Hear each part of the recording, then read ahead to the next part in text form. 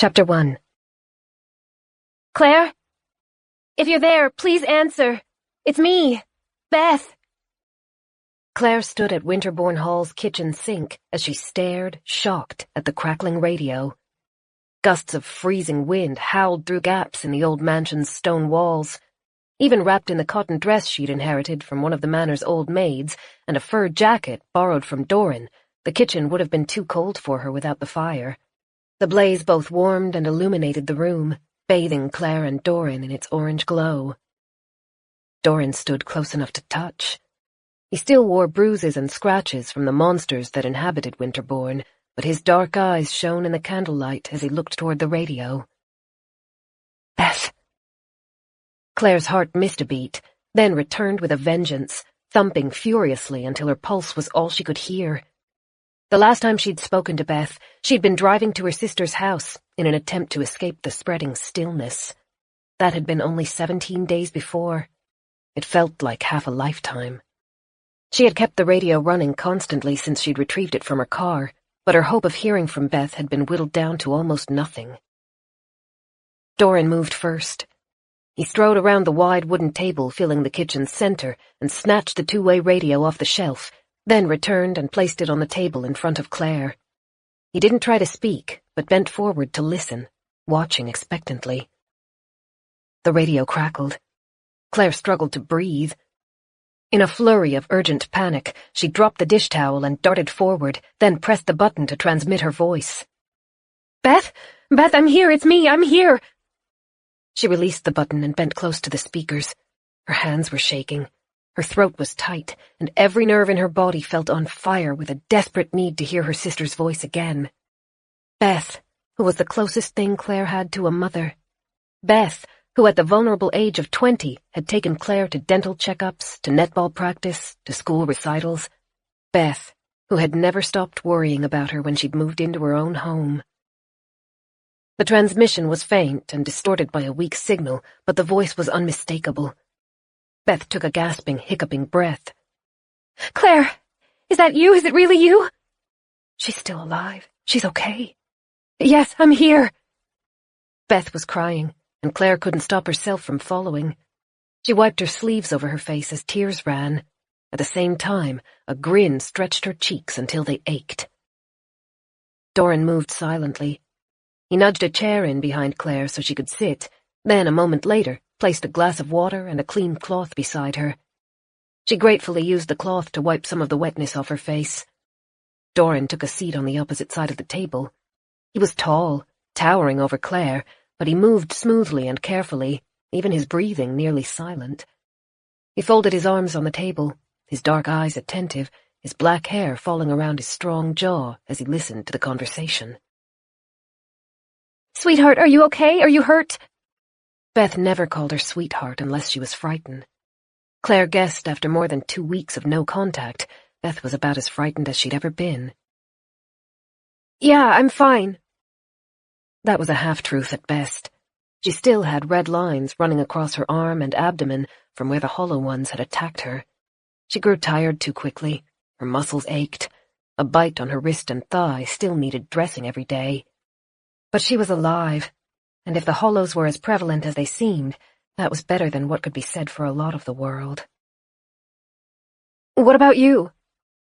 She pulled the radio closer, struggling to make out Beth's voice under the distortion. Are you in your bunker? Are you okay? Yes, don't worry about me. I'm in my bunker and getting thoroughly sick of staring at these 4 walls. Beth laughed. I paid for every add-on I could for this place. Air filtration, water filtration, generator, aquaponics system. The only professional I didn't think to hire was an interior decorator. Hearing Beth's laughter made Claire feel lighter. She couldn't stop her own grin. I guess people don't really think about throw rugs and wall hangings when they imagine the end of the world, do they? Beth chuckled, but the noise didn't sound quite natural. Claire's own smile faded. For a moment, the only noise in the kitchen was the soft static and a distant drip. It's all gone to hell, sweetheart. Beth's voice had lost its color. Everything. It's all gone. Yeah. Claire swallowed. But you're okay, and that's what matters. Are you at Marnie's? Is she there? Can I talk to her? The questions were like being dunked in a freezing bath. Claire closed her eyes. She took a slow breath and tried to keep her voice steady. I never reached Marnie. Oh. Claire's aunt Marnie was the third piece of their tiny family. She lived on a farm 2 hours' drive from Claire's own home. On that last morning, Claire had been trying to pick Marnie up on her way to Beth's. She'd never made it out of Banksy Forest. Well. Beth sounded like she was choking. At least you're okay. At least, I'm so sorry. Claire stared down at the chipped wooden bench and shivered. The kitchen no longer felt as warm as it had a moment before. There had been very little chance to think about the world outside the forest during the previous few days, but whenever she had, her mind had turned to her family and what might have happened to them. She'd felt sick every time she imagined it. She felt sick again, knowing that Marnie must have been waiting for her. Beth would have called her to say Claire was on the way. She'd probably been standing by her front door, a suitcase on one side and a cat carrier on the other. Claire could picture her easily.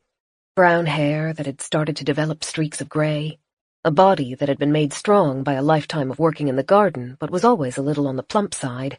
She would have been wearing floral clothes and a knit cardigan, like she always did.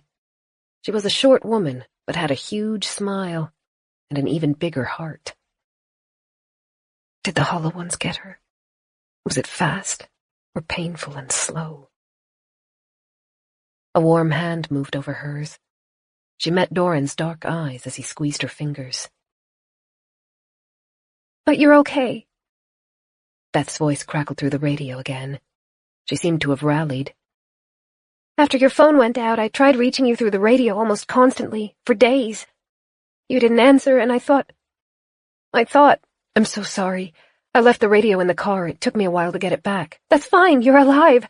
I can forgive anything else as long as you just stay alive. Where are you? If you didn't get to Marnie's, does that mean you're in your cottage? It's not going to be safe. No, I found a new house. It's in Banksy Forest. She could hear the frown in Beth's voice. There aren't any houses inside the forest. That's what I thought too, but it was well hidden. The owner, Doran, is letting me stay with him. Again, Beth hesitated. Is he a good sort of person? Yes, don't worry, he's nice. And we have plenty of food and a garden. Winterbourne was designed to be self-sufficient, and it's hard to break into. I was lucky. Really lucky.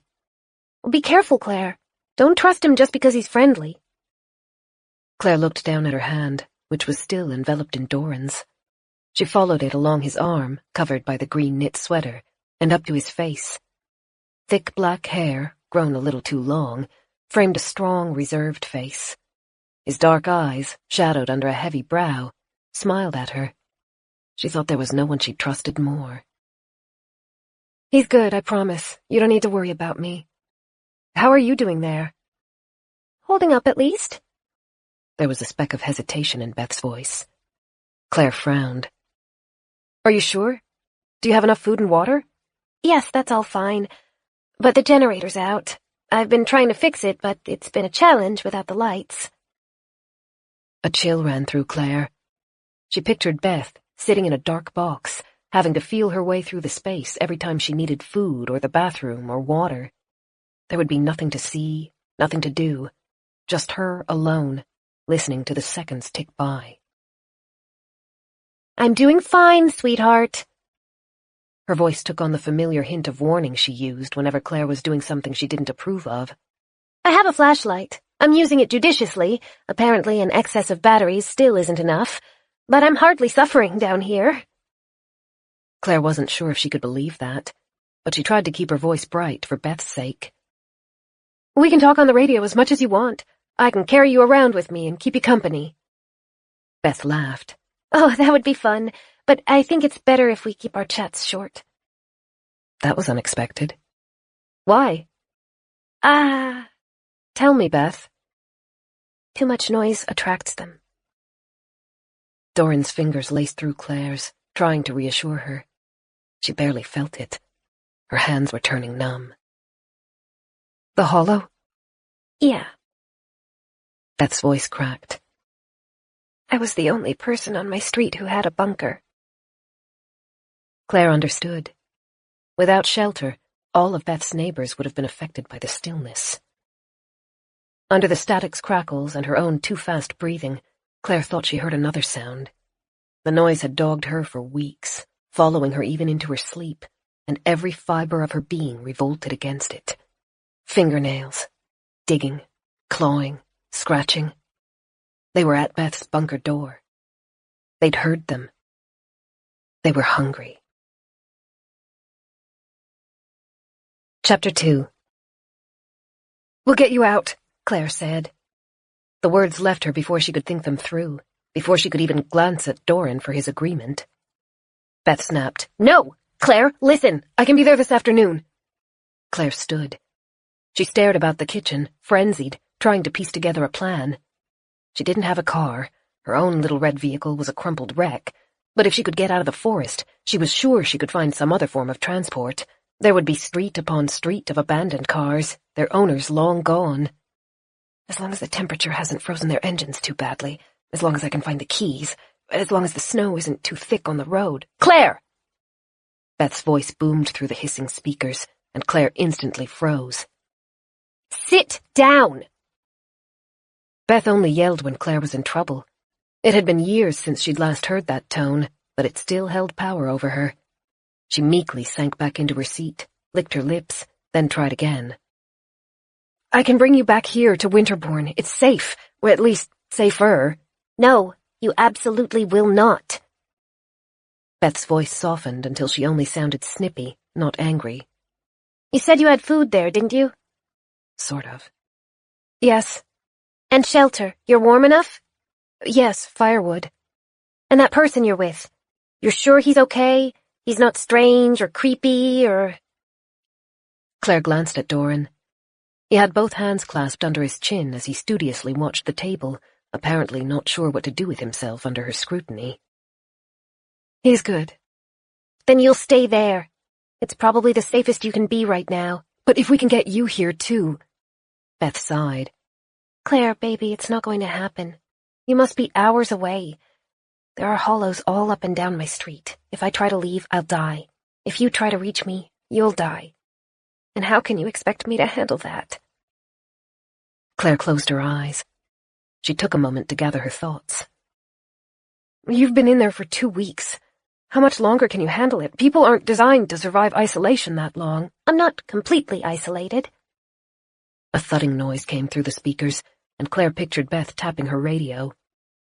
"I have this. I've been listening to the world. Humanity isn't dead yet. People are trying to rally." "Do they know what happened?" "No. There are endless theories, but none that make much sense." Beth exhaled again. Whenever she stopped speaking, Claire could hear the faint scratching noise. It seemed to be growing louder. "After our phone call was disconnected, the news station I was watching lasted another 4 hours. They stopped updating the maps of the quiet zones and instead started listing places they still had contact with. Isn't that horrible? It was faster to list the surviving cities than the lost ones. After each name, they posted the time they'd last spoken to someone there. Gradually, the times for some cities grew further and further away, and eventually they were taken off the list. Toward the end, they were talking about entire countries being gone." Her voice was pained. Claire bent close to the radio as the distortion worsened.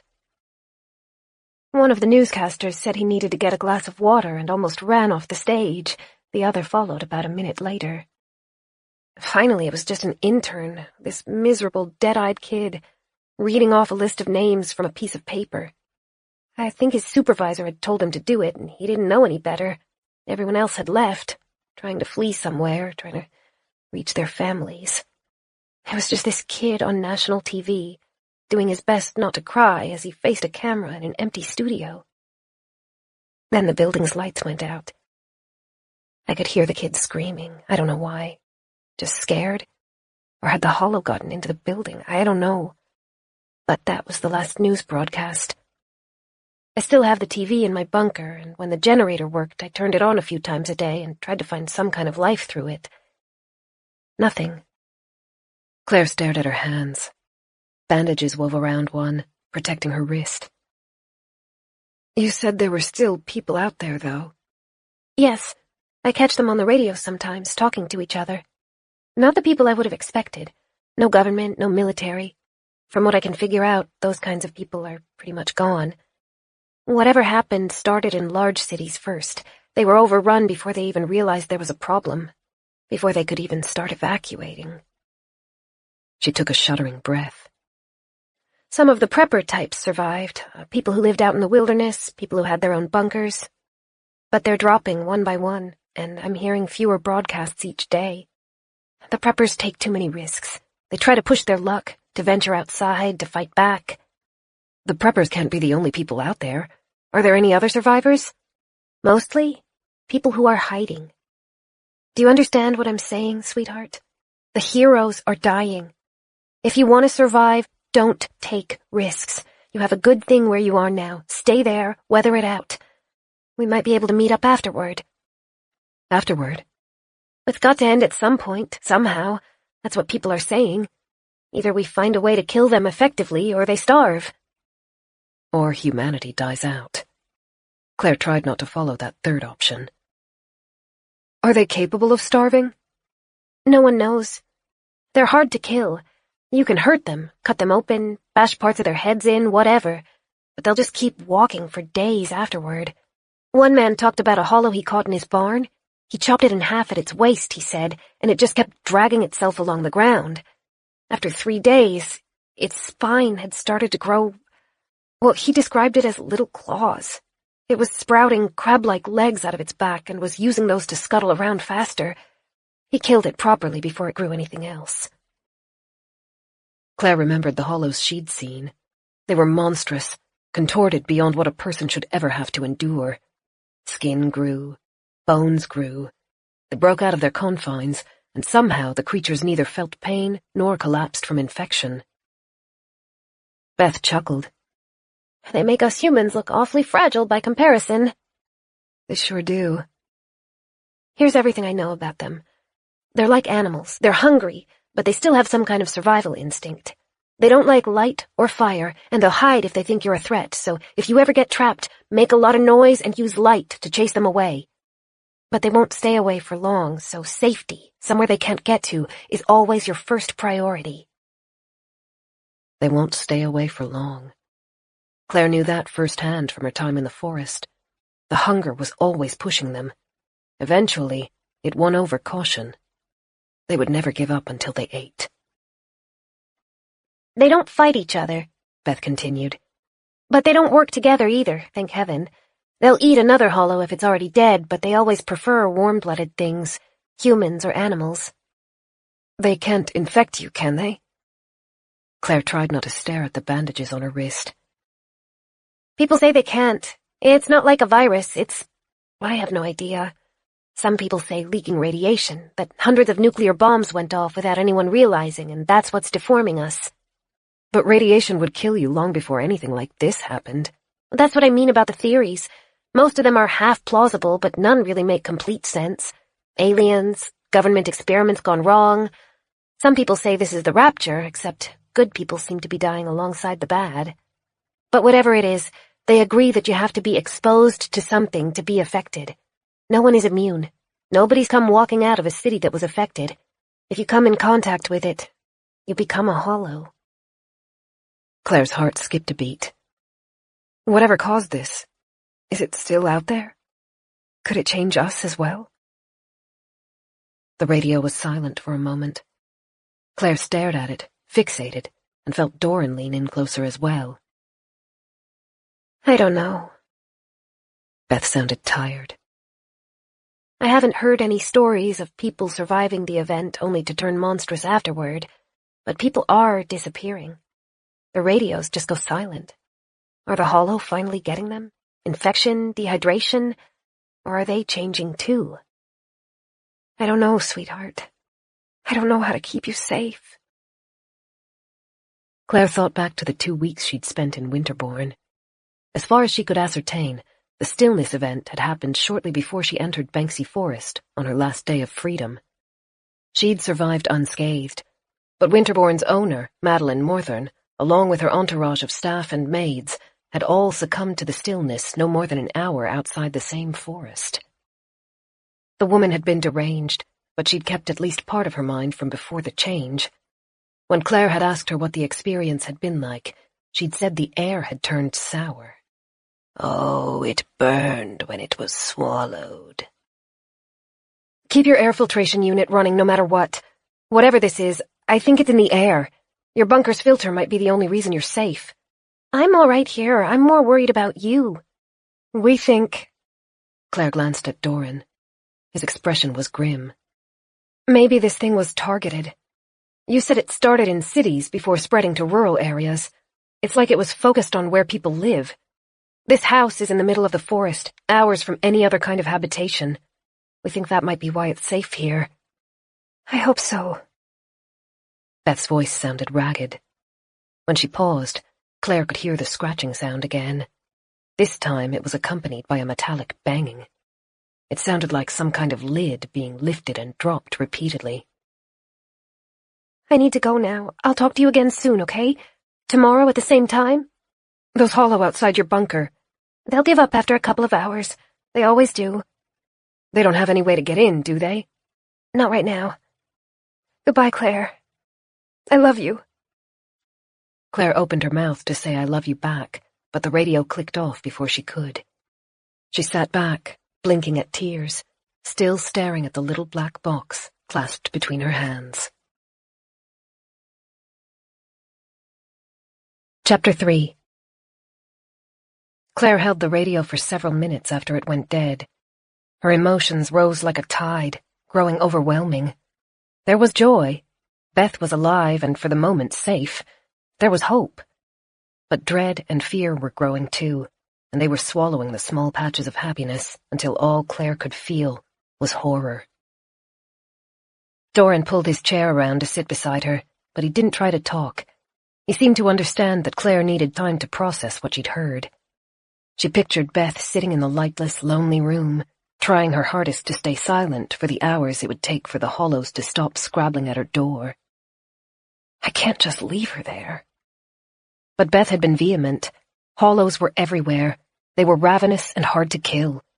Claire and Doran had been spared the worst of them thanks to their location, but even then, they'd nearly lost their lives just by going to the forest. And even if she could get through the hollows, the fear of becoming just like them made Claire's stomach turn. Beth didn't know if whatever had changed them was still out there. From what Claire had gleaned from the few radio broadcasts she'd caught, people were traveling across the country. They were surviving, at least for a couple of days. She didn't know if that meant the air was safe or whether the effects were simply delayed. And if the air isn't safe, can it blow over Winterbourne? Are we going to be exposed to it no matter how cautious we are? She felt herself start to hyperventilate and pushed away from the table. She crossed to the sink and splashed water over her face. It was cold enough to make her skin sting. It helped, though. She gave it a moment, then returned to the table where Doran waited. "What do you think?" she asked, desperate for someone else's thoughts to distract her from her own. Doran turned to face her, one elbow resting on the table and his hand running over his mouth. He watched the radio like Claire, almost as though it might come alive again.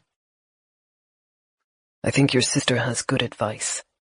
Knowing what the outside is like, Winterbourne is probably the safest house we could find, and we have the garden. As long as we can find fuel to keep the lights on, it will be sustainable. We could conceivably live decades by harvesting new seeds from the plants we grow." Claire imagined spending the rest of her life in Winterbourne. She wondered if she could ever feel comfortable in it. The mansion was towering, imposing. Every item cluttering its endless rooms had been chosen for its prestige, and now, at the end of the world, it was all worthless. The gilded framed paintings, the ornate furniture and brushed rugs. They were living surrounded by unimaginable wealth, but with no one to care about it. Doran lowered his hand and let his fingers trace across the wooden table. "Your sister also advised us to be cautious, and as sturdy as Winterbourne is, it is still far from completely safe. Hollows were able to get inside once. They can do so again easily." Claire nodded. "The passageways. I have no idea how many they are or where they lead. Until they are sealed, we must be on guard. He took a slow breath and closed his eyes. But I would also like to try to find a way to bring Beth here. Claire's heart jumped. She clenched her hands, but it wasn't enough to stop them from shaking. It won't be today. It might not be for a while, but we will know soon whether the Hollow can starve. If they cannot, we must try to find a way to get Beth out of where she is. It is not a life fit for any human. Thank you. Claire dropped forward, resting her head against Doran's chest, and he wrapped his arms around her in return. She'd been so afraid that he would take Beth's side and refuse to leave Winterbourne. Doran liked to be cautious. She knew he was pushing himself to even make the offer. Thank you so much. Shh. Don't thank me now. There's a long way to go yet. He kissed the top of her head. But we will make it possible. They sat together, wrapped up in each other. Claire struggled to get her emotions back under control. Doran's knit jacket was warm under her cheek, and it moved subtly as he breathed. He felt as steady as ever, but she could feel conflict under the surface. He was worried. A loud thud echoed from the floor above them. They both turned to stare at the ceiling. A trail of dust, jostled free, trickled through the dimly lit air. Doran tensed. Stay close to me. Claire kept at his side like a shadow as he lit a candle and collected 2 fire pokers from where they kept them beside the stove. He passed one of the pokers to Claire. Then they left the relative security of the kitchen and crept into the foyer. The noise had sounded like it came from the 2nd floor.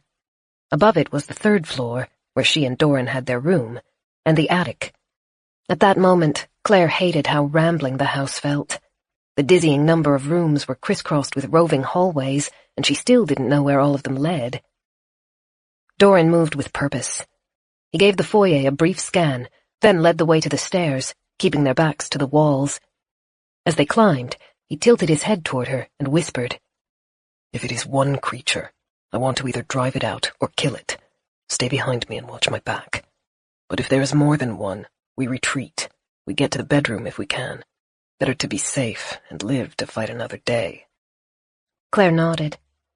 The stairs creaked under their feet, the noise muffled by thick carpet.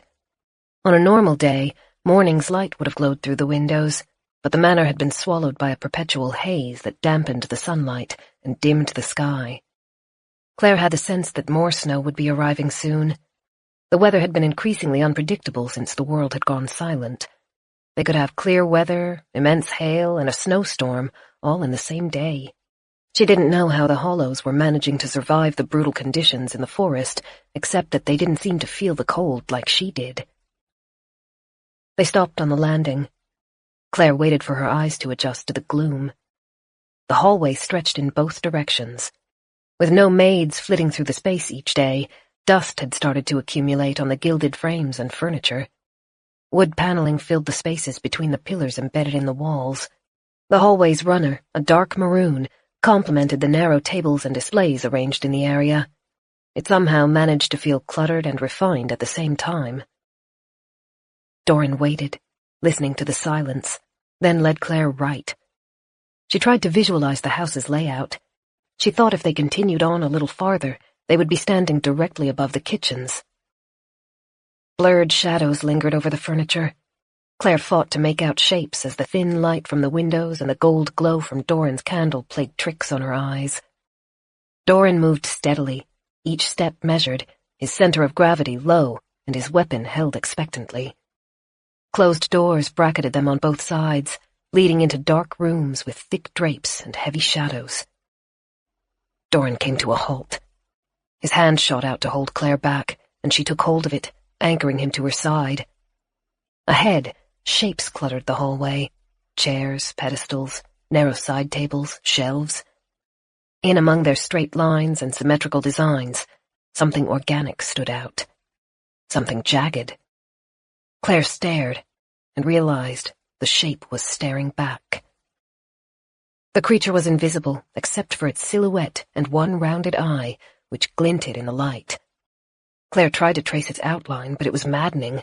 What should have been its arm split into 2, The place where its hand should have been had too many knuckles, too many fingers. 12 of them, Claire thought, splayed at its side. Matted, thin hair cascaded over its shoulders and draped down, passing the shredded ends of its maid's dress to brush against the floor. Claire's eyes flicked from the hair to the elongated feet with a multitude of toes. Doran slowly nudged her back until she was sheltered behind him. The poker glinted as he adjusted his grip on it. The creature's head tilted back. The lower jaw stretched farther than Claire would have thought possible, exposing rotting teeth and black gums. A hissing, chattering noise ripped out of its throat. Then, the monster slid into the wall and vanished with a sharp bang. Ah! Doran moved forward with smooth, quick steps. Claire, knowing she was supposed to watch their backs, but incapable of looking away from where the woman had stood, followed. The candle's glow flowed over uninterrupted paneling.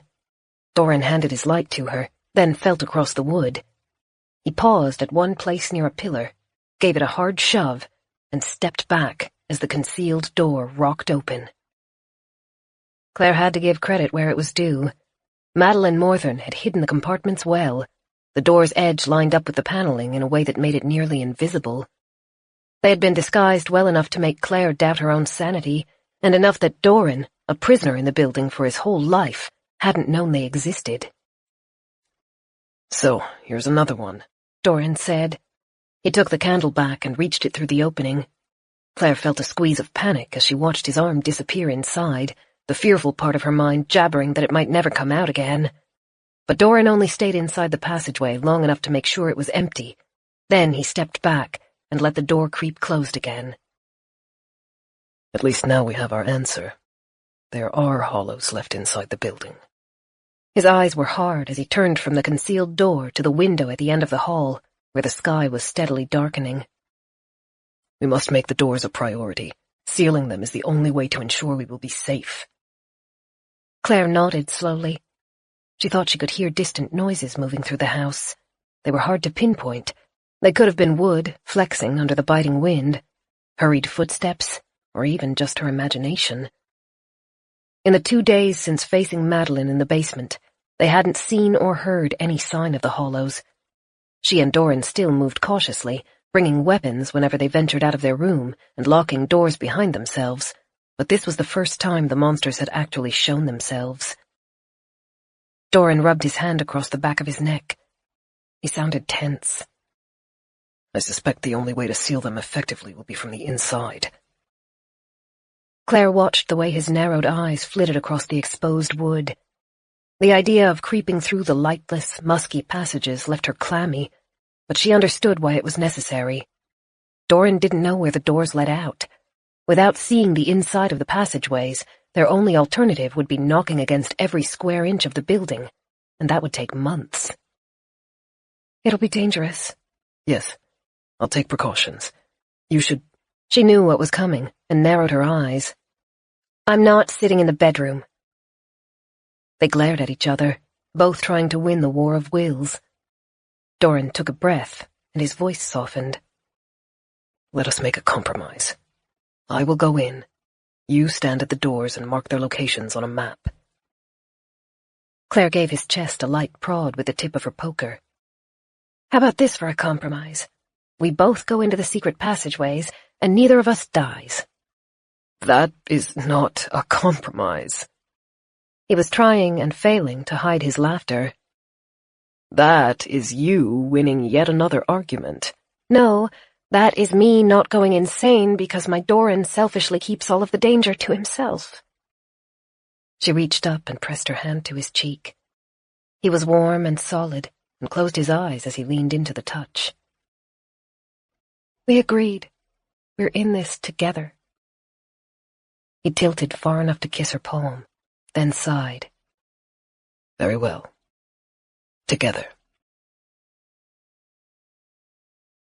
Chapter 4. How many of them are there? The question had refused to leave Claire since she'd discovered Madeline and her maids had taken up residence in the secret parts of the house. Claire had thought she'd killed the woman, but when Doran had gone to bury his mother's body, he'd found it missing. No one could survive a metal rod through the head, Claire kept telling herself. She was dead. The other hollows took her body away, that's all. But doubt still lingered. The monsters could withstand incredible damage. Their own bones shredded their flesh, and they continued moving as though nothing was wrong. They could die, but they didn't go down easily. And still in the back of Claire's mind was the small, terrifying thought that the matriarch continued to stalk the halls after she and Doran went to bed. Maybe she watched them. Maybe she had plans for them, some way to punish them for what they'd done to her. Even if Madeline was gone, the memory of her certainly wasn't. The figure they'd seen in the hall proved at least one of the maids lingered, possibly more. Claire's mind chewed over that question again and again. How many? How many? Claire knelt by the fire in their bedroom and rekindled the embers. Out of every room in the house, it was the most secure. They had checked the walls to make sure there were no secret compartments. They had bolts on the doors. They kept their food there in case they weren't able to reach the kitchens. The adjacent bathroom supplied water. Doran stood at a little side table behind Claire. He'd laid out 3 sheets of paper and drew the house's layout, 1 floor on each sheet. It was a labor-intensive process. He was completely silent as he worked, and Claire gave him space. The flames caught on one of the larger logs. The muffled hissing and popping were the only noises inside their room. The radio, which Claire had kept at her side constantly, sat on the mantel. She knew it would be smarter to turn it off and conserve the batteries, since Beth wouldn't be reopening communications until the following morning, but she couldn't bring herself to shut the machine off. The euphoria from speaking with her sister was still fresh, and if Beth tried to make contact again, she didn't want to miss it, even if it meant burning through their limited supply of batteries. Her car had spare batteries, along with cases of food, water, and gasoline. They were all the things she and Doran needed. But the car was an hour's walk from Winterbourne, in Banksy Forest, which was home to an unknown number of hollows, and the last time they'd ventured there, the creatures had almost killed them. Claire. Doran had the sheets spread out across the floor in front of him and beckoned for her. She knelt at his side and admired the sharp, intricate lines he'd drawn. Here we are, he said, indicating their room on the 3rd floor. The kitchen is here, the foyer is here. These are the stairs. He'd drawn the hallways cleanly, Claire saw, but instead of butting the rooms up against each other, he'd left space between them. She understood. The hidden passageways could be anywhere. He intended to add them into the map when he found them. Doran took out a red pen and drew 3 short, thick lines. Here are the passageway entrances I know about. There's also a doorway into the attic that will have to be dealt with. There's going to be another one here, Claire said, pointing to the hallway a little farther on from their room. That's where I first saw one of the creatures. Doran marked the paper. All right. What will be the best way to handle it? Start at the top and work our way down, or go from the ground up? Ground up, I think. Claire chewed on the corner of her lip. They came in through the holes in the roof. If it's possible to chase them out, and I think it might be, the one we saw in the hallway earlier was nervous enough to run rather than confront us, then going up will herd them outside without making us more vulnerable by opening the main door. I agree. It will also make it safer to reach the gardens, which still need water daily. Doran clipped the top back onto the pen. His jaw worked as he examined the maps. I don't know if it's possible to eradicate the creatures from the house entirely. As long as there are holes in the roof, and that will not be a small project, then they can get back in. But as long as we can seal all of the doorways, we can keep them contained. They will have the hidden passageways. We will have the rest of the house. The idea of sharing her home with the monsters, no matter how contained they were, left her stomach squirming. But Doran was right. There was no way to get rid of them completely. She realized he was watching her and forced a smile. Do you have nails? Yes, in the basement, as well as boards. The house was constantly in need of repair during my mother's reign. We will not be short of supplies. Let's get this done, then. He smiled at her, and the fondness in his expression was almost enough to melt the queasy sensation. They collected the equipment they would need from the bedroom, thick jackets to ward off the cold, gloves and scarves for protection against bites. Doran strapped a sheathed knife under his coat, then fussed over Claire, making sure she had small blades tucked into pockets within easy reach. Then they both retrieved a main weapon, the poker for Claire and a hatchet for Doran. Claire carried the maps and a lamp as she followed Doran. She sucked in a breath as they left the warmth of their bedroom and pulled her scarf up to cover her mouth and nose. Getting from their room to the basement was a short hike. Claire watched the sun through the windows they passed. Small flakes of snow were snatched at and hurled around by the wind. Gradually, natural light was filtered out as they descended deeper into Winterbourne. The staff areas were shabby and old compared to the rest of the house. Dust, which hadn't been tolerated in any of the family's many rooms, had gathered across a lot of the tools. Doran picked out a can full of nails from the shelves behind their indoor garden and passed them to Claire. Would you carry these? Sure. She took the hammer as well. Then Doran bent to reach a stack of wood piled underneath the shelves. I can help. Claire reached toward Doran as he hauled out 8 of the planks. I have this. His voice was a fraction tighter than usual, but he didn't hesitate as he hefted the planks to carry them across his shoulder. Claire pressed her lips together. Doran never complained, but she worried for him. Neither of them were in peak shape. They had run out of meat, and the canned soup, their only source of food left, wasn't meeting their caloric needs. Both of them were trying to recover from injuries while simultaneously dealing with the cold, the stress, and the exertion that Winterbourne demanded. Sometimes she had the sense that they were being held together by will alone. She didn't know what would happen when their resilience finally failed. Doran, breathing heavily, stopped in the cathedral-like room that connected the basement, wine cellar, garden, and hallway back to the main parts of the house. He adjusted the boards on his shoulder and glanced at Claire. Wine cellar? Yep. She knew why he was asking. Out of all the rooms in the house, she hated the cellar the most. The cold stone space seemed to leak hostility, and her skin prickled whenever she neared it. But it needed to be dealt with first. It held an entryway to a hidden chamber the Hollows had been living in. Doran hesitated, his dark eyes questioning. She made herself smile. He gave a brief smile in return, then stepped toward the cellar stairs. Claire shivered as she passed through the massive stone archway. The change in atmosphere was palpable. The hairs rose along her arms, and no matter how thick the jacket was, it never seemed enough to keep out the damp, frozen air. She held the lamp ahead of herself and kept close enough to Doran to light his feet. As the steps led down, the grey stone created endless echoes that bounced across the walls. The candle's light felt muted. It shone off Doran's back, shimmering in his dark hair and across the wooden planks, but never reaching far enough to see ahead of him. The steps leveled out into a stone floor. Shelves rose around Claire, the bottles glinting in a way that reminded her of eyes in the dark. She kept her breathing shallow, her ears straining to pick up any unnatural noises as Doran wove between the shelves. In the distance, she caught the sound of dripping. Behind her, something that might have been a sigh or might have been an echo. Doran was moving too fast. Claire started to lose him between the shelves. She broke into a jog and staggered as her shoe clipped an uneven stone. She caught her balance against one of the shelves. Its bottles clinked as they rocked in their holders. Doran had stopped. Even though he faced her, he looked half like a stranger. His deep-set eyes were full of shadows. The candlelight painted unnatural angles over his face as its flame guttered. They stared at each other, unmoving, and Claire's heart felt like it was about to burst. Claire, are you all right? His voice was distorted by the wine cellar's echoes. Claire didn't trust herself to speak, but she gave 2 quick nods. Doran adjusted his hold on the boards and held a hand out, and Claire moved to his side. He wrapped his arm around her shoulders. They walked side by side, and for a moment, all Claire could hear was their breaths. They reached the back wall. Claire recognized the place she'd seen a hollow one scrabbling at the ground. She nodded toward it.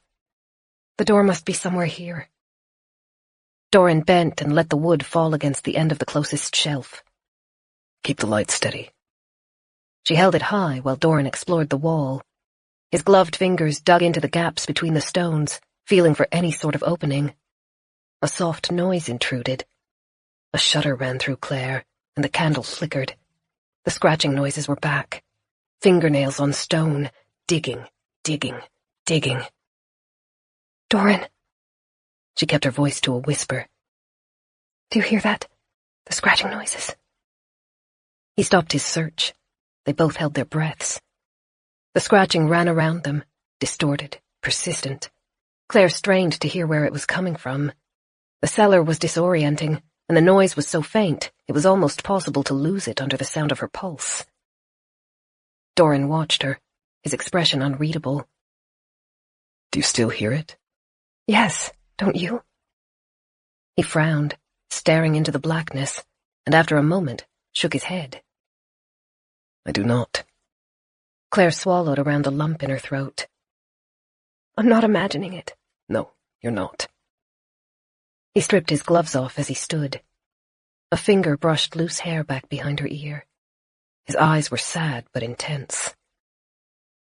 I promised you I would not doubt you again, and I don't. You're better at hearing them than me. Please stand guard. Tell me if they come closer. She nodded. Doran's fingers lingered a moment, grazing her jaw, then fell away. He turned back to the wall and ran his hands across the surface. He believes me. She couldn't hear the scratching noise any longer. Part of her already wanted to believe she'd imagined it. The cellar was making her paranoid, and it would be easy to extrapolate a simple echo into something malevolent. But the other part of her held steady. She'd doubted her senses once before, and it had nearly killed Doran. She wouldn't make that mistake again. Doran pressed his shoulder against part of the wall. It shifted back.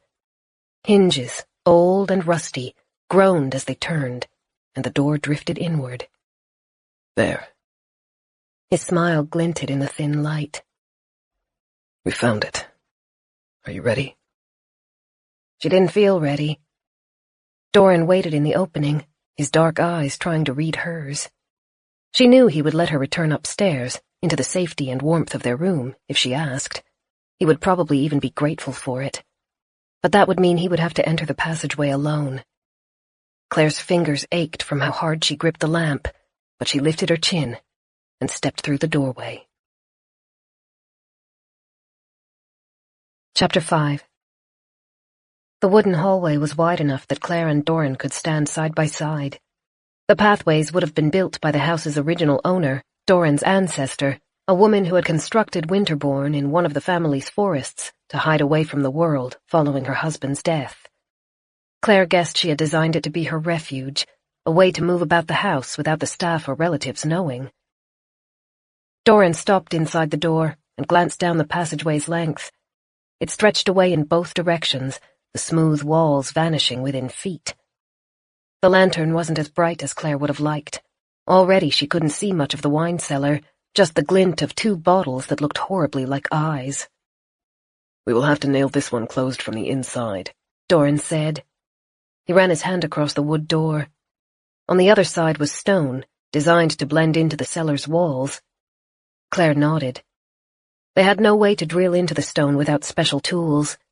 She tried not to let her panic rise as they stepped inside the passageway and pulled the door closed behind them. With their exit sealed, the hallway's sickly, musky scent was intensified. It smelled like rancid meat and rats. The hollows were responsible, a mixture of wet, decaying clothes, greasy hair, and injuries left open and allowed to fester. Claire tried not to imagine how many of them had paced the hallways for their smell to permeate it. Doran lifted one of the pieces of wood, braced it across the door, and held out a hand. Claire passed him a nail and the hammer. For a moment, her ears were filled with the hard thuds of metal impacting wood. Doran drove the nails in at opposing angles, ensuring they could not be pulled out easily. Once the first board was secured, he picked up a second, but paused before positioning it. I've been thinking about your car and about Beth. Yeah? She offered him the nails. If we are to reach your sister, we will have to learn more about the hollows, about how to handle them, how to fight them, how to escape them. Right. He drove the first nail in, then lined up the second. And the supplies in your car would be a boon. As it is, we will run out of food in 4 days. Claire squeezed her eyes closed. She hadn't expected it to be so soon. Is that all we have? Yes. Initially I had planned to ration it, but you were not well. Your body needed fuel to heal. And Claire had refused to let Doran ration his own food. When she'd found out that was what he was doing, she refused to eat unless he ate at the same time. She didn't regret that, not even when faced with their dwindling supplies. The garden is growing well, Doran continued. A few of the plants, especially the leafy ones, could be harvested within 5 or 6 days, but it will not be enough to survive on, and we are still a few weeks away from sustainable food.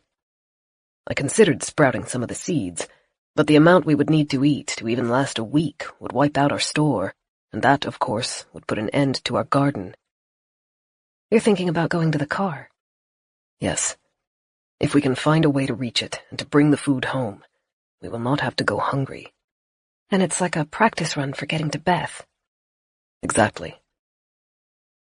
The passageway didn't feel as cold or dark as it had a moment ago. Claire bit her lip, a cautious sense of hope starting to form. If they could reach the car, then surely they could make it to outside the forest. And if they could get outside... Doran kept his head down as he finished nailing the second piece of wood.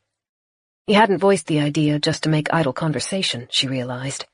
He'd felt her stress and brought up the plan to give her something less grim to think about. Not for the first time, Claire felt a pang of gratitude that they were together. She pulled the hand-drawn maps out of her pocket as Doran put his hammer down. They unfolded the pages against the stone wall, and Claire held her lantern close. Doran marked off the entrance they'd sealed, then drew 2 red lines through the empty space to indicate which direction the passages went. Left or right? Doran asked. Right. Claire could see stairs leading upward. More than anything, she wanted to put some distance between them and the wine cellar. Unlike the main parts of the house, the wooden passageways weren't flat. They constantly led upward and downward with sets of 2, 3, or 4 shallow steps at a time. It disoriented Claire. For a house as proud and rigid as Winterbourne, the uneven stairs felt like a dirty secret, hidden away where no one could see. She hated having her back exposed. Every time she tilted her head, she glimpsed leaping shadows in her peripheral vision.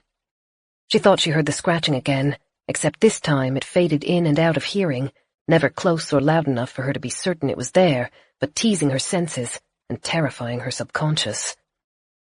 The familiar question kept playing through her mind. How many are there? How many? She imagined them creeping up behind her, scuttling, moving so quietly that their noises were buried under her footsteps and gasping breaths.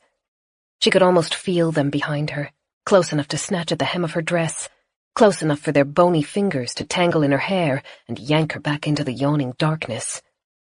When the tension grew too immense for her to bear, she turned. The pathway was empty. She hated the tunnels. She hated the house.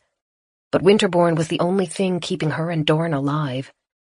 She squared her shoulders and lifted the lamp higher to light their path. Behind her, the soft scrabble of grasping fingernails seemed to seep out of the house, coming from every corner, every crevice, unstoppable and repugnant, like a stain bleeding through the walls. Chapter 6. They sat in their nest of blankets in front of the fire, shoulder to shoulder as they watched the flames. A pot of soup sat in the coals, warming. Claire felt as though she could finally breathe again. Even after 2 trips into the furnace room for more wood and 8 sealed doors, they hadn't finished working through the ground floor. Her nerves were raw. She imagined she could still hear the scratching sounds in the back of her mind. Doran reached forward to stir the pot as wisps of steam began to rise. As he settled back at Claire's side, he kissed the top of her head. Today was a challenge. You did well. You did most of it, she countered. Still, she relaxed against him, enjoying how solid and safe he felt. He murmured happily, his fingers running over her arms, his eyes closed. For that moment, everything felt right again. Claire could forget about the monsters crawling through their house. She could forget about the world outside the forest. She could even forget the scratching noises. She had Doran. And in that moment, she realized she'd found the answer to a question she'd asked herself earlier. Could I spend the rest of my life in Winterbourne? She smiled. Yes, I could. As long as Doran is with me, I could live anywhere. The moment ended, though. The soup bubbled, and Doran reached forward to take it from the heat before it spilled over. He divided it into 2 bowls and placed one in Claire's hands. "Let's eat," he said, his fingertips trailing over her shoulder, as though he were as reluctant to let her go as she was. "And you must be ready for some rest. It's been a long day." Through the window, Claire could see the red and gold of a sunset spreading through the falling snow. The weather outside could be ferocious, and it could be terrifying, but it was the first time she'd seen the property look so beautiful. They ate in silence. Doran was never very chatty, but he seemed quieter than normal. She snuck glances at him. He was tired, but there was something more in his expression. She tucked her feet up under herself and put her bowl aside. Doran? He startled, and some life returned to his eyes. "Sorry. I have been ignoring you, haven't I?" I don't mind that, but something's worrying you. He opened his mouth, then closed it again. Claire waited. After a moment, he said, "There is a lot to do, that's all." You're worried about going to the car, aren't you? He chuckled. "You read me too easily." I'll go with you. I'll be there to help. His smile cracked. She touched on a sore spot. Claire found his hand and wrapped hers around it, twining the fingers together. He felt cold. You can tell me, she whispered. His voice was raw. "I cannot even fight you on accompanying me. This is not something I can accomplish alone. I would need your help. But that would mean asking you to step into a situation that may kill you." That's fine. I want to come. And by now you should know I'm not letting you go alone. A chuckle broke through the tension masking his face. "Yes, you are strong. Stronger than I expected. But this, Claire..." The flames made shadows leap across the planes of his face. He was quiet for a beat, then continued in a calmer voice. "This will be dangerous. More danger than I ever wanted you to be in. And I do not know if I can keep you safe out there." We can prepare.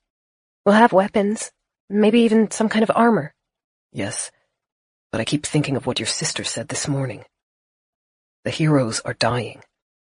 The ones who take risks are never heard from again. And her advice seemed so wise. Do not take chances. Choose the safest path. Hide." Claire didn't know what to say. She and Doran sat so close she could feel his chest rise with every breath and see dampness shining in his eyes. He blinked, trapped in some kind of mental battle, then spoke again. "And yet I feel like we must try. Yes, we could sit here, hidden, always taking the cautious option, always guarding ourselves. But what life is that?" He was holding her hand almost hard enough to hurt. "That is not the kind of life I want to give you. Hungry, unable to see your sister, always flinching at the noises in the walls. That is not the life you deserve." Doran. His eyes were growing increasingly frantic. "But I am afraid. Oh, Claire, I am afraid. I've never cared about anything so much. I must keep you safe. I want to see you happy if I can. Why must these goals be so thoroughly opposed?" Doran. She shuffled around so she could sit in his lap, carefully detangled their hands, and wrapped her arms around him. She could feel his heart through his shirt. It thundered. She held him tightly and whispered, It won't be your fault if something bad happens out there. "But I want to go. I'm ready to go. And yeah, I'm frightened too, and I'm hoping you'll stay near me if things get bad, but if it goes wrong, that isn't your fault.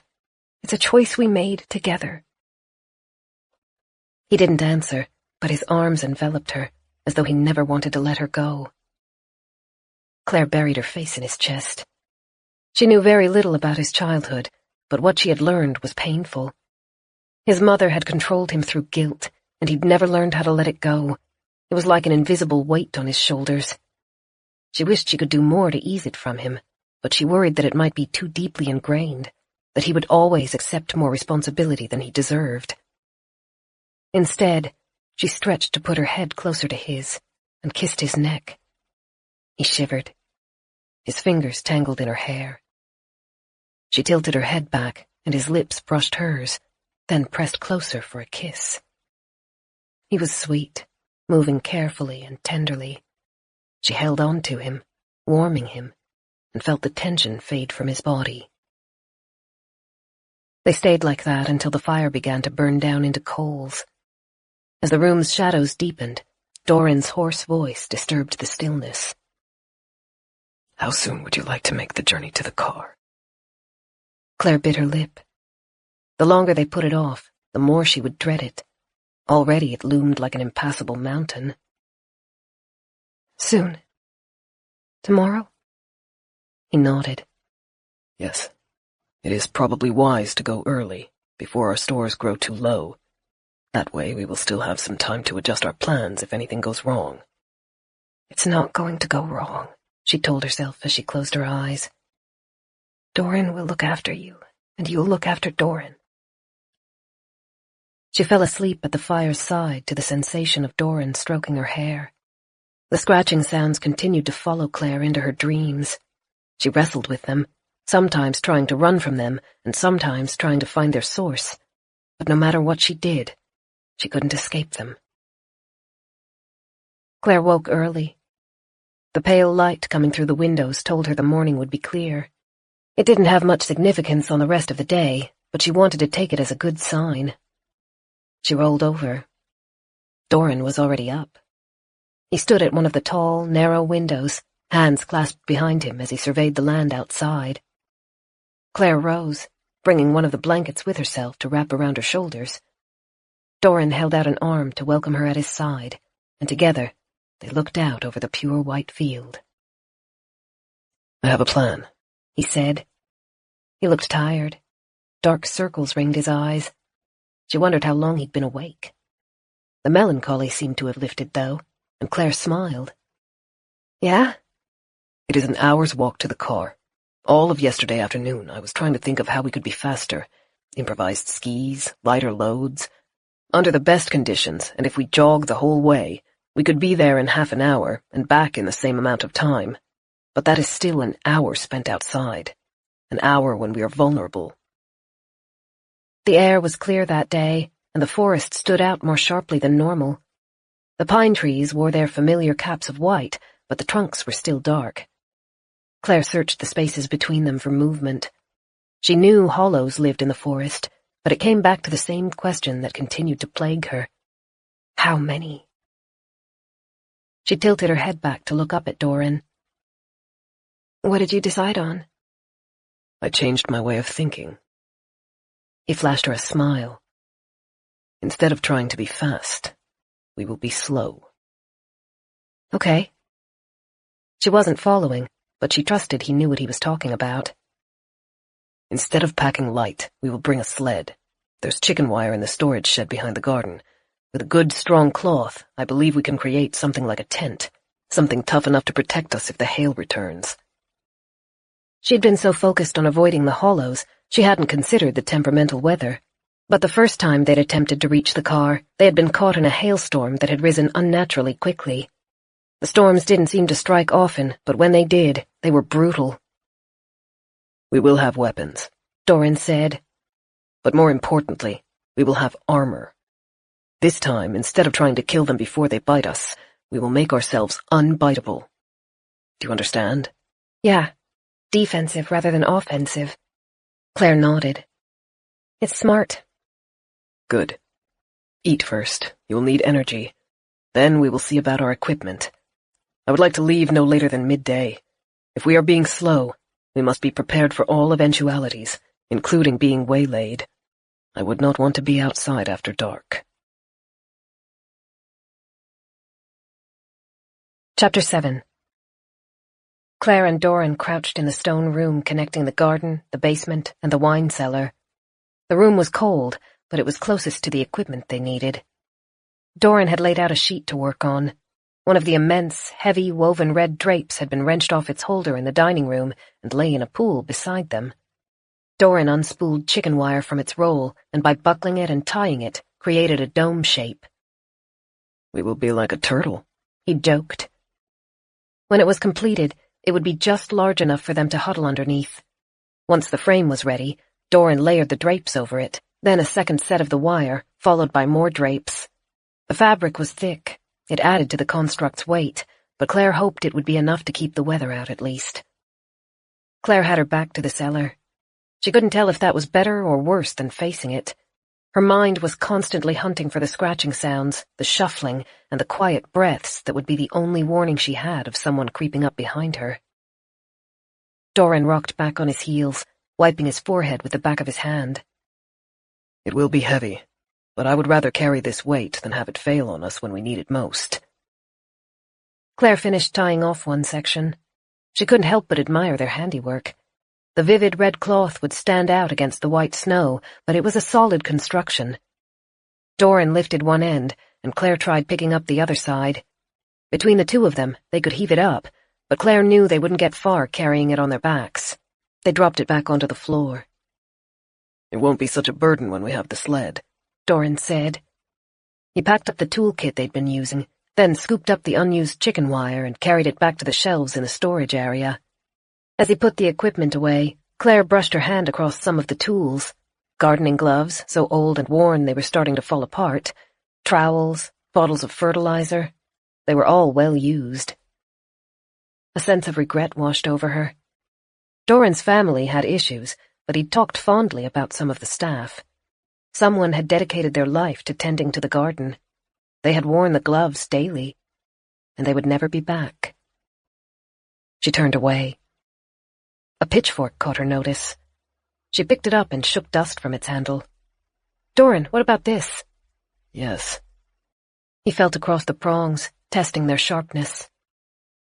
"This will be useful. I will try to find a second long weapon, too, and a knife of some kind, perhaps. I wish this family had been interested in swords." He broke off, and his eyes flitted toward the ceiling. Claire looked up, too, a spike of panic catching in her throat as she thought Doran had heard something. But then he smiled. "My uncle used to be involved in fencing. They will not be any use for weapons, but the masks will make a good defense for our faces. Come, let's see if I can remember where he stored his equipment."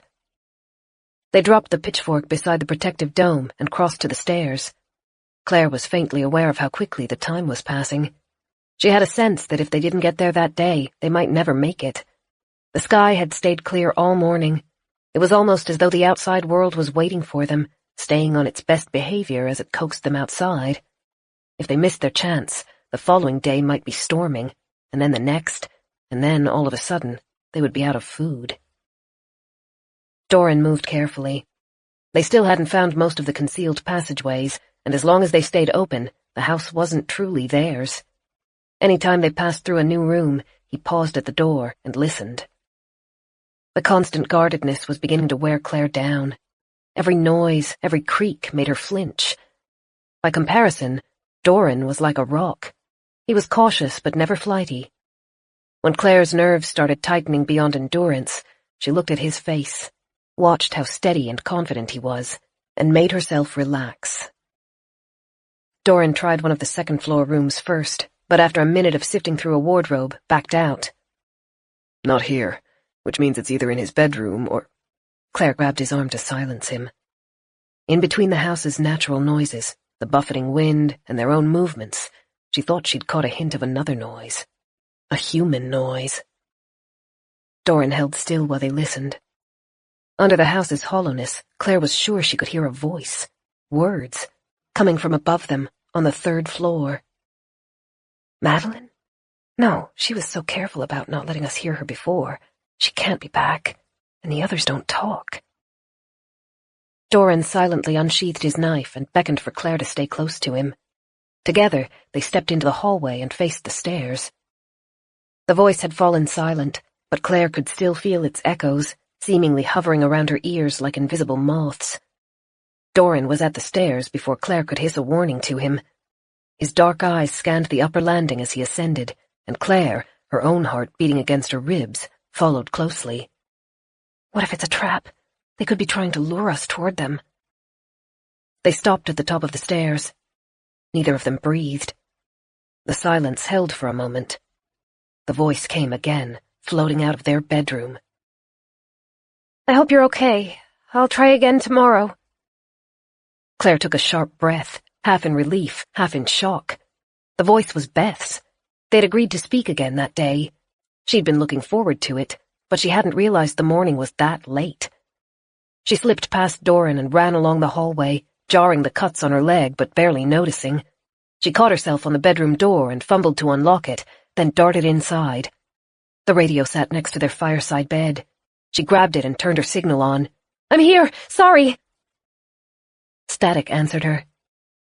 Claire dropped back onto her heels, burning disappointment stinging her throat and her eyes. She should have watched the time more closely, or at least thought to bring the radio with her. Doran hesitated in the doorway, his eyes tense. I am sorry. Not your fault. The words were automatic. She swiped her palm across her eyes to clear them and took a ragged breath. She'll try again tomorrow, and I'll make sure I don't miss it. He approached, and his hand gently rested over her shoulder. Would you like some time? No.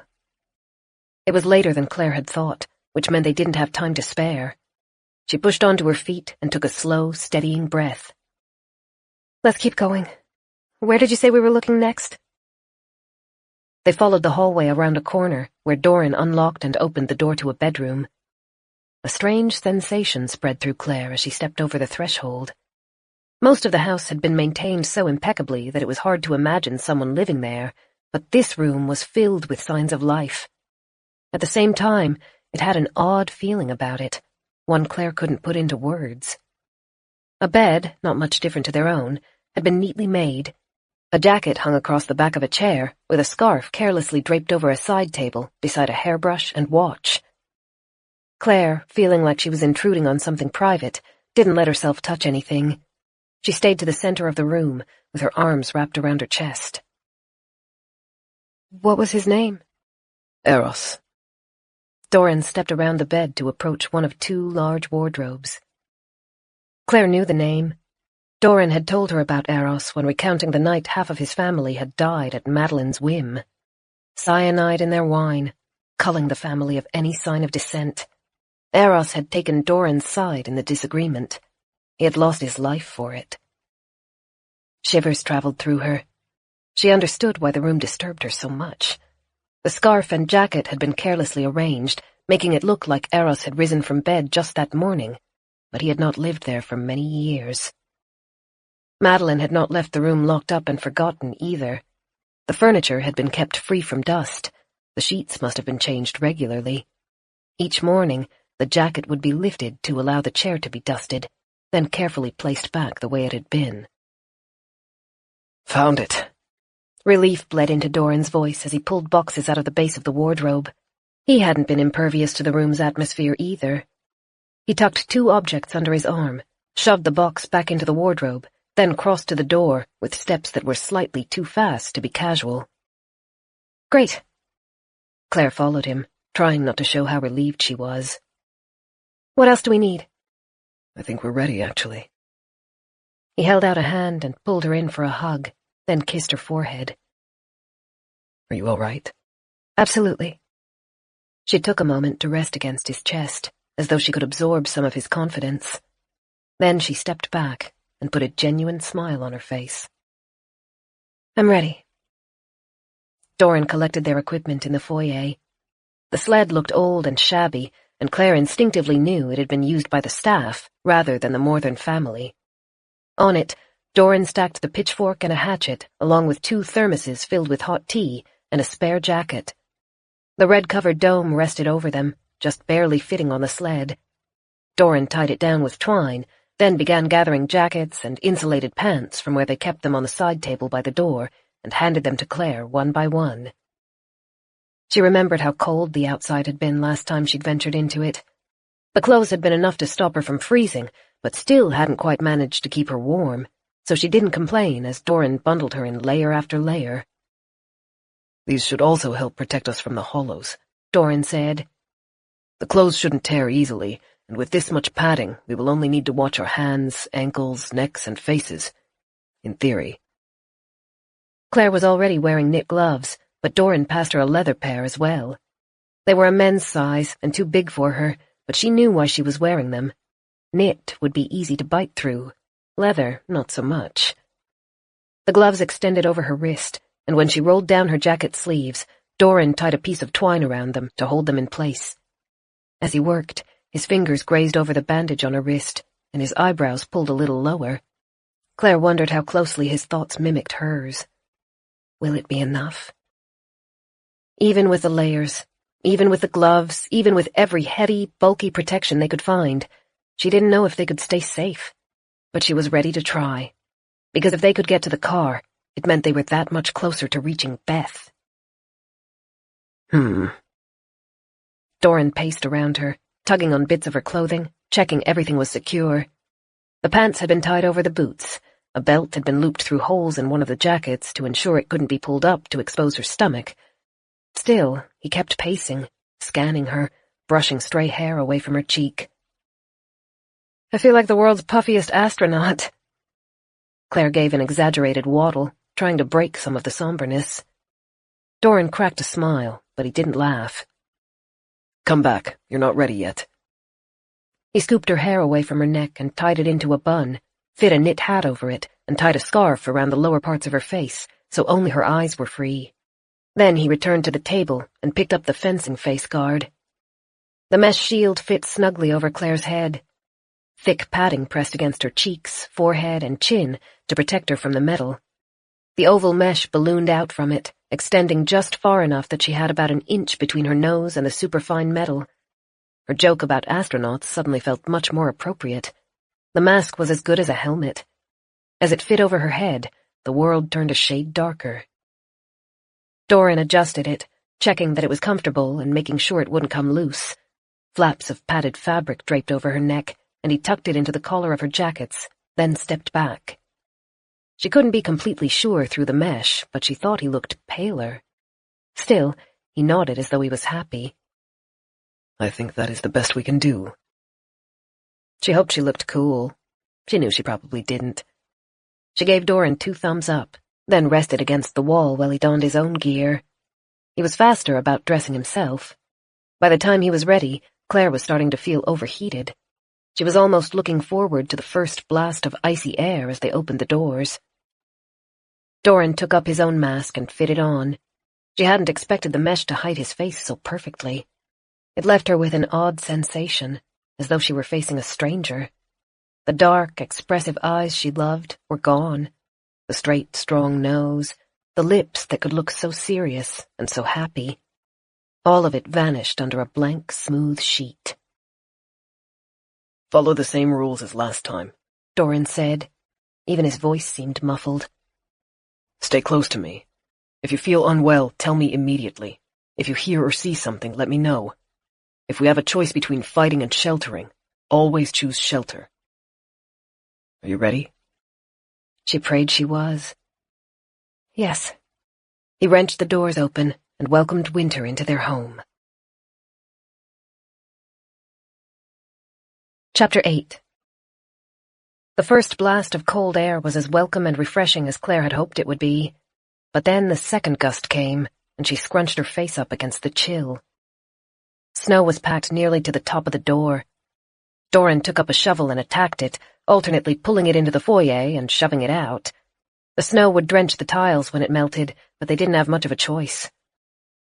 Doran carved a channel through the middle of the build-up, effectively creating a ramp leading up to the ridge. Claire understood his plan and got behind the sled. He joined her, and together they shoved their luggage over the peak. The wire and drape shell rattled as the wind tried to get under it.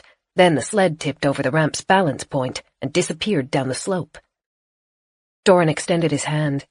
Claire took it, and he helped her climb over the snow. She slid down the other side, tumbling and unwieldy in her outfit. Flecks of snow became trapped in the mask. As she righted herself, she tried to beat them free and restore her vision.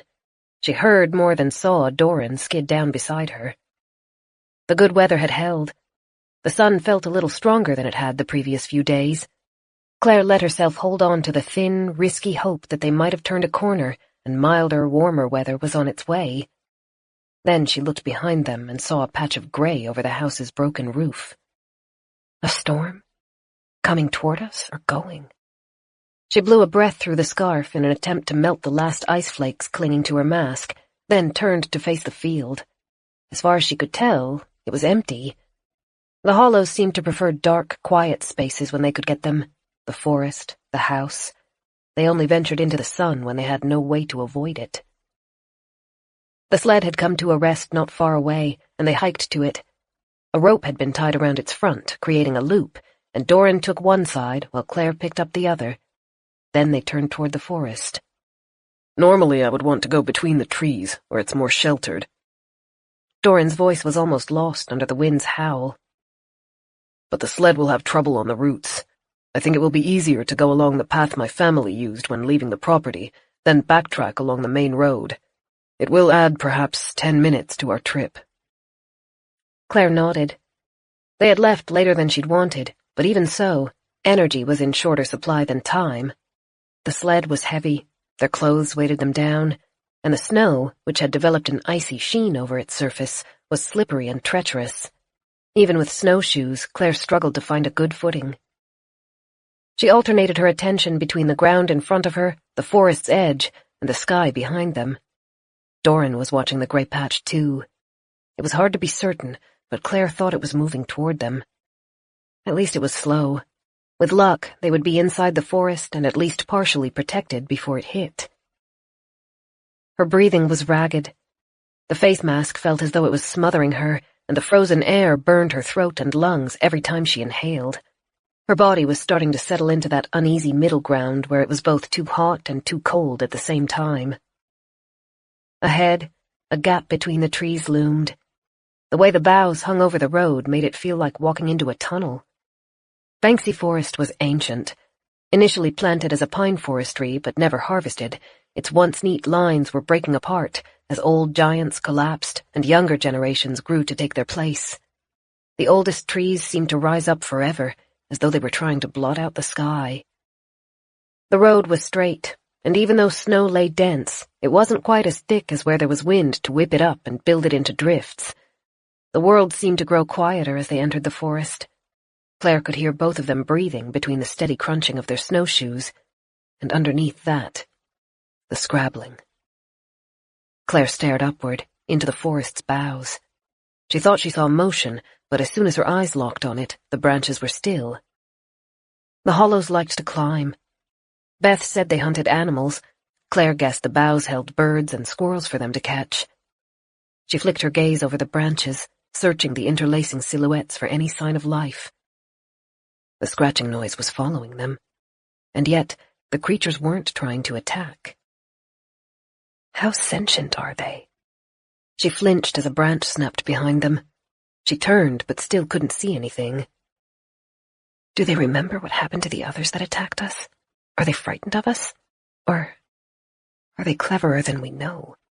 Are they waiting, planning, looking for an opportunity? Not far now. Without the wind snatching away their words, she could hear Doran more clearly. She tried to smile for him before remembering he couldn't see her any better than she could see him. Their path opened up unexpectedly. One moment they were encased in what felt like a never-ending hedge of trees. The next, Claire stumbled as the vegetation thinned into a familiar channel. She'd driven the road through Banksy Forest at least once a week for as long as she'd lived in the area. She thought she could recognize the part they were in, thanks to a bend to their right.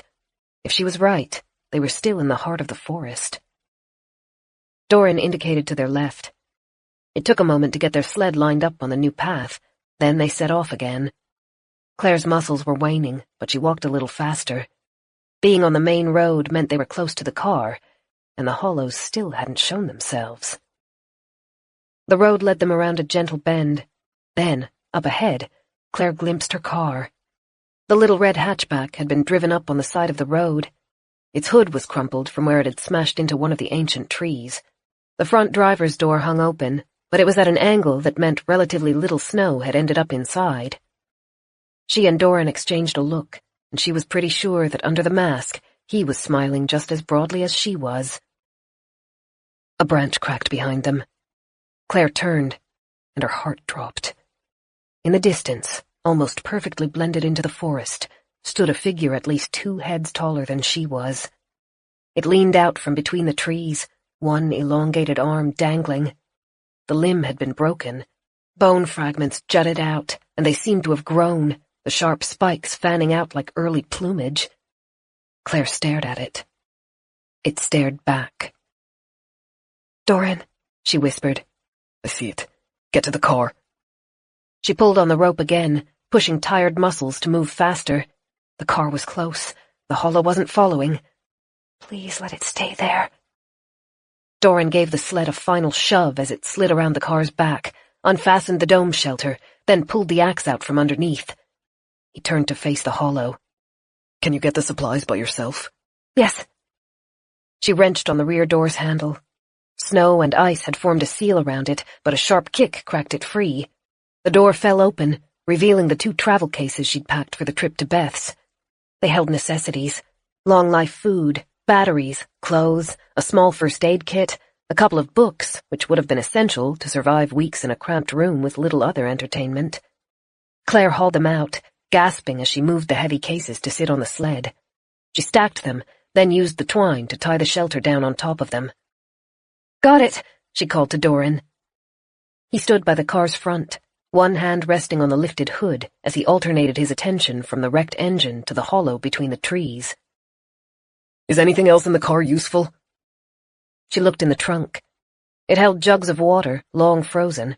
She left them there. Winterbourne had its own water supply. "Not unless you can get the gas out of the tank." "It is split." Doran stepped away from the car's front, still keeping his eyes on the figure posed between the trees. "We will need to retrace our steps to reach the road. Are you ready?"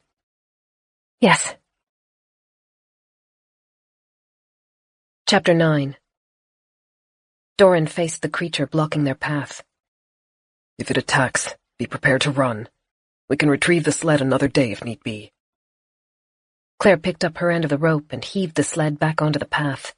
It rocked before stabilizing, and Doran took up his half of the rope. With the extra weight, Claire had to dig her feet into the snow to get it to move. She was grateful she had Doran with her. He'd been right when he'd said it wasn't something he could do alone. She tried not to stare at the hollow, even though a morbid curiosity kept pulling her attention toward it. The creature watched them, not blinking, its jaw hanging open. As she got closer, she had a better view of its features. She thought it might have been male before it became warped. It no longer wore any clothes. The skin over its face was drooping, as though it had been melted, and the nose was little more than a bump. Its chin seemed to have receded into its neck, until its entire head and throat looked like one form. They were nearly level with it. The hollow leaned farther out from its cover. Its throat began to vibrate as a low, chattering noise came from it. The sound left Claire feeling cold. The face was human, but the mind definitely wasn't. Claire kept her head down. Doran pulled the sled with one hand, but in the other he held the axe. The blade was raised, not high, but at the ready. To their right, a narrow, dark gap appeared between the trees, the path leading to Winterbourne. They were giving the hollow the widest berth possible. Even so, the creature was reacting to their presence. It sank low, drawing tension into its legs. The chattering grew louder. Its small, watery eyes followed them, seeming too close to the badly spaced teeth in its slack mouth. Then they were at the path and turning away from the hollow. Claire lifted her head again as she tried to keep moving despite the shaking in her limbs. She could see Doran out of her peripheral vision. He kept the axe at the ready, his head tilted to watch the monster behind them. "We did it. We walked right past one." An idea rose. Maybe the hollows weren't attacking because they couldn't recognize her and Doran as human. With the masks in place, neither of them had a face. It almost felt too good to hope for, but if she was right, the possibilities were incredible. It meant they could venture past the house's walls without being afraid. It meant they could get to Beth. A branch snapped behind them. She looked over her shoulder. The elation faded. The hollow had followed them. It kept its distance, nearly 20 feet back, but when they took a step, so did it. She wished she could see Doran's expression. He flexed his grip on the axe, his shoulders visibly tight, even under the layers. They both increased their pace. The hollow matched them. No, worse than matched, Claire realized. It's gaining. It seemed to be picking up speed, its long legs loping forward, its torso bent, the melted, deformed face still fixated on them. And it was no longer alone. Claire could hear them at their sides, the rustle of dead pine needles being crushed, creaks as branches were strained. She tilted her head and glimpsed scuttling movement among the boughs. No, please, not now, not when we're so close. She didn't dare speak to Doran. Making any kind of noise felt like too much of a risk. They kept their heads down as they dragged the supplies back along the path. Doran's mask turned from side to side as he watched their surroundings. He adjusted his hold on the axe again. The path ahead was growing lighter. They were at the edge of the forest, but the noises around them were surging. The animalistic chattering came again, first from the hollow following in their wake, then echoed from the ones in the trees. Claire strained to breathe through the stress choking her. She tried to guess how many there might be. Too many. Every time she thought she had them located, more noises emerged from the underbrush, from the branches above, from every side, and even from ahead. A small shape darted across the path. Claire prayed it wouldn't attack. She could fight the larger hollows if it came to that. She didn't know if she would be able to kill a child. Then they stepped through the edge of the forest, and the clear white field, glaring in the late afternoon sun, stretched ahead of them. Winterbourne loomed in the distance. Not far now. 20 minutes, if that. She chanced to look over her shoulder. Dozens of eyes glittered from between the trees. They'd stopped at the edge of the forest, holding to their shadows. Above, the storm clouds stretched across the entire sky. The wind felt colder as it gusted through the mask. Claire couldn't stop shaking.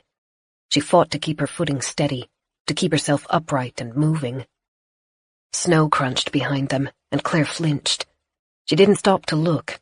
Neither did Doran. They both faced the manor, shoes digging into the snow, adrenaline battling exhaustion. Then Doran cried out and fell. Claire turned in time to see him swipe the axe at a hollow that had raced in their wake with deceptive quietness. The creature, a stocky, buckled one, pulled at his leg. Its spine rippled like an accordion. Its flesh was almost as white as the snow. When it opened its mouth, a tongue with a deep split down its center arced out, flicking through the frozen air before coiling back inside like a snake's. Claire dropped the sled's rope. Doran's axe connected with a hollow's shoulder, and dark red blood sprayed across the white field. The monster coiled back, snapping and hissing, then dove forward again, aiming for Doran's throat. Instead, it hit the end of a pitchfork. Claire yelled as she forced the implement forward, the tines plunging through the hollow's chest. She could feel the bones cracking and cartilage breaking. The hollow barely seemed to notice. It reached forward, lumpy arms and knobbled fingers scrabbling along the wood, trying to grasp Claire. Doran was back on his feet. He had a better shot this time. Claire held the pitchfork as still as she could while he swung. The axe sunk into the hollow's skull, cleaving it in half between its eyes. More blood bubbled out of the hole, but there was less than Claire would have expected. It seemed thick, almost as though it had been dehydrated as it dribbled over the creature's torso. The bulging eyes turned in opposite directions, the jaw fell slack, and the cleft tongue slid over the bottom lip. Doran pulled his axe free as Claire shook the creature off the tines. They stood for a moment, staring down at their work, panting and shaking. Then Claire looked up. 3 hollows had stepped out of the forest's edge. They watched her. To Claire, their expressions almost seemed curious. A slow, muffled rumbling noise made prickles run along her skin. The storm was coming. It progressed slowly, creeping across the landscape, heavy drops of sleet hitting the trees, the snow, the house. Doran found her arm and tugged on it. "Move," he whispered. "as quickly as you can." She grabbed the rope, stumbled and caught her balance. The hollows stood in front of the forest. They were still, but she thought they must have come closer when she wasn't looking. Another 2 had appeared between the trees. Doran took up the other end of the rope. His axe was stained black, specks of blood scattered over his arm and his chest. It smelled foul, rotten. She bit her tongue to stop from gagging. They moved forward. The sled was too heavy to run, but they took fast steps, panting in lungfuls of burning air. Chewing noises came from behind them. The hollows descended on their fallen comrade. They huddled over its body, fingers digging into the skin to expose the softer insides, teeth tearing off strips of fat and muscle. They ate like animals. Horrible, wet smacking noises floated through the frosty air. She turned back to the house. Rain blurred it. Running through the water as it trickled under their clothes would be hell, but it was better than lingering outside. They only had half of the field left to cross before they reached the blocks of white that marked the front gardens. Under her pounding footsteps, she thought she caught another noise. Rasping breaths. Low, eager chattering. She felt the sled jerk and turned. A hollow clung to the top of their domed shelter, bony joints poking out at unnatural angles. It had teeth everywhere. At first, Claire's mind revolted against the image, unable to understand what it was seeing. Bulging yellow teeth poked through its shoulders. Something like a deformed jaw gaped below its collarbone. The skin around its mouth was shredded, and additional teeth poked through the holes. Hundreds of them. Claire yelled. That second of shock cost her. The hollows moved at a blinding pace, scuttling on all fours, some grasping at the sled, others swarming around it and reaching toward Claire. She moved on instinct, lifting the pitchfork and driving it into the nearest creature.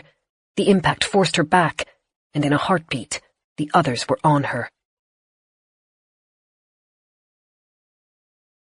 Chapter 10. A body slammed into her chest, winding her. Hard pressure dug into her forearm. Teeth, she thought, fighting and failing to get through the jackets. A new face loomed over her, just inches away, peering through the mesh mask. Saliva dripped from its open maw. The mouth stretched from one ear to the other like a gash. Its right eye bored into her. The left was missing, only a dark red rotting socket in its place. Doran yelled. The pressure on her arm disappeared in time with the thwack of an axe. She heard scuffling as he was overrun by the creatures. Claire pulled on the pitchfork, trying to use it to knock the monster off of her, but one of them was still impaled on its tip, weighing it down, its body contorted as it stretched to reach her. The hollow perched on her chest reached long, bony hands up to her mask. Its fingers traced over the mesh, trying to pry its way through. It was so close that she could see the whorls of its fingerprints, see the dirt trapped under its nails, smell the rot from where a green infection spread around a cuticle. The nails dug at the mesh. When it couldn't get through, it lifted its hand and brought it down as a fist. Claire grunted. The impact crushed the mesh against her skin. Now she could feel the fingers. Through the barrier, through the freezing wire, she could feel the clammy, spongy skin poking at her cheek. Then the hollow whirled away. Doran crouched over her. Blood painted a streak across his mask, dripping from the wire. He kept low, one hand braced over Claire, the other holding the axe at the ready. A hollow came forward. The axe cleaved through its neck, and Claire gasped as the head bounced over her stomach, then tumbled away. Doran was yelling, but Claire couldn't make out the words. Noise swallowed everything, a rumbling, deep, like a mountain scream. She tilted her head back and saw the sleet was racing toward them. We can run through the rain, but we can't fight in it. It will sap our strength, freeze us before we can get free, and it's still so far to the house. We can't outrun the hollows. The shelter! She yelled to Doran. She didn't think he heard her. He moved sharply, furiously, stabbing at the creatures as they darted forward, still holding himself over Claire. She rolled to her side. The sled was less than 5 feet away. Hollows stood between them, but she thought if they moved quickly, they might be able to make it. Doran! Follow! She grabbed his arm and yanked him as she moved. He obeyed. Together, they raced toward the sled, tripping over their snowshoes, staggering through the churned-up snow. 2 of the hollows in their path scattered as they neared. The third crouched and sprang. Doran swiped at it. The axe missed its mark, skimming across the hollow's ribs, but it was enough to knock the monster aside. They were at the sled. Claire grabbed the dome, leaned back, and wrenched it up and over them. The twine holding it down snapped, and the sled jolted as the dome came free. She and Doran pulled together on their knees and pressed against each other as the structure dropped over them. The hollows hit the shelter's surface. The scrabbling was back, worse than it had ever been before, above her, around her, inside her own head. The smell of hollow blood filled the space. Claire choked. Her arms had no more strength left in them, but she clung to Doran. He held her in return. Shh, shh. The murmurs should have been comforting, but distorted through the mask and trapped in the tiny shelter, they just made Claire shake harder. Then a new sound joined the scrabbling. Sleet, hitting the ground outside, hitting the fabric, hitting the hollows. Strangely, it helped. It drowned out everything else, the chattering, the scrabbling. The rain's rhythmic, unrelenting pounding soothed something deep inside of her. Claire lifted her head. Her mask was badly dented, pressing against her cheek, and it felt like it was rubbing her nerves raw. She fumbled to take it off. Doran helped. He unfastened the straps from the back of her head, and finally she felt as though she could breathe properly again. The space was claustrophobic. Kneeling, pressed as close together as they could get, their heads and shoulders still brushed the chicken wire frame. The curtains were too heavy to let anything more than a distant trace of light through. Still, it was a respite. They were out of the rain and away from the scratching fingers. Doran unfastened his own mask and dropped it at his side. His skin was pale and glistened with sweat. Claire reached up, her fingers brushing over his cheek and trailing down to his chin. She'd never thought she would be so happy to see his face again. Are you all right? He was still panting. She was breathless too, and nodded. A drop of icy water landed on her cheek, and she flinched away from it. Doran's eyes tightened as he looked up. This will not be waterproof. I designed it to protect from hail more than rain. We were so close. Claire huddled over even farther to avoid the drops that were appearing on the wire frame. Doran adjusted his position so they could sit side by side. His arm ended up wrapped around her waist. She leaned into his shoulder. Flecks of blood stuck to her cheek, but she was too tired to care. We are still alive, Doran said. That is something to be grateful for. She let her eyes close as she rested against him. Outside, thunder crackled. The fingers, persistent, groped at the thick cloth. She could feel the creatures climbing over the dome. When lightning flashed above them, she could see the dark bodies silhouetted above them. Then the frame shivered. Fingers were prying under the edge of the dome. They wiggled through the snow, feeling, seeking. Doran pulled his hatchet free from his belt. The sound of crunching bones was accompanied by low, angry hisses. Hold it down, Doran said. He took hold of the chicken wire above his head and pulled it toward him. The dome bowed slightly as Claire added her weight to his. The fingers continued to try to squirm under the shelter's edge. Whenever they got too close, Doran stabbed at them. Claire closed her eyes and tilted her head back. The sight of severed fingers and red-stained snow seeping around them turned her stomach. She breathed through her mouth, the smell of blood making her dizzy as she clung to the wire and held the dome down. Beth had hollows outside her bunker. When they hear her, they come looking for her, but she said they go away after a while if she stays quiet. A couple of hours, she said. Claire opened her eyes a fraction. In the hazy, failing light, Doran's features were barely visible. He raised one gloved hand and hovered a finger over his lips. He'd had the same idea. Claire nodded. They held as still as they could, their breathing slow and quiet enough to fade under the unending sleet. Water dripped over her gloves and soaked into Claire's sleeves. She shivered. Doran tapped her wrist, telling her to let go, but she shook her head. The hollows continued to creep over their shelter. She felt their pressure sometimes as they stepped over her fingers. When they moved, they shook drops of water free. Sometimes they hissed. Sometimes they chattered. She heard fingers prying around the edges of the dome again, but with the extra weight, they couldn't get under. Her head drooped. She was too tired to cry, too tired to think. Instead of listening to the monsters outside, she tried to listen to her silent companion, his soft breaths, the nearly inaudible rustle of his coat's collar as he tilted his head. She could hear when he swallowed. That was enough to focus on. Minutes blended together like a fractured nightmare. The scratching noises were trying to send her mad. They burrowed through her head, digging in under her nerves, winding her up. Doran released his grip on the wire beside her.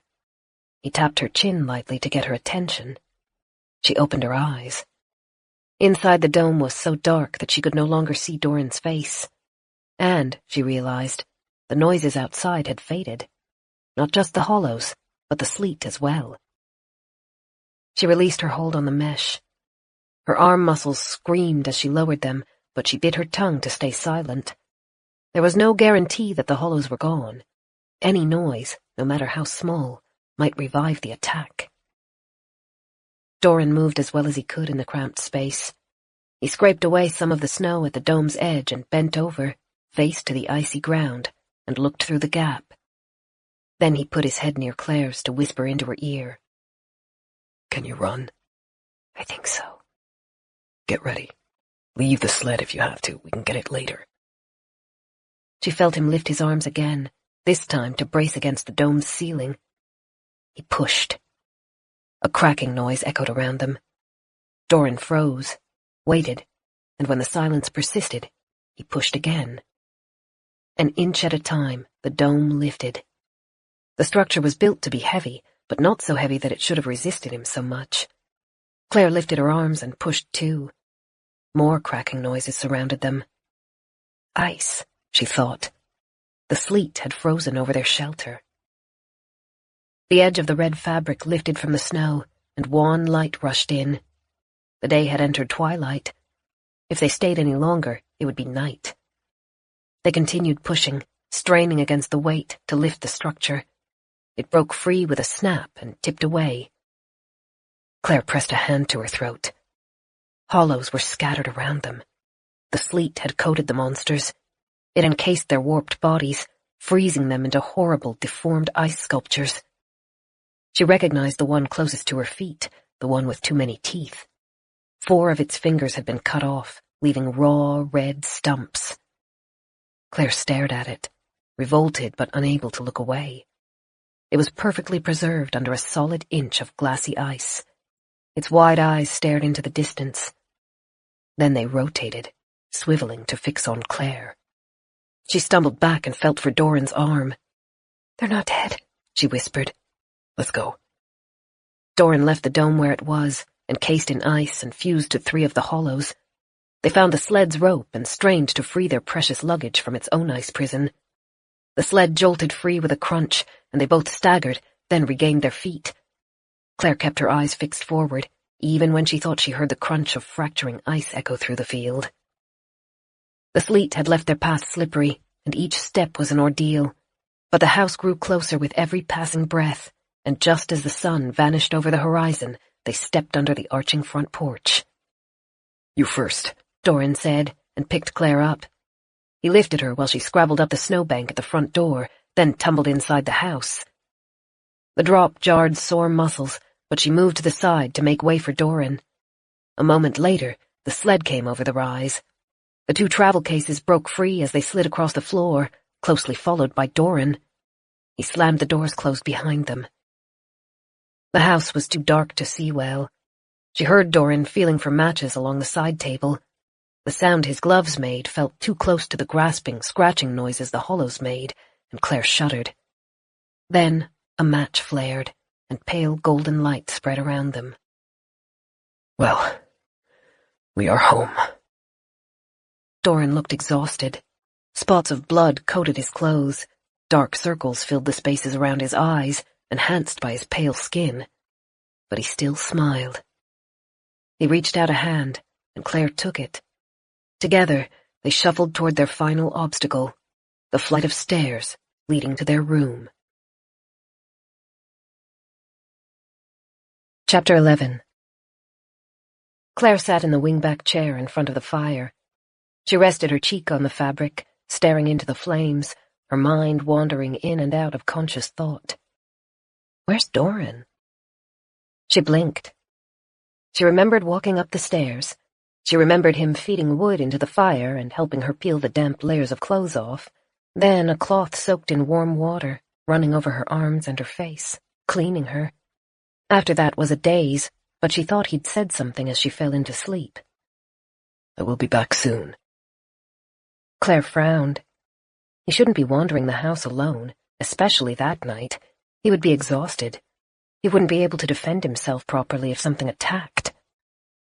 She rose, and the muscles in her legs screamed.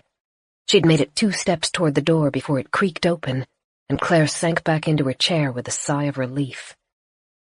Doran carried bowls of food and a bottle tucked under one arm. She thought he might have washed.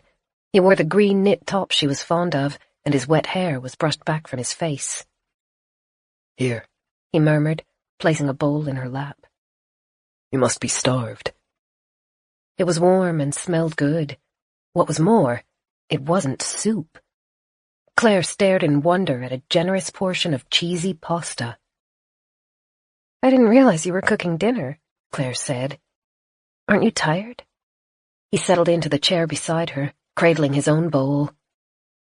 I thought we should enjoy the rewards of our mission. I hope you don't mind. I opened your cases. No, I'm glad. She picked up the spoon and scooped some of the pasta into her mouth. Oh, this is good. Sorry, Doran. I know you put so much effort into the soups.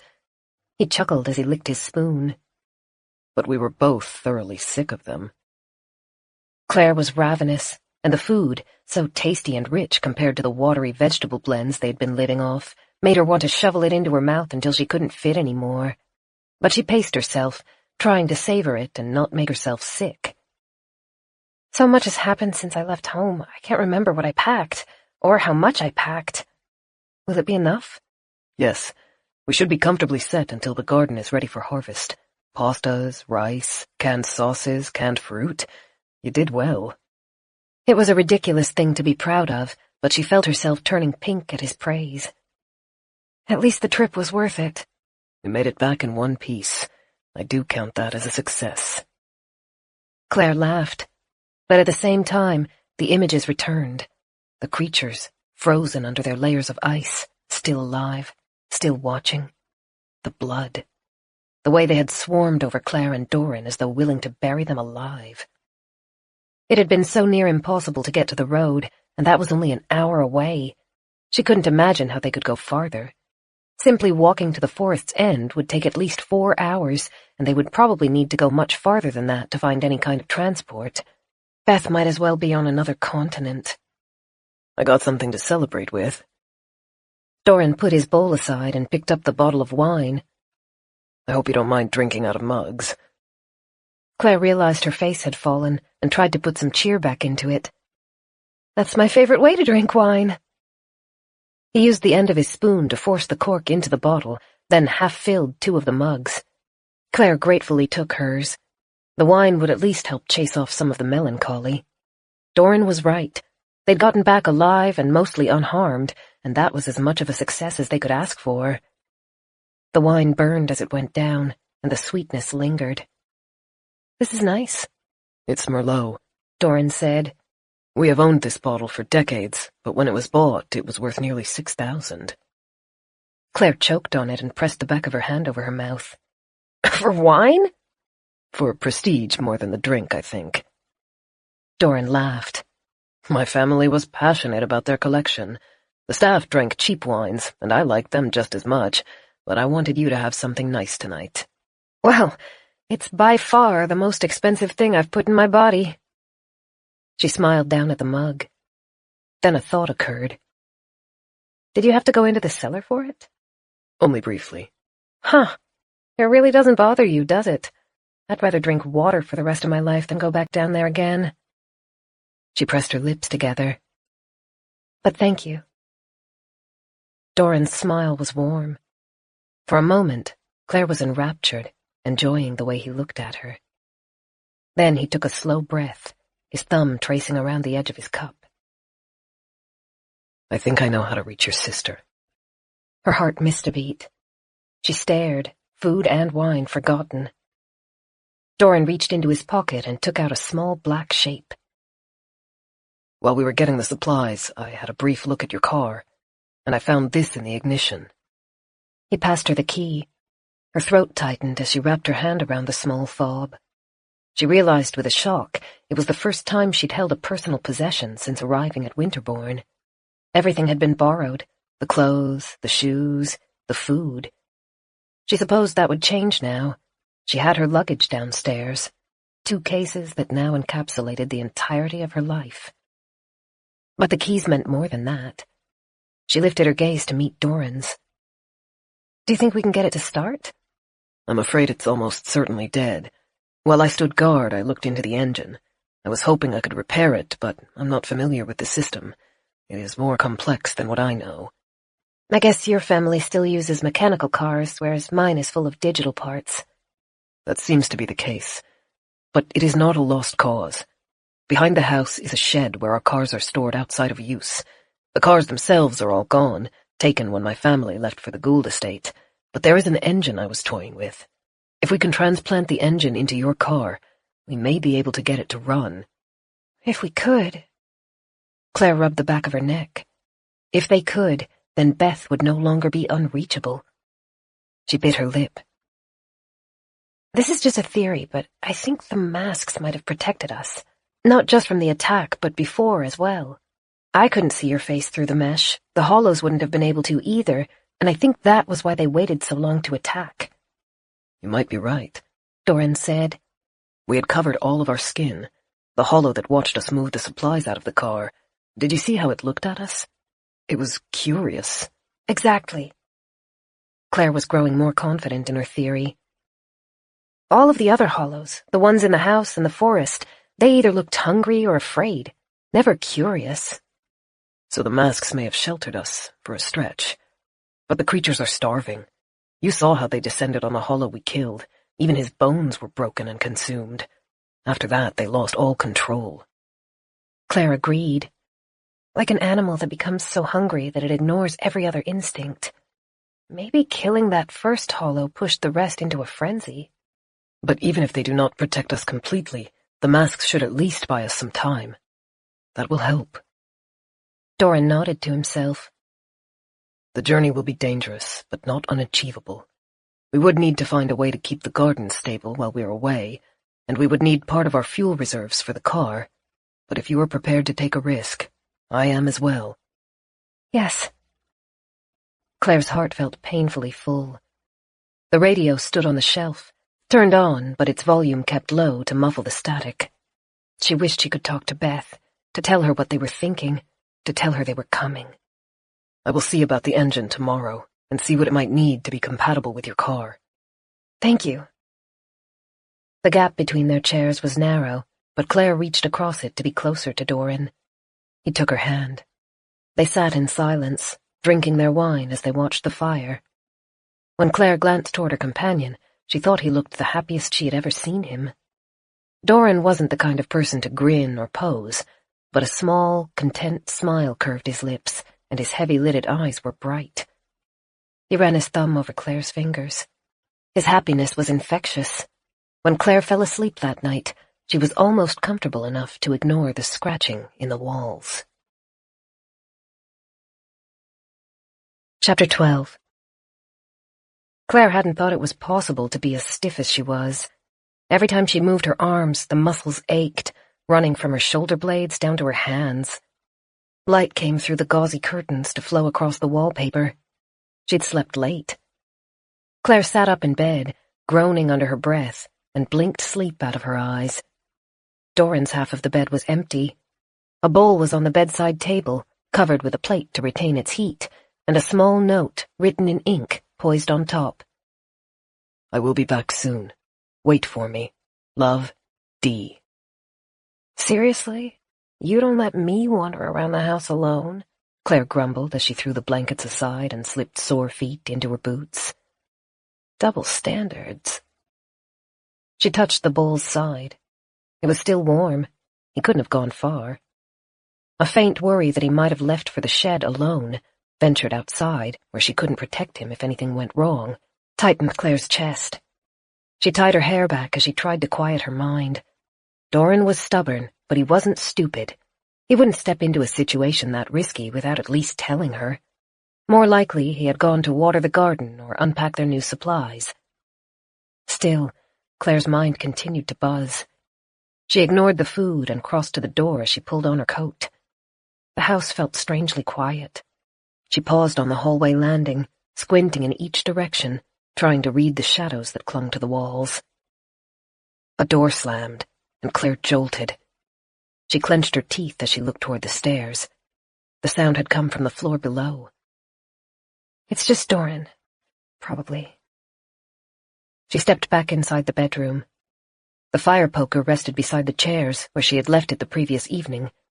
Claire took it up and returned to the hall.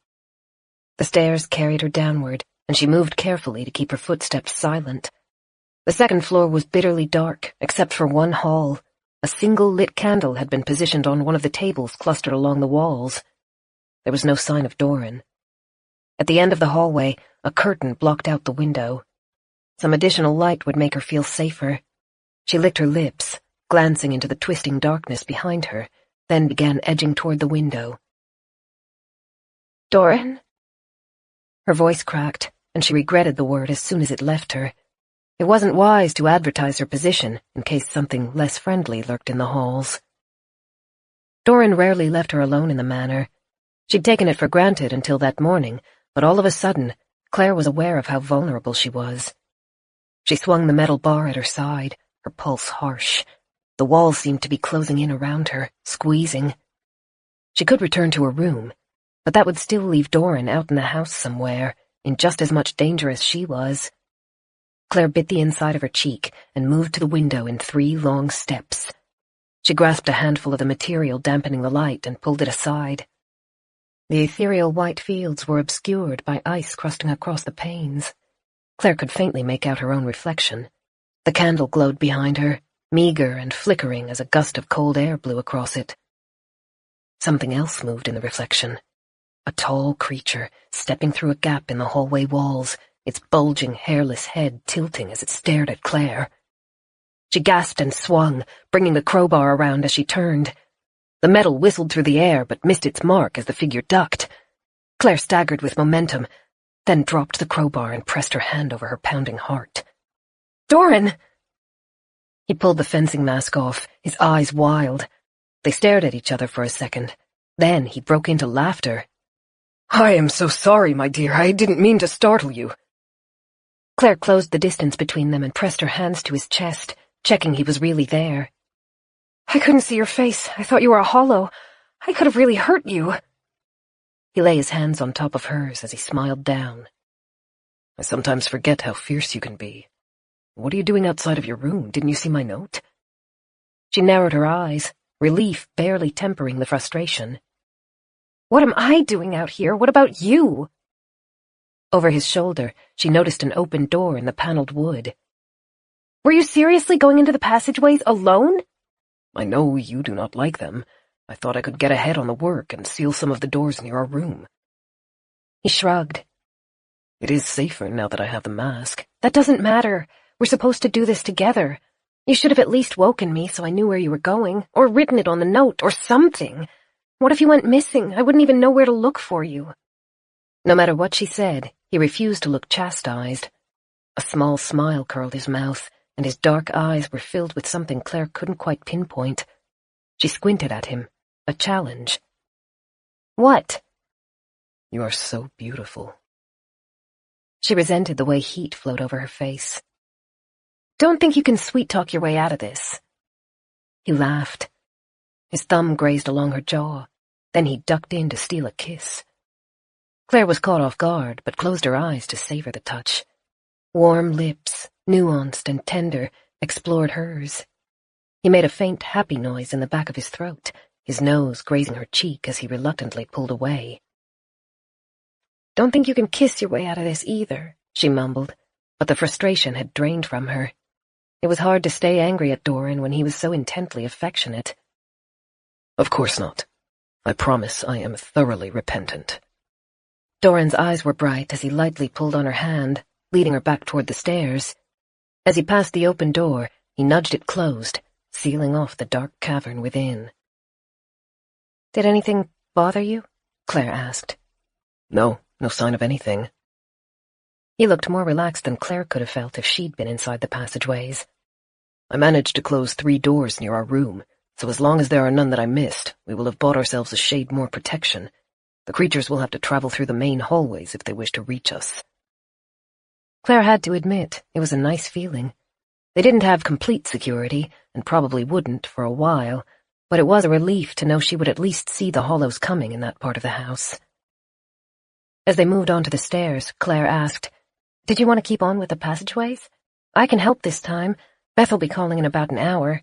Or we could have an early lunch and maybe spend some time in the garden." He stretched, flexing his back muscles.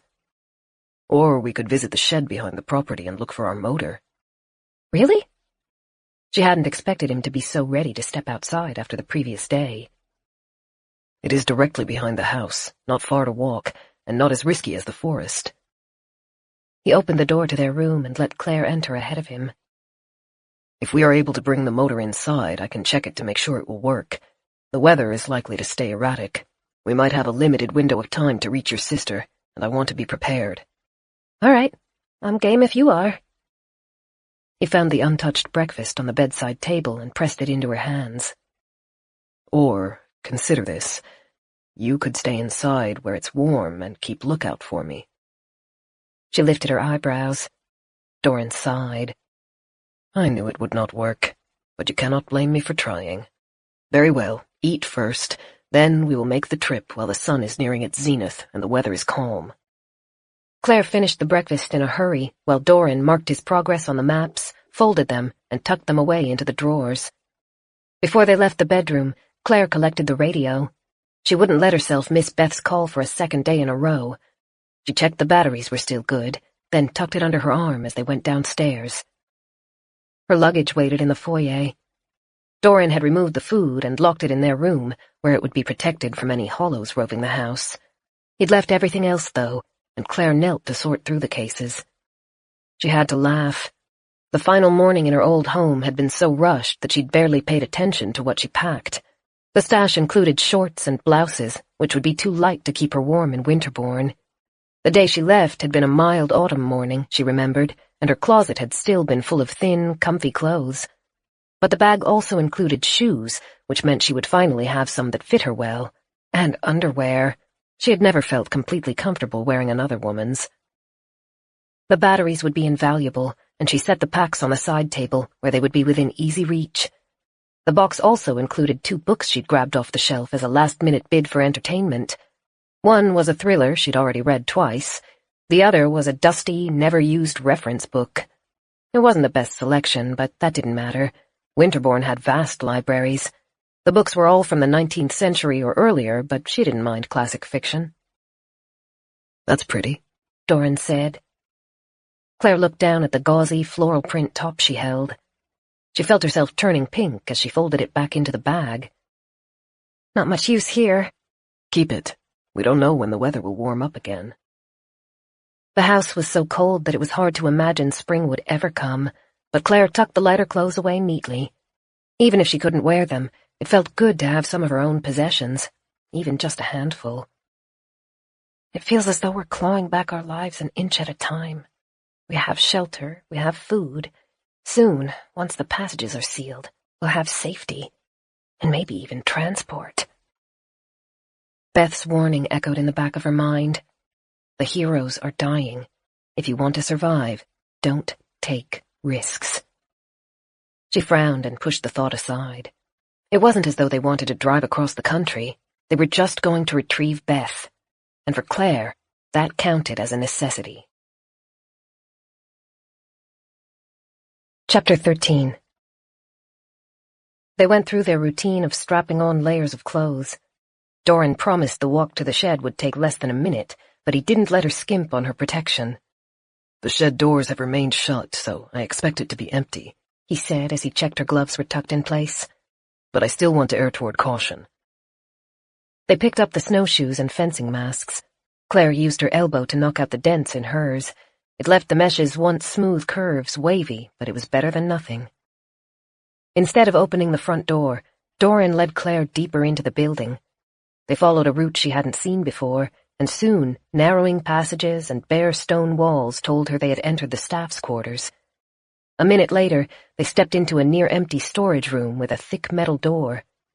Frost spread out from the door's edges, crusting over parts of the rough stone and freezing the hinges. Doran nodded to Claire. She tucked the radio into one of the folds of her jacket, then pulled on the mask. He undid the door's bolt and leaned back to use his weight to wrench it open. The door shuddered as rusted hinges were forced to move. Specks of snow shot through the entrance and swirled over the benches and floor. The snowdrifts hadn't grown so high at the house's back, and Doran used a shovel to beat them down to something they could climb over. Through the opening, Claire could make out large, blocky buildings hunched in the field of white. Beyond them, the dark ribbon that marked the forest's edge stretched into the distance. Snow fell, but at least it wasn't a storm.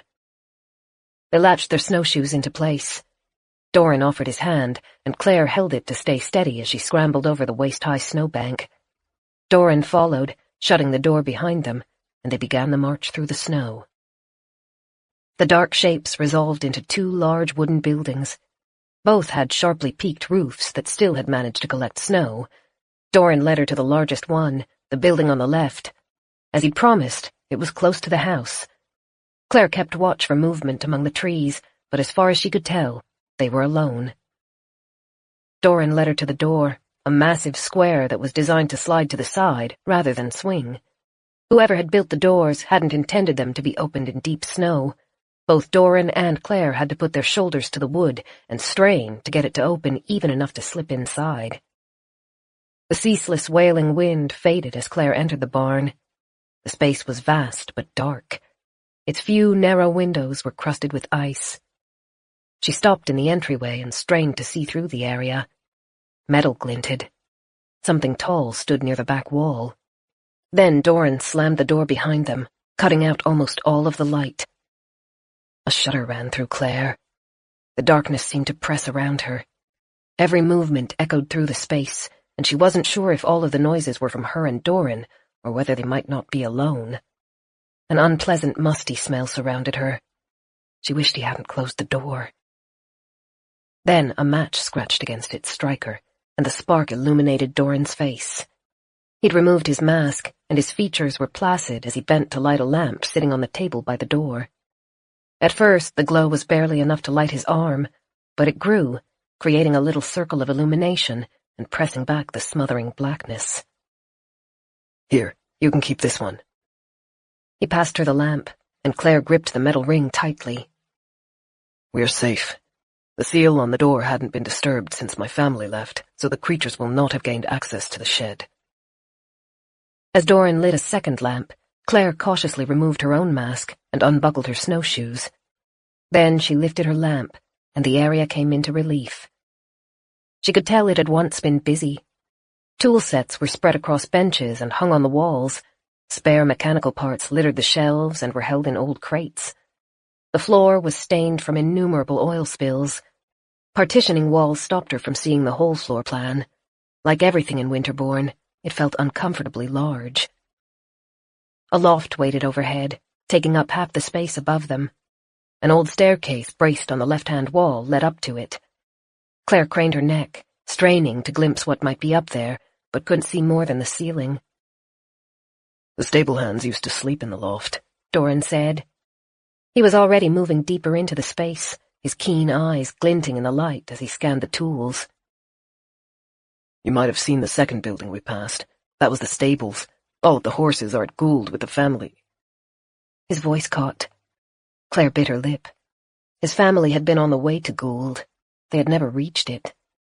She wondered how far the caravan had gotten. Not a huge distance, she guessed. Madeline and her maids had returned to the house within days. What happened to the rest of the family and the other staff members? Are they dead? Out there, deformed, wandering the countryside? Or like Madeline, do they remember the house? Do they want to return to it? Doran's shoulders were hunched, but his voice remained steady. I will find the motor.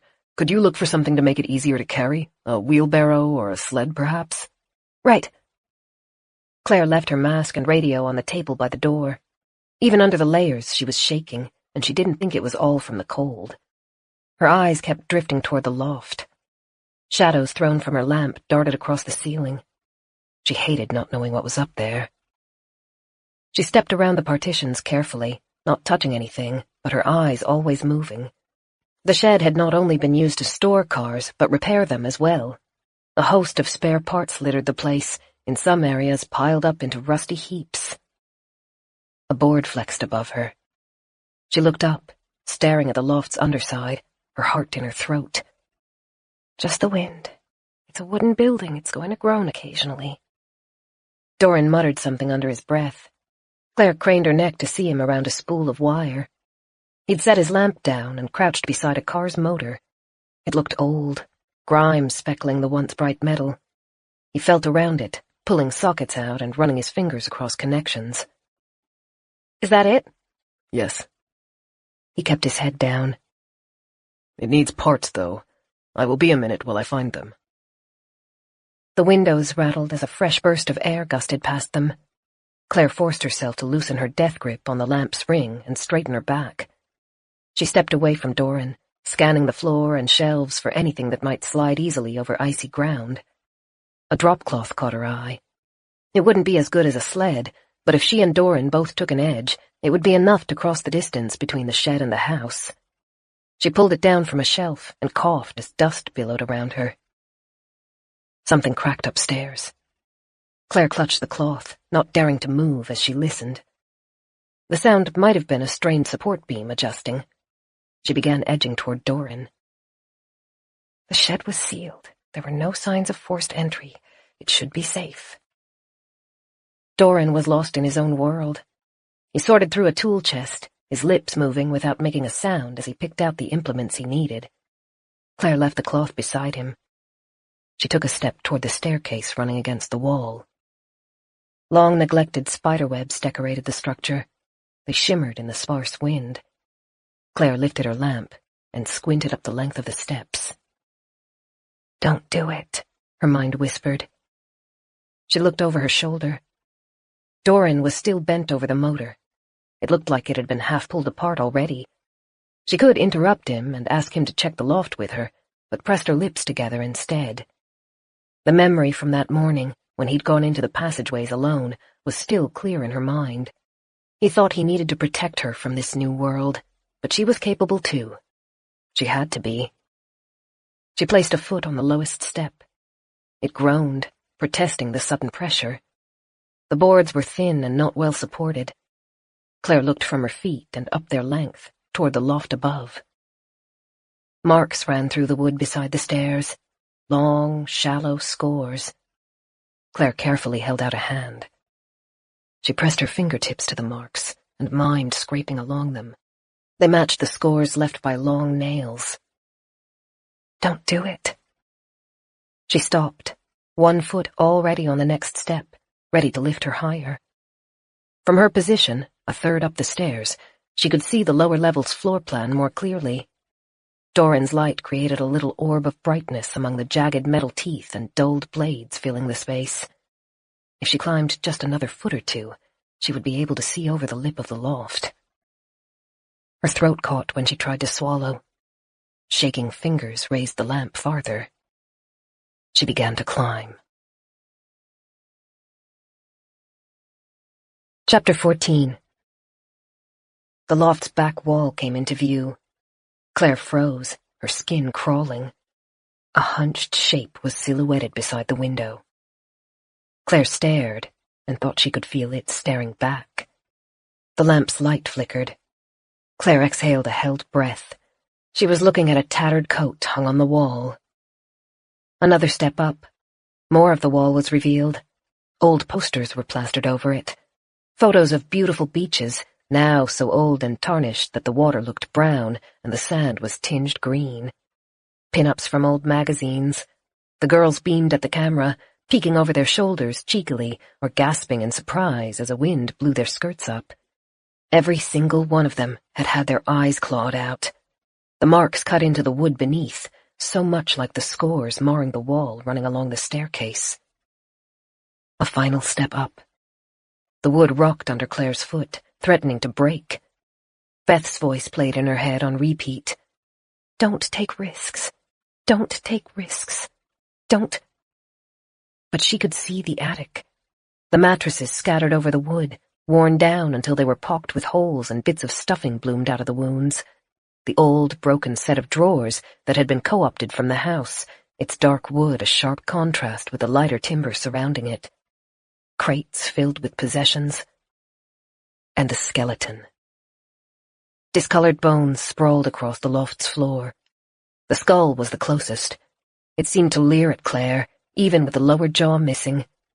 Spikes of calcium poked out from the cranium, rising up like tiny mountains, protruding from the upper jaw and filling the eye sockets. A hollow. Not human, at least not when it died. Her instincts begged her to step back. She couldn't stop herself from looking further.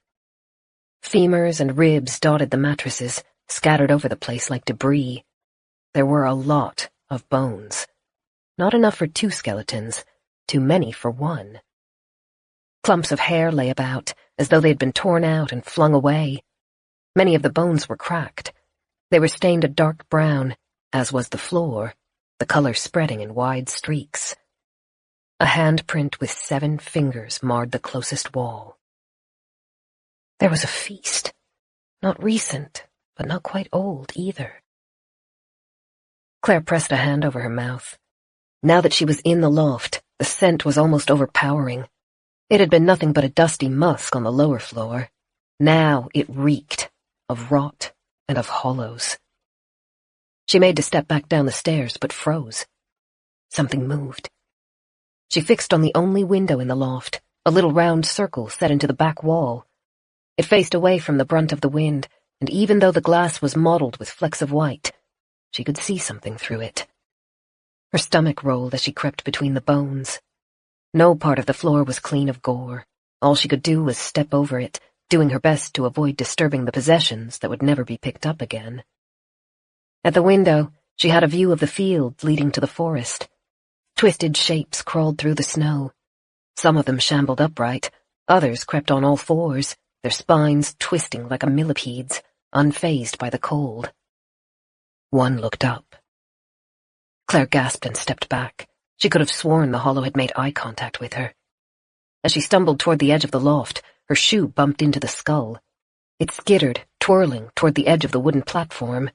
Claire grasped for it. She was too slow.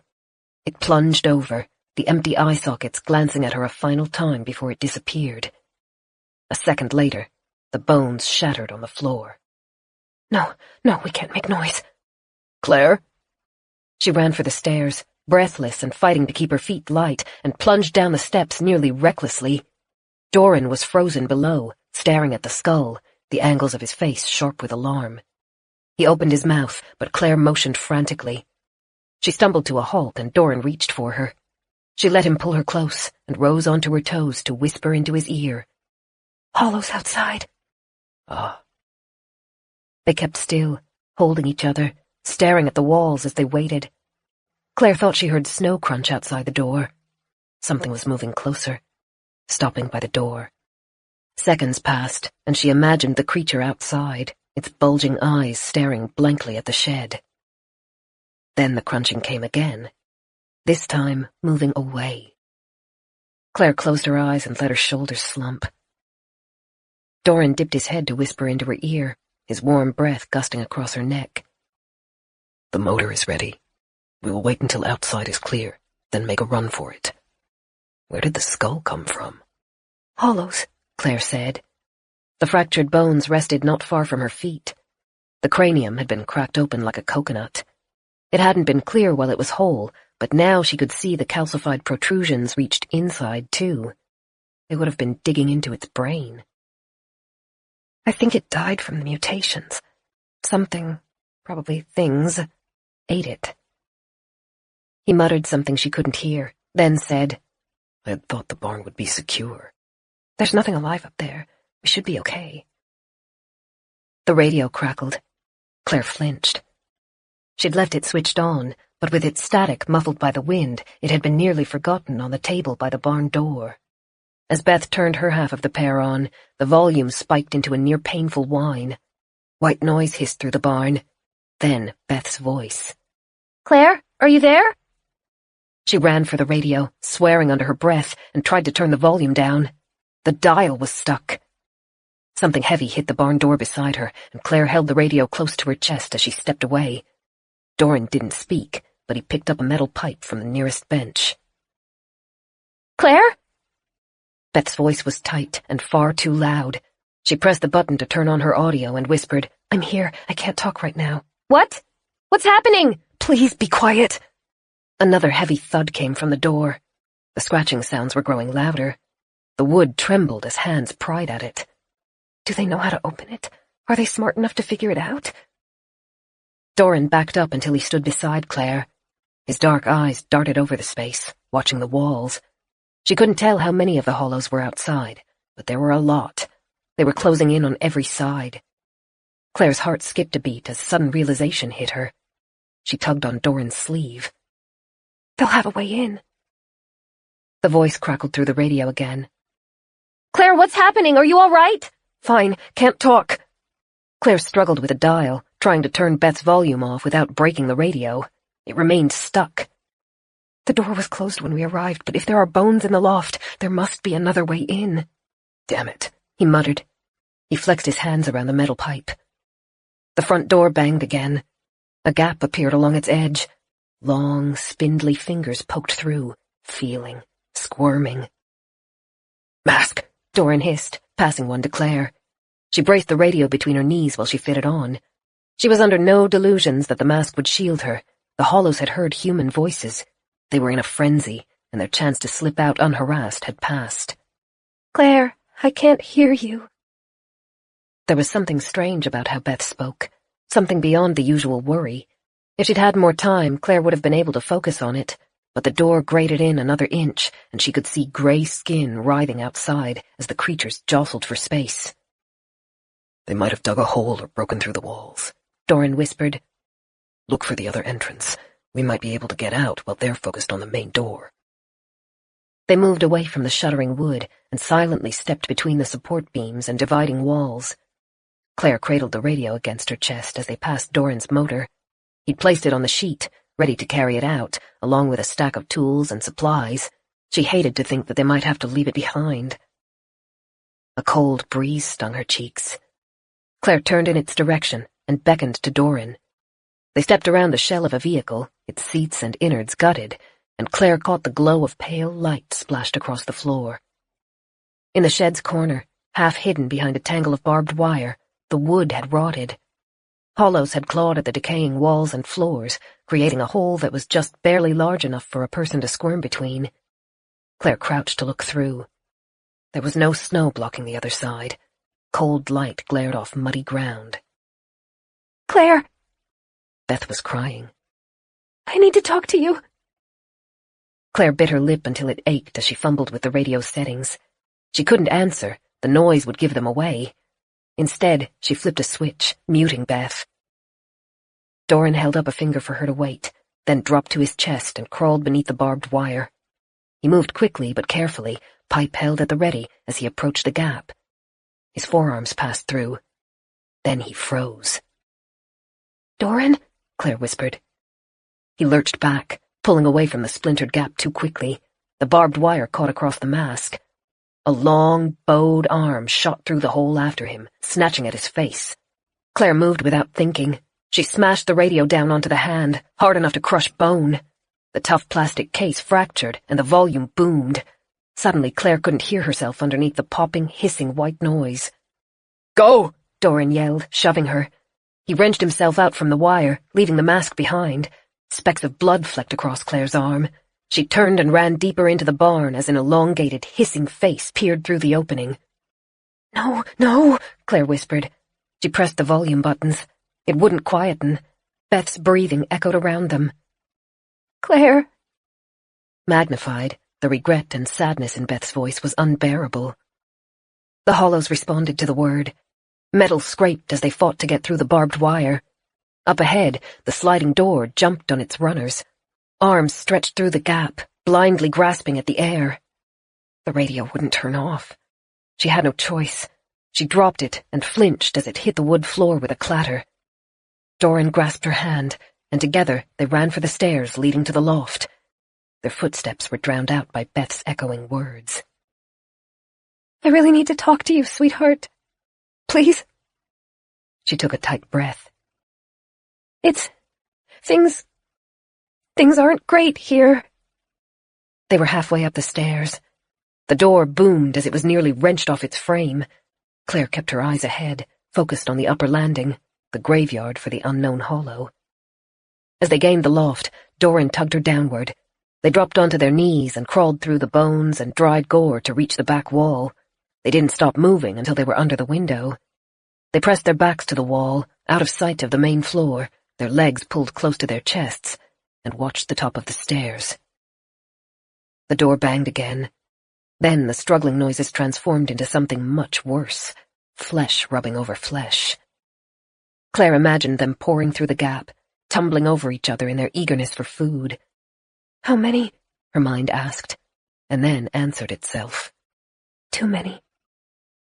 I don't have long, sweetheart. Beth's voice carried clearly through the building, even under the pattering feet and scrabbling fingers. The ventilation system went down this morning. The bunker is airtight. I can't... Another ragged breath. The only way to get fresh air would be to open the door, and... No. Claire shook her head, her heart hammering. The fencing mask was suddenly suffocating her. She wrenched it off. I hope you can hear me. I hope you're all right. I don't know how long the air will last me. I'll stay as long as I can, but I'll see. It might be easier to get it over with quickly. She wanted to scream. The radio was out of reach. She could hear the hollows moving over it, searching for the source of the voice. She leaned forward. Doran pulled on her arm, dragging her back, holding her still. I think this might be goodbye, though. Beth said it as though she'd only just realized it herself. For a beat, the only noise came from the monsters, the raw, close sounds of the creatures in the barn, and the distant, tinny noise of hollows prying at Beth's bunker door. Then she took a shuddering breath. Don't come looking for me. I know you want to, but you can't. Stay where you are. Stay safe. And I want you to know, I love you so much. If I've done anything to hurt you, if there's anything you regret about how I raised you, or anything I did... Claire was drowning. Tears dripped off her chin. She wanted to scream to her sister. The noises were physical pains inside of her, aching worse with every second she held them in. I'm so sorry. I love you. Goodbye. The radio clicked. Steady, harsh static took its place. It wasn't loud enough to drown out the furious chatter or the sounds of the hollows spreading across the ground floor. Chapter 15. No, please, Beth, no. Doran moved his hand over her mouth. She realized she was moaning. She couldn't stop. He muffled the noise as he rocked her, whispering into her hair, "Shh, quiet now. I have you. Shh." Creatures probed the clutter downstairs. They were spreading out, frantic in their search. It would only be a matter of minutes, if that, until they worked their way up the stairs. She knew she needed to focus, to be ready, but she couldn't think. Doran held her, but his face was white. She knew he was making the same calculations as she was. How long can we hold off the horde when they come up the stairs? How long until our muscles give out? Until we're overrun? She tilted her head back, staring toward the ceiling, and caught sight of the round window above them. It had a latch to open.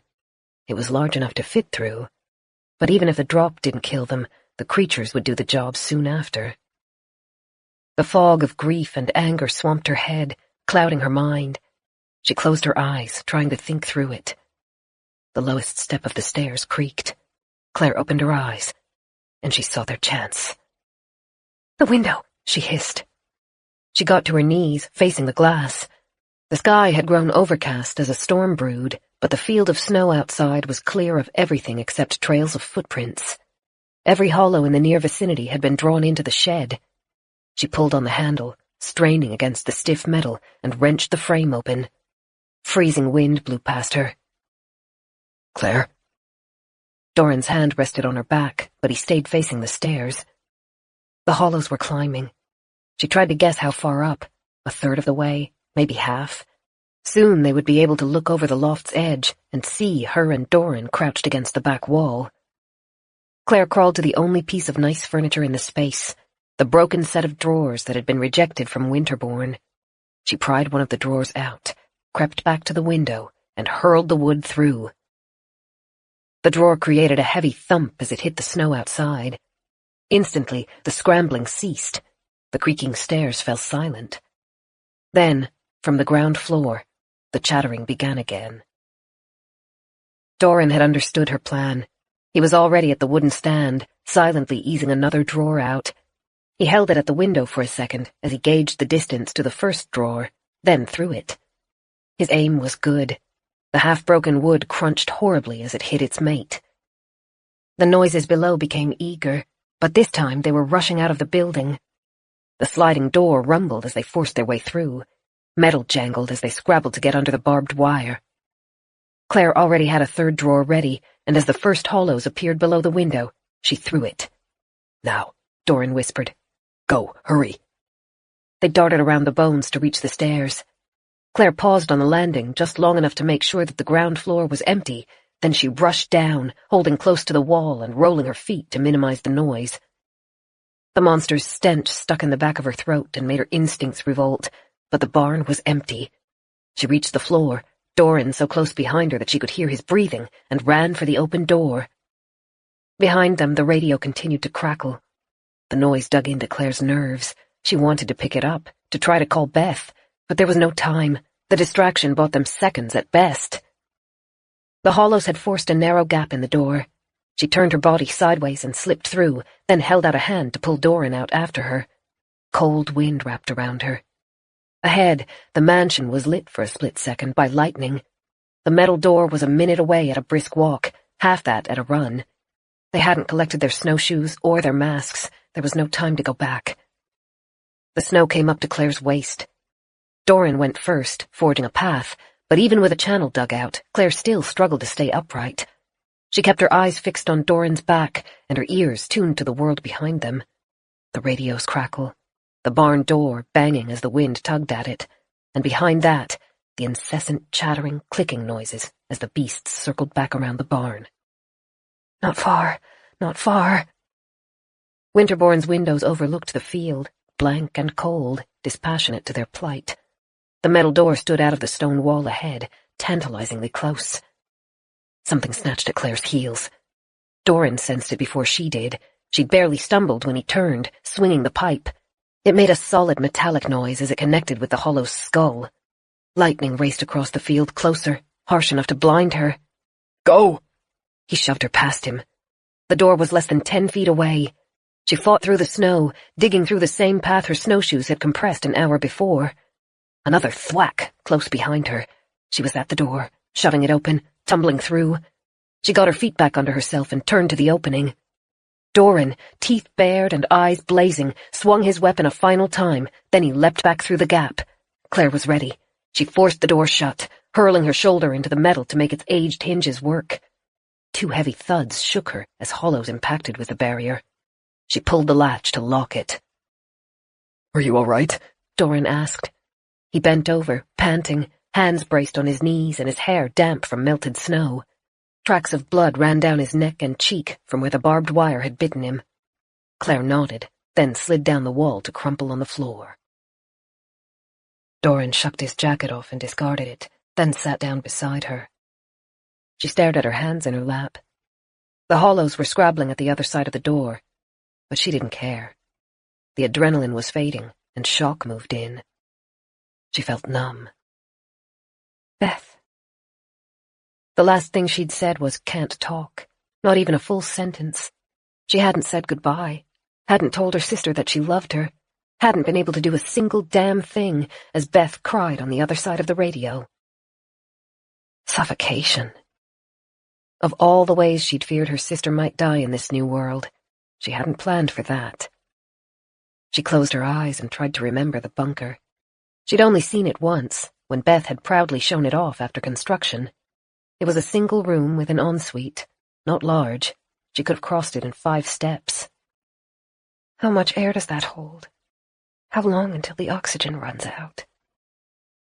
The bunker was a glorified coffin.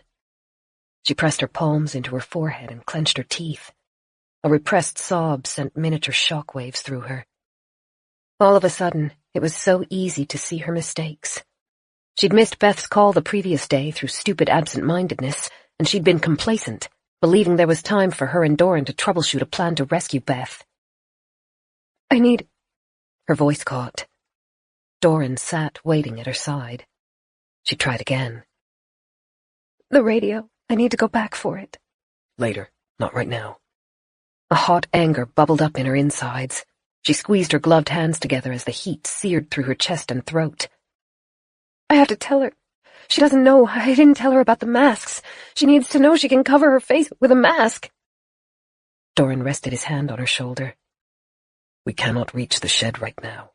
Not while the monsters are still out there. She needs to know to wear a mask. The anger was compounding on the grief, building until it was uncontrollable. It could save her! Doran's eyes were sad. She hated the way he was looking at her. It was like he didn't understand. They weren't too late. There was still a chance to save Beth if they could just reach the radio. But he sat there mute, doing nothing. Claire lurched to her feet. She was dizzy. She caught the door, fumbling for the latch, but Doran's hands wrapped around hers and pulled them away.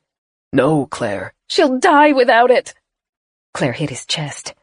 He flinched but didn't let her go, so she hit him again. The anger, the revulsion with herself, and the blinding terror boiled over until she thrashed, half mad.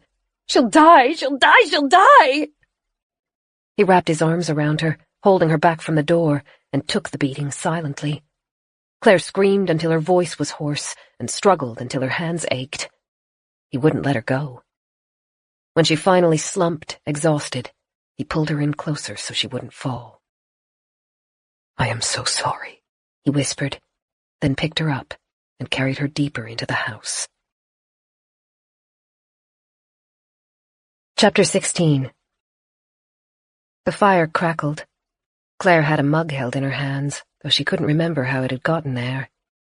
Her insides felt like they'd been scraped raw. Her throat burned every time she swallowed. She hated the mug.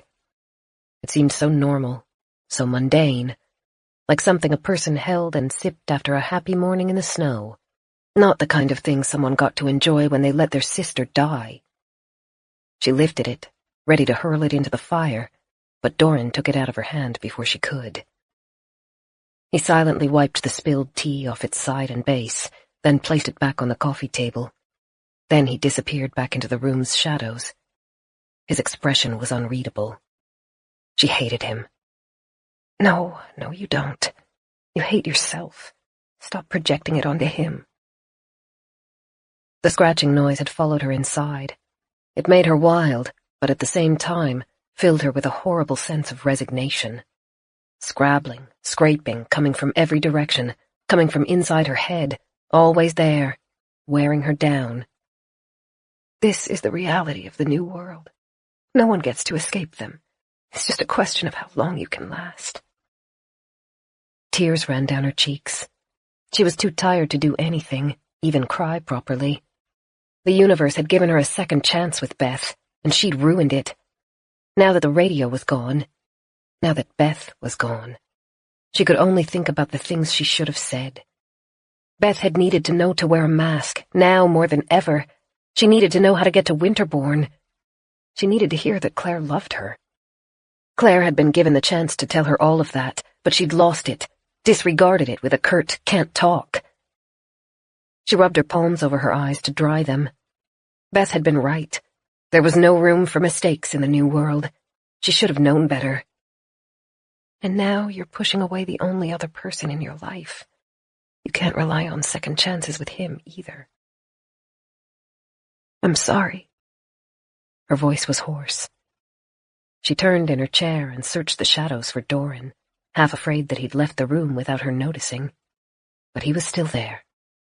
He stepped forward, his expression drawn but not unkind. It's all right. Do you want to try again? He picked up the cup and offered it to her. It will help. She took it, holding it tightly to stop her numb hands from dropping it.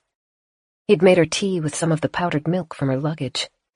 She sipped and cringed as it hurt her raw throat. Then she carefully placed it back on the table. Doran, I'm sorry. I hit you. Shh, it's all right. His mother used to beat him. Claire shook her head vigorously. No, it's not. Moving slowly, he sat beside her in the chair. She reached up and ran her fingers across his cheek. He hadn't cleaned off the blood yet, and it had dried across his face and neck. He still smiled. It doesn't matter. It does. Did I hurt you badly? Are you in pain? Not at all. He tilted his head, one hand running over her hair. Why is this upsetting you so much? Because it should. She shuddered. Because your mother hurt you. Because you don't know how wrong it is. And now I've done the same to you and you're making excuses for me. You shouldn't ever hurt someone you love. Never. And I love you. His eyes were so full of emotion that she couldn't stand to look at them. He dipped down and kissed her. It was brief but tender. When he drew back, his eyes were heavily lidded. Take a moment. Drink. When you're ready, we need to talk.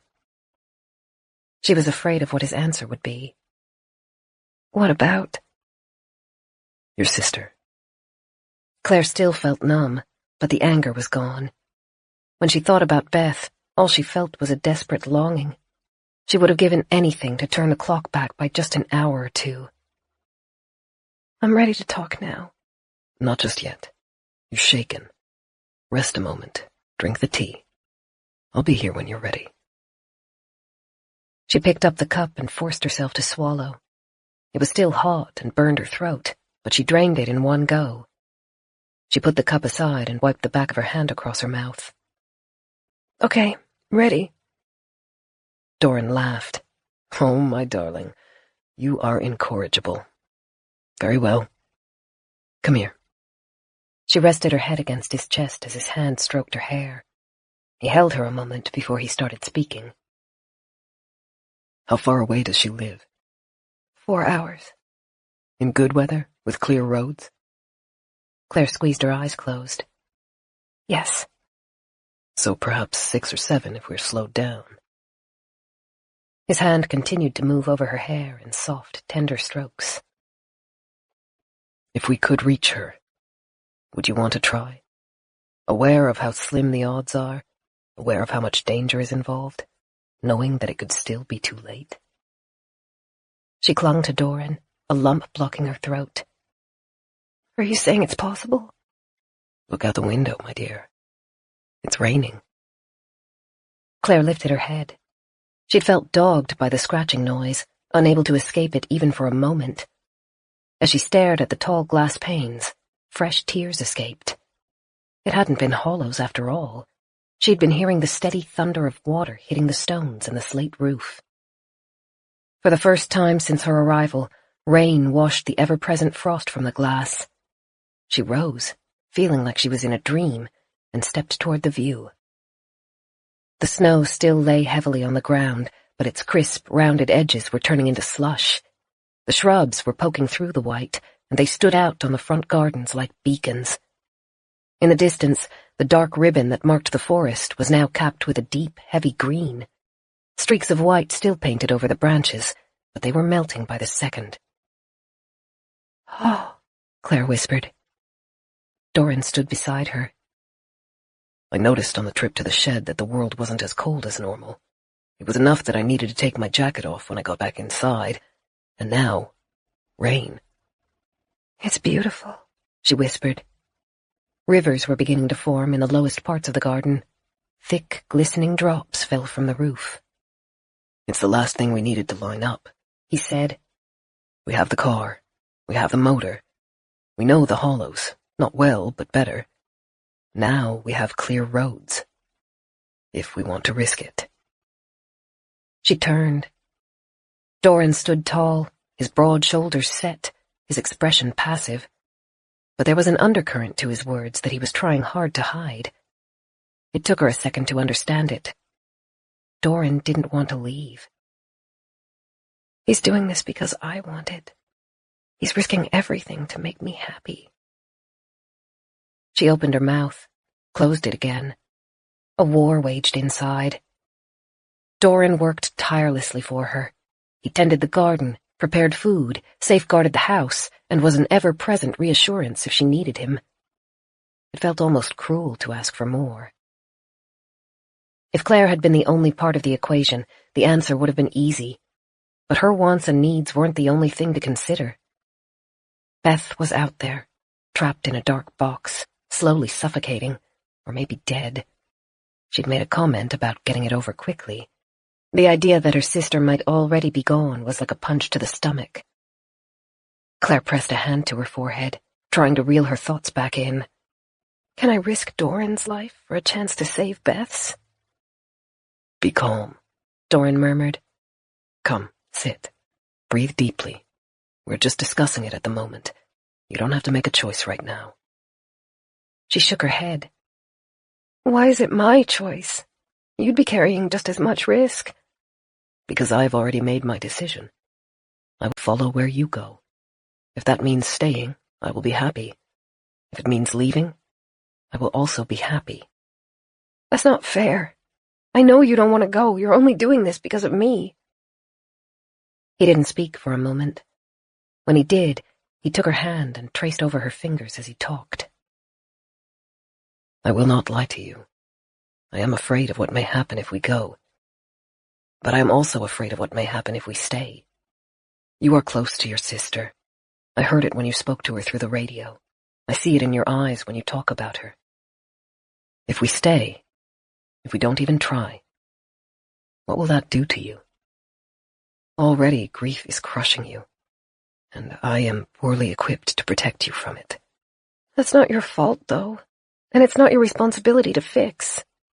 It is when your feelings are entangled around my own. His fingers continued to move over her hand, and he watched her fingers intently. I want to take the best path for you. Until recently, that meant shielding you as much as possible from the hollows. But your sister made contact. The equation is no longer simple. I could preserve your physical health, but what would it do for your emotional health? Would you spend the rest of your life chained by the events of today? Doran, I cannot see clearly, so I must leave the choice to you. Wherever you go, whatever feels right to you, I will follow. She tried to smile, but it was shaky. My choice. You're spoiling me. I'm going to turn into the most selfish person imaginable. I don't think you're capable of being selfish. Don't underestimate me. He grinned and bent forward to rest his forehead against hers. Their noses brushed. His eyes were so close that she could see the individual flecks of color in them. I love you, Doran, she whispered. And I love you, my darling Claire. I want to go to Beth. Then we will. Chapter 17. Doran found a map of the area in one of his relatives' studies. He spread it on the ground in front of their fireplace, its corners weighted down by books. He and Claire knelt over it, each holding a red pen as they worked on it. "That's where Beth's street would be," Claire said, making a mark near the top right-hand side of the map. On the paper there was nothing but olive-green blocks to signify marshy forest. The map was decades old and out of date. It was missing streets and landmarks, but Claire still knew the area well enough to orient herself. The forests had been cut down and the marsh drained nearly 2 decades before to allow for Beth's suburb to be built. "Don't worry, I'll know where to go once we get in there." Do you remember the streets well enough to sketch them? "I can try." As she drew the main road and its dozen offshoots, Claire fought against the doubtful thoughts that wanted to intrude. Trying to reach Beth was a massive undertaking. Her sister might already be dead. She might have opened the bunker's hatch as soon as she switched off the radio, and welcomed in a wave of hollows. And if she hadn't, the room was a ticking countdown. Claire tried to calculate how much air the box might hold a half-dozen times in the previous hour. Half a day? 2 days? More? She was no closer to an answer. Claire was trying to coach herself into patience. The only way they were going to get to Beth alive was if they were cautious. But with the snow washing away and the car waiting for them in the forest, it was nearly impossible to resist the temptation to rush into action. The Hollows hadn't left the shed, though, and they still needed the motor before they could leave. Every half hour, she and Doran walked down to a room at the end of the hall and gazed across the field surrounding the 2 sheds. Patches of their roofs were visible, but so were the grey, spindly creatures, dripping with rain as they stalked around the buildings. "They'll go back into the forest eventually," Doran had said. "There's no food for them in the sheds." But with the radio's static attracting the creatures, Claire had no idea how soon that might be. She finished sketching Beth's suburb the best she could. She was pretty sure there were at least 2 more streets she'd forgotten, but it made a rough outline at least. The development held about 300 houses. She tried not to think about how many hollows that could have produced. "We're here," Doran said, drawing an X in the large block of green signifying Banksy Forest. "And Marnie is here." Claire put the mark down before she could stop herself. Doran watched her. She smiled sadly. "Not that she'll be." Anyway. Unlike Beth, Marnie had no bunker. It would be pointless going to her farmhouse. That didn't stop it from hurting, though. Claire cleared her throat. "All right, so this is the route I normally take when I'm visiting Beth. Most of it is a freeway, so it's a smooth drive. The map is missing a road, but it starts about here and goes up to here." She drew a line along the path they were to take. Marnie's farm was away from the highway, about an hour away, and she tried not to squirm as she effectively cut her aunt out of the journey. "Keep focused. Spend your strength on what's possible, not on the past." "Is any of it at risk of flood?" Doran asked. "I'm not sure how far the snow extends, but if it's melting, low streets are likely to be unpassable." "I've never had trouble with floods before." She capped her pen. "But, I guess the snows have never been this deep before, either." "We will deal with it if it becomes a problem, then." He bent over the map, examining it. "There are a few alternate routes in a worst-case scenario. That is good. I want to be as cautious as possible. We will pack food for several days. I believe you said the car had bottled water, correct?" "That's right." "We will not have time to seal the rest of the concealed passageways before we leave, like I had initially hoped. No matter. The Hollows will have reign over the house while we are gone. We can deal with them when we return." She bit her lip. "What about the garden?" "I have given some thought to it. Before we leave, I will fit as much wood as possible into the furnace. It will be hot, much hotter than the garden needs, but the vent will funnel the excess outside. The garden tends to hold its heat. Hopefully, we will have returned before it cools too much. It has an automatic watering system. I never bothered with it since it wastes fuel, but it will be useful now." "That sounds good." Doran took a breath. "We will not be able to leave tonight." Claire had to bite her tongue to stop herself from arguing with him. The ticking clock was incessant in the back of her head, and the idea of not moving that day seemed nightmarish.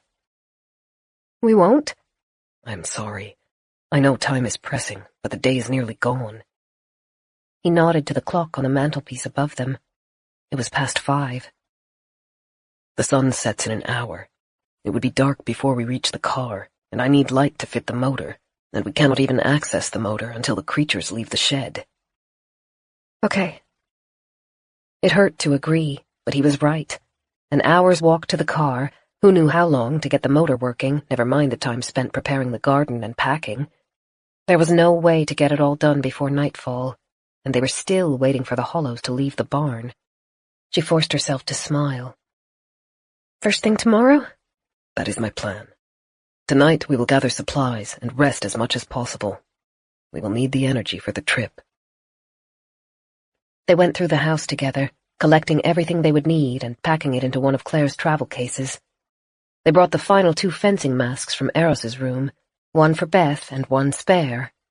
Cans of food that didn't need to be cooked, 2 containers of gasoline, plundered from the generator, spare clothes, an assortment of weapons, kitchen knives, an axe, and the fire poker Claire had become so used to over the previous weeks. Once they had the essentials, they debated over which other items might be useful to bring. They packed a bag with toothbrushes and soap, the first aid kit, filled with antiseptic, bandages and painkillers, rope, matches and candles, batteries, 2 thick quilts. There were a multitude of other items that could have come in handy, the lamp, saws, shovels, and more protective gear. But even though the car could have carried it all, the sled was limited. Every item they brought had to be weighed up compared to its peers. They briefly discussed the possibility of making 2 trips from the house to the car, but agreed that just one was risky enough. Claire was relieved. She didn't like the idea of delaying their morning 2 hours longer than they needed to. They laid the equipment out on the foyer's tables. The melting snow bled through under the door, creating a shallow pool of water that spread across the tiles. Claire's boots were leather and protected against the water, but she still splashed with every step. She felt like she'd fallen back in time to when Beth had let her jump in puddles at the park. The memory made her smile. Then reality pushed its way back in, and the happiness faded. Please hold on, Beth. Wait just one more day. It was growing late by the time they finished the preparations. Even though outside was warming, the house held on to its chill, and Claire was very ready to retreat to the heated bedroom. They stopped by the kitchen first to cook dinner. They would need energy for the trip and didn't know how many chances they might have to eat on the road. Back in their room, Claire savored the bowl of warm rice and thick meat stew. She was acutely aware of how quickly the following morning was approaching. If the plan went wrong, it would be her last night in Winterbourne. She was surprised to find she would actually miss the place. Its ornate decorations and dim lights had never seemed very welcoming, but as she looked around the room, she realized she'd somehow grown to appreciate it, like a snappish aunt who was just barely quirky enough to be remembered fondly. Doran had washed the blood off his face, but the cut still looked red and painful. She put her empty bowl aside as she went to fetch some water from the bathroom. Doran didn't question her as she heated it over the fire, but he watched her curiously. She beckoned for him to come and sit with her. Let me have a look at those cuts. They're not bothering me. Doesn't matter. She beckoned again. Come and let me look after you. He slid out of the chair to sit next to her on the rug, and Claire gently pulled him down so that his head rested on her lap. There. She brushed his hair away from his face, and he closed his eyes. The barbed wire hadn't been kind to him. It had nicked his ear and left 2 more marks across his forehead. She dipped the cloth into the hot water and dabbed the highest scab. His eyebrows twitched, but the rest of his expression stayed serene. Okay? Claire asked. Good. He's starting to trust me more. She dabbed gently, cleaning the cuts, thrilled to see how he gradually relaxed. Dark lashes grazed his high cheekbones as she ran her fingers through his hair. You're beautiful, Claire whispered. She'd thought it secretly a dozen times over the past week, but never said it out loud. Doran's eyes opened. Then he burst into cackling laughter. What? Claire felt heat rise over her cheeks, but at the same time, his laughter was so infectious that she couldn't stop herself from joining in. What? Don't laugh, I'm serious. You are not. His expression was full of mirth, but as it subsided, adoration took its place. He stared up at her, unguarded, happy, loving. But thank you. Beautiful, Doran. She kept that one in her mind, but returned his smile as she traced her fingertips across the edge of his jaw. Not long ago, every smile and every laugh had been guarded. Very slowly, he was shedding that cautiousness, and it made her so happy it almost hurt. Her hand drifted to the collar of his shirt. A hint of blue peeked out from under it. Claire's smile faded. She undid the top button to see the bruise across his collarbone, and her stomach dropped as a rush of fresh guilt hit her. Oh, Claire. I'm so sorry. He took her hand, still smiling. No, that wasn't from you.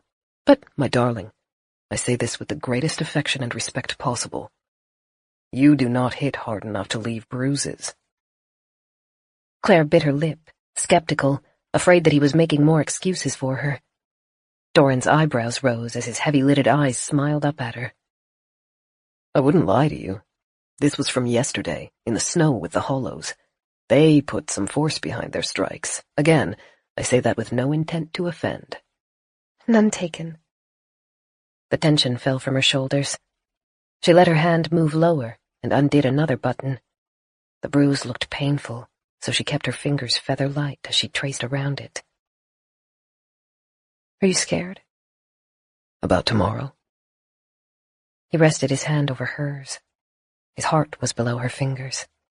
The pulse felt strong, steady, and horribly fragile all at once. Of course I am. I do not think I would be human if I wasn't. A pause. Then, Are you? yes. The word, as simple as it was, cracked when she tried to say it. Moisture blurred her eyes. Doran tightened his fingers over hers. Do you still want to go? This time she answered with more conviction. Yes. Then there's nothing to help by worrying. Come, lie down at my side. I will keep you warm and safe tonight, and for as many more nights as I can. He lifted himself off her lap so that she could settle down next to him. She lay on her side, one arm wrapped around Doran, and he kissed her forehead before tucking it into the space below his chin. She closed her eyes and listened to the patter of rain underneath the fire's crackle. Chapter 18. 4 hours to reach Beth's if the roads are good. More if they're bad. Claire's dreams revolved around the map she and Doran had created. Her mind traced the route again and again. 4 hours. We can survive 4 hours. She saw her hand running over the paper, following their path. A red X marked Beth's house. Her fingers touched it and came away wet. Not ink, but blood, dripping from the bunker, saturating their map. Claire gasped as she woke. The room was dark.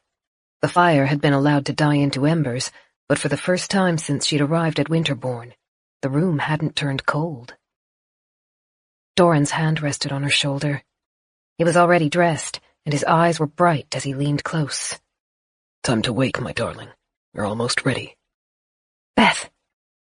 She sat up, her pulse leaping, and looked at the window. The black was deep, but in the distance, she thought she saw the first hint of dawn. Doran shook a jacket out for her and helped her into it. He kept his voice quiet, almost as though reverent of the early morning's thrall. Breakfast is ready downstairs. I've set up the garden. Now all we need is the motor, and I did not see any sign of the creatures around the shed. You did all of that alone? Yes, you needed sleep. She frowned at him but bit her tongue. It wasn't a morning for arguing. If they were going to get to Beth's, they needed to be united. They hurried down the stairs together, letting the gloom caress them as they worked their way toward the kitchens. For once, the dark didn't bother Claire. She couldn't hear the scratching noises. In fact, the whole house felt strangely calm, as though it were sleeping, waiting patiently for sunrise. Doran had laid out plates of porridge and dried fruit on the table, along with steaming cups of tea. The kitchens were cold, and Claire was grateful for the jacket and the drink. They ate in silence. 4 hours to get to Beth's if the roads are good. Her internal clock counted down. It was ceaseless as it pressed Claire to run, but it refused to show how long she had left. Hours? A day? Or has the deadline already passed? She drained her cup, and Doran took the plates to wash up. Claire fought her impatience and picked up a dish towel to dry at his side. It only took them 2 minutes. Doran emptied the sink and stood there, palms resting on the edge of the metal basin. Thin-lipped, he stared at the suds disappearing down the drain. Doran? He pushed away from the sink. Let's go. They were becoming so used to the ritual of donning winter clothes that they completed the task before the sun breached the skyline. Doran stood at the house's open front doors, staring at the gradually lightening cobalt grazing the tops of the trees. Claire balled her gloved hands into fists as she stared at the sunrise, urging it on. 4 hours to get to Beth's. As the field gradually lightened, Claire was able to see the gardens clearly for the first time. The snow was gone. A stone courtyard spread ahead of them before 4 shallow stairs led down to the dirt road that twisted toward the forest. The grass was dead, but the shrubs lining the first part of the driveway were green. Everywhere were the remnants of their winter. Water collected in huge puddles in every available dip, sparkling in the brown grass and trickling between the cobblestones. Okay, Doran said. They pulled their masks into place, and each took one handle of the sled. Their equipment was stacked on the structure and tied down with rope. Claire couldn't stop herself from glancing at their supplies as they dragged it down the stairs. The fear that they might have forgotten something important, something they would need, weighed on her. But it was too late. The time for preparing was over. They would have to survive with what they had. The sled's runners scraped over the courtyard stones. Instead of going toward the forest, they turned left, circling around the building. It was surreal to be able to walk outside Winterbourne without wading through snow. The sheds appeared through the mist. Doran gave a brief nod, and they dropped the rope as they approached the largest building. Even from outside, Claire could hear the radio's static. It still blared through the building. Doran slowed as they neared the door, one hand held out to keep Claire behind him and the other holding the axe. The door had been left ajar. "Watch the field," he whispered. Claire stepped back to check the grounds surrounding them. She turned in a slow circle, scanning the forest's edge, the stretch of dead grass, and the manor's closest walls. She hunted for movement. She didn't see any. Wouldn't it be wonderful if the hollows melted with the snow? The idea made her smile. She'd become so used to associating the deformed creatures with the cold that this new, wet, dripping world somehow didn't seem as threatening. Doran stood in the shed's open door for a moment, staring inside. Then he pushed on the door. It had been forced off its runners by the hollows and screeched as it tried to move. They both flinched. Claire held her breath, listening for the chatter, listening for the sound of scratching claws. None came. Doran pushed again, this time keeping the pressure up until the gap was an arm's length wide. Then he beckoned to Claire. The only light in the place came from the grimy windows. As she stepped inside, Claire's stomach revolted. It reeked of hollows and mildew. The floor, swollen from melted snow, creaked with every movement. The lamps she and Doran had carried the previous day were left discarded on the side table, burned dry. Toward the back wall, the little black radio lay on the ground, its plastic fractured. It no longer played white noise. Claire tried to turn it on, and felt her heart drop as it remained unresponsive. "Take the batteries out," Doran whispered. "We will bring it with us." Claire struggled with the back latch while Doran moved toward the motor. 4 batteries fell into her hand, and she tucked them into her pocket. The shed seemed too quiet. She could hear every drip, every squeak of wet wood, every rustle of Doran's jacket. He bent beside the motor, checking it and making sure all of the components were there. Then he nodded to Claire. She took one end of the sheet and helped lift. The motor was heavier than she'd expected, and they staggered under the weight. Claire righted herself and led the way back to the door, straining to keep the pile of equipment steady. They shuffled through the shed, past the cracked skull that lay beneath the loft, and after briefly scanning the fields around them, moved outside. "On top of the sled," Doran said. They had packed the rest of their equipment flat, and Claire exhaled as the motor thudded into place. She was shaking and sweaty, and she unzipped her top jacket. The day wasn't exactly warm, but their cautious dressing had left her wearing too many layers for comfort. She took off her outer jacket and tied it around her waist. Doran bundled the cloth over the motor to keep everything together, then tied it down with the rope. His movements were sharp and full of energy. He feels it too. Progress. A way forward. A way out. They took the ropes and pulled. Their feet sunk into the muddy, oversaturated ground, and the sled refused to move as smoothly as it had on the snow. Its runners cut up strips of grass and caught in every stick and rock. They were both panting as they cut across the field toward where the driveway disappeared into the trees. To their left, Claire glimpsed the red cloth dome they had brought on their previous trip to the forest. The fabric had been shredded, the wire dented. The hollows that had been frozen around it were gone. There was no room on their sled to take the dome, so they passed it without stopping. The pines' shadows stretched across the field like jagged knives. Claire shivered as she approached the forest. In a strange way, it felt more alive than ever before. The branches rocked in the chilled wind, groaning, and Claire couldn't shake the feeling that they were being watched. They got the sled back onto the dirt track. It moved a little more easily through the mud, but Claire still wasn't looking forward to the hike between the trees. She turned to give Winterbourne one final look. For a second, she thought she saw something in one of the upstairs windows. A curtain moved, gliding back into place, hiding the thin, pinched face. Claire swallowed. For a while, at least, it'll be nothing but a home for the Hollows. She pictured them scuttling through the hallways, intruding on the parts of the house Claire and Doran called their own, crouching on the kitchen bench, long fingers probing at the whorls in the wood that Claire herself had traced that morning. Sitting in their chairs, climbing the same stairs she and Doran had been so familiar with. The garden's door was bolted at least, but Claire knew they could find a way in if they really wanted to. She tried not to think about it. Instead, she faced the forest. Doran didn't look back. That seemed strange to Claire. She'd only been at Winterbourne for a fortnight, but already felt reluctant to leave it. Doran had spent his whole life there. She doubted that he could leave it, possibly for the last time if their journey went badly, without any feelings of regret. "Are you all right?" she asked. He nodded but didn't turn his head, not even to look at her. She was struck by the sense that maybe he didn't look back because if he did, his steps would falter. Leaving their security was already hard enough for him. He couldn't afford to let sentimentality creep through the growing cracks in his emotional armor. Claire moved so she walked a little closer to him. She wished there were more she could do.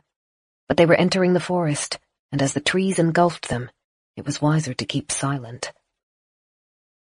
In the distance, something chattered. The crackling, bestial noise floated on the cold air. With the mask dimming the world, Claire's other senses tried to compensate. She traced the noise to somewhere on their left. Not close, but close enough. A grating wail echoed from their right. Like a damaged foghorn, it broke and faded on its last notes. They increased their pace. Claire's muscles were already aching. The sled jostled on uneven ground, its contents threatening to shake free. Clumps of wet snow, sheltered by the trees, hung around roots and between piles of pine needles. Their boots plunged into deeper mud as the path turned downhill. It stuck around Claire's feet, trying to hold her in place and making wet noises every time she pulled free. Hundreds of tiny streams washed between ancient roots, carrying the slush away. A dead branch the width of Claire's arm plunged from the canopy, smacking into the ground ahead of them. They barely slowed their pace. Doran kicked the branch out of the sled's path. As they passed it, Claire couldn't stop herself from looking up.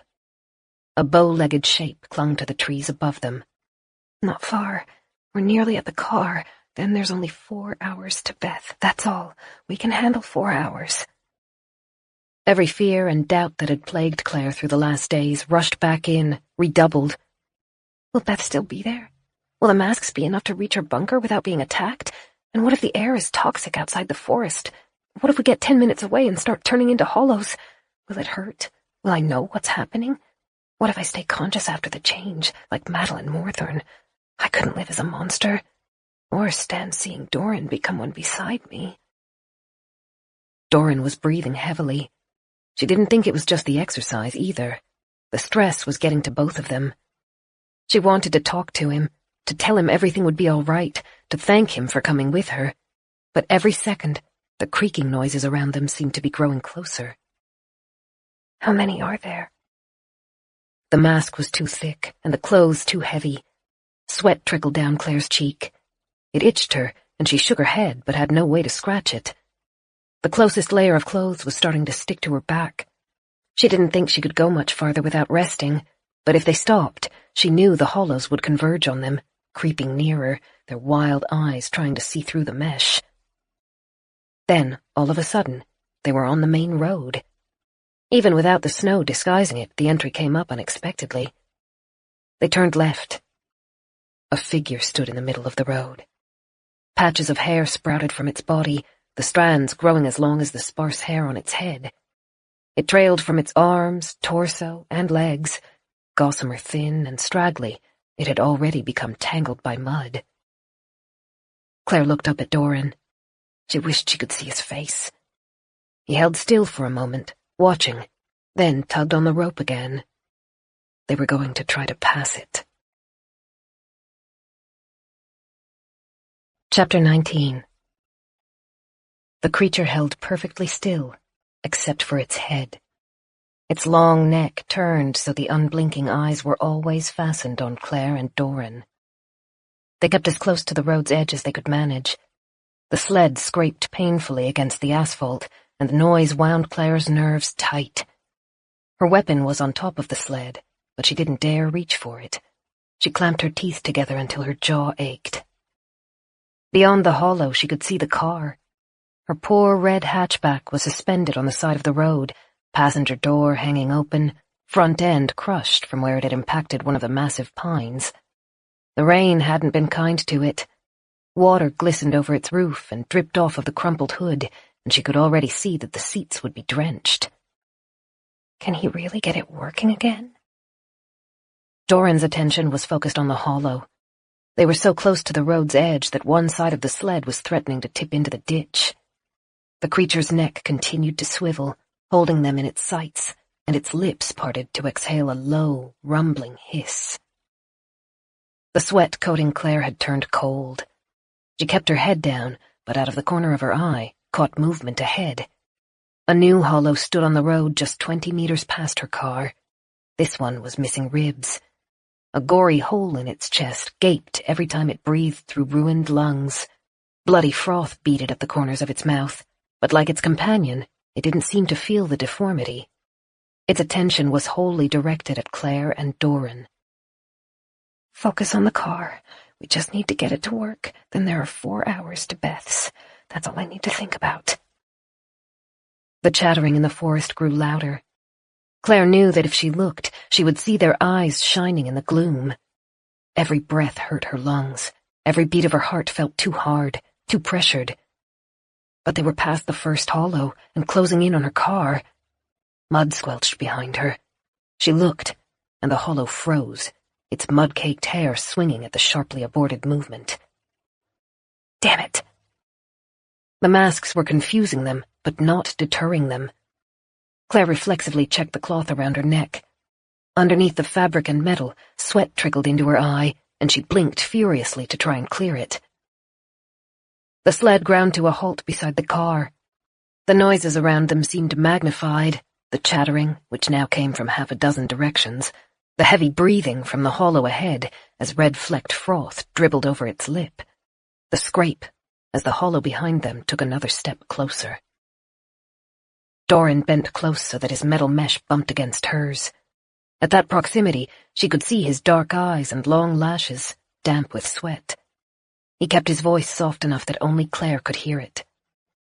Move the supplies into the car, then get into the driver's seat and lock the door. When I wave, try the key in the ignition. I can help with the motor. No, I need you to start the engine. Do not argue. The hollow at their backs took another step nearer. Gray flesh emerged from the trees to their left, an arm with 3 joints, feeling along the ground.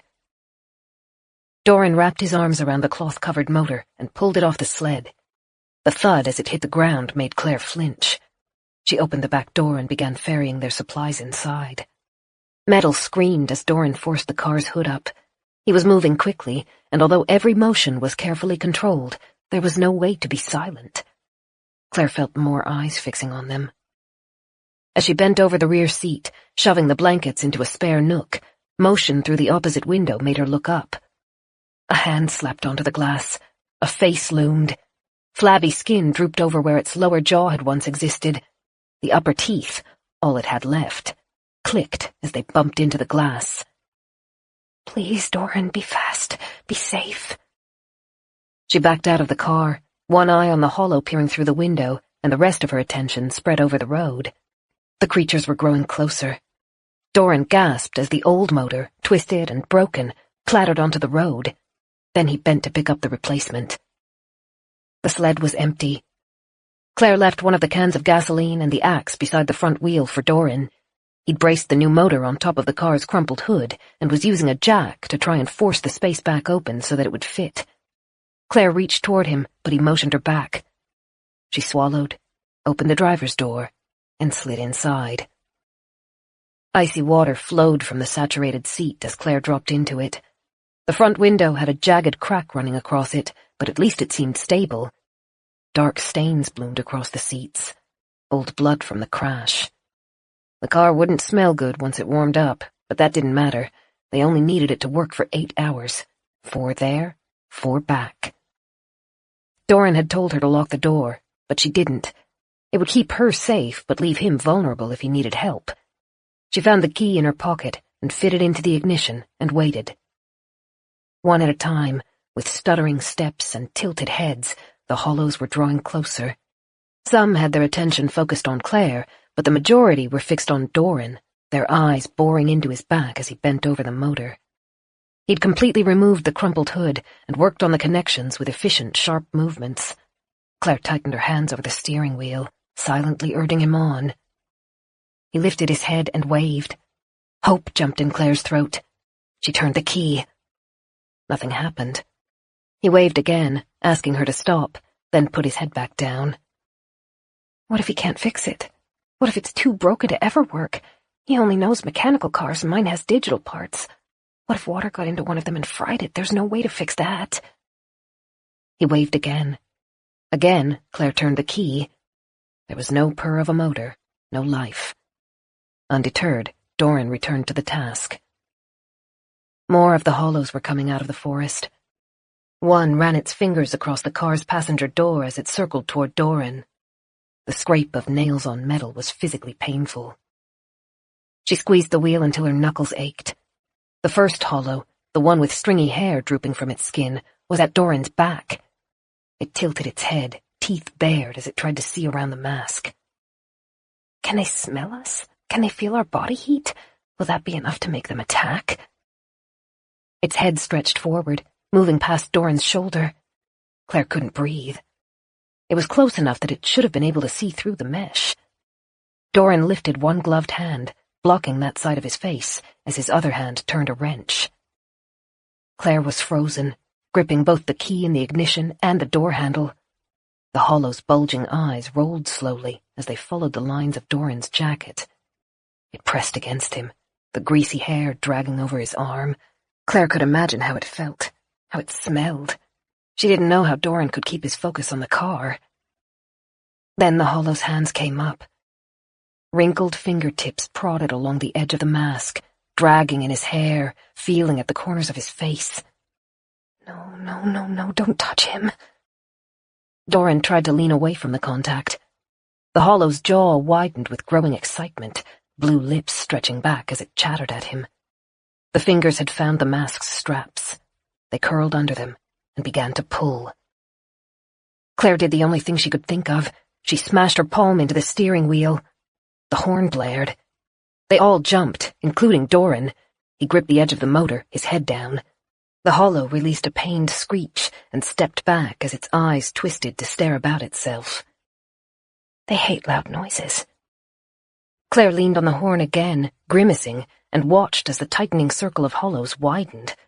The ones that had pressed against the car's windows retreated to the shadows at the forest's edge. The one with blood frothing at its mouth took a stumbling step back. Doran brought both hands back to the engine. Claire kept on the horn, trying to hold the creatures back for him. Some disappeared entirely between the trees. Others began circling, holding their distance, their distorted faces pinched with frustration. The nearest ones began creeping forward again. Claire's heart dropped. Their hunger was winning over their repulsion. Doran's head appeared above the engine, and he waved. She twisted the key. The engine turned over, sputtered, died again. Claire tried the key again, holding it, desperate. It wouldn't catch. No, come on. Doran grabbed a fresh tool off the sheet beside the car. The closest hollow was nearly at his side again. Claire hit the horn. The creature barely flinched. Metal thudded above her, and she looked up. Feet slapped over the roof, tracing a path above her head, creeping closer to the engine. She felt sick. Doran had twisted his body to hide his face from the monster looming over him, but it was no longer staring at his mask. Its eyes had fixed on his wrist, twitching as they followed every movement. Claire's heart turned cold. They had rushed through their routine that morning, and he hadn't tied his jacket sleeves in place. One had ridden up, and a sliver of flesh was visible above the glove. "Doran!" she screamed. The hollow lunged. Teeth fastened over the exposed skin. Doran cried out and pulled back, one hand pressed against the hollow's face, trying to force it off, trying to pry its teeth free. It clung on. Claire wrenched her door open, and the metal hit a hollow that was trying to lunge past. Before she could step out, Doran yelled, his voice full of pain and urgency. "The motor!" "Help him!" one half of her mind screamed. "Trust him," said the other. She had one leg out of the car as she reached back inside and turned the key. The engine roared to life. The headlights burst on, bathing Doran and the hollow in a harsh glow. The creature released its grip on him, screaming, and staggered back. Blood glistened over its jaws. More were coming, attracted by the commotion and the smell of blood. Doran snatched up the axe and swung. It impacted a hollow's skull, sticking there as the creature screamed at him. Another latched onto his back, pulling him off balance. Door still open, Claire put the car into reverse and hit the accelerator. The car was trapped on the side of the road, facing the tree it had hit, balanced precariously. The wheels skidded in the mud, seeking but unable to find traction, and Claire felt a stab of panic.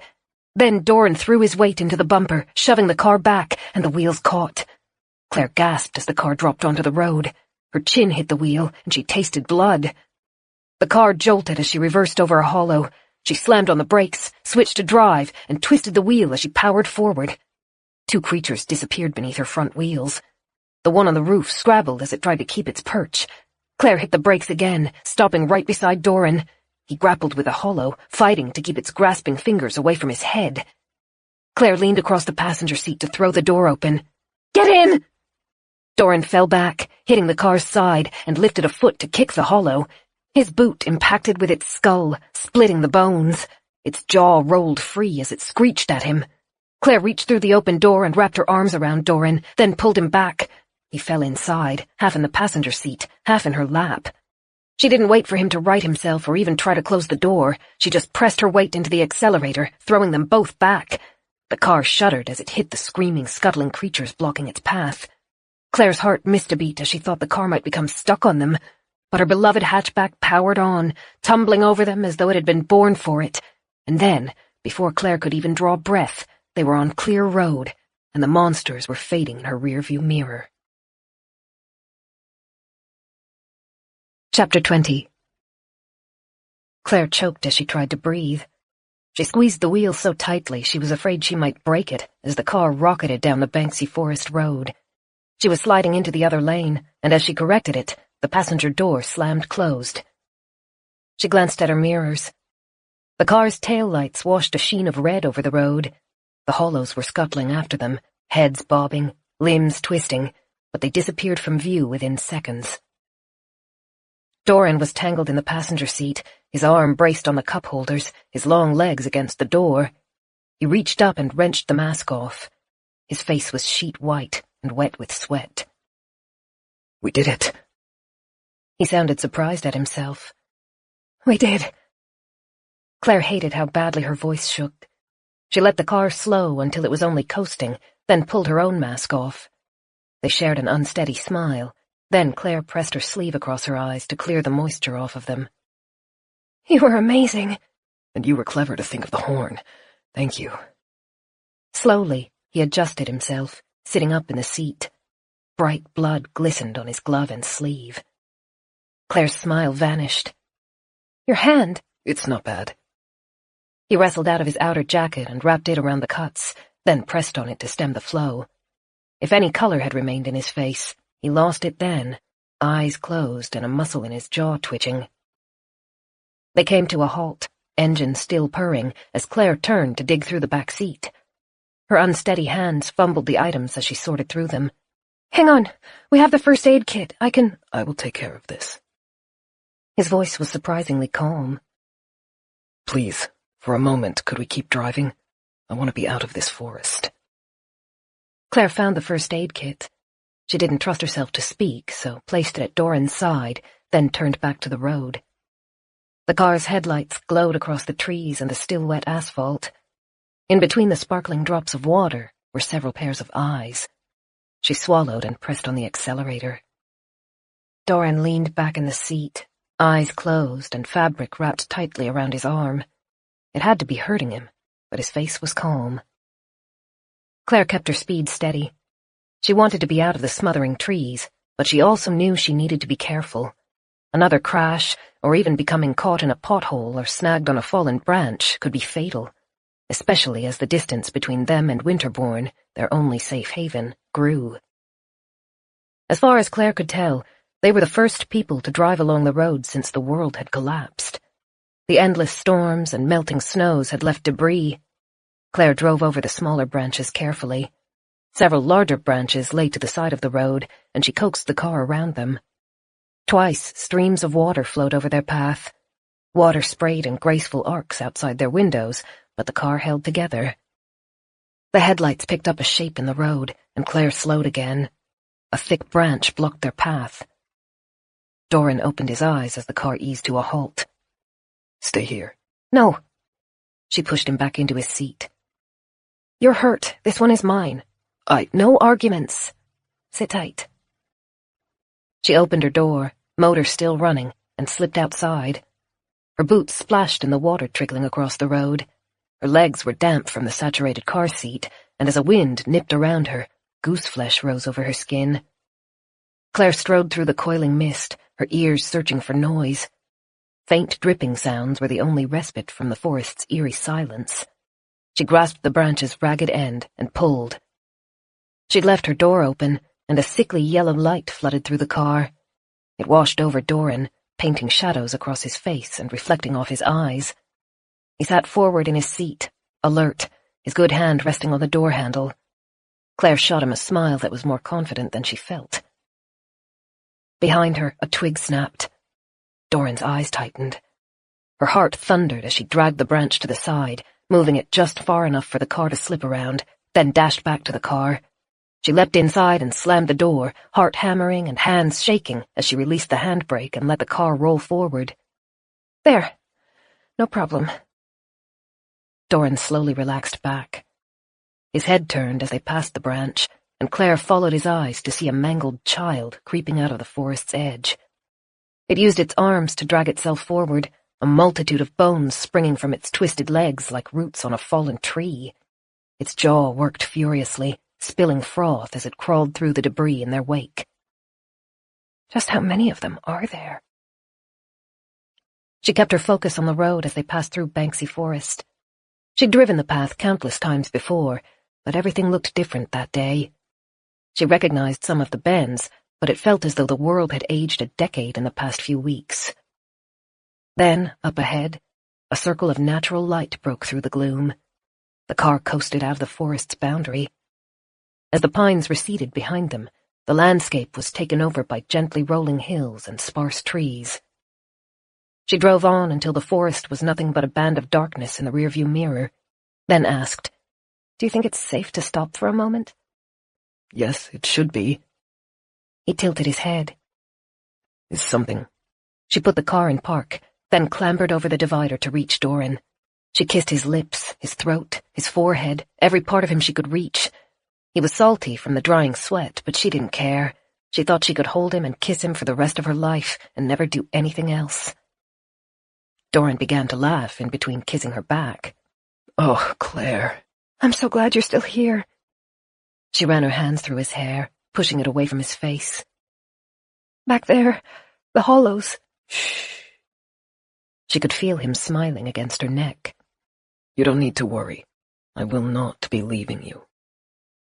She kissed him a final time, lingering over his lips, not wanting to pull away.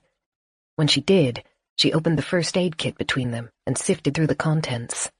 Let me have a look at your hand. It will be fine. Time is pressing. You should keep driving.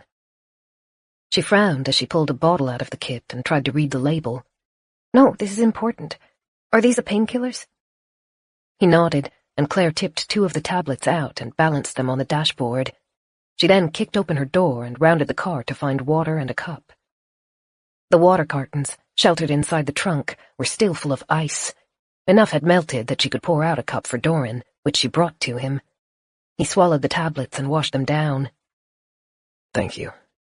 That will be fine for now. Claire climbed back into her seat and shuffled around to face him. Not yet. Let me see it. His good hand rested protectively over the swaddled wrist, and Claire had to lift her eyebrows before he removed it. She picked at the edges of the jacket, and Doran flinched as she peeled the fabric away from his wrist. Moving carefully, she tugged the bloodied sleeve up his arm to get it clear of the wound. The bite seemed to have landed half on skin, half on the glove. She could see punctures from molars, already filling with blood again. Is it okay if I take the glove off? He did it himself, moving faster than Claire would have, and clenched his jaw as the leather dragged over damaged skin. Claire brushed stray hair out of her face and bent lower to check the damage. 4 teeth had punctured the skin, and they had sunk in deeply. Red bruising showed where the rest of the jaw had failed to cut through the glove. Okay. She blinked furiously, trying to keep her emotions in check as she struggled to grasp what needed to be done. They need to be cleaned, right? And stitches. Not for these. He draped the jacket over them. Stitches are good for pulling skin together when the inside of the cuts are clean. These are not, and stitches will only trap dirt inside. Better to let them scab over and heal that way. Right, okay. So... Doran's healthy hand landed over hers as she riveled through the kit. His eyes were tight, but he smiled at her. I know this is worrying you, but I am fully able to treat it. What about a compromise? You drive, and I'll patch myself up during the trip. Will you be able to? She bit her lip. I mean, if the car is jostling you... That will be fine. Besides, we have limited daylight hours. I would feel happier with the road passing beneath us. Okay. She gave him a final reluctant glance, then shuffled back to face the road and started the car. The engine ticked over without catching, and a stab of terror hit Claire. She turned the key a second time, and it rumbled to life. Gravel crunched under the wheels as they rolled forward. She exhaled, and Doran echoed the sound beside her. I did my best to repair the car, he said. I hope it will last the trip, but the job was, well, temporary, to put it lightly. As long as it gets us to Beth's. She has her own car, we can drive it home. The road outside the forest was straight and clear of debris, and Claire pushed the hatchback to go faster. The driver's door had been damaged by hollows during the initial crash, and air whistled through a gap between the window and the roof. The faster Claire drove, the higher the whistle became. A rattling noise joined it. Claire eased off the accelerator. As he'd promised, Doran cleaned his cuts. He worked with his usual efficiency, dabbing swabs and antiseptic across the marks. Fresh sweat beaded over his forehead, and he took sharp, jagged inhales, but was otherwise silent. Claire couldn't stop glancing at him. The jacket he'd used to wrap his wrist was drenched with blood, and the cuts seemed deep. She didn't know enough about first aid to guess how serious they were, and it was hard to trust Doran's self-diagnosis when he incessantly downplayed any injury he got, but she didn't think he would be so calm if the same bite had landed on her. The empty fields were a relief after the forest. Long grass, brown and ragged after its imprisonment in ice, shivered in the wind. There were trees, thin, straggly ones with kinked trunks and sparse branches, but they were infrequent. The area was sometimes used for cattle grazing, though Claire couldn't see any trace of cows that day. In the far distance, so small that it barely registered as a smear of grey halfway up a hill, was a farmstead. Claire wondered whether its occupants might have found their way into the forest. She could have very well looked the landowner in the face and not known it. The road carried on through the countryside for a while. The turn-off to Marnie's property was half an hour ahead, and Claire's stomach tightened at the thought. They would be passing the exit, though, and driving on until the rural road merged onto the freeway that took her to Beth's. Less than 4 hours now. You made it this far.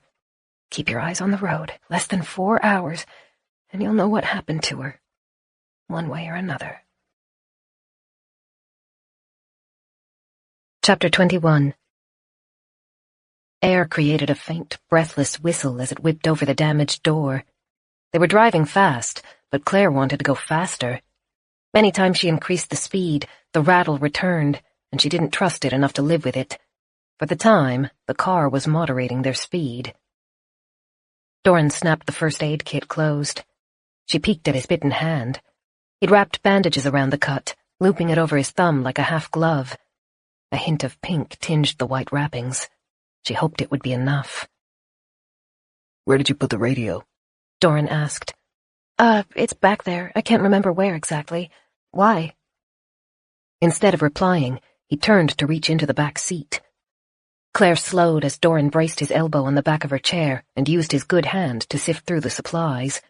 It only took a few seconds for him to return, the black radio and a small leather pouch clutched to his chest. "Be careful with your wrist," she said. He smiled as he opened the pouch and took out a small screwdriver. A moment later, the radio's back popped off. He placed the machine on the dashboard and bent over it, screwdriver tip probing as he looked through the nest of cables. "Do you think you can fix it?" "Perhaps. I can try." Claire swallowed. If they could get in contact with Beth, they might be able to breathe a little more easily for the rest of the drive. They would at least know whether she was safe or not, how long she thought the air would last, whether they needed to hurry or whether they could afford to be cautious. Whether she's still alive.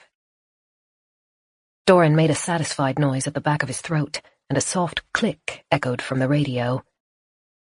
"Do you have the batteries?" "Yeah." She reached into her pocket and fished them out. Doran fed them into their slot, then pressed a button to turn the radio on. Deafening white noise blasted through the car, and Claire flinched, squeezing her eyes closed as though that might save her eardrums. The noise faded to a low crackle as Doran turned the volume down. "It was just a bad connection."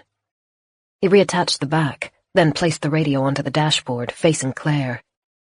"Would you like to try calling her?" One eye on the road, Claire checked the settings to ensure it was on Beth's frequency. Then she activated the microphone. "Beth, it's me, Claire. Can you hear me?" Static answered. Claire flexed her grip on the wheel as the seconds stretched out. "We're coming to get you, Beth. Less than 4 hours. Please, if you're there, answer me." The white noise was like nails on a chalkboard to Claire's nerves. The longer she listened, the worse the anxious ache in her chest grew. It was climbing into her throat, choking her. "I can't hear you, but if you're there, wait for us. We're not far off now, and wear a mask if you can find one or make one. The hollows can't recognize you if they can't see skin. Okay?" Hissing, popping, interspersed with nothing. Claire's eyes burned. She pressed the button to end her side of the communication, but couldn't bring herself to turn the radio off entirely. Doran nudged the volume down until it was barely audible. They sat in silence for a moment. Then he said, "Your sister kept her radio off except when she tried to speak with you. She may still be there." "Yes." She smiled so fiercely that her cheeks ached, but felt dangerously close to hyperventilating. "You're right. Maybe she just can't hear me." The car's engine rattled again as Claire pushed it too hard, and she forced herself to slow down. She was glad Doran didn't try to talk. He let her drive in peace as they listened to the faint white noise. Sickly clouds shifted across a steel-gray sky. A dark smear hovered at the horizon, and as they drew closer, it began to resolve into roofs and trees. Claire knew the town. She drove through it every time she visited Beth. The closest shop, the one everyone passed on the outskirt of the community, had a bright yellow billboard painted on the wall facing the road, advertising fish and chips. The eatery was at least 2 decades old, and the sign hadn't been changed in all of that time. A smattering of graffiti tags marked the paint, and the color had worn down in the sun. Claire had always promised herself that one day she would stop there and see what fish and chips tasted like from a shop that seemingly lived in a different generation. She'd never gotten around to it. The town appeared to be empty. Claire slowed as she neared its outskirts and leaned over the wheel to watch the wide sidewalks and empty windows. Houses were mixed among stores in a haphazard arrangement. Land in that area was cheap, so the buildings all had an excess of space around them, usually filled with weeds or plain dirt. She'd always thought the town was cute, but now it left her feeling cold and queasy. Power had gone out a long time before, and every window was black. Several doors hung open. A cafe still had its daily specials sign propped outside, half spilling into the road, but the chalk had run from the snow, and she could barely make out the promise of eggplant lasagna. Claire could only imagine that the lasagna was still inside, sitting on a kitchen bench, slowly rotting as it waited for customers that were never going to come. It felt strange to see life suspended in that way. People had woken up on that last morning with nothing in their minds except getting through another day. The cafe's cook would have come in early to prepare the lasagna. He might have doted over it, cooking something he knew would make the regular customers happy. Or maybe he rushed through the prep, cutting the eggplant slices too thick and not caring that the sauce was too watery. It was the last thing he would ever cook. Claire wondered whether he would have prepared it differently if he had known. Something moved down a side street. Claire kept the car at a steady, cautious speed, but watched the shape. A skeletal figure, hunched over a drain at the end of the road, twisted to stare at them with bulbous eyes. There are hollows here, too. It made sense. If there had been humans, there would be hollows. As they moved deeper through the town, deformed creatures appeared in open doorways, attracted by the motor's rumble and curious about a potential meal. Several tried to follow them, clambering awkwardly on 2 long limbs or scuttling on all 4s. Claire watched them in her rearview mirror and increased her speed to outpace them. They approached a gas station at the edge of town. Claire licked her lips. Did you put all of the fuel into the tank? Yes, all of it. The indicator on her dashboard was half full. That would get them to Beth's. It probably wouldn't be enough to take them home. She wondered if there was any way to get gas out of the station without power to pump it up from the wells. It was a moot question either way. A pack of hollows were still following them, and shimmering eyes glittered from the shadows around the pumps. There was no room to stop. Another 40 minutes would bring them to the freeway. From there, it was a smooth, straight drive of about 2 hours to reach her sister's. The freeway was raised, which meant flooding shouldn't have affected it. As long as the roads weren't blocked, Claire thought they would be okay. She increased her speed as they left town. The shapes continued to scramble after them, and Claire watched them until they became too small to see. How long will they try to follow us? Until they can't hear us or see us? Longer? Is it possible the ones from the forest are still coming down that road, intent on a feast they believe they can still catch? She shook her head to clear it. The idea of having their nightmares catch up to them if they ever stopped for too long wasn't appealing. Again, she filed it into the bucket of problems that had no solutions. Melancholy wouldn't help them. She tried to look for the positives instead. The car was working. Doran was with her. The freeway was looming on the horizon. She had a lot to be grateful for. Doran had been quiet, but his eyes burned with curiosity as they flicked across the landscape. She remembered with a shock that he had very rarely seen anything outside the family's estates. Is this your first time in this part of the country? Yes. The corners of his mouth lifted. It is a little ironic. I finally have the freedom to explore the world, but it has all gone to hell. Claire's throat tightened. He was right. He'd been waiting for this moment for most of his life. Now that he was here, it was hollow. Everything he had been looking forward to, everything he had read about and dreamed about, was gone. He saw her expression and laughed. No, don't worry, my darling. I'm enjoying myself plenty. How can you say that? You're hurt and tired, and I know how stressful this must have been. And we are free from the house and doing something I can be proud of. And he brushed the back of his finger over her cheek. I'm sitting beside the best woman I have known. I have nothing to complain about. Pink heat spread across Claire's face, and she looked aside in a poor effort to hide it from Doran. You might not ever get to see the cities, or go to the movies, or ride in a plane, but that doesn't mean everything is gone. Did you want to listen to some music? I have some CDs, and there's a decent chance the car's player still works. She reached over Doran to open the glove box. Inside was a clutter of relics from her old life, her car's registration and insurance details, a pocket pack of tissues, pens, a letter she'd never gotten the chance to mail, a pack of chewing gum, and a small bundle of CDs held together with rubber bands. Claire hadn't listened to CDs in years, but they had been a staple in her car as a teenager, and it had felt wrong to throw them out. Now she was grateful she'd kept them. They would help drown out the static and give Doran a taste of the world he had missed. What kind of music do you like? She pulled the CDs free of the bundle one at a time and held them up in front of her so that she could read the names and still keep her eyes on the road. I'll trust your taste. Don't say that or you'll get one of the boy bands. Here, let's try this. She'd found a mix of rock hits and slid it into the CD player. The compartment hissed and whirred, then the first track started playing. Claire silently cheered for her car. It might have been brought back from the dead by dubious means, but its CD player had survived. Doran rested his arm against the door and listened in silence. Claire kept sneaking glances at him, trying to read his expression. As the first song ended and the second one began, he smiled. I like your music. It has a lot of energy. Just like you. Chapter 22. The rural road split as it neared the freeway. One passed underneath the pillars and turned south, which would eventually lead to the coast. Claire took the path that funneled them north and entered the ramp leading up to the freeway. Oh. She slowed as they turned the corner. A car blocked half of the ramp, facing the concrete blockade, its front and side crumpled. The driver's door hung open.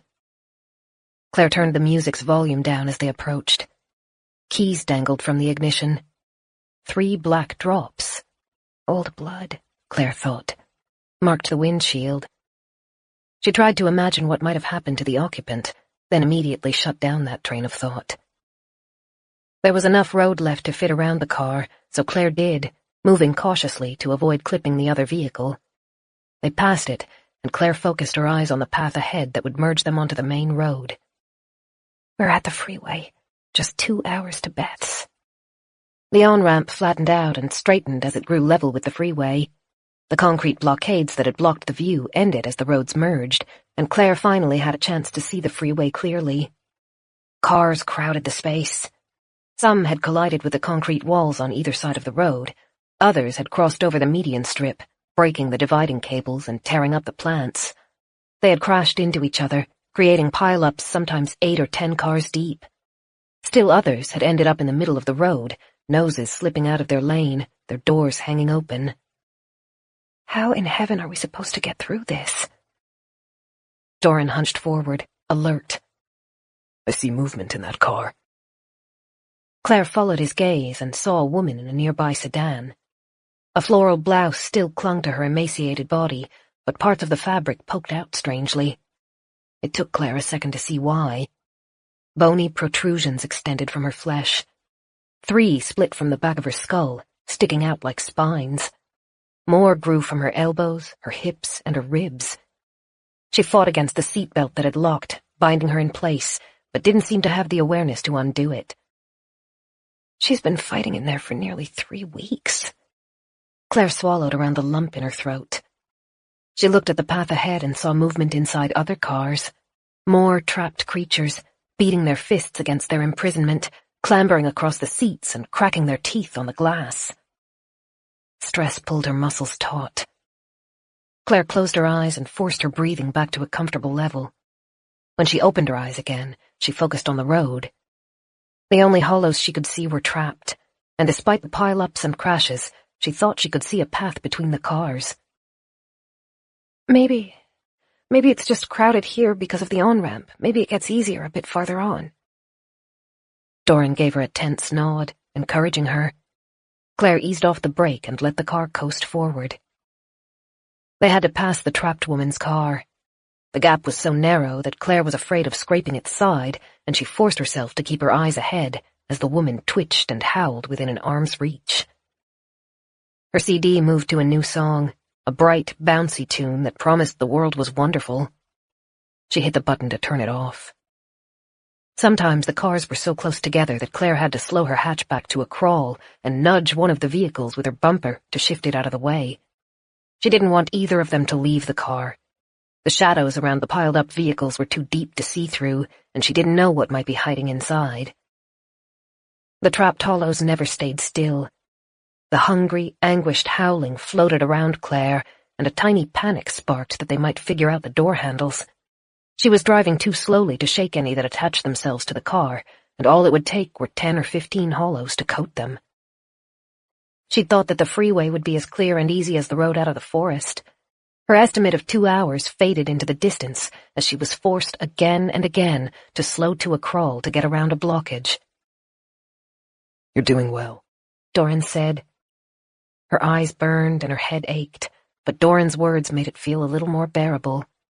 She nodded briefly as she took a sharp turn around a toppled truck. The clock on the dashboard crawled onward. The car was heating in the sun, and odors from the spilled blood and stagnant water began to rise. Claire tried to turn on the air conditioning, but that was one part of her car that hadn't survived the crash. She reached to open the windows, but stopped herself. The highway wasn't safe enough to risk even that inch of an opening. Even with their jackets shed, the car was too warm for comfort. They had been on the freeway for nearly an hour. Claire estimated they had covered the same amount of ground she would have normally crossed in 10 minutes. Anytime she wasn't watching the path ahead, she stared at the clock. It frightened her. She clung to the hope that the path would clear, that maybe they were just in a congested part. Every few minutes she found a clear stretch where she could drive unimpeded for half a minute before having to slow down again. It was a tantalizing promise of what might have been. Doran sat forward. "What's that ahead?" She pulled her focus away from the nearest tangle she'd been trying to navigate and squinted over the roofs of the cars blocking their path. She could see the road continuing on for 40 meters, then, strangely, a dark area. She rose in her seat until her head grazed the ceiling, trying to see clearly, but the view was still too obstructed. Hang on. She scraped close to a parked car. What had once been a teenager launched itself against a window, swaying the vehicle. Something that looked like a fragment from a gold necklace was jammed between its teeth. Blood smeared across the front seat, and the dashboard told Claire the teenager hadn't been alone in the car. She corrected her course and squeezed between 2 other parked SUVs. The view ahead became clearer. The asphalt continued forward, then cracked, then began to slope downward before abruptly disappearing. What? She leaned forward, staring at the gaping hole in the road. The path had been completely torn away. Bent metal and twisted supports jutted out of the other side of the chasm 30 feet away. It was as though a giant had swiped his hand through the road. What could have done this? Doran looked past Claire. She followed his gaze. Fields lay to either side of the highway, and something large and white shone in one of them. A plane had come down. Claire could trace its path. It had scraped across the highway, smashing the gaping hole. Luggage cases and wing fragments lay scattered over the gouged dirt, which led in a line to the plane's final resting place. They became hollows. Claire pressed her palm into her forehead. The pilot, the passengers probably. Even being sequestered thousands of feet above the ground wasn't enough to save them. She faced forward again. The chasm gaped, taunting her. Claire rubbed her palms into her burning eyes. "Breathe." Doran's fingers brushed over her hair, soothing. "We are not done yet. There are other routes to your sisters." So much time wasted on a dead end. Claire swiped her cheeks dry, then set her jaw as she put the car into reverse. She hooked one arm over the back of her seat as she steered the car into a gap large enough to let her turn around, then straightened up. They passed the hissing, screaming teenager again, the necklace trapped in his overgrown teeth. "Where to now?" Claire asked. Doran found his jacket in the back seat and pulled the map out of the folds. He smoothed the paper out on the dashboard as he checked the paths. There are alternatives. If we travel west for 40 minutes, we will be at another freeway that eventually crosses this one farther down its course. But after what we have seen today, I think it might be wise to avoid the major roads. Claire nodded. "Stay to the rural streets, ones without much traffic." In that case, his fingertips traced along the map. The shortest course would be this road here. Her stomach turned sour. "Okay," she said, trying not to let Doran hear how much she wished there was an alternative. They were taking the road that led past Marnie's farm. Chapter 23. The car's side scraped against a blue sedan. Claire flinched. The gap had been a tight squeeze, and she'd been too focused on the other car narrowing their path. She put her hatchback in reverse, backed up, and tried again. Behind her, a chattering wail was followed by a loud thump as a hollow beat against its restraints. I'll drive for a stretch. Doran folded the map up and placed it under the radio, which still crackled and hissed. "No, I'm fine." Claire, you're exhausted. You've been driving for hours, and the stress is breaking you. He wasn't wrong. Claire's nerves were ragged, her eyes burned, and her head ached. Every minute she spent in the locked traffic, listening to the white noise and staring into the broken faces that leered at her through filthy windows, made her want to scream. But she still shook her head. "Your arm, it would be painful. I can keep driving for a while. Once we're off this freeway." His hand landed over hers, and he grazed his thumb across her knuckles, coaxing her to release the grip on the wheel that made her fingers, arms, and shoulders ache. I can drive with one hand. Move over. "Really, I'm fine." Well, I'm going to drive. You can either move out of the way or let me sit on you. Claire blinked at him. Doran smiled back. His jokes were always delivered with such deadpan calmness that they caught Claire by surprise. Slowly, she began to chuckle and put the car in park.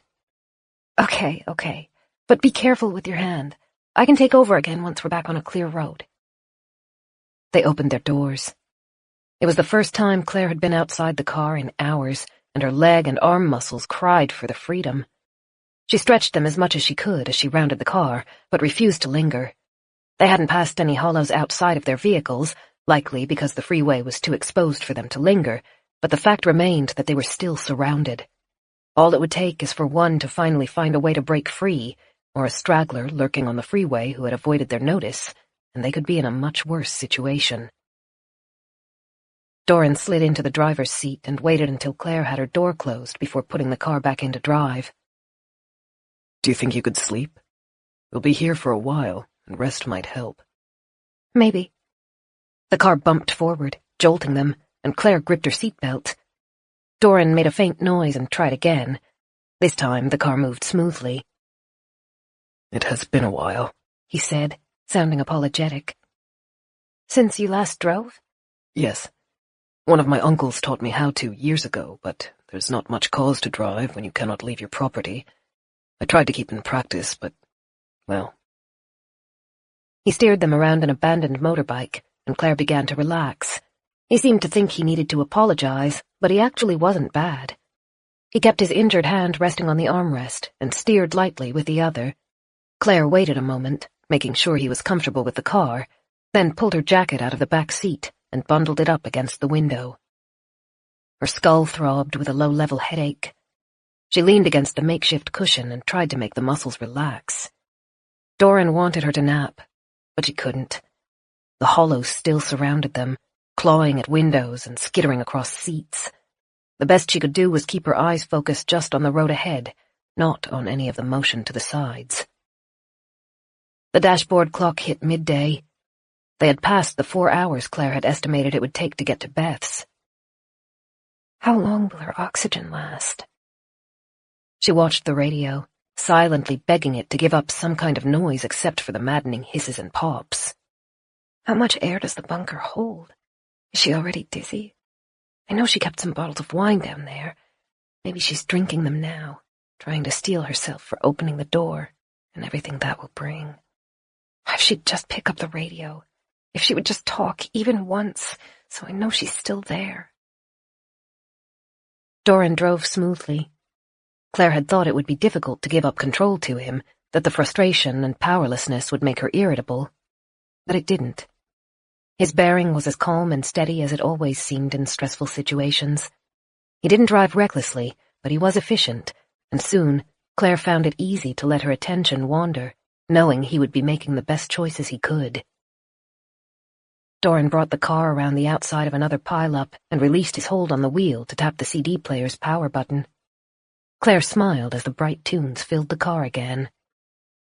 He's a good man. The best kind of man. I'm lucky to have him. With the music drowning out the hollows and the car's gentle rocking, she closed her eyes and let them rest. Time blurred together until she suddenly realized they were moving faster. She peeked through half-opened eyes. They were back among farmland, racing down the rural road they had covered hours before. Claire sat up and blinked sleep out of her eyes. We're off the freeway. We are. We left it behind a half-hour ago. He'd wound the windows down an inch, and the heat had dissipated. Claire stretched and felt muscles in her back ache. Do you want to swap back? Not at all. I am enjoying this. Doran was relaxed, one hand holding the wheel steady as the car raced across the asphalt. You can rest for a while more. Claire rubbed at the back of her neck. The town they had passed through earlier that day appeared ahead of them, its jagged, low rooftops interrupting the skyline. Doran didn't slow as they passed through it. Claire caught flashes of motion in the windows and doorways, but they were gone before she could tell what she was looking at. She pictured the map in her mind. The road to Marnie's would take them through the countryside in a long, rambling loop. Back when the world still made sense, it would have taken miles longer than driving along the freeway. It was strange to think that it was the faster option. Fast enough to get to Beth's before sundown? Time was ticking away from them. Claire didn't want to think about spending a night out on the road. They had packed for it. They had blankets, food and water, and even toiletries, but only as a precaution. Claire guessed it had been too much to hope that they could make the trip without any hitches.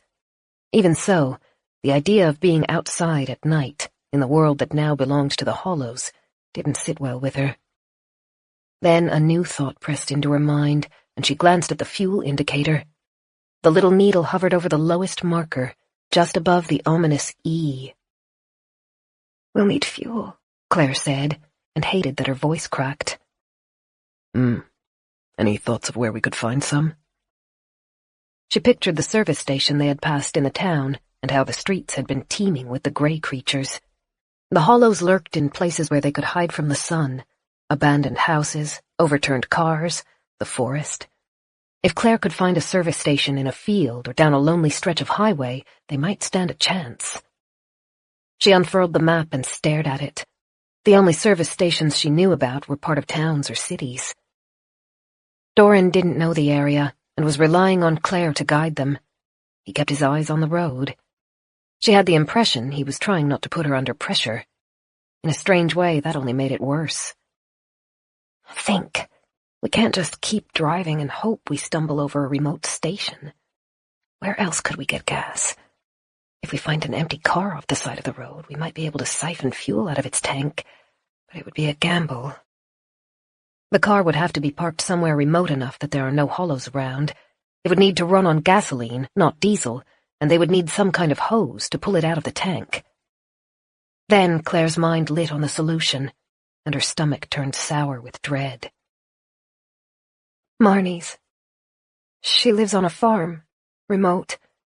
She keeps cartons of fuel in her shed for the equipment. On some of Claire's visits, she'd helped Marnie with her chores. She could picture the shed and its clutter of knickknacks. Bright red bottles were stacked on a shelf next to gardening supplies. That was the surest bet she could think of. It would be convenient. Doran spoke carefully. It's on our route. But Claire, you know the risk. She might still be there. Her remains might still be there.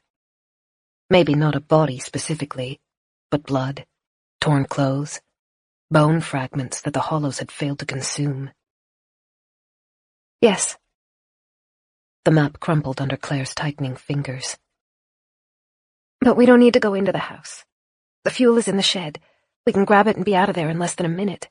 It's remote and surrounded by bare farmland, so there probably won't be any hollows there when the forest offers security and more food. Then that's where we'll go.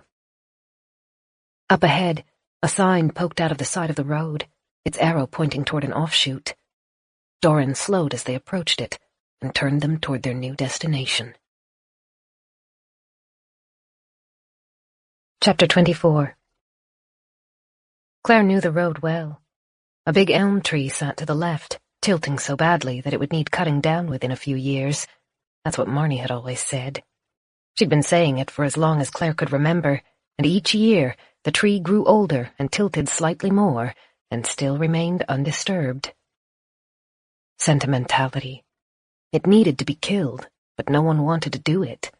They all grew up driving past that tree, sitting under it, talking about how badly it leaned. It was like a friend. The car bumped over copious potholes. The road saw a moderate amount of traffic from the rural properties flanking it, but never enough for the government to justify resealing it. Every time a pothole grew too bad to ignore, they would fill it, like putting a plaster over a scab that only got worse through time. Some of the potholes had been filled 5 or 6 times, their dark asphalt bowed into a bowl shape as they were gradually worn back down.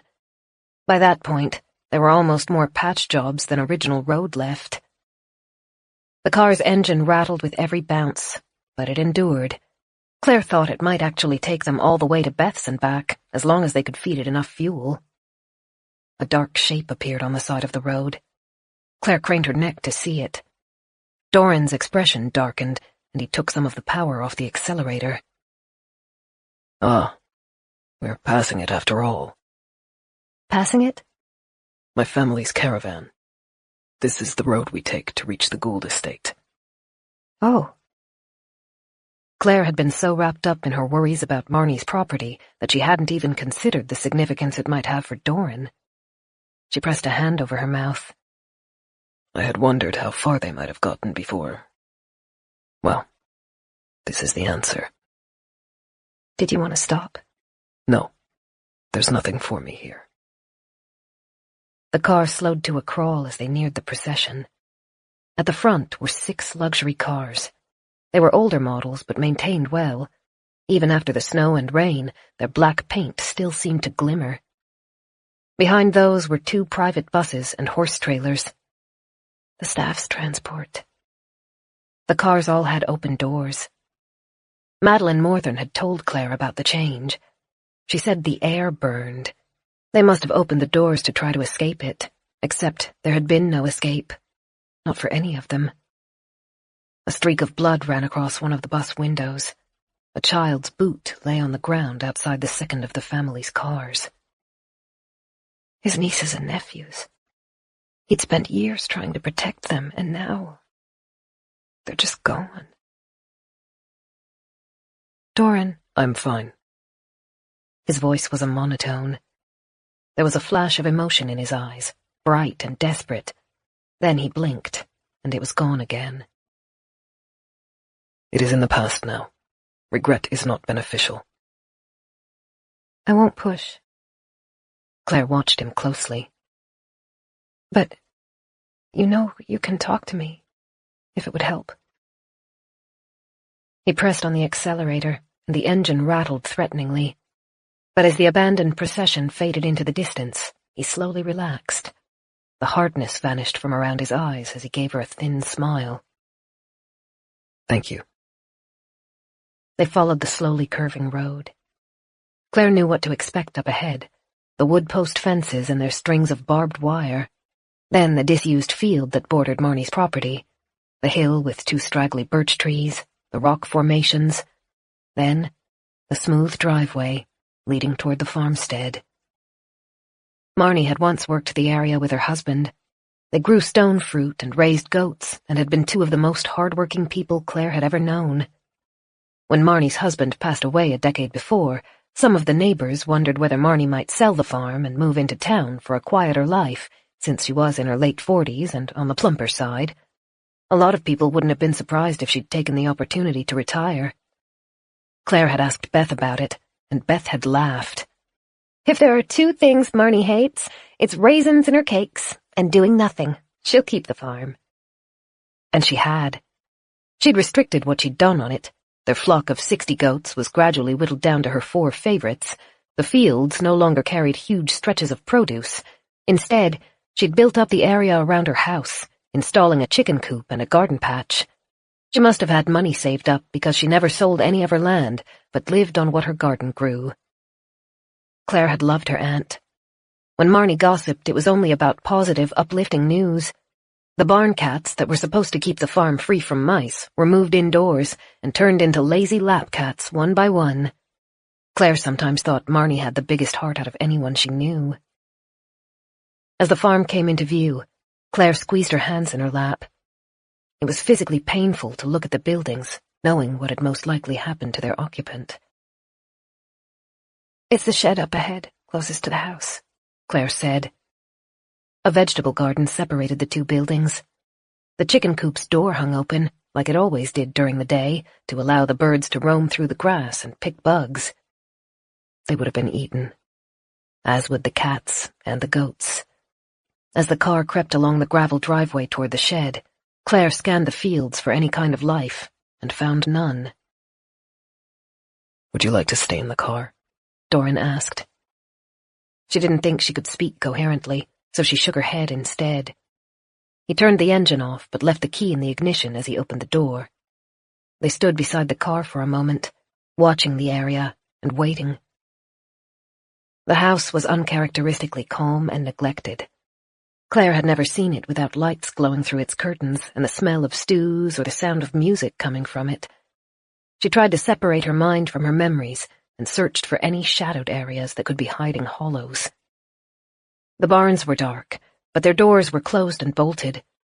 There were trees scattered about the yard, but none dense enough to create coverage. Then she looked at the ground. The field, saturated, had turned to mud. She scanned it, but couldn't see any disturbance, from humans or from animals. If hollows were in the area, they hadn't visited the farm recently. "Okay," she whispered. Doran opened the car's back door. He gave Claire the crowbar and took the hatchet for himself. After being inside the car for so long, Claire felt like she might suffocate if she tried to constrict herself any further, and shook her head when Doran offered her a mask. They left the car doors open as they stepped toward the barn. 30 seconds. Grab the fuel and get out. The barn had a large entrance designed to allow tractors in and out. A simple latch door had been set into its corner. Marnie, being more trusting than the world probably deserved, never locked it. Claire undid the bolt and nudged the door inward, then stopped to let her eyes adjust. The space was nearly empty since the larger farm had been closed. Marnie still kept her hobby garden equipment arranged neatly on the tables and shelves closest to the door, though. Shovels and spades, a hoe, gloves, endless varieties of fertilizer, and chicken feed were arranged in neat order. Doran stopped beside a basket. He reached toward it, hesitated, then pulled his hand back. Claire approached and saw he was looking at packets of seeds. "I wasn't sure if it would be disrespectful." He cleared his throat. "She has some varieties our own garden doesn't. But if you would prefer to leave her property the way it is—" "No, it's okay. Let's take them. It'll be like carrying a little part of her back to Winterbourne." He gently scooped up the packets. Claire felt a swell of affection for him. His life had been a ghastly example of what family should be, but that didn't stop him from respecting, even caring for, Claire's. He was kind, and a lifetime in a madhouse hadn't been enough to change that. Claire found the red containers of fuel stacked on wooden shelves, half hidden behind cartons of feed for the goats. Marnie had 8 of them. She usually stocked up in bulk and waited until they were almost empty before driving to the nearest service station and filling them again. Claire lifted the jugs, testing their weight.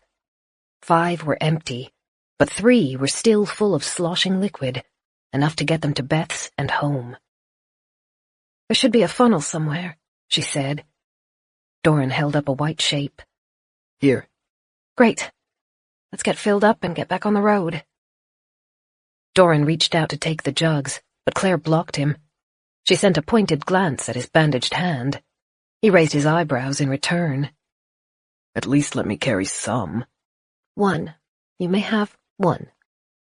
She offered it to him, and he chuckled as he took it. Claire carried the other 2 as they returned to the shed door. Scrappy clouds were gathering above them, slowly choking out the sun that had done so much work to melt the snow. Doran took his carton of fuel to refill the car, while Claire closed and bolted the barn door. Marnie wouldn't have liked it being left open.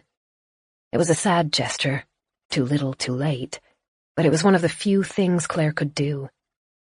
A lump in her throat ached as she stored the remaining 2 cartons in the back of the car.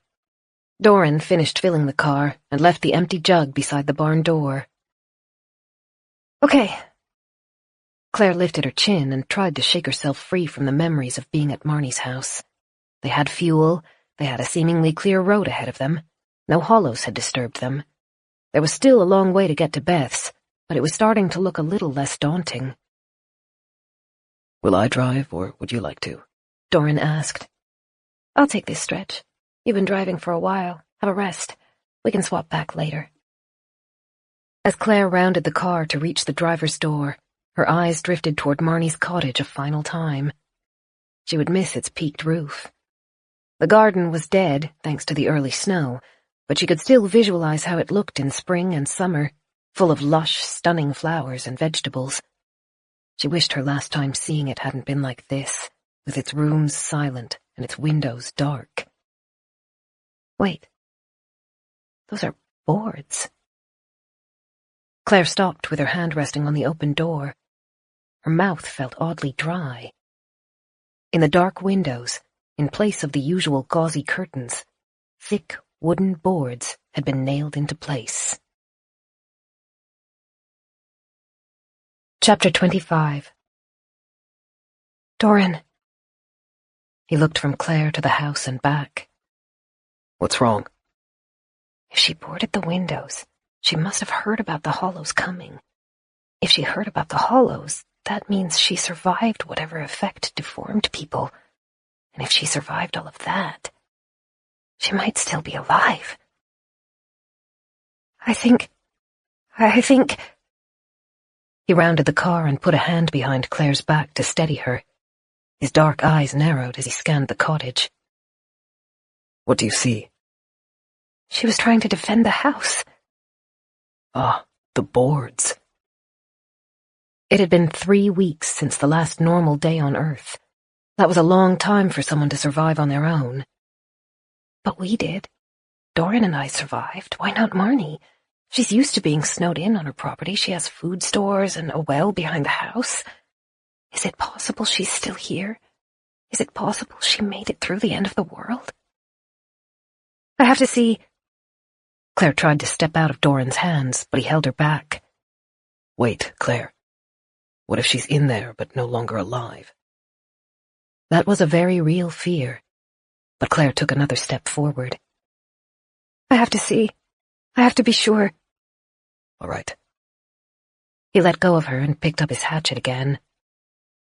Keep close to me. Claire's heart stuck in her throat as she approached the door. Her mind was fractured. Hope of finding her aunt battled against the knowledge of how slim the likelihood was. If Marnie was still inside, she would have heard their car approaching. She should have come out to see them. And yet the house stayed dark and quiet. But Claire couldn't give up, not while the chance still existed, no matter how slim. Her boots sunk up to the ankle in mud as she passed through the garden.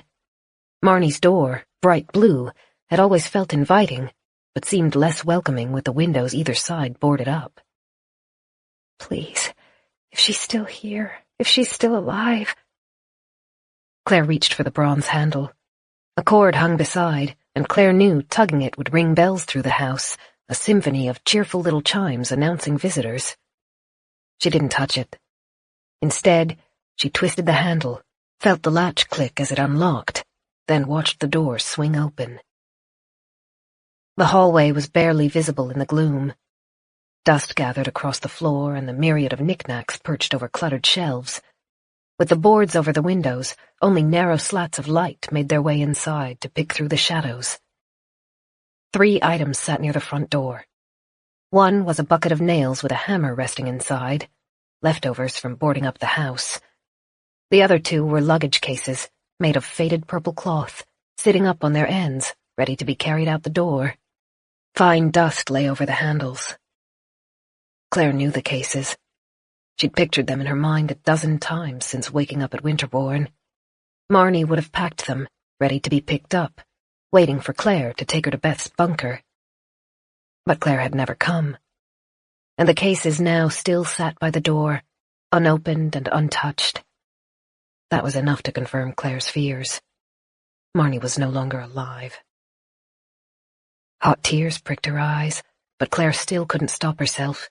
She took a careful step deeper into the house. She could picture what must have happened. Beth had called Marnie. She'd told her to be ready, and so Marnie had.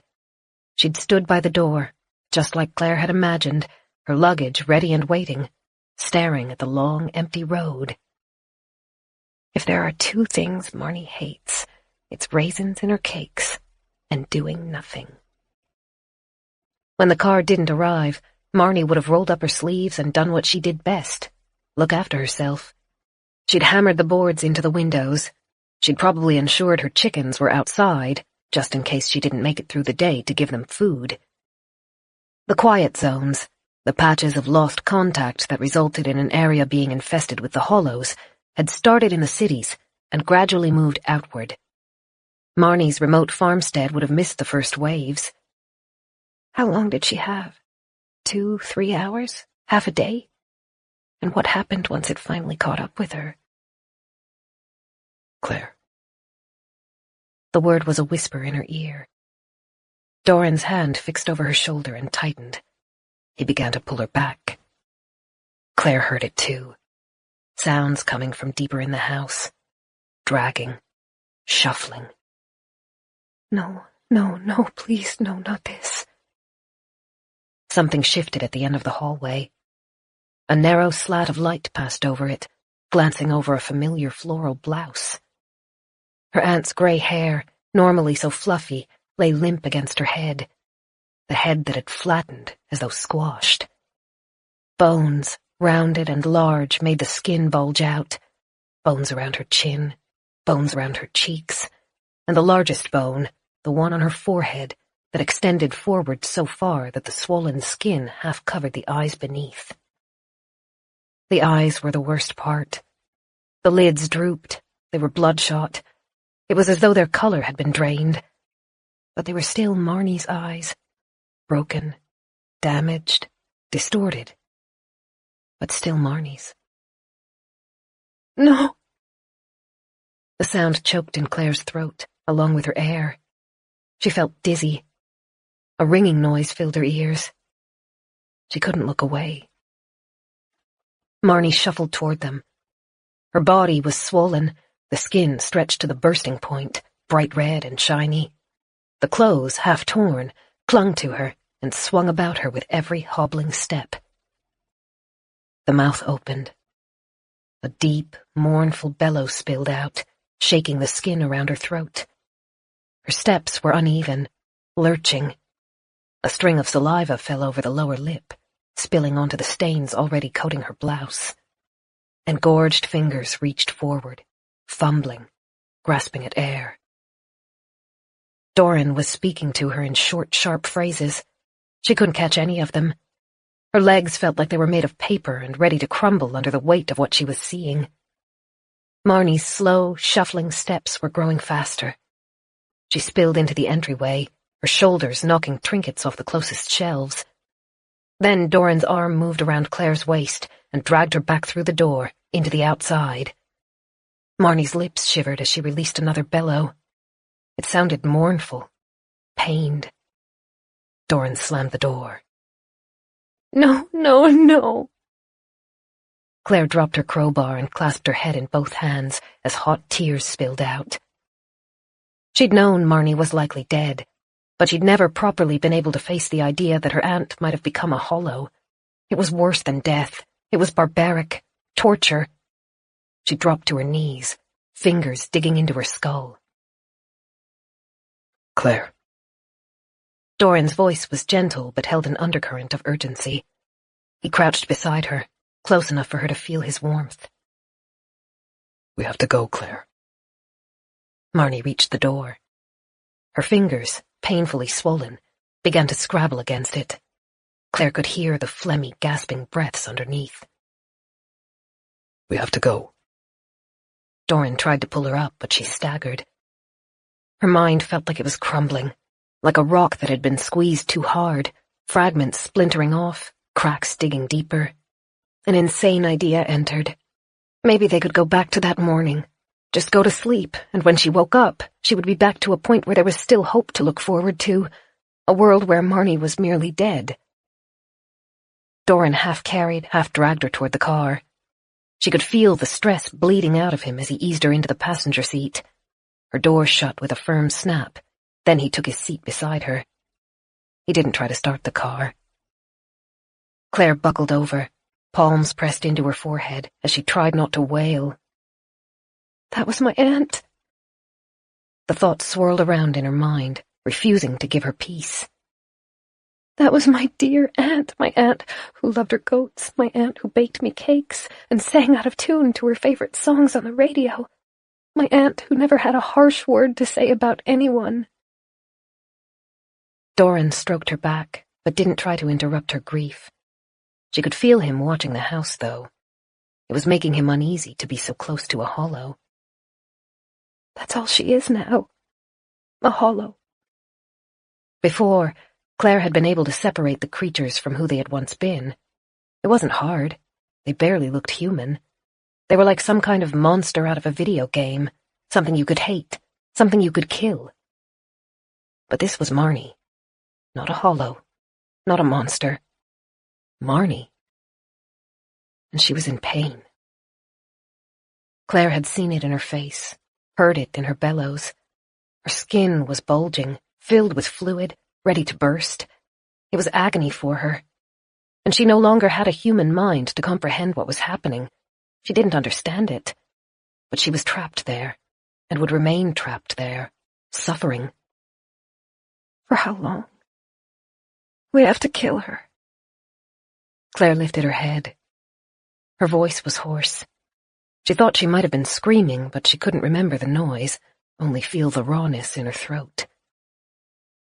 I have to. She's in so much pain. Doran looked back toward the door.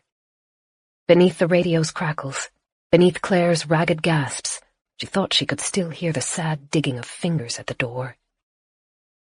For a moment, neither of them spoke. Then Doran said, I'll do it. I can't ask that of you. Claire shook her head, but at the same time, a voice in the back of her mind whispered, if he doesn't do it, can you? She tried to imagine lifting her weapon over her aunt, looking into Marnie's eyes as she brought it down again and again. She retched and threw the door open just in time to be sick over the grass. Doran moved around her silently. She slumped back in the chair, shaking, and a moment later felt a cup being pressed into her hands. Drink, Doran whispered.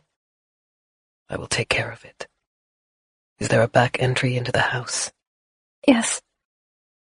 Bile smarted on Claire's tongue, and she tried to wash it down. Her hands shook, spilling water across her lap. She closed her eyes and tried to focus. In the kitchen. It's a straight line from the front entry to the back door. Stay here. Don't try to follow. I will be back within 5 minutes. He pressed her hand gently, then stepped toward the house. Tremors ran through Claire, and she couldn't stop them. Doran paused at the front door to retrieve the weapons they had dropped there, then disappeared around the side of the house. Marnie, you didn't deserve this. You didn't deserve any of this. The cup tipped in her hands, and cold water ran across the seat and into the still damp carpet. Claire barely noticed. What she'd asked of Doran was more than should be expected of anyone, but she couldn't leave Marnie there, trapped in pain and not understanding why, imprisoned until she starved or died from her injuries. A muffled thwack echoed from the house. Claire dropped the cup and pressed her hands over her face as she moaned. The thwack was followed by more, quick, harsh, metal hitting flesh. Claire moved her hands to her ears.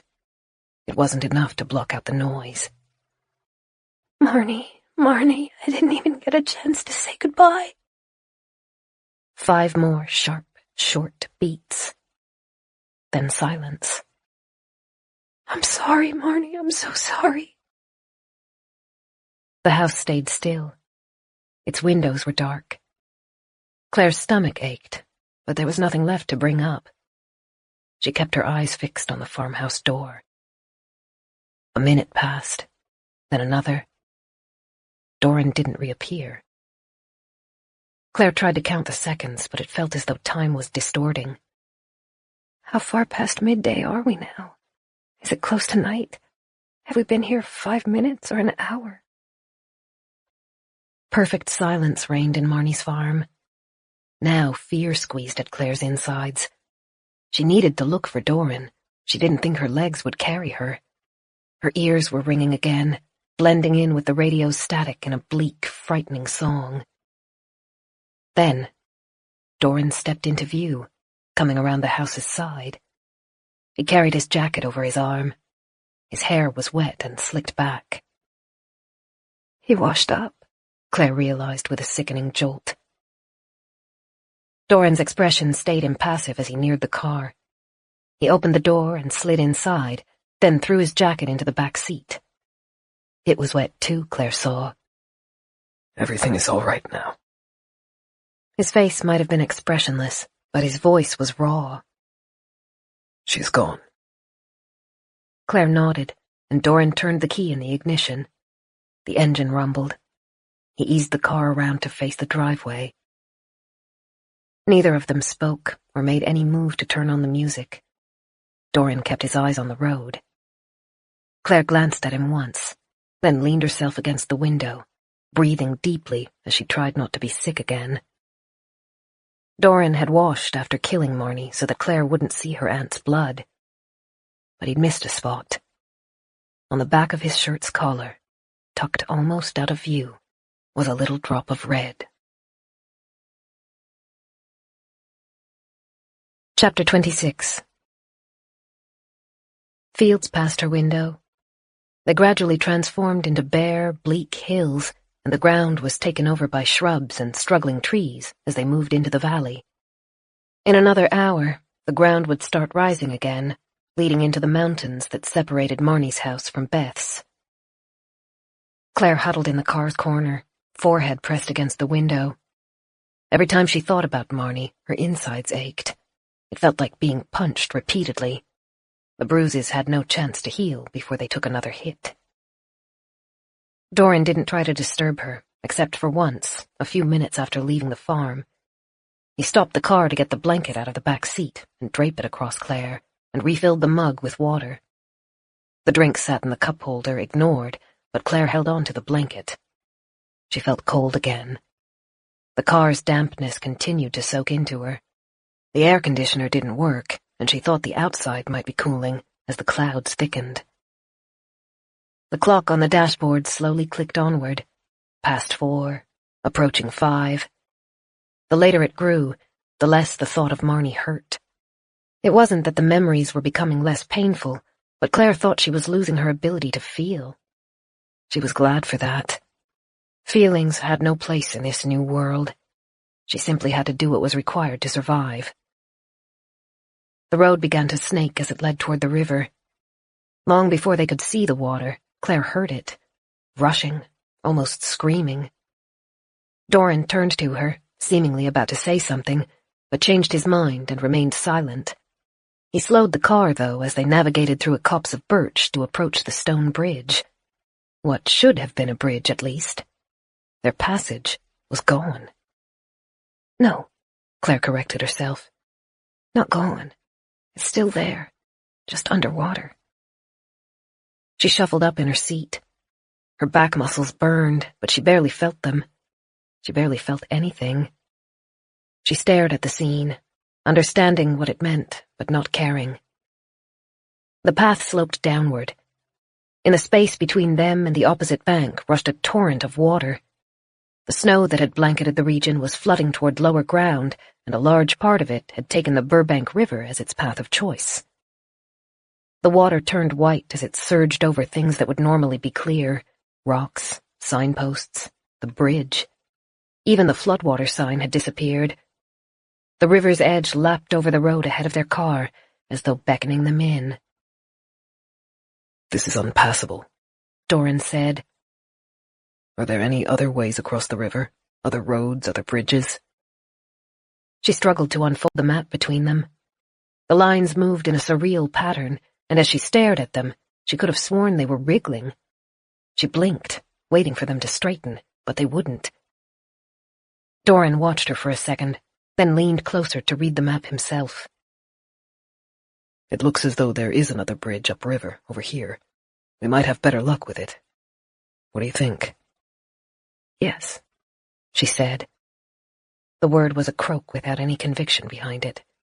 She rested back against the window. Doran folded the map and placed it back on the dashboard. Then he adjusted the blanket around Claire's shoulders before reversing up the road. The sun danced closer to the horizon. Hazy gold spread across the sky, painting the thickening clouds.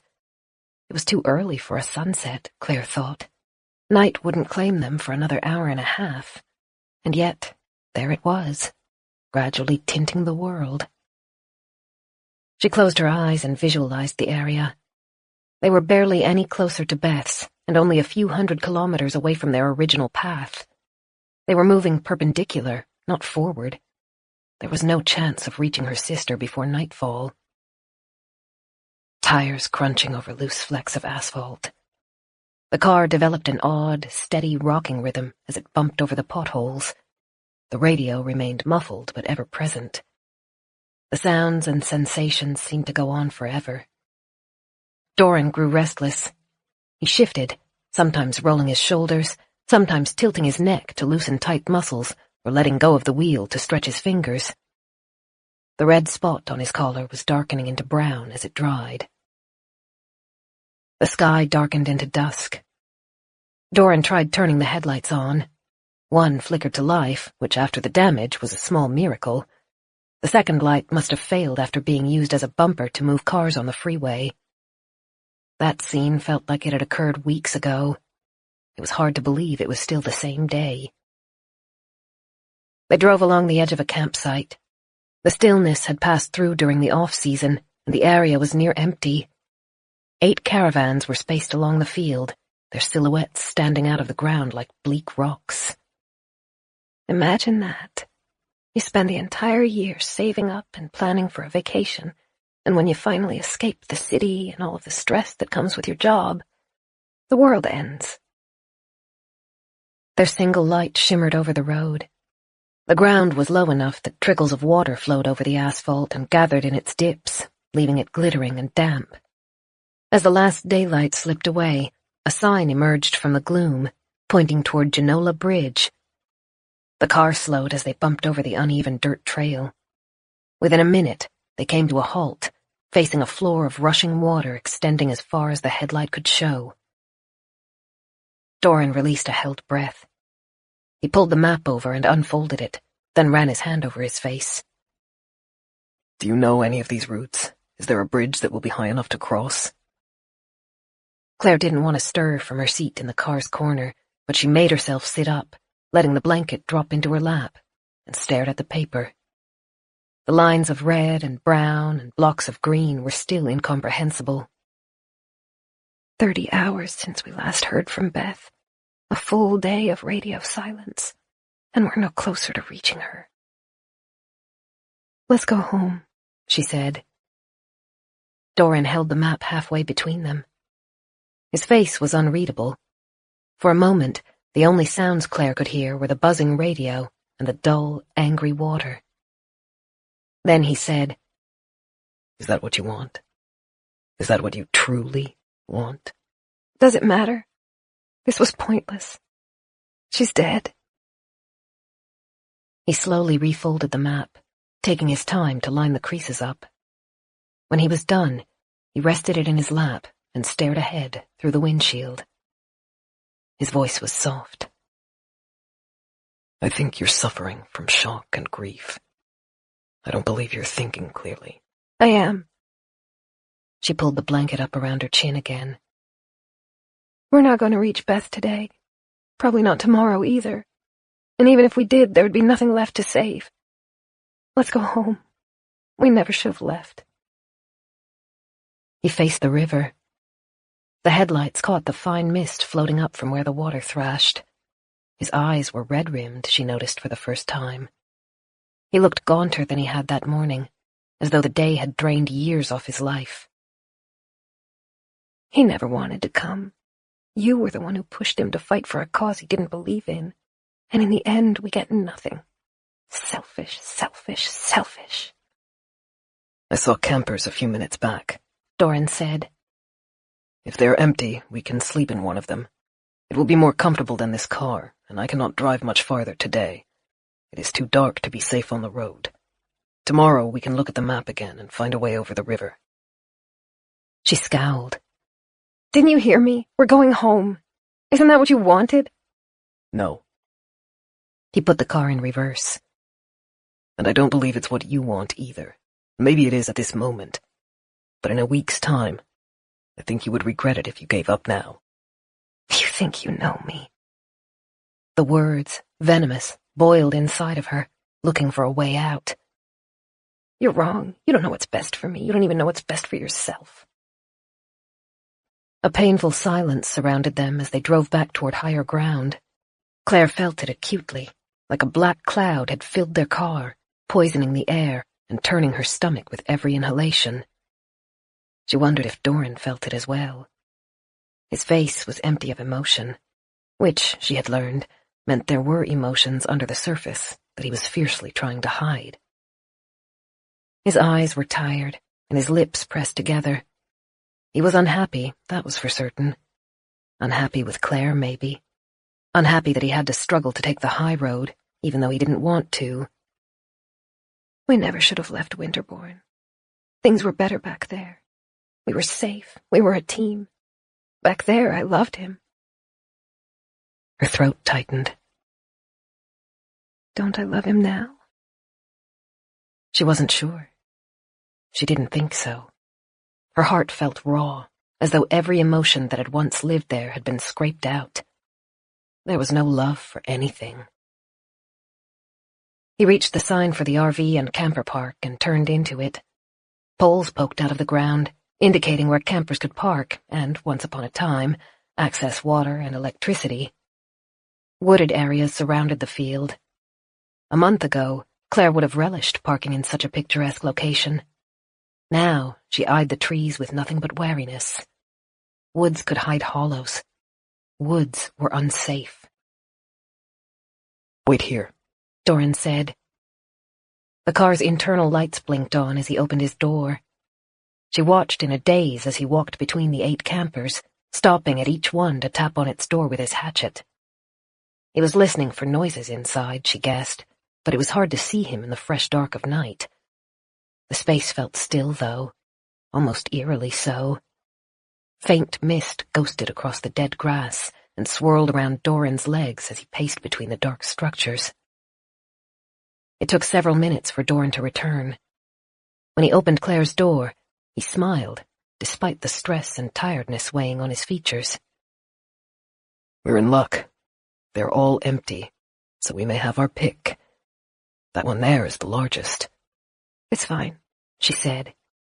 She didn't care where they slept, only that she would be allowed to slip into a world where she couldn't feel the aches bruising her insides, or remember the look on Marnie's face as she shambled toward them. Chapter 27.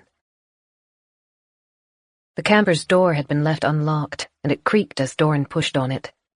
His flashlight ran across evidence that the owners had woken up to a mundane morning. The kitchenette had 2 mugs set beside the sink to dry. A loaf of bread, just barely starting to turn moldy now that the ice had abated, had been left on the shelf. Its bag hung open, as though someone was planning to toast another slice. A magazine sat on the pull-out couch. The double bed's sheets were tousled and unmade. Claire wondered how their morning had been disrupted. A relative might have phoned to tell them about the spreading quiet zones, and they abandoned the camper as they raced to drive home. Or maybe they had heard their vacationing neighbors yelling and stepped outside to see what the commotion was about. Or, possibly, they felt the burning in their lungs as they stood in the very place Claire was standing, or lounged on the couch, or reached into the bread bag for another slice. What would they have thought? That the air had turned toxic? They could have run outside with just enough sense of mind to slam the door behind them. Whatever had happened, they were dead, and now she and Doran were stepping in where they had left off, to sleep in the bed they had shared, to flip through their magazine, to deal with the bread they had left to rot. Doran left Claire in the caravan as he fetched armfuls of supplies from the back of the car. When he returned a moment later, he carried weapons, in case they were disturbed during the night, a jug of water, food, and their blanket. He placed their haul onto the couch and poured out some water. "Drink," he urged, holding the cup toward Claire. "I'll make dinner. Then we can sleep." "I'm not hungry." "You are. You haven't eaten since breakfast." She shook her head. "I can't. I'll be sick." An unhappy, barely audible sigh escaped. "Very well, but please, at least drink some water." She sat on the edge of the bed and sipped from the cup while Doran leaned against the kitchenette and ate cold stew from a can. They didn't speak or even look at each other. Claire knew they were fracturing, losing the loyalty they'd held for each other, but she was incapable of stopping it. She put the cup aside and wordlessly crawled into bed, facing the wall. Her clothes were still damp from the car, but she was too tired to take them off. She coiled up, hands under her chin and eyes burning as she waited for sleep to give her some reprieve. A moment later, the mattress dipped as Doran sat on its edge. He carefully, near silently, slipped under the covers. A word ran through Claire's mind unbidden. It was a horrible word, a fearful, bitter one. Murderer. She saw the blue door in her mind's eye, heard the thwacks. She tightened her hands into fists as she fought with herself not to cry. Doran shuffled closer and, cautious, slid his hand across her waist to hold her. They had slept like that most nights in Winterbourne. Claire remembered feeling warm and safe, her back nestled against his chest, their legs tangling, and his arm a reassuring weight. Murderer. Her body stiffened as revulsion ran through her. She stared wide-eyed at the off-white wall. Doran hesitated, then the hand withdrew. He rolled over to face the opposite direction. The bed was small, but they slept as far apart as they could, not even grazing each other. Claire felt drained, but sleep still eluded her. Minutes ticked by. She watched the wall and traced the moonlight's progress as it gradually crawled over the panels. She thought Doran might be awake as well. He was so still and quiet, she sometimes doubted if he was breathing. She opened her mouth to say something, to try to make it right, but couldn't find any words. She was being unfair, she knew that. She had asked him to kill Marnie. She'd begged and cried for it. Murderer. Claire had killed Hollows too. She'd stabbed a metal pole through his mother's head. He hadn't held that against her. It was unfair to treat Marnie's death as different. That didn't stop it from feeling wrong. She was a Hollow, a monster. But Claire had loved her. Your aunt was gone. But not completely gone. There was a little of her left in her eyes. Not much, and mostly instinctual by that point, but enough to be confused, enough to be scared and in pain. There was no way to save her. Doran did the right thing by ending her suffering. The phrase felt wrong. Ending her suffering. As though they were talking about putting an animal out of its misery, not a woman who had cared deeply and been filled with love for the world. She would never be able to forget the noises that had come from the house, the sounds of Doran beating her skull in. Claire knew he'd had reasons to do it that way. Knives were ineffective, they had no guns. Crushing her skull, thoroughly destroying it, was the only way he could be sure she was dead. Murderer. It took hours for weariness to win the battle over Claire's mind. When she finally fell asleep, she didn't even have the respite she had been longing for. Her dreams were full of images of Marnie, her bones poking out of her broken head and her body swollen as she shuffled along the hallway toward Claire. She woke in a cold sweat. It was still early. Through the small window over the kitchenette, she could see light coming through the condensation on the glass and fog outside. She was cold. The other half of the bed was empty. Claire sat up gingerly. She pulled her knees up under her chin and wrapped her arms around them. She was alone in the camper. Doran had left. She imagined him slipping out of bed in the dead of night, going to the car and driving out of the RV park. He could be hours away by that point, either returning to Winterbourne or seeking out a new shelter. She deserved it. She'd been a liability for a while. The idea hovered in her mind, then evaporated. She knew Doran better than that. He had never looked for an easy way out when things became difficult. He hadn't abandoned her in Winterbourne when they had both thought she was going insane, and he wouldn't abandon her in a camper in the middle of nowhere. If she went to the window, she would see the car. But still, she didn't move. She was afraid of knowing. She sat shivering, eyes burning, wishing she could go back to sleep, but afraid of returning to the dreams. What are we going to do? Things had gone bad. It was like sliding down a slope, incapable of stopping and knowing every extra foot she fell would make the climb back so much more impossible. She didn't know what to do to repair their relationship, or if it was even possible. The camper door creaked as it opened, and Claire flinched. Doran stepped inside. He wore the same impassive expression as he had the day before. Steam rose from a bowl in his hands, and he wordlessly approached the bed and held the food toward Claire. It took her a moment to muster a response. I'm not hungry. Doran stared at the bowl. Then, with slow, unsteady movements, he placed it on the kitchenette bench. The silence held for a moment, every second of it excruciating. Then Doran turned to face Claire and took a deep breath. You hate me. That is fine. Claire stared at him. Doran's back was straight and his shoulders set, but one hand rested on the bench as though he needed it for stability. His face was blank, but his eyes, the only living part in his expression, were filled with desperation.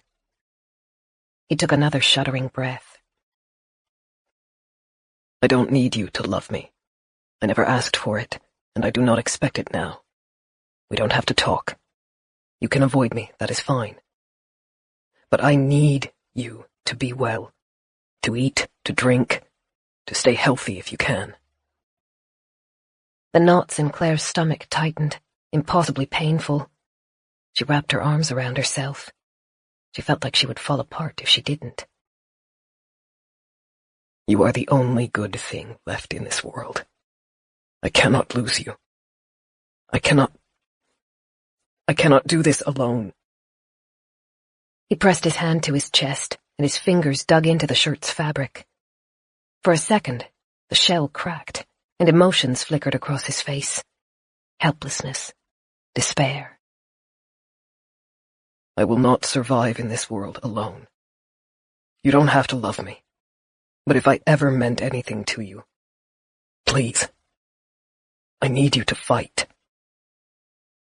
Claire shook her head, Tears burned as they slid over her lids, and she didn't know where to look or what to do. Reflexes kicked in, and she stretched her hands toward Doran. He responded, stepping forward, his arms wrapping around her. That felt right. I don't hate you. She mumbled the words into his shoulder. His arms tightened. Doran, I don't know what's wrong with me. I'm being horrible. I can't think clearly. I know. The word murderer resurfaced. It felt hollow. Just like he wouldn't abandon her. He wasn't cruel. He felt lost, like her. He had done his best to make the right choice, even when it was not clear. And he was scared. Not in a loud, obvious way.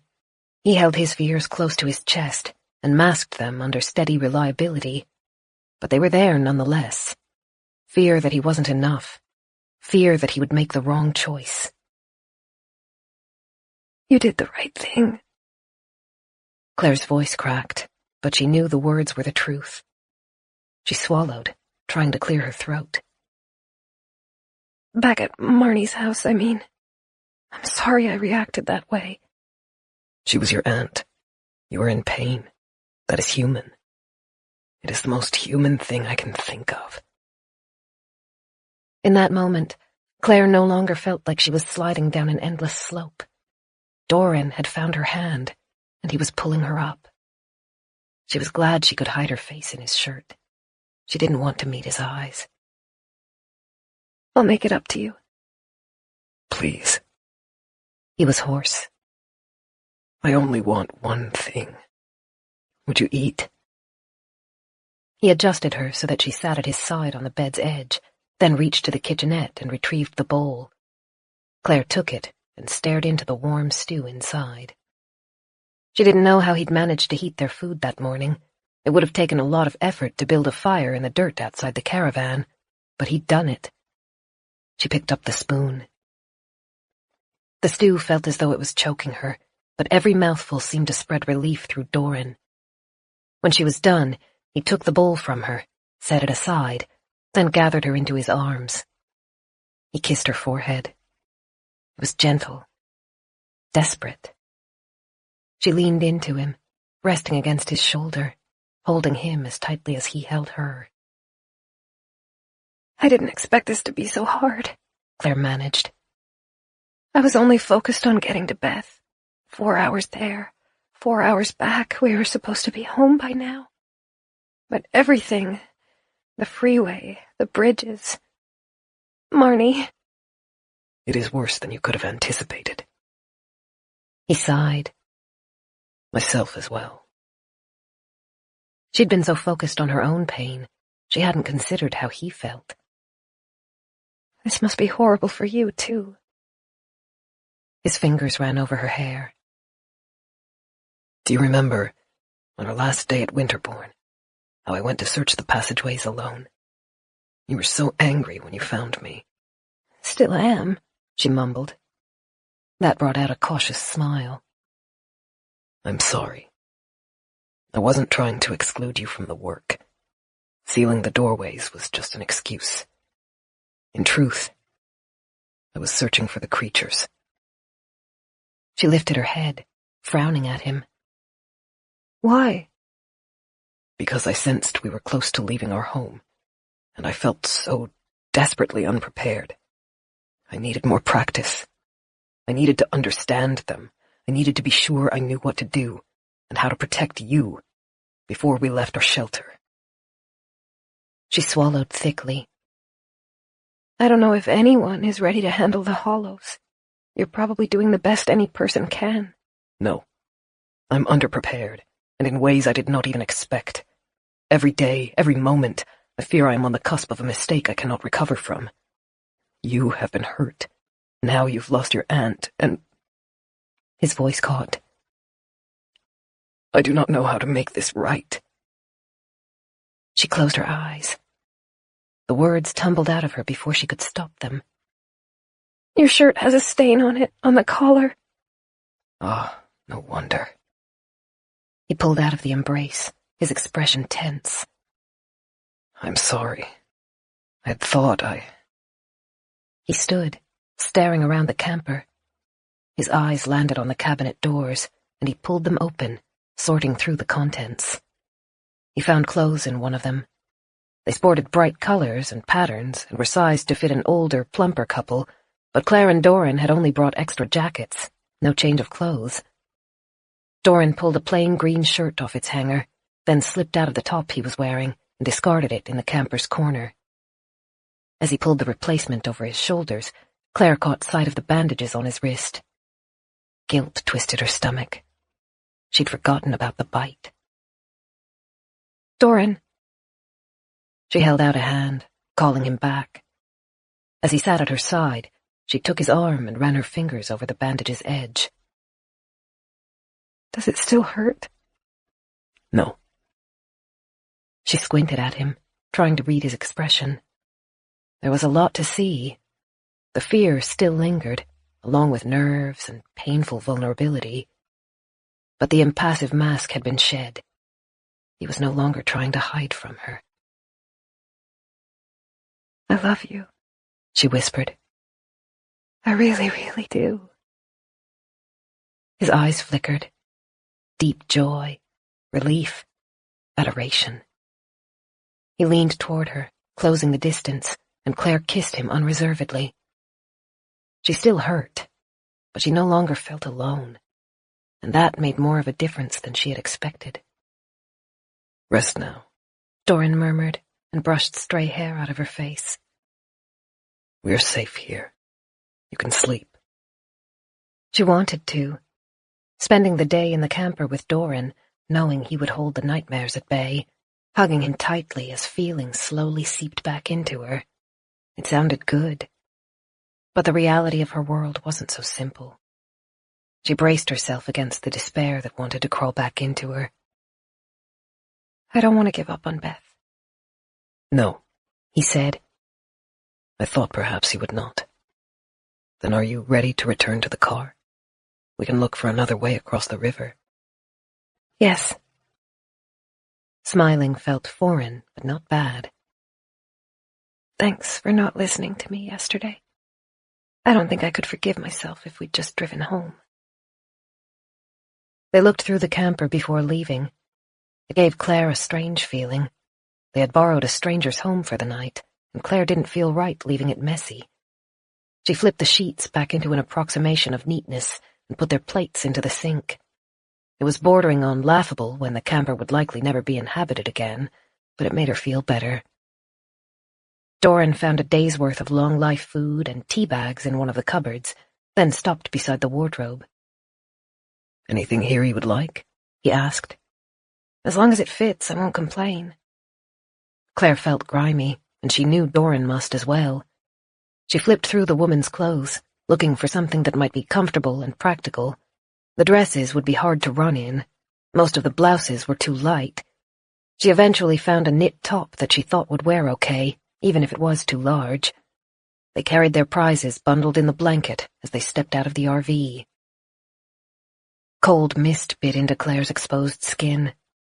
She couldn't tell if it was just an early morning frost or whether the temperature was dropping again. Her breath misted, and she was grateful for the warm breakfast in her stomach. Smoke rose from a stack of charred sticks where Doran had heated their food. They slid into the car. The radio still played its static. It struck Claire as an acutely sad thing that it had been sitting on the dashboard all night, still trying to make contact. She watched it for a moment, then reached forward and turned it off. Doran didn't speak, but she could see the worry gathering in his eyes as his brows pulled down. It's okay. The words were painful, but she smiled through them. If we couldn't get through to her by now, I doubt we will. It's easier not to have it there as a constant reminder. He nodded and handed the folded map to Claire. Her eyes blurred as she blinked the tears back. By that point, she was almost certain they were just going through the motions. It had been nearly 2 days since she'd last heard from Beth. The bunker would be empty, but she still had to get there, just to know she had. To be certain. To know she'd done everything she could. In the distance, something inhuman wailed. Doran stared into the mist that curled across the field. It might be wise to begin moving. Yes, that's probably a good idea. She traced the lines across the map. Try the second path across the stream again. The water might have gone down overnight. While you're doing that, I'll see if I can find an alternative. Chapter 28. Despite the cold, despite the sore muscles and stiff neck, and despite the implications of the silent radio hanging over them, Claire felt more like herself that morning. The man at her side was familiar and safe, not the stranger he had felt like the day before. The car rocked across potholed ground, splashing fresh mud over its already spoiled paint as they moved towards the river. Claire ran her finger across the map. She knew she had to find a way forward, but she hadn't been in that part of the country in years. Her trips along the road had always ended at Marnie's house. We need a high bridge, not something low, not something suspended a few feet above the water, a bridge with at least 5 meters of clearance. The car slowed, and Claire looked up from the map. They had arrived back at the water's edge. The river had subsided a little overnight, but not nearly enough. The sign declaring the bridge's name peaked above the frothing water, its metal bent slightly by the force of the deluge. Everything else was still invisible.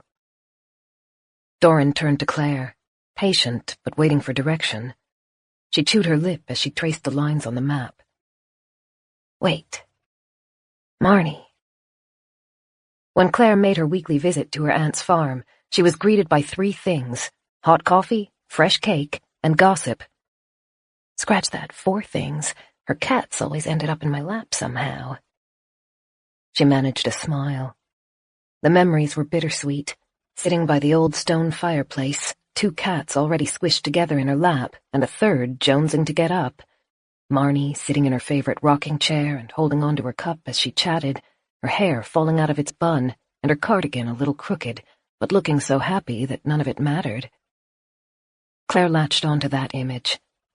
She held it in her mind, savoring it, trying to make its goodness overwrite her last memory of her aunt. It did. A little. She thought, with time and effort, she might be able to remember her aunt without feeling sick. Marnie had loved gossip, but not the kind other people usually spread. She didn't talk about who was having an affair with who, or how so-and-so's child had been expelled, or about how the neighbors had fallen into a public argument. Her gossip could have been described with one word: wholesome. She'd told Claire about the neighbor who snuck into the local church's garden early on Saturday mornings so that they could trim the plants and fix anything that looked untidy, about how 2 teenagers working at the grocery store had been making eyes at each other for weeks, and the boy had finally gotten up the courage to ask the girl out, and about Mr. Peterson's private bridge. He invited me to see it last week, Marnie had whispered conspiratorially. It's the loveliest little bridge I've ever seen. Or I guess I shouldn't call it little. It's so high off the water that I was afraid of falling. There isn't a bridge close to his house, you see, and he loves to go into the forest on the other side of the river to pick wild mushrooms. The men from the nearest farms all got together one weekend and helped him build it. It's good to know his friends care for him so much. Marnie told me that Mr. Peterson has a bridge. Claire grabbed Doran's hand, excitement making her heart jump. It wouldn't be on the map since it's a private property, but it's high. Maybe high enough. Good. He grinned as he put the car into reverse and backed away from the overflowing river. Which way? That was a problem. Claire didn't actually know Mr. Peterson. Her entire knowledge of the region came from her aunt. She bit her lip as her smile faded. It's all right. Take your time. Think, Claire. Where would he live? He was a farmer, she knew that much, but almost everyone along the winding rural road was a farmer of some kind or another. What else did Marnie tell you about him? 2 years' worth of visits swam together in her mind. She hunted furiously, looking for any hint or clue buried inside the chats. Mr. Peterson's dog had puppies, 9 healthy golden retrievers. Mr. Peterson down the road asked for some cuttings from my hydrangeas. I'm thinking of getting a new letterbox. Mr. Peterson replaced his for a lovely bright green one, and I notice it every time I drive to town. Makes me want to up my game. Claire's eyes snapped open. "Turn left on the main road," she said. "Marnie drove past Peterson's property on her way to town, so it has to be down that way. He has a green letterbox." The car swerved back down the street. Claire hoped the letterbox clue would be enough. The street was long, and their trip was already carrying them close to the edge of the map. If they had to drive much farther to reach Peterson's property, she wasn't sure how easily they could find their way back to the route to Beth's. That wouldn't have been a problem in the old world. She could have looked up their location on her phone, and even if that hadn't worked, she could have stopped at a service station or a house for directions. Now she only had Doran to rely on, and he only had her. Everything they needed had to come from what they knew or what they could find. "We'll make it work." Doran drove quickly. He watched his side of the road, and Claire watched hers, both of them making note of every letterbox they passed. Doubts began to crowd into Claire's mind. That little bit of trivia was at least 2 years old. Peterson might have changed his box since then. It might have come down in the snows. Claire saw at least 3 letterboxes that were either leaning dangerously or half submerged in the muddy ground. There were precious few remnants of humanity left. They passed 2 cars, one off the side of the road, one parked in the middle of the street with its doors open. Doran slowed the car as they eased around the obstacle, but they didn't stop for either vehicle. Then Claire caught a flash of green up ahead and tapped her hand on the dash. "There, stop!" Doran pressed on the brake as they neared. The letterbox was shaped like a house, with a brass knob to open the little door below its peaked roof. The whole shape had been painted a bright green. It was exactly the kind of thing Marnie would have liked. "Well done, Claire," Doran murmured, and turned into the driveway. Their progress slowed. The dirt track was a mess of half-dried mud.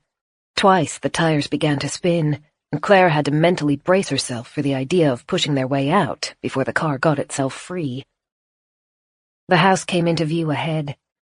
Like Marnie's, the small building was situated near several sheds.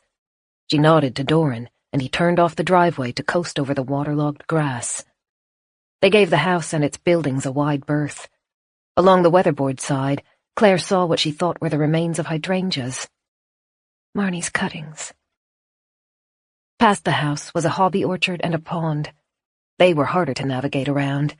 The sound of rushing water became clearer the farther into the property they drove. Willows cropped out of the ground, some that looked half a century old.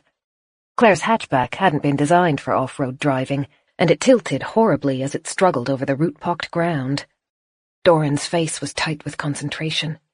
Claire gripped the sides of her seat, squeezing the nearly dried fabric. Then, abruptly, they were at the river. Willows surrounded them.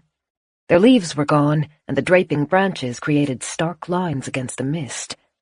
Through them, the overflowing river frothed against its banks. She couldn't see a bridge. "Stay here, I'll search," Doran said.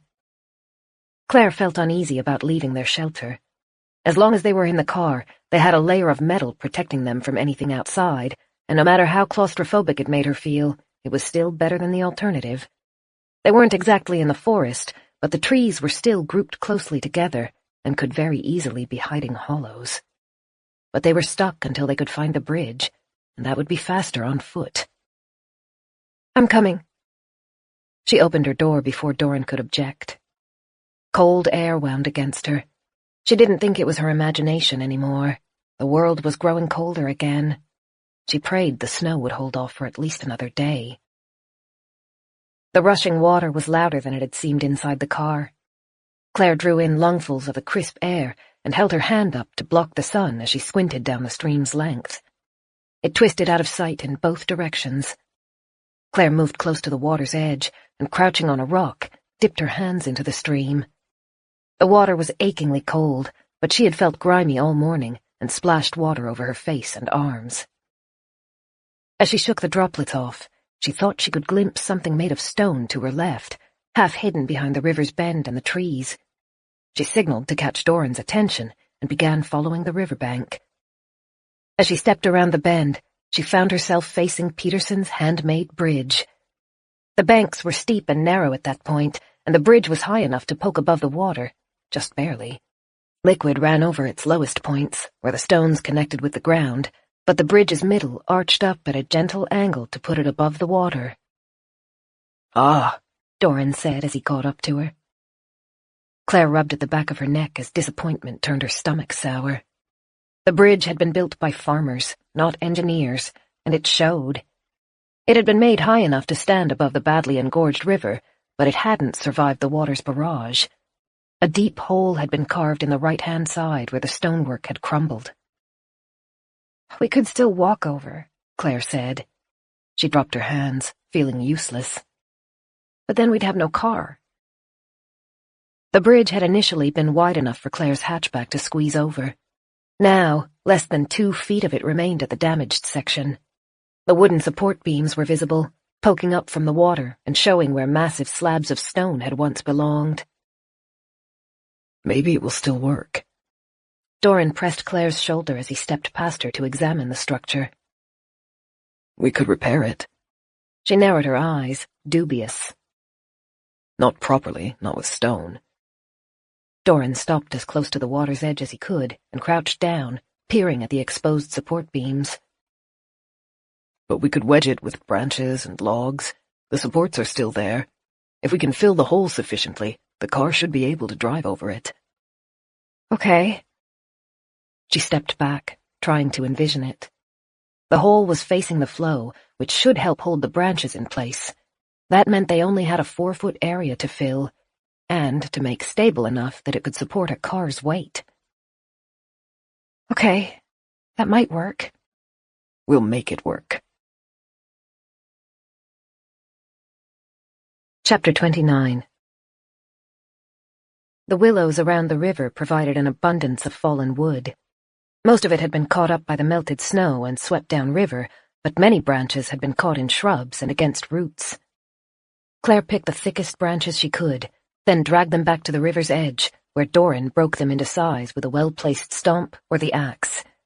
He leapt across the submerged segment of the bridge, then perched on the edge of the hole as he lodged the wood between the supports and the remaining stones.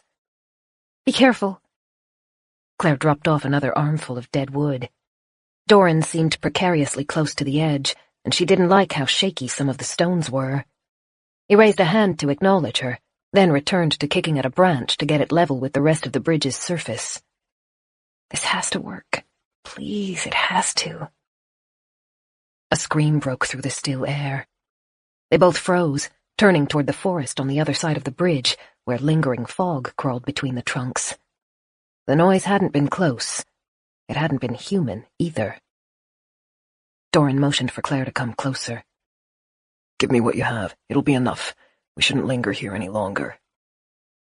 Claire stretched to pass Doran the remaining sticks across the water, then backed up to the car and reached through the open door to get the crowbar.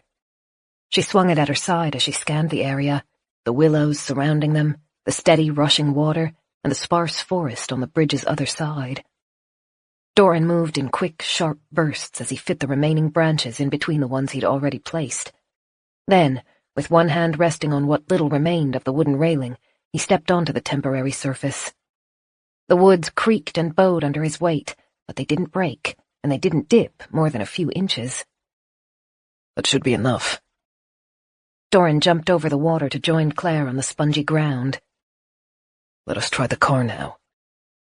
She nodded, but couldn't stop herself from staring at the engorged stream. The water moved quickly, and it would have to be freezing. She didn't like to think about trying to swim against it, or keep her head above water, for that matter. "You should cross the bridge on foot," Doran said. "We stand a better chance with less weight in the car, and you can help guide my path across." She frowned. How come your plans always end up with you carrying the most risk? "Because I am abhorrently selfish." He found her hand, lifted it, and kissed her fingers, laughter sparkling in his eyes. "And because I secretly hope it will impress you." Huh! Even though Doran still held her hand, her fingers felt cold. She shivered. How about I drive and impress you? "I would rather see you on solid ground." Another kiss. "Don't worry for me.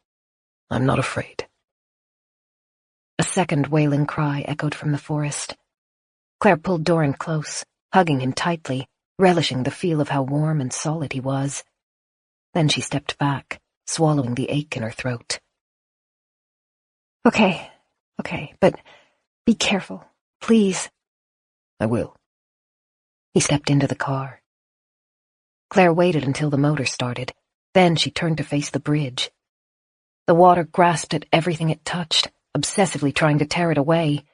Even as she watched, a clump of dead grass and soil broke free from the bank to her right. It tumbled into the water, breaking apart and vanishing under the makeshift bridge repairs. She couldn't stop visualizing what might happen if the bridge couldn't hold the car. It would tumble and roll, dragged under by the rapids, the pressure fighting any attempt at escaping the vehicle while icy water flowed inside like a waterfall. Stop it. Doran believes this will work. Trust him. Claire held the crowbar close as she leapt across the submerged patch of bridge, stretching to avoid getting her feet wet. The stones crunched under her feet as she climbed to the highest part of the arch.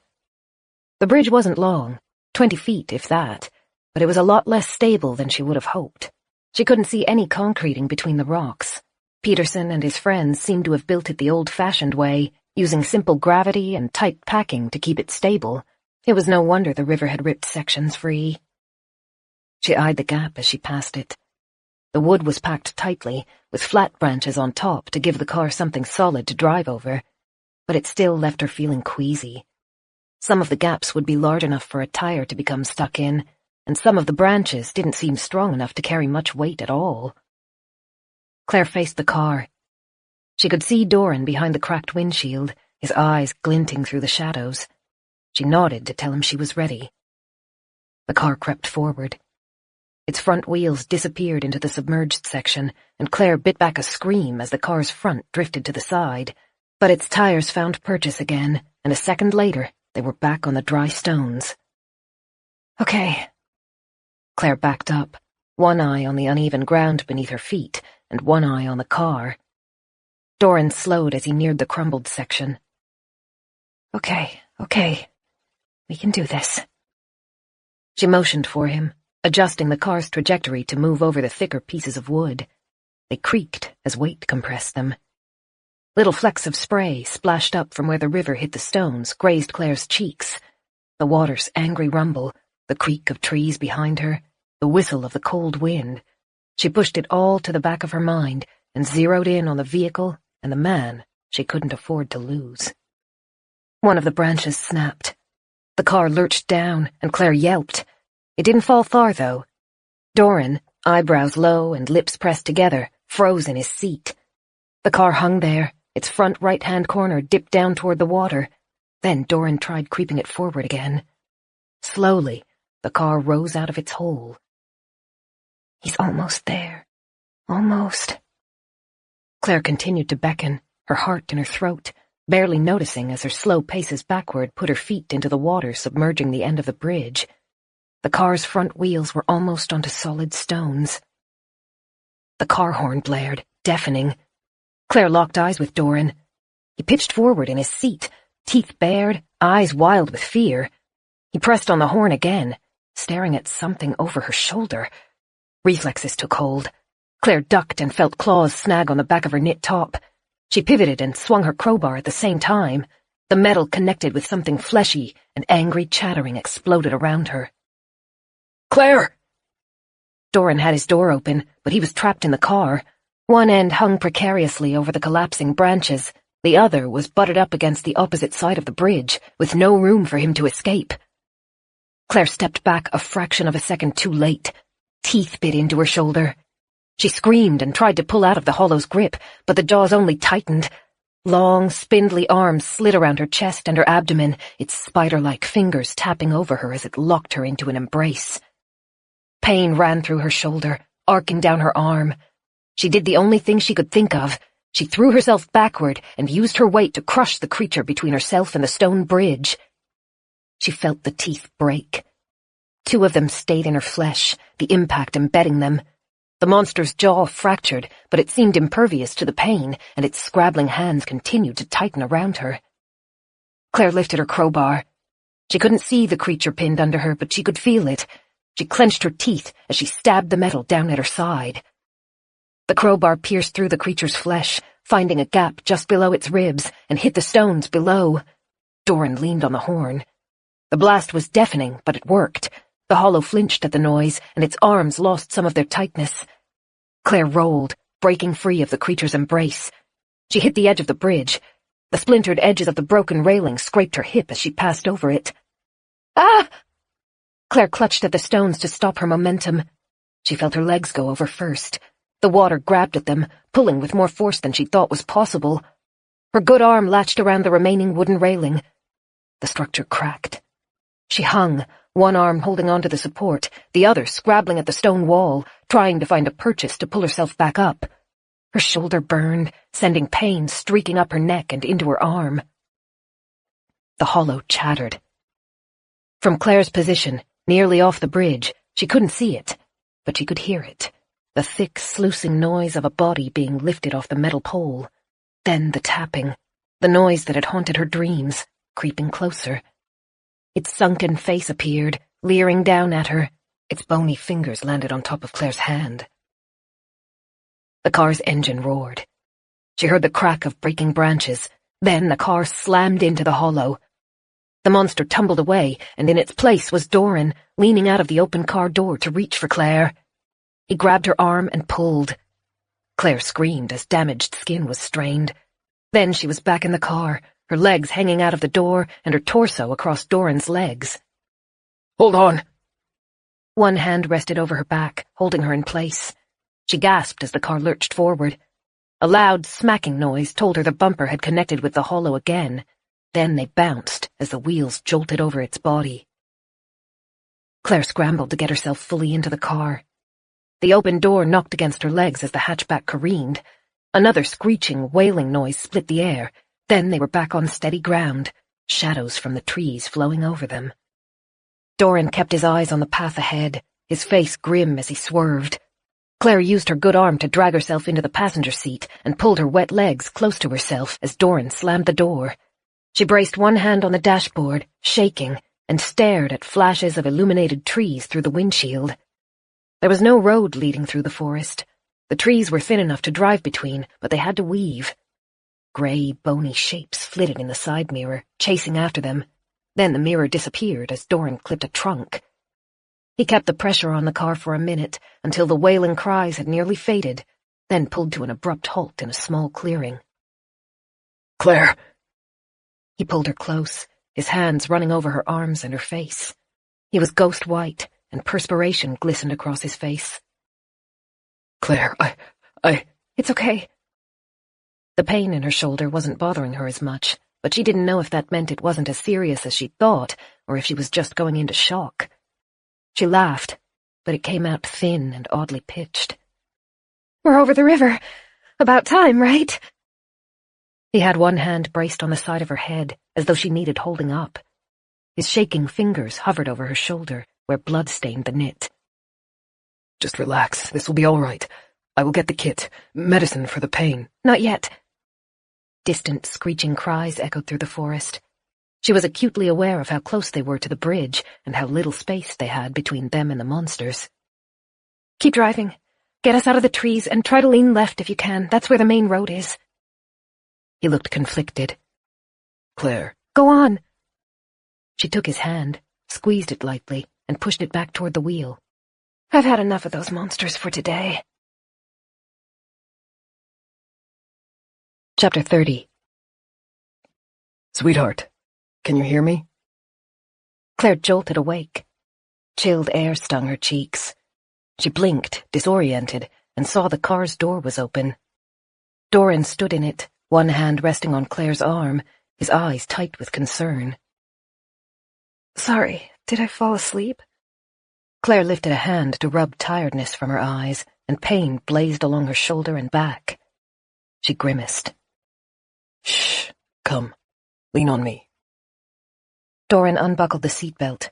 Then strong arms were around her, lifting her out of the car. Claire squinted against the pale light that cut into her eyes. She didn't know how long she'd been out, except that the afternoon was fading. An empty road stretched in both directions, but Doran carried her off its side to where he'd laid their blanket beside a small, crackling campfire. Where are we? Somewhere safe. He lowered her onto the blanket, and Claire shivered. The fire hadn't been alive for long, but its warmth felt good, and she moved closer to it. Where did you get the wood? There are some small trees farther up the road. His fingers moved around her face, gently pulling hair out of the way.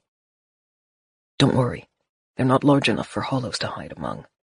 We can rest here for a moment. She blinked, and the scene came into better focus. The road was long and straight. Dead, thigh-high grass filled the space to either side, interspersed by tenacious trees that had found a home in the poor soil. In the distance, at the car's back, were the rolling, hilly mountains that she associated with Marnie's area. They must have been driving for hours. I'm sorry, Doran said. He was pulling supplies out of the car. I would have stopped earlier, but there was nowhere safe. Yeah. Claire slowly turned her neck, trying to loosen tight muscles without hurting her shoulder. It's all pretty thoroughly forested around that area. Did you see any other hollows? Yes. He crouched at her side, opened the first aid kit, and began picking through supplies. A few dozen. Most stayed off the side of the road. They don't like the car's noises. Several tried to charge at us, but we were too fast for them to catch. Claire chuckled. She still felt dazed. As a child, she'd loved visiting Marnie with Beth. They'd always watched for wild animals on the drive to her property. Roadkill was common, but they usually saw live animals as well. She guessed hollows had become the new animals to spot. Here. He handed her a cup of water and 2 painkillers. Then his fingers moved around the collar of her knit top.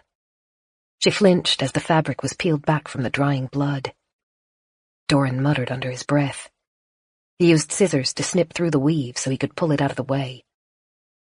How's it looking? Claire drained the cup. She hadn't realized how thirsty she'd become. Doran took the mug back and refilled it, along with a pot of water he set beside the fire to heat. I never should have left you outside the car. One of us had to drive it over the bridge, and I still think you had the more dangerous job. I was just slightly less lucky this time. His eyes were sad, but he tried to smile as he placed a pair of surgical pliers into the pot to sterilize them. This will hurt, I'm afraid. There are fragments inside the wound. Oh. Claire's face twisted. She remembered feeling the teeth break out of the hollow's jaw. Right, yeah. Get those out, please. Once the pot boiled, Doran used a cloth to retrieve the pliers, waited a moment for them to cool, then began to work on Claire's shoulder. The tooth fragments made hideous sucking noises as they came free. Claire breathed through her mouth, shaking, her whole arm on fire. She refused to let herself cry. It wasn't any worse than the bite on Doran's wrist, she told herself. If he could cope with it, so could she. That's the last of them. Doran sounded relieved as he dropped the final bone fragment into the grass. He opened the bottle of antiseptic and doused the wound. This time, Claire couldn't smother a cry. Doran held her still as she kicked and swore, then stroked her hair as the agony subsided. That was good. You did well. Very well. Thanks. The word came out muffled as Claire let her face rest into his shirt. She didn't feel like she was doing well. She was exhausted in a way that sleep wouldn't fix. She wasn't looking forward to returning to the car, but as the sun ticked closer to the horizon, she knew they had no choice. She tried to imagine where they were on the map, but her mind came up blank. Doran kept one arm around her as he took bandages out of the kit. The pain subsided to a steady ache as he covered the cuts, then gently tugged the torn sweater back into place. Okay. She felt boneless and shaky, and spoke with more conviction than she felt. Onward we go. Not just yet. He ran his fingers over her neck. We need to eat. Let's take advantage of the fire to enjoy some warm food.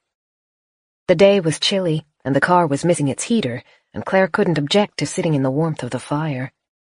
Doran tipped out the boiled water and used the saucepan to heat their food. They had stew again, but he also brought out a can of peaches, which he cooked until their juice had thickened into syrup and the fruits were on the edge of falling apart. They each had a spoon, but ate out of the same saucepan perched carefully between them. The cuts still ached, but Claire was starting to feel more peaceful. The area was quiet, almost eerily so. No insects bothered them, though she knew the long grass must have been full of them before the snows. The sky was a deep, hazy shade of grey, and visibility wasn't good. She could see the mountains in the horizon, but none of their definition. "Do you think it will snow again?" she asked Doran.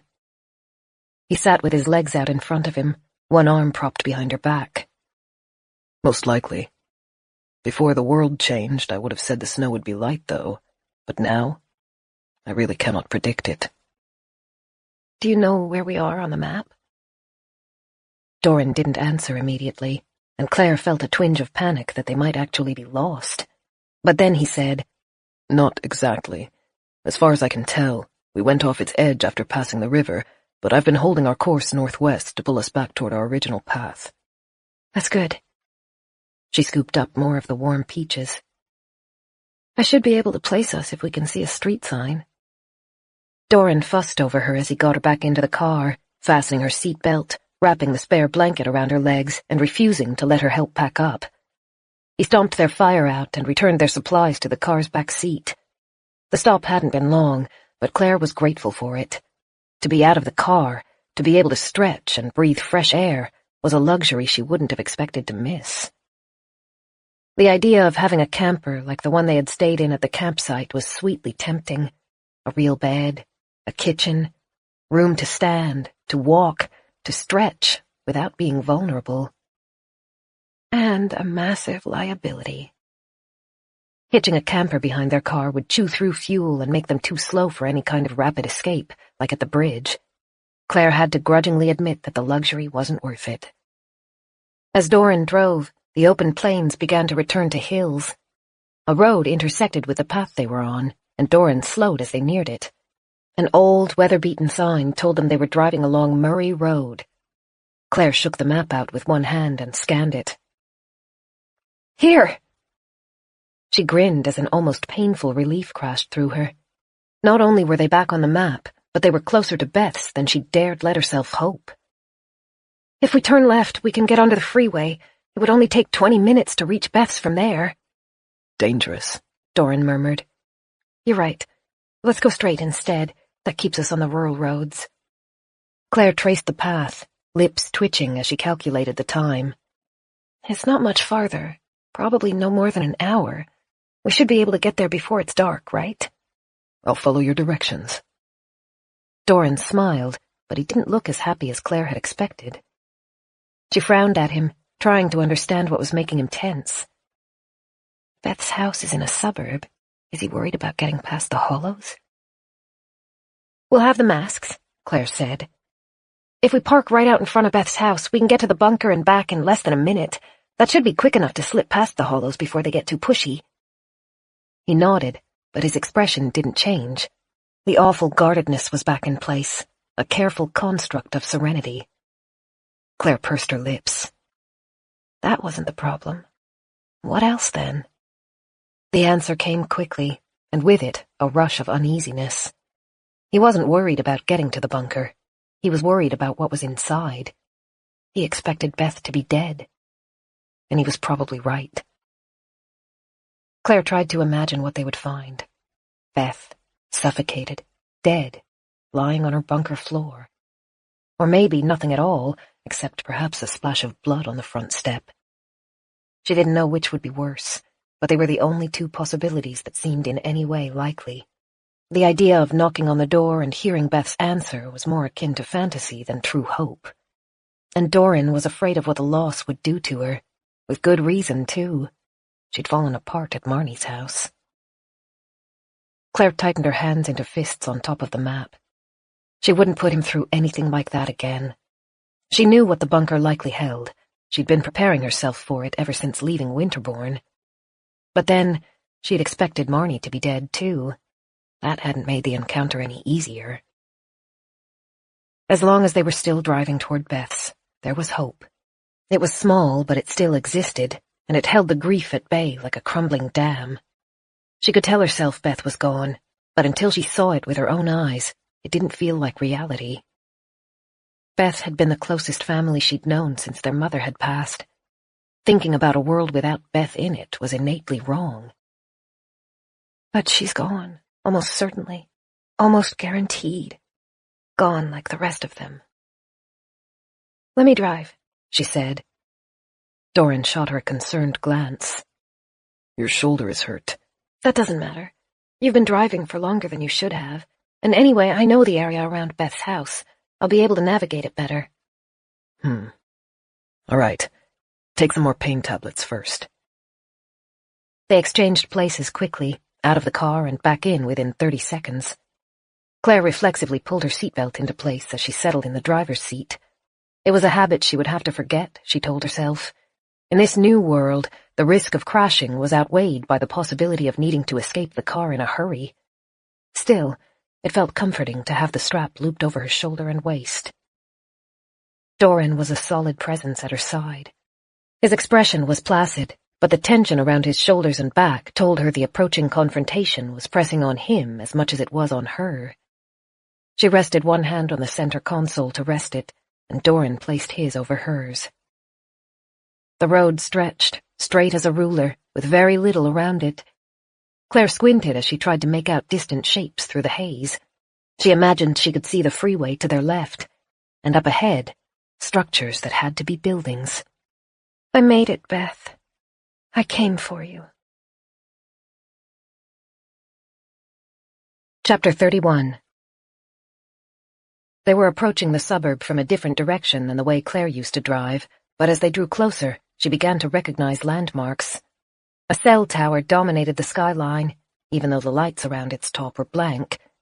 In the far distance, she caught a shape through the fog that was too square to be a house. The water tower. As they neared the suburb's outskirts, indulgent farmhouses began to crop up.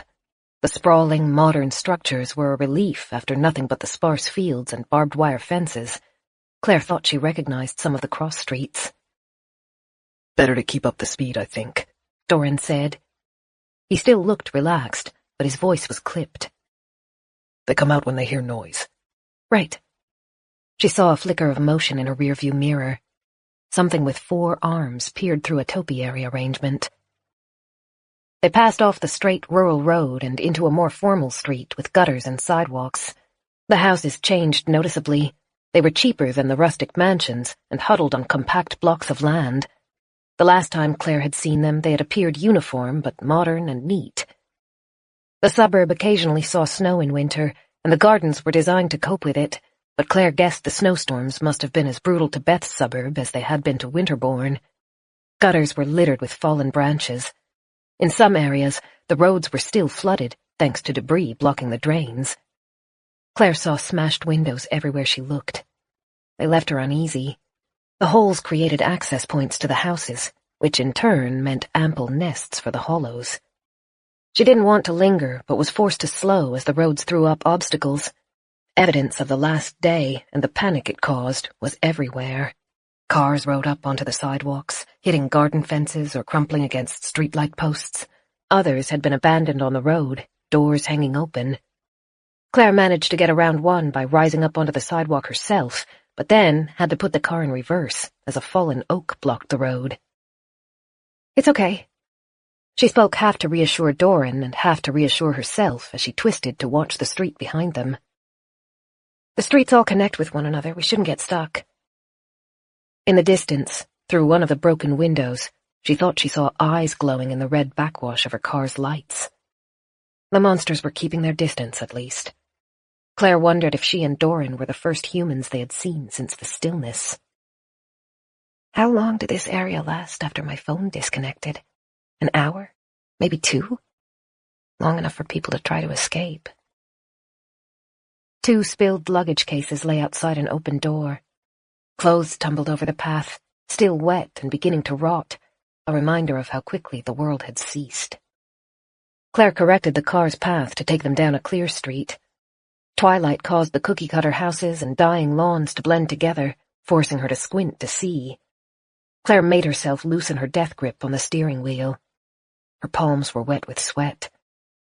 Doran's pose was relaxed as he sat back in his seat, but his eyes were constantly moving below heavy eyebrows, and he ran his thumb over his lips. Beth's house was near the back of the development, in an area with larger plots of land and less manicured gardens. When Claire had first seen it, she'd laughed. Beth's home was surrounded by posh, expensive buildings, but she'd still chosen a house with a half-wild garden and irregular windows. Claire had said, "You can take the girl out of the country, but you—" "Hush, you," Beth had said, ushering Claire into the house. "I need my neighbors to think I'm a respectable suburban lady." But the nonconformist building helped Claire to see it while she was still 2 blocks away. A huge pine stood in the backyard, poking above the rooftops like a flag. She fixed on it, eyeing the dark pillar as she struggled through the choked streets to reach it. Beth might have wanted to fit in with the Joneses living all around her, but when it came to her private backyard, she hadn't been able to hide her true nature. She loved gardens, and not the sparse shrubs and succulents that were the staple around her. She grew flowers, vines, and trees with wild abandon, and the tame front yard hid a wonderland planted behind the house. The bunker hadn't been the only addition that would have raised eyebrows. Claire slowed at an intersection, and butterflies ran through her stomach. She knew the turn. She'd taken it 100 times. The washed-out wooden fence to her left, the bank of rose bushes to her right. It felt almost as much like home as her own suburb. "Okay," Claire muttered, and turned the wheel. Everything was familiar, but at the same time, it had all changed. The lawns were dead. Branches had come down, and there was no one to remove them. The windows were all cold and empty in a way Claire hadn't ever seen before. She passed the house owned by the woman with 3 huskies, but the kennels were quiet and empty. The dogs had to be dead. Eaten, probably by their owner. Nausea clenched her stomach. Doran seemed to sense it. His hand rested on her shoulder, warm, comforting. Claire breathed deeply as she coasted past the house. The children were missing from the yard they always seemed to congregate in. 3 tricycles were left abandoned on the lawn. Claire wondered if they now made up part of the group that tormented Beth in her bunker. What would a toddler's fists sound like beating against the metal door? Claire forced her eyes to move farther along the street, toward the house she knew the best. It was darker and quieter than normal, and perhaps a little more worn down than Beth would have let it become, but in some ways, it also looked unchanged. Claire had the sudden idea that she could climb the 2 steps to the wood door, hear her knocks echo through the rooms, and wait on the clatter of excited footsteps coming to let her in, just like she used to. Then she blinked and saw the car crashed outside Beth's home. It had come off the road, crushed her mailbox, and ended its trajectory against the tree that shaded Beth's living room in summer. The tree, a weathered old maple, stayed standing. The car's driver's seat was empty, but a thick streak of dark liquid smeared across the windshield. Its back end hung onto the road, stopping her from parking directly outside Beth's. "Stop in the middle of the road," Doran suggested.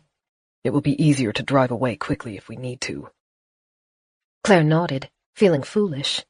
She'd been subconsciously looking for another parking space between the other cars. Old habits died hard. There was no one to care if she blocked the street, but she still felt like she was doing something wrong as she put the car into park. Doran turned in his seat to reach the car's supplies. He resurfaced with 3 masks, one for himself, one for Claire, and one for Beth. "Thank you, Doran." He didn't believe they would find Beth alive, but he was still going through the motions, willing to see the journey to its end, willing to try for the best outcome, for Claire's sake. A thin smile struggled to hold as she took her mask and stared at the slightly dented mesh. She didn't feel ready.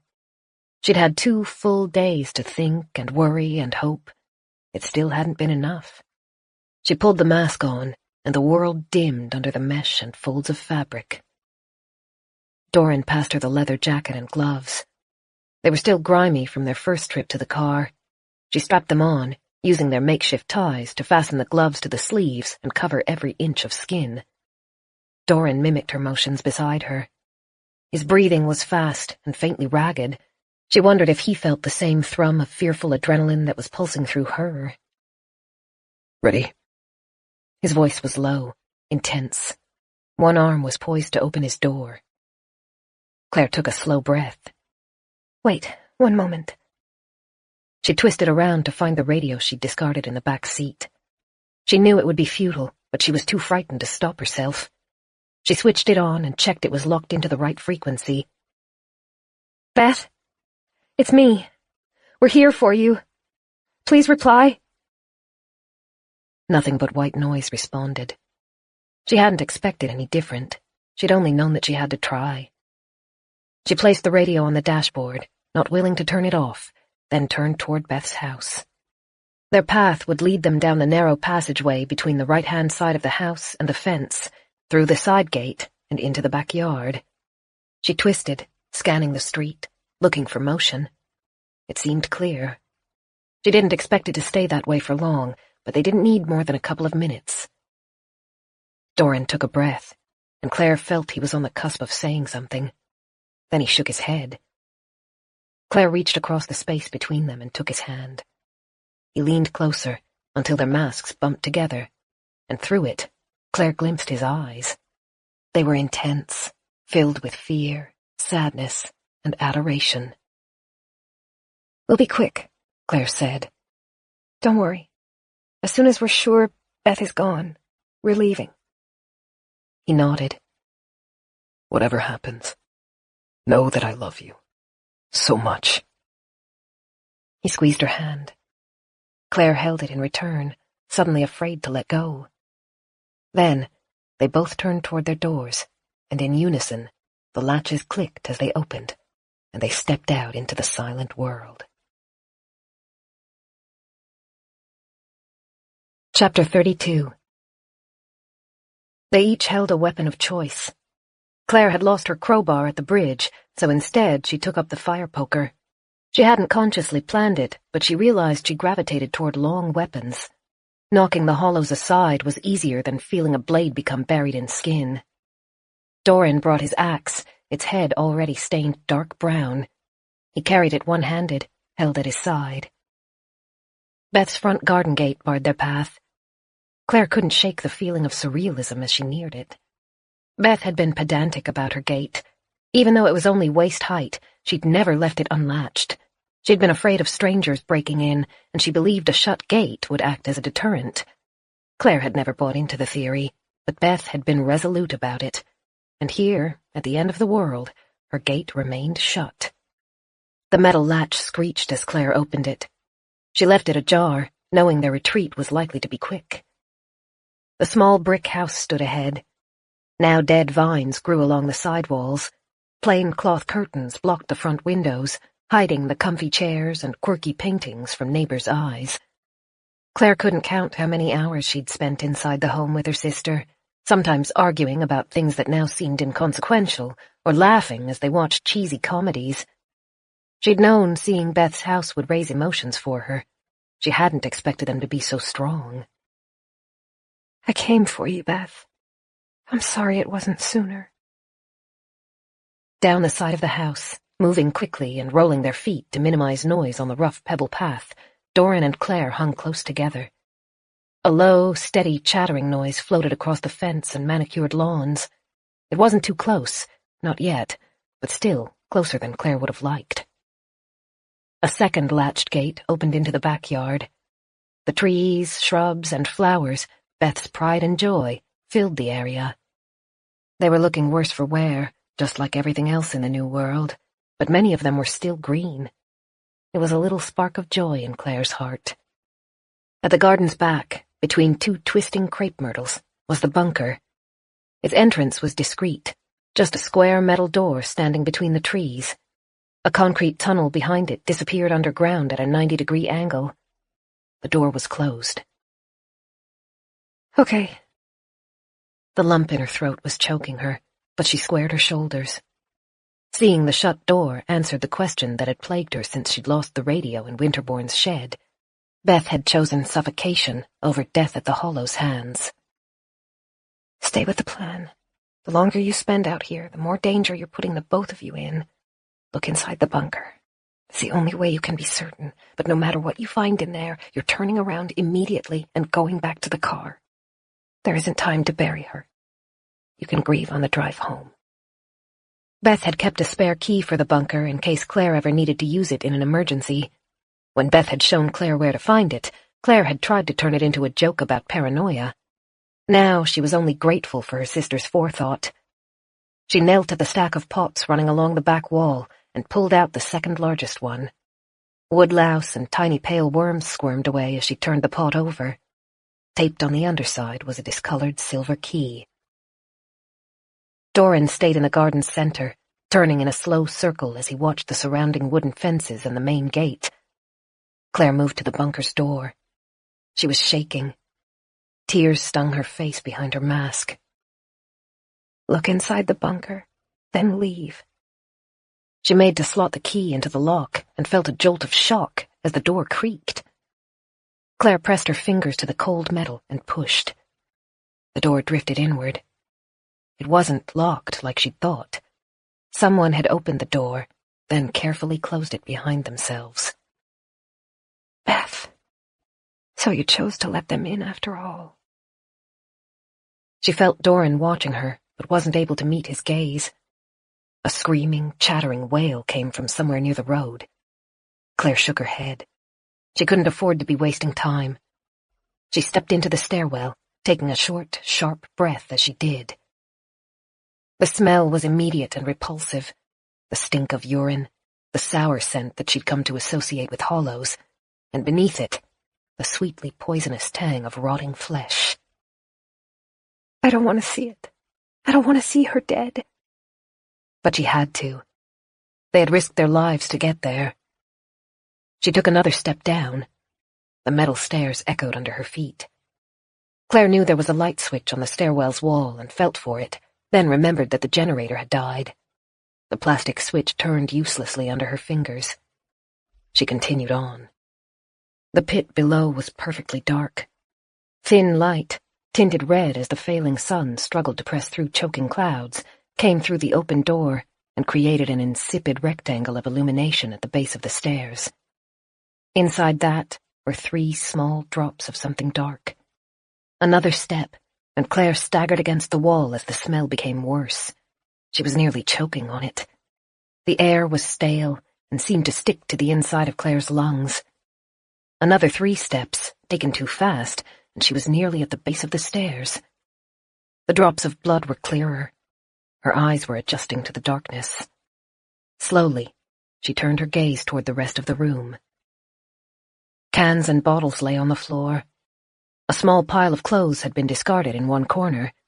The couch in the center of the room was lumpier than Claire remembered it being. Near the stairwell was the TV, an old-fashioned boxy shape with a DVD player. Claire still remembered the films Beth had bought for her bunker, her I'll Never Get Tired of These collection, all cheery rom-coms and slice-of-life series. Claire stopped at the base of the stairs. Her skin prickled. The bunker was cold, and she strained to see through the gloom. Doran had remained at the top of the stairs, standing guard, but now he followed. His footsteps seemed to beat in time with her heart. She turned left. Beth had said she'd had flashlights. A cylindrical shape rested on a small table opposite the TV. Claire grasped it with shaking, sweating hands and felt for the button. She found it. Her little circle of light exploded over the opposite wall. Oh, Claire moaned. Beth's tiny bunker was in chaos. The metal shelf that held her food and water had been knocked down. Its corner rested against the table, and its contents were spilled across the floor. The couch had appeared lumpy. Claire now saw why. Something had cut into its fabric, and the deep slashes spilled billowing stuffing free. The metal walls had shiny dents in them. The door to the bathroom had been broken down. It lay in splinters. Scraps of paper were everywhere, on the floor, on the tables, moving in little eddies when air from the open door disturbed them. The radio Beth had used to communicate with Claire lay on the floor beside the TV, its plastic shell cracked. And there were dead hollows. 4 of them, at least as far as Claire could see.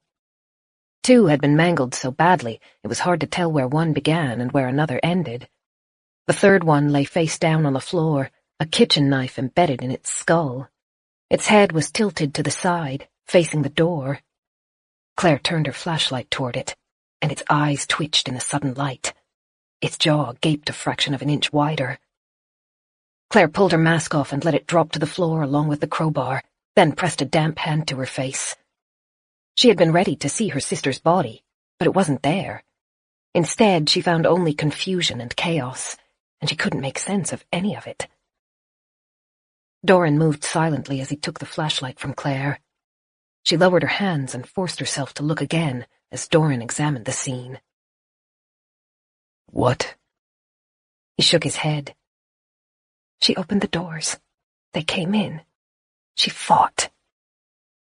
A swell of pride for her sister was quickly followed by grief. Beth had fought, but she couldn't have escaped. The suburb was teeming with hollows, and the sounds from the scuffle would have drawn in a wave of them. Her eyes dropped to her feet. The floor was saturated with blood. More blood than she thought the remaining bodies could account for. They ate her. Claire felt herself choking and grasped at the unraveling threads of her mind as she tried to pull herself back together. Beth hadn't died cowering. She had taken down 4 of the monsters before succumbing. That was admirable for anyone. The nearest creature twitched again, its fingertips curling up a fraction. It wasn't dead, but it was so close that Claire was amazed it was still moving. Doran placed a hand on Claire's back. Turn around, he whispered. What? I need to take care of this. Turn around. She faced the wall above the table. The metal had been damaged there, too. Tiny scratches that had probably come from hollow fingernails marred the metal. 2 loud whacking noises echoed through the room. Claire flinched. The hollow stopped croaking. Claire took slow breaths. That's it. You saw the bunker. You can get out now. Run for the car. Don't look back. Her eyes were blurred with unshed tears, distorting the marks on the wall above the desk. Her breath caught. The scratches appeared in little bunches. They were too controlled to be from hollows. Doran, the flashlight. He directed the light toward where she pointed, and Claire squinted against the glare cast off the metal. The lines weren't scratches from fingernails like she'd first thought. They had been cut with the sharp edge of a screw. The implement lay on the ground just below the table, its tip worn down from the usage. Beth had written an address into the wall. Chapter 33. Alexis Tower, floor 12, Inner City. Claire ran her fingers over the words as she read them. The lines were all jagged from the force of being cut with a screw, but they were in Beth's hand, she was certain. Beth had a particular way of forming E's that was unmistakable. Is the location significant to you? Doran's voice was a whisper. He kept glancing up the open stairwell beside them. They had already spent longer there than they should have. I know the city. I've been there a few times, but I've never heard of the tower. Why would Beth write it, though? And on the wall, not on the paper. Doran indicated the scraps of white littering the ground, pages torn out of books, scraps from the notepad that was now flung against the opposite wall. If she'd needed something to write on, there was an abundance of material. The answer came to her quickly. Because she wanted me to see it. She knew I would come for her, but that I wouldn't have enough time to sort through the papers on the ground, so she left it on the wall where I couldn't miss it. Except you nearly did miss it, the little voice in her head whispered. If Doran hadn't made you turn around, you wouldn't have seen it at all. But it was the only theory that made sense. A message scrawled on metal, something that couldn't be erased, scrunched up, or burned, placed beside the exit. It had to be for her. She pressed her hand to the metal. Her breathing was ragged, and her heartbeat sounded too loud. The fact that she didn't understand the message didn't matter.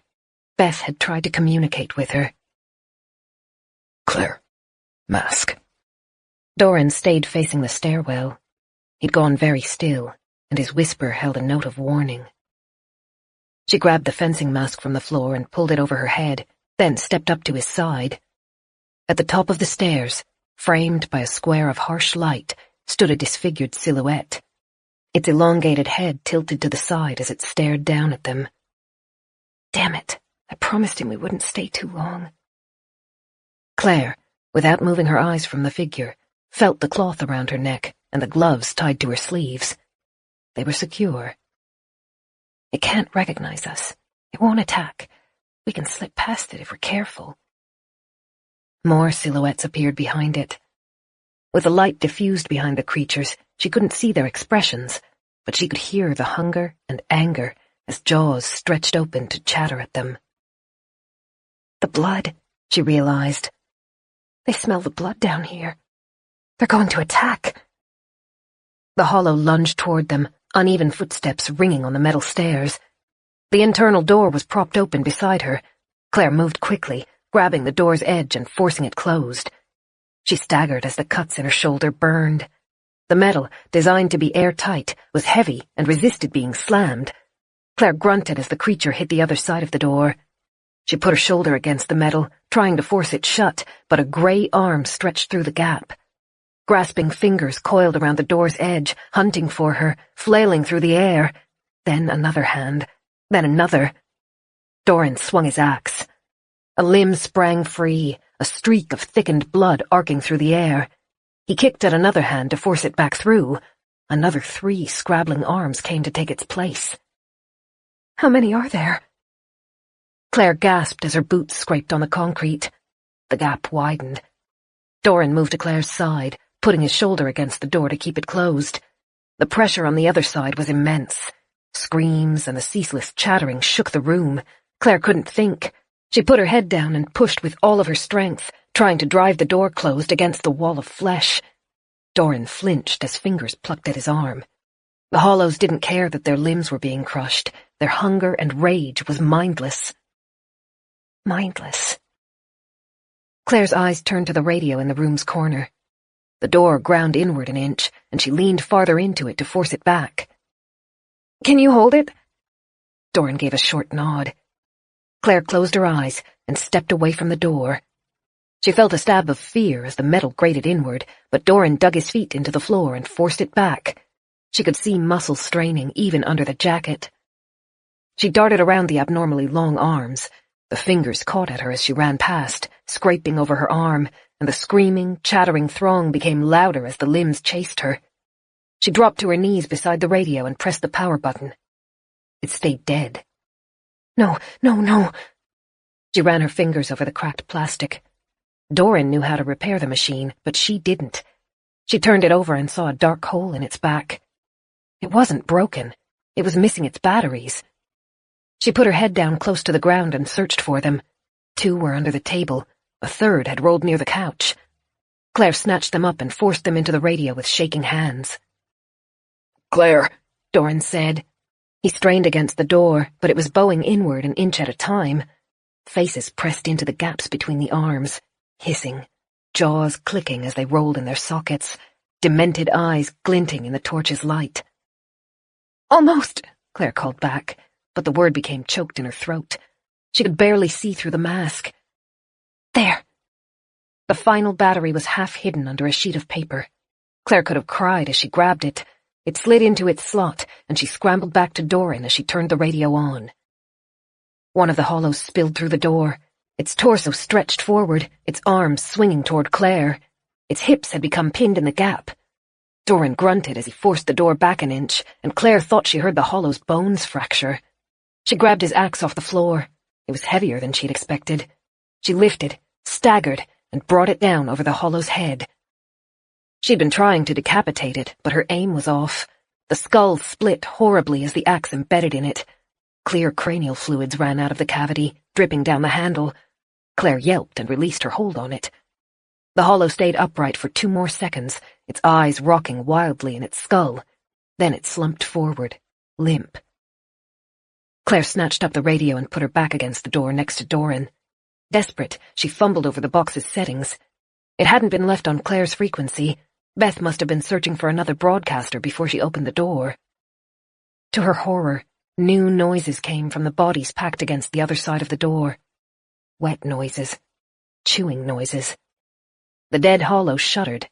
Then its body began to slide back behind the door. Come on, come on. The door shuddered, making it nearly impossible to control the little dials. Claire shoved back, digging her feet into the ground. Doran gasped with exhaustion.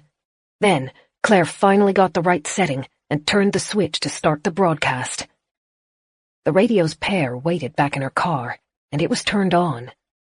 Claire tapped against the microphone, knowing the sounds would be magnified. It wasn't enough, though. She tapped harder, scratching her gloved finger over the fine mesh. Then she lifted it to her lips and screamed into the microphone. Go away! That worked. Claire heard her own voice, ragged and full of fear, projected from the car on the street.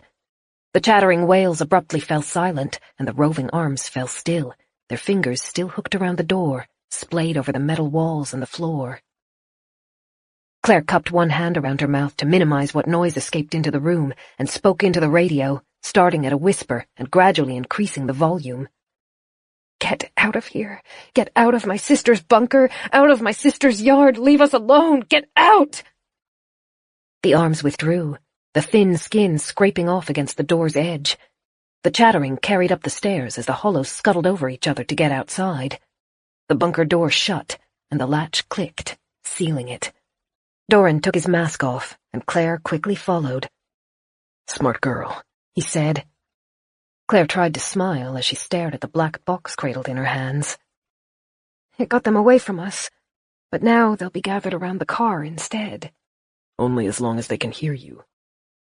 He pointed to the radio, and Claire turned it off. There was no sense in drawing hollows from the rest of the suburb as well. Her legs had no strength left. She let herself slide down until she sat on the floor. A second later, Doran followed, and together they stared across the ruined bunker.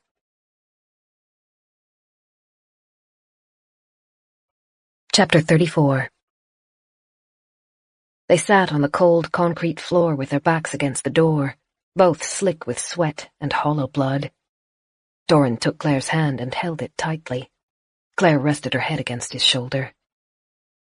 Beth had said it took several hours for the hollows to leave once they could no longer hear any noise. Claire hoped that would be true of the car as well. If they waited long enough, they might be able to get across the yard without being intercepted. She already knew the wait would be painful, though. The small room smelled foul. With the door closed, there was no way to get fresh air in, and the odors seemed to build on themselves until she was afraid of gagging. One of the hollows returned. Claire couldn't see much with their flashlight facing the opposite wall, but she felt Doran tighten as the shuffling footsteps climbed the metal stairs. She held the radio in her lap, but she didn't try to use it. Every additional noise would only prolong their stay. The hollow scratched around their door. The sound of fingernails on metal set Claire's teeth on edge, and she closed her eyes as she tried to ignore it. She and Doran remained completely silent. After what must have been minutes, but felt like hours, the scratching ceased, and the hollow climbed back up to the outside world. Time stretched on. Claire tried to count the seconds in her mind, carrying a running total so she could guess the length of their wait. She lost count somewhere around half an hour.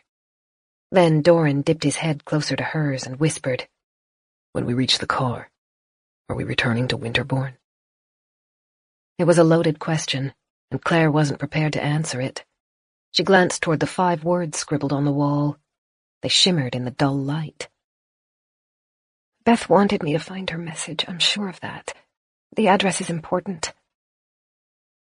They were quiet for a moment as they made sure their whispers hadn't attracted any further attention. Then Doran asked, "How far away is it?" I don't know the building, but the city is about 3 hours away on the freeway. Double that if we take the back roads. Again, they fell into silence. A question hung between them. Are we going? Winterbourne's garden will need us back soon if the plants are going to survive.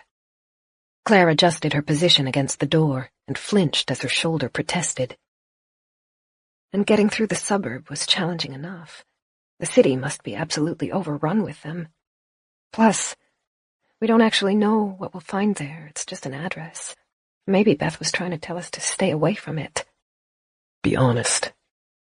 His fingers rubbed over Claire's own. Are you trying to tell me you don't want to go? Or are you giving me reasons for why I can refuse to take you? The latter, she admitted. The flashlight's beam flowed over a stretch of gray skin in the early stages of decomposition.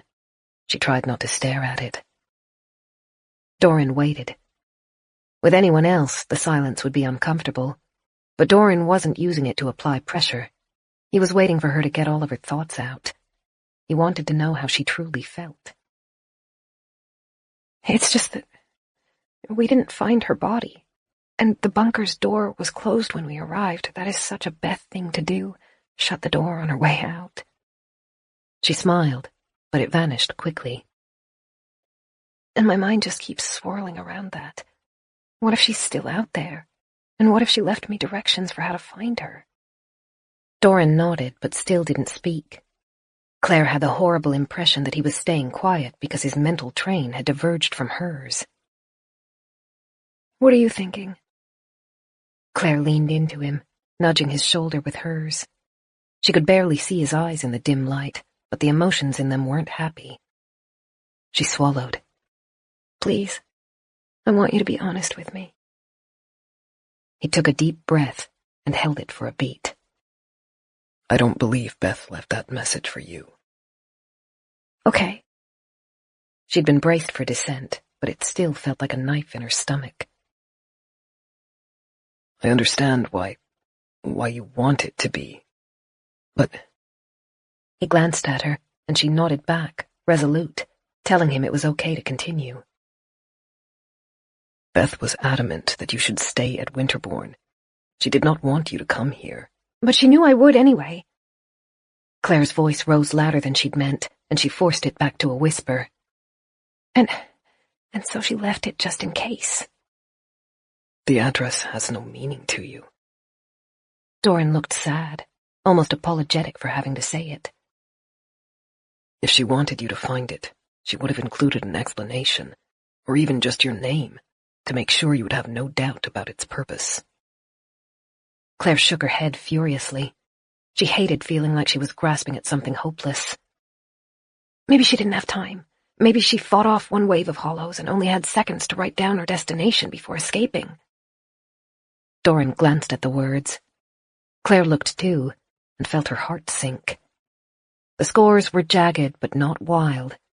The address had been written with care, in neat, straight lines by a steady hand. If she had time to write the address, she would have had time to bring a radio, Doran said. Maybe... Perhaps she heard someone share the address on the radio and scratched it into the wall to remember it. Claire tilted her head back and blinked furiously at the shadowed ceiling. Yeah, maybe it's the address of a safe house. She might have been planning to go there. I think that is plausible, Doran said. Hope exploded in Claire's chest. She gripped Doran's hand too hard. We might find her on the road. That hollow with the knife in its head. It was still alive when we found it. She probably hasn't been gone for more than a couple of hours. She might not have even left the suburb yet. Outside, a hollow screamed. Claire realized she'd been too loud and bit her lip. They waited, listening, but nothing came back to the bunker door. Doran relaxed again and adjusted his legs to stretch them in front of himself. Claire tried to read his expression. The hope was a painful wildfire burning through her chest. He wasn't meeting her eyes, though, and she knew that wasn't a good sign. You don't think so, she said, prompting him, trying to fight the disappointment that wanted to leak into her voice. I think it is plausible that Beth would have a plan to escape. Possibly the address was a part of it. His sentence had an unspoken but. He still hesitated, though. Claire closed her eyes and spoke more calmly. It's okay. I won't get angry. Go ahead. He released a held breath. The hollow was still alive, but the blood was dry. Beth has been gone for at least a day. Okay. Claire pictured the hollow lying on the bunker floor, twitching for that long. Beth must have thought she'd killed it when she'd driven the knife through its skull, but the hollows refused to follow human laws of mortality. They didn't seem to need their blood, or all of their brains, or their spinal cord, or anything else that should have been necessary for life.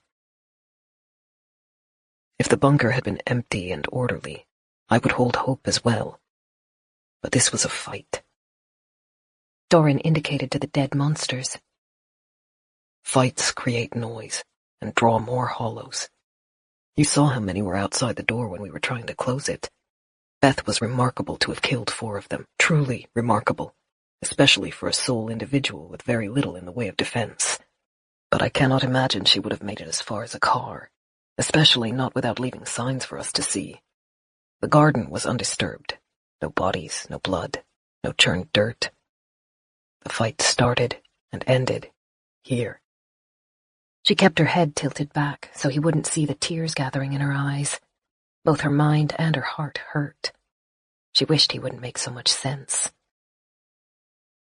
I am so sorry. It was not a platitude. His voice was full of pain. I wish I could see it any other way. I wish I could justify a journey to the city. But we can't. Her mind was clearing, and the address, so full of promise a moment before, felt empty. 6 hours to the city, if the roads are not blocked. Then perhaps a full day of driving to reach home. We would need to stop for food and fuel. We would need to find a way through the city. Beth's voice echoed in Claire's mind. If you want to survive, don't take risks. And we don't know what we would find when we arrive there. Claire's voice had lost its energy, but she tried to smile. It might be a safe house, or it might be nothing. Underneath was an unspoken implication. Whatever is there, it won't be Beth. It hurt. She shook her head as she tried to focus on something more immediate, something more actionable. What supplies do we need? Claire. What supplies? We are low on all necessities, including gasoline, bandages, antibiotics, and food. We have enough water left for a day if we only drink it and don't use any for washing. And I would like a bath. I never realized what a luxury running water was until we didn't have any. Claire looked down at herself. On top of every other layer of grime, blood, and sweat, Claire now had cranial fluid sticking on her hand. She felt repulsive. The fact that Doran still sat so close to her reinforced what she already knew. He was halfway to being a saint. I would not disagree with a bath either. I feel as though I am barely a step above the hollows I am fighting. Doran chuckled. Claire joined in, and the tension between them dissipated. It is in your hands. Doran's voice was so soft she could barely hear it. You know how I feel, but this is still your choice. I promised I would follow where you led, and I will. If you wish to travel to the city, if you feel you cannot return to the house without doing so, I will be there with you. The city would be dangerous. She knew that without a shadow of a doubt. The streets would be worse than the freeway. The buildings would be many-storied death traps. The cities had been the first places to change, and their high-density populations meant there would be precious few chances to slip past the hollows unobserved. They had made it through so much already. They were both injured and worn down, ready to return home, ready to consolidate and recover. Doran was watching her, his dark eyes filled with grief and love. She had lost her sister. She had to protect what she had left. Claire smiled, and this time it didn't hurt as much. Let's go back to Winterbourne. He kissed her forehead, a soft murmur in the back of his throat, and she could feel the relief running through him. We don't have to give up entirely, he whispered. We still have our radio. Beth knows your frequency. If she's out there, she will make contact. It was a promise without hope, but it was all he could give her. Claire nodded. He pulled her closer and rested his head on top of hers. The bunker was cold, but Doran was warm and safe. Claire closed her eyes. Her heart hurt, but she knew it wouldn't last forever. Low on food, low on water, low on medicine. She turned the radio over in her hands. At the opposite wall, the fractured supplies shelf covered a plethora of cans and bottled water. Some had become broken during the scuffle, but there was still more than they could carry. We can take some of Beth's food with us at least. And I think I know how to get more bandages and antibiotics as well. That would help. The antibiotics especially are a priority. His eyes flicked down to her shoulder, and she knew he feared that they might make it home in one piece, only to succumb to infection. Even if the condition afflicting the Hollows wasn't contagious, that didn't mean their bites were free of bacteria. Claire nodded. Beth will have a first aid kit in her home. I don't know where she keeps it, but it's probably either in the kitchen or the bathroom, and I think we can use the radio to buy us a few minutes. Good. I'll collect the food. Doran left Claire beside the door as he stepped around the dead Hollows. He found a discarded blanket and shook it out, then moved through the food, picking out cans that weren't damaged and placing them in the blanket one at a time to avoid noise. Claire squinted through the low light to see the settings on the radio. During her time at Winterbourne, she had scrolled through some of the frequencies, looking for other survivors. Their numbers had grown fewer with every day, but some broadcast regularly, sharing advice or simply looking to meet up with others to trade supplies. In among them, she'd found one channel that was unlike anything she'd heard before. It was a jumble of sound, white noise, interspersed with second-long clips of songs, sound effects, and voices. It felt uniquely like a product of the stillness, something that shouldn't have existed in the world before. It made her feel cold and unsafe. She still didn't know exactly what it was or who broadcast it, but she had some guesses. The clips, even the voices, all sounded pre-recorded. She thought it might be a radio station that had been left running after the world went quiet, and its system had malfunctioned to play each automated segment for only a second or two at a time. Claire scrolled through the channels until she found it. Even with the radio's volume turned to its lowest setting, the noises were unmistakable. She heard a laugh track, followed by a single beat of a song, then a man cheerfully saying, "Teeth!" interspersed with static. Doran had returned, the blanket tied together at the corners to hold their supplies. Claire stood to take her place at his side. They exchanged a look. Then she slowly, carefully, opened the door. Fresh air rolled through as the seal broke, and Claire breathed deeply as she leaned into it. They waited there a moment, watching the block of light at the top of the stairs for any sign of movement. It stayed empty. Claire swallowed, then pulled her mask back over her face. The Hollow she'd killed lay just outside the door. The axe was still embedded in its skull, and its eyes stared up at them sightlessly. Its lower half had been almost completely devoured. Claire gagged and looked away as Doran bent and wrenched his axe free. He lifted the bundled supplies onto his shoulder, while Claire found her fire poker near the wall. Together, they stepped over the fallen Hollow to ascend the stairs. Daylight was running out. Claire guessed they had less than 10 minutes of visibility left. That wouldn't be good for getting out of the suburb, but she was sure they could make it work, as long as they could reach the car. The garden seemed empty, but it was hard to be certain when the plants had lost their tones in the neutralizing dusk. They moved quickly and quietly as they crept along the house's side. As they neared the front garden, Claire caught motion in the shadows around the silhouette of her red hatchback. She put her hand out to stop Doran, and they held still, not even breathing, as they watched the creatures clawing at their vehicle. Claire waited until she was certain they weren't looking in her direction, then moved forward again, bent low as she sprinted around Beth's fence to reach the neighbor's yard.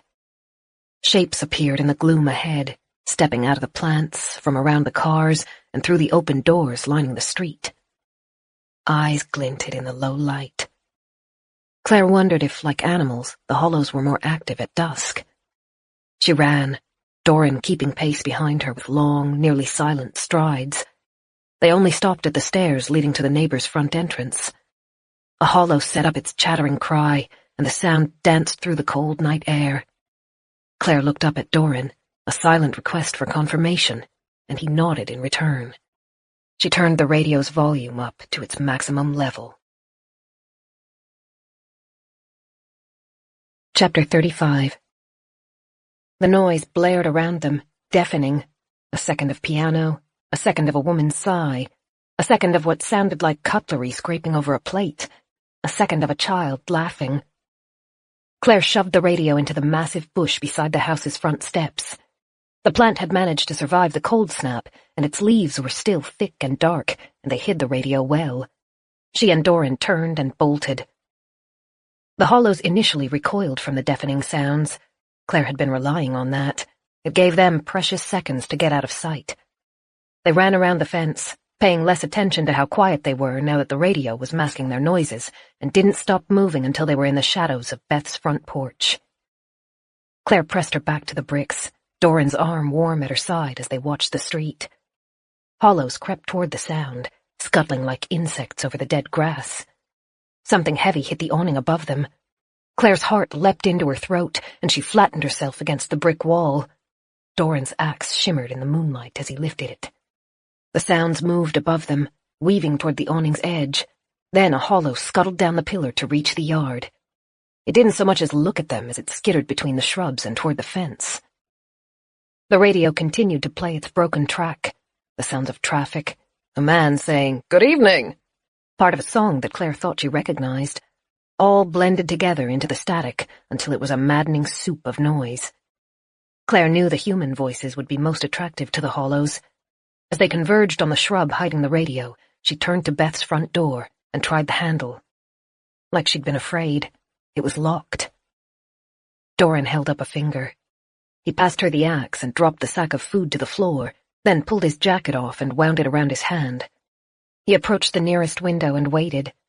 It only took a few seconds for the radio to land on a noise that drowned out their movements, an angry foghorn. Doran moved quickly, punching through the glass and scraping the shards away before the radio had a chance to switch to a quieter track. Claire glanced behind them. One of the hollows on the street had frozen, staring in their direction. She held still, praying the masks would work. They did.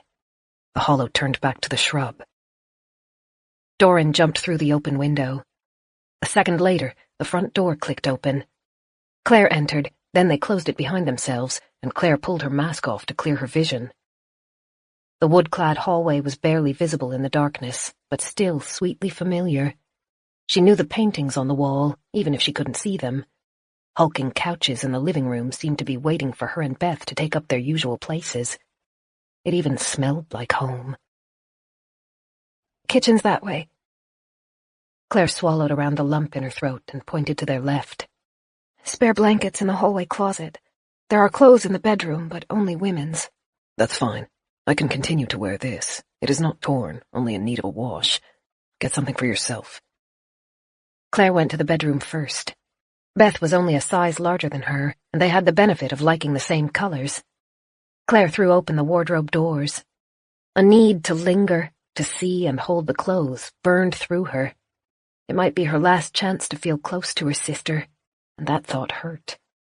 She blinked furiously. They had seconds, not minutes, and goodbyes were a luxury she couldn't afford. She took an outfit indiscriminately and tucked it under her arm as she jogged back to the hallway. She found Doran in the kitchen with the pantry doors open. Anxious Beth always kept her home well stocked, just in case. Claire had also kept stores of long-life food, but at least she'd had a good reason. Her house was rural enough to be cut off from the shops in deep winter. Beth's suburb never saw more than a dusting of snow. Claire wished she could apologize for every time she'd laughed at her sister's paranoia, because that day, it was saving them. Doran had untied his bundle of supplies on the kitchen bench and was adding extra food to it as he searched for the first aid kit. Beth's bunker had been well stocked, but lacked variety. They picked up extra pasta, cans of sauces, cans of fruit, cans of condiments. Claire found a box of chocolates at the top of the cupboard and couldn't hide a guilty smile as she added it to the pile. A knife block caught the light in the back of the room. She picked out one of the longest blades and tucked it into her jacket's pocket. Claire didn't know how long the radio would hold the hollows, but she doubted it would be long. Just like they had at the barn, they would probe at the radio and either realize it couldn't lead them to anything edible or break it. Claire crossed to the window and tugged the curtains back. The radio, muffled, continued to play. She couldn't see any movement. She leaned close to Doran and whispered, "I'll search the bathroom. Keep looking here. See if there's anything else that might help. Flashlights or matches or anything of the kind." He nodded and they split up. Claire followed the hallway into the bathroom and went straight for the cabinet above the sink. She pulled the mirrored front open and squinted at the contents. There was no first aid kit. Instead, a truly staggering array of bottles and cardboard boxes filled the space. "Beth, you hypochondriac," Claire muttered under her breath. She snatched the bottles up and turned them over, trying to read their labels. Medicine for anxiety, medicine for headaches, medicine for indigestion, for dry skin, for oily skin. A box of antibiotics, partially gone, she pocketed that one. Sedatives, stimulants, cold medicine. A box of bandages that also went into Claire's pocket. Sunburn lotion, earache relief, and a whole row of herbal complexes that Claire couldn't afford the time to sort through, and that was only on the first shelf. She'd known Beth liked visiting her doctor. Now she was starting to think the doctor had been enabling Beth more than helping her. Claire closed the glass door and bent to see if there was anything underneath the sink. As she ducked, she caught a glimpse of something in the mirror. Claire froze, her heart jumping, and slowly lifted her head again, to see her reflection. The past few days hadn't been kind to her. Her hair had become matted and oily. Her face was grimy, even though she'd washed it in the river just that morning. The knit top's collar was crusty with dried blood, and threads were hanging loose from where they had been pulled. She looked thinner than she remembered, and she wasn't alone. A hollow stood behind her. Its back was arched, shoulders thrust back to jut its chest forward painfully. All of the bones in its body looked like they had been twisted and extended beyond where they could stand. Its arms flexed behind its back. Both knees turned in, hobbling it as it tried to shuffle toward her, its neck pulled back and its chin tucked in so that it could meet Claire's eyes in the mirror. She turned, trying to yell, but the noise caught her attention. She raised the metal bar ahead of herself defensively, but the hollow wasn't charging. It backed away with a short, shuffling step. The bloodshot eyes twitched as they looked from Claire's face to the metal. "Please," the hollow rasped. Claire's stomach turned cold. Deformed as it was, she still recognized the creature. Thin patches of gray hair clung to its head. Its skin was wrinkled, its naked breasts sagging, and its fingers, contorted behind itself by the twisted bones, still held a wedding ring. Claire had met her twice while visiting her sister. Annie, the old woman who lived down the road and owned 3 huskies. Beth had talked about her fondly. She was a sweet woman, Beth said. She hadn't become mindless. There was awareness in her eyes and misery pulling at her face. She had probably come to Beth's house seeking help, slipping through the open front door and locking it behind herself. But Beth hadn't been there. She'd been in her bunker. And Annie had become trapped by her own mutations, her fingers twisting until they could no longer turn a handle. Claire felt paralyzed. She couldn't hear Doran under the noise from the radio, but she knew he wouldn't be far away. Like her, he'd assumed all of the hollows had been drawn outside by the noise. But Annie wasn't like her counterparts. She wasn't blindly hungry. At least a part of her was still human. The cracked lips parted again, and the hollow whispered through a near-crushed esophagus, the words slurred and distorted. "Please help me." Claire opened her mouth. A horrible sense of despair weighed on her. What kind of help could make any meaningful difference? I can't change this. I can't reverse this. The woman's mouth worked, saliva pooling over her chin as she struggled to form the words. "Let me die." Tears spilled over Claire's cheeks. She looked down at the metal bar she gripped in her hand. Then she shook her head urgently, almost desperately. "You have to. She's in pain. How long has she been here, wishing she could die, but too hobbled to end it herself, not even able to open the door? She can't do it. You have to. Claire imagined bringing the metal down on Annie's head again and again, as many blows as it took to stop the twitching. She wanted to scream. Doran was close. She could call him. He would take care of it for her. Again. That wasn't fair. She already relied on him too much. She needed to be strong for him, to be prepared, to carry her share of the burden. She raised the metal bar. Her grip was weak. The metal shook. She wouldn't be able to do it. She couldn't carry through. Claire choked on a sob as she dropped the fire poker into the sink. Annie took a halting step closer, her expression pleading. A weight rested in her pocket. The knife, she remembered. Claire pulled it out and felt the cool metal handle.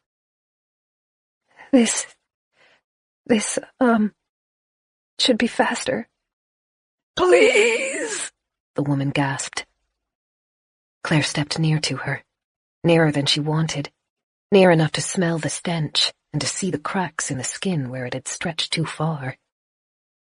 She lifted one shaking hand and placed it on Annie's opposite cheek to hold her head still. Then she brought the knife up and positioned it under the tilted chin. The lidless eyes looked strangely gentle. They weren't afraid. I'm so sorry, Claire whispered, and thrust the knife up. Hot blood poured over her hand. Annie's eyes rolled up in her skull.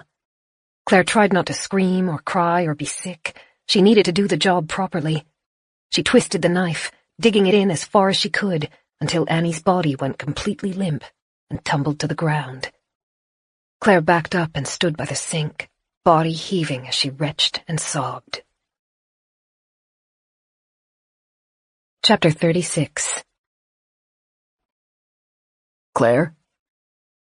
Doran stood by the hallway cupboard, sorting through sheets and towels as he searched for anything useful. His expression tightened as he saw her swollen eyes, then flicked down to her hand, which was painted red with blood. The concern turned to terror. He crossed to her in 5 quick steps. You're hurt, Claire. She shook her head. She couldn't stop crying. She'd thought she'd had the measure of this new world, but the encounter with Annie left her feeling dead inside. Doran held her hand, turning it over as he looked for cuts, and she pulled free from him. Her tongue felt swollen and inflexible. I'm fine. We need to go. He looked tense, his lips pressed into a tight line as he stepped around her, scanning her, his hands running over her shoulders and back. What happened? I should not have left you alone. Was it a hollow? We need to go, was all she could manage.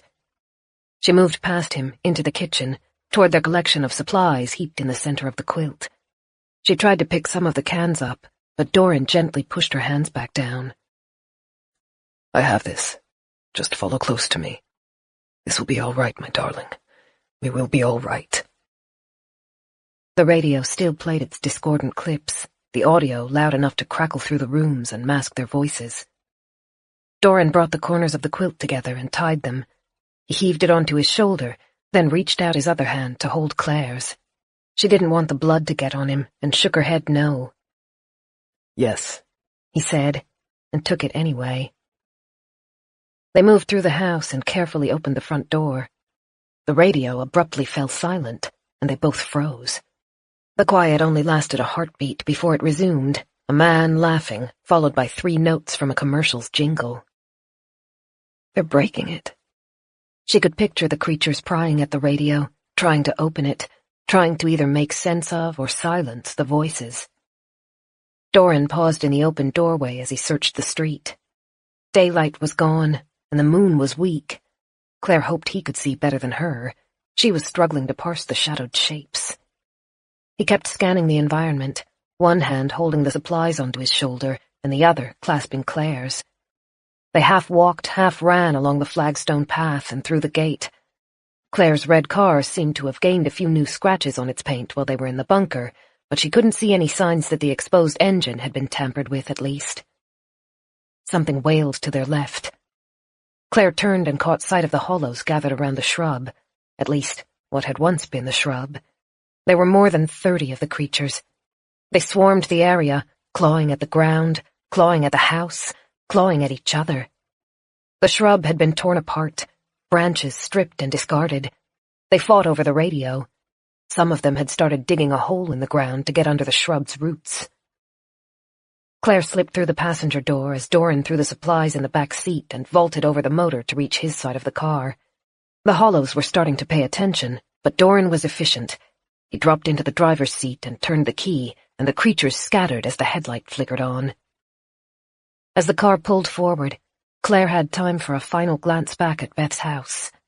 Its windows were cold and empty, just like every other building in the street. She hated seeing it like that.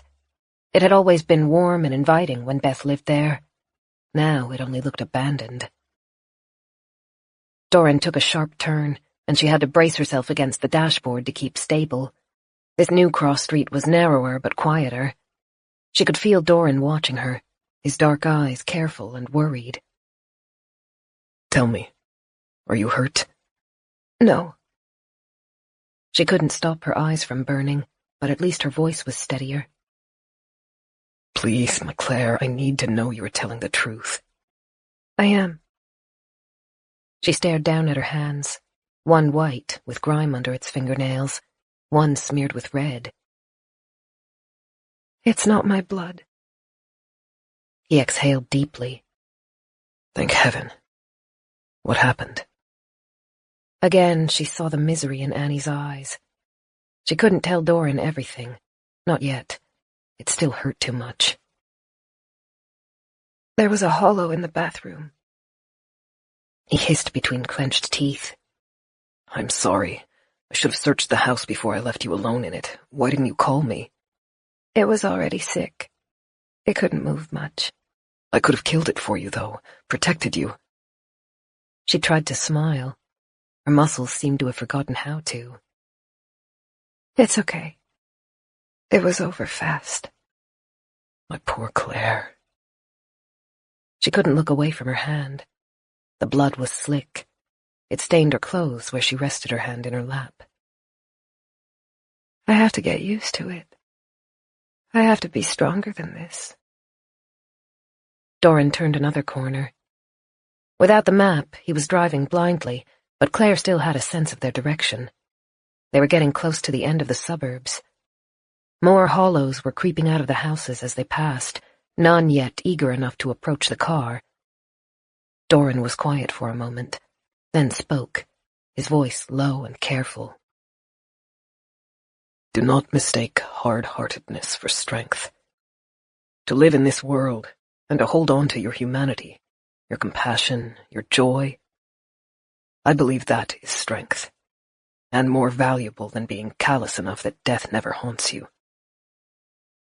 She clenched her teeth, trying to keep her emotions inside, but they escaped as a whine. Doran's hand came over to stroke her hair as she cried. She leaned into the touch. It only took a few minutes for Doran to navigate out of the suburb. A marshy area, the ground glistening with water and raggy with weedy trees, separated them from the next town over. Doran slowed the car to a crawl, then turned to feel in the back seat. Their radio still spat static, so he turned it off. When he shifted back, he held one of the bottles of water, which he offered to Claire. Open your window and lean out to wash your hand. She rubbed her sleeve over her face to wipe away the dampness. We shouldn't waste water. This isn't a waste. Go ahead. She took it and wound down the window. It only made it halfway before becoming stuck, but it was far enough. She washed as much of the blood from her hand as she could manage.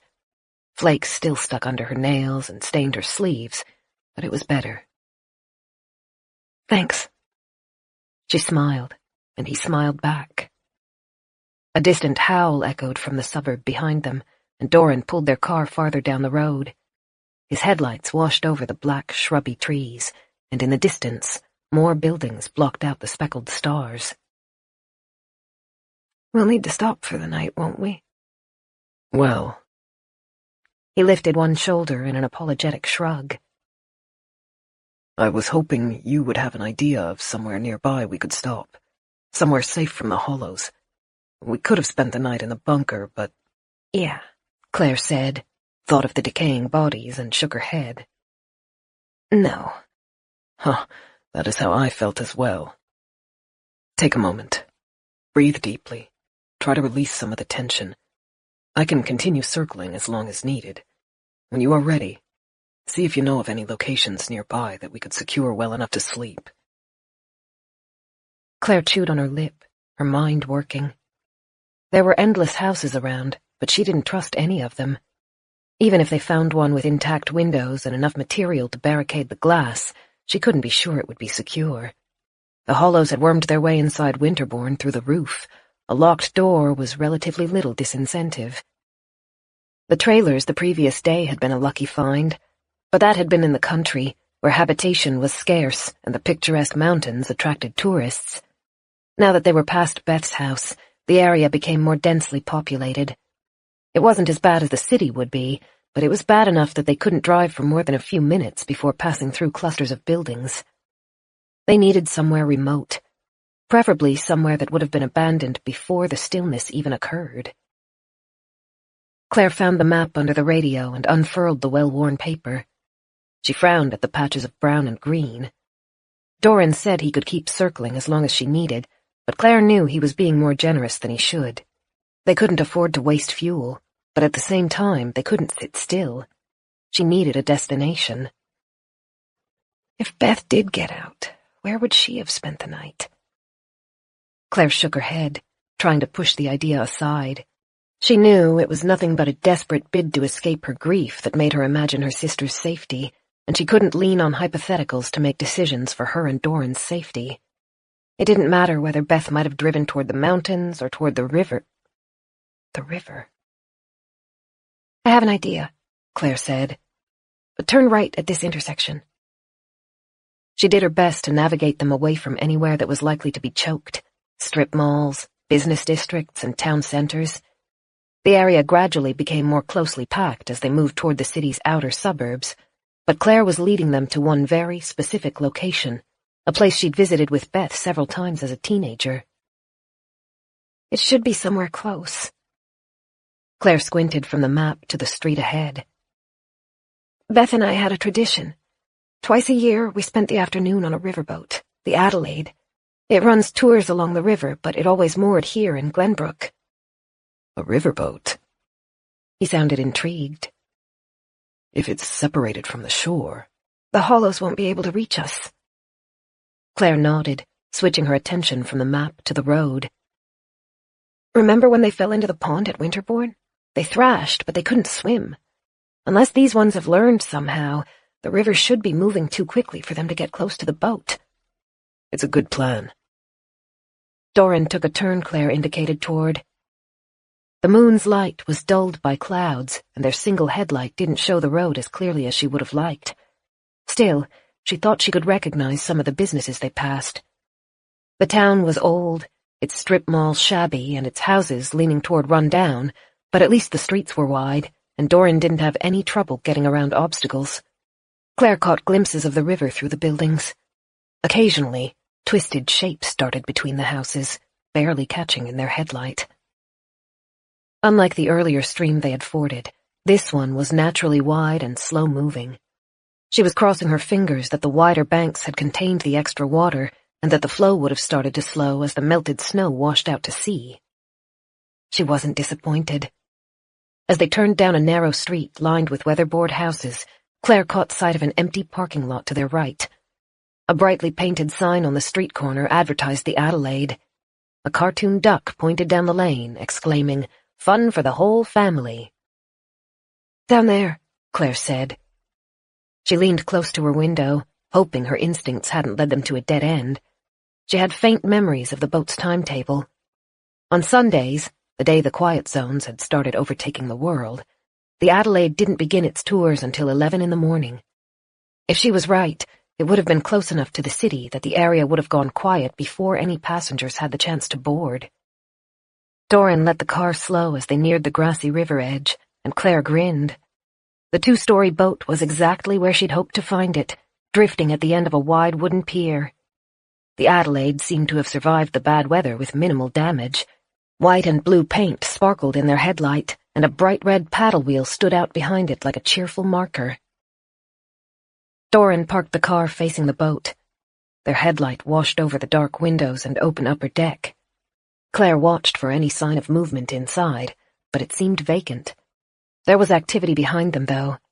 Through the mirrors, Claire could see hollows creeping out from between houses. "What do you think?" she asked Doran. He flashed her a warm smile. "I think you are brilliant. This will be more secure than anything on land. And it should have running water and heat." I may never want to leave." He glanced behind, toward the eyes that caught in the red backwash of light. "Gather anything you want to bring. I will use the horn to buy us some time, and we will run for it." Claire pulled her mask on and reached into the back seat. The riverboat should have most of what they would need to make their night comfortable, so Claire only brought things that would be in short supply: food, flashlights, their toiletries, the radio, and bedding. Then she picked up her own fire poker, as well as Doran's axe. "Ready." The hollows scattered as the horn blared through the still night air. They threw their doors open and leapt out. The pier wasn't long. The riverboat's side hung close to it, bumping against the wood with every gentle swell of the water, and Claire felt a spark of doubt as she searched for a way on board. Normally, the boat had a ramp to climb up, but with the tour never started, the ramp hadn't been deployed. Doran took it in stride. He didn't slow down as he neared the end of the dock, but increased his speed and sprang for the railings. The river was engorged, and the boat floated more than a foot higher than it normally did, but he managed to hook himself on the white metal bars and haul himself over. He moved to the gate, kicked it open, and crouched down to offer Claire his hands. She threw the supplies at him first, then risked a glance over her shoulder.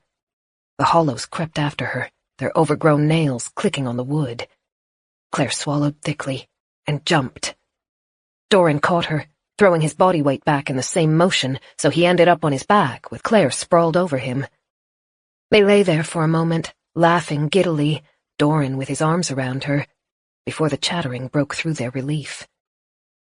Doran rolled to the side, carefully lowering Claire onto the wooden deck. He gained his feet in a graceful rolling motion, pushed the gate shut again, and peered over the boat's railings. Claire joined him, and they watched the monsters pace along the pier's edge, clawing at the painted walls whenever they drifted close enough. "I don't think they know how to get up," Claire said. One of the hollows reached forward and tried to dig its nails into the boat's side, but only succeeded in scraping it.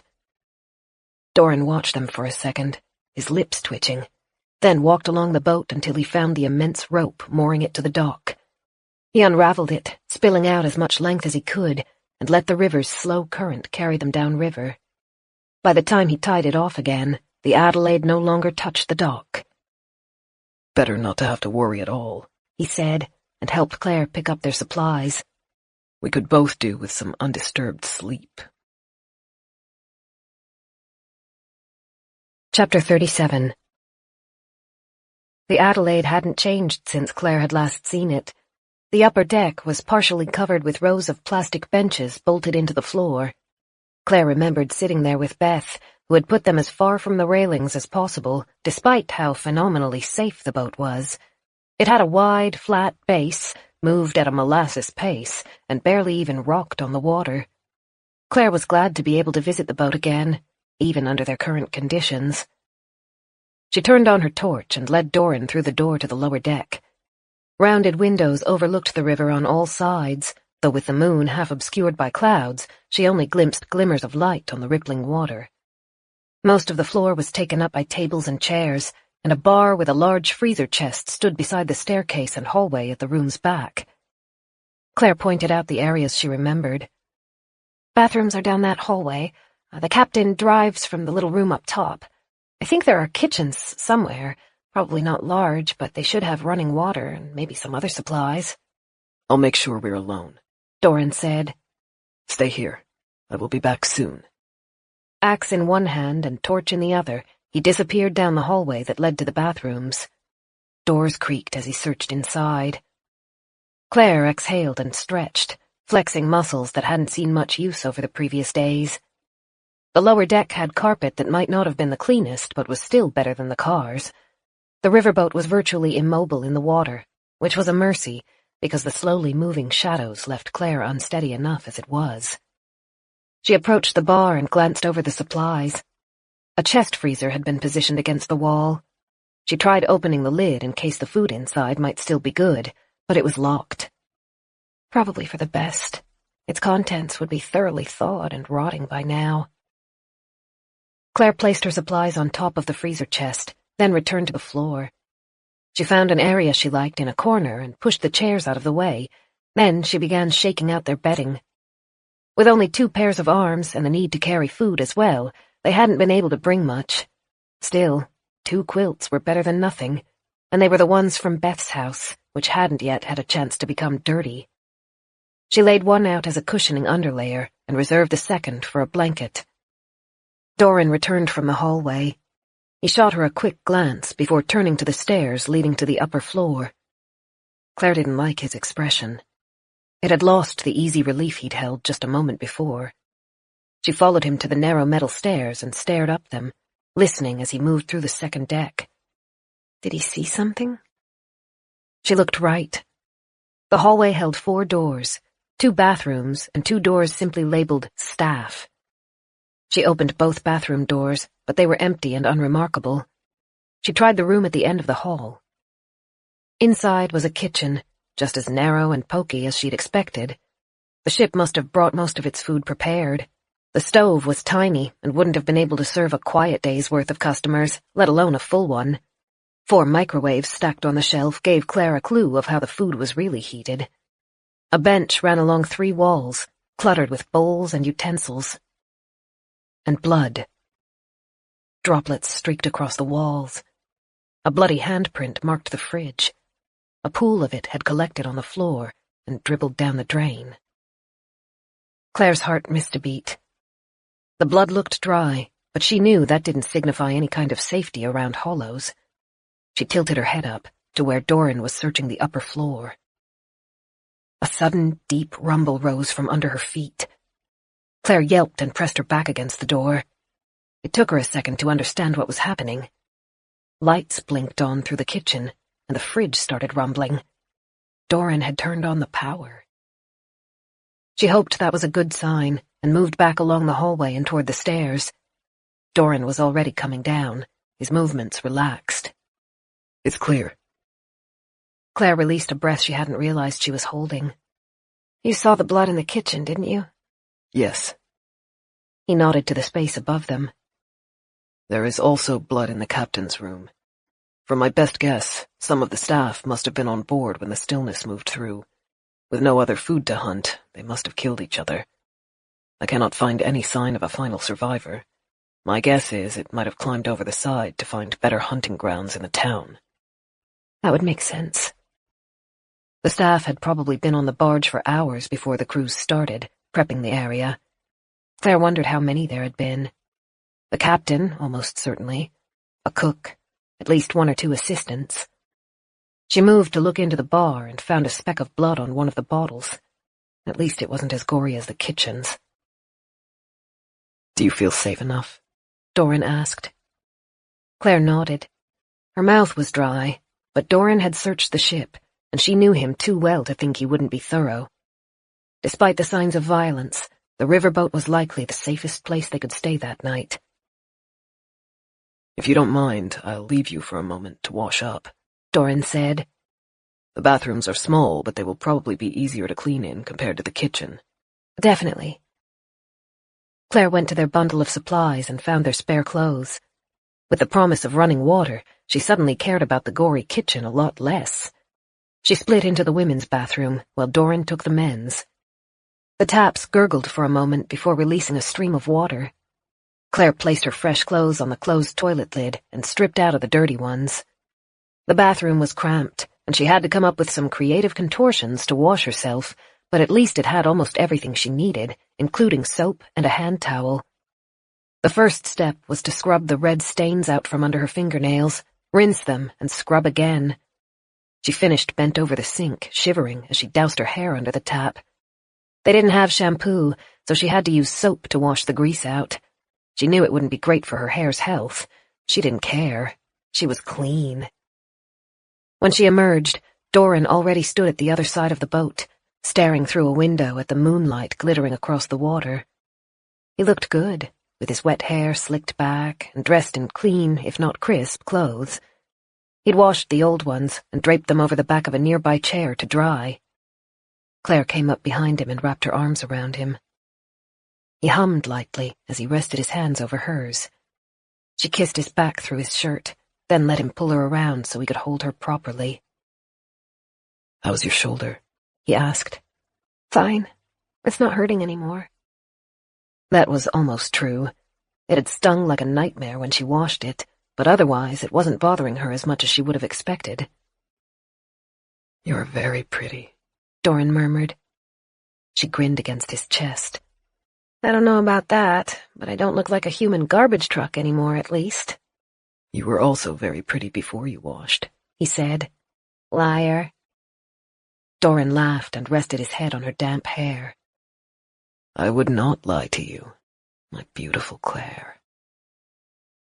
The rest of that night was the happiest Claire had felt since leaving Winterbourne. Doran braved the kitchen to heat their food over the stove. Since they'd found Beth's supplies, there was no need to ration it.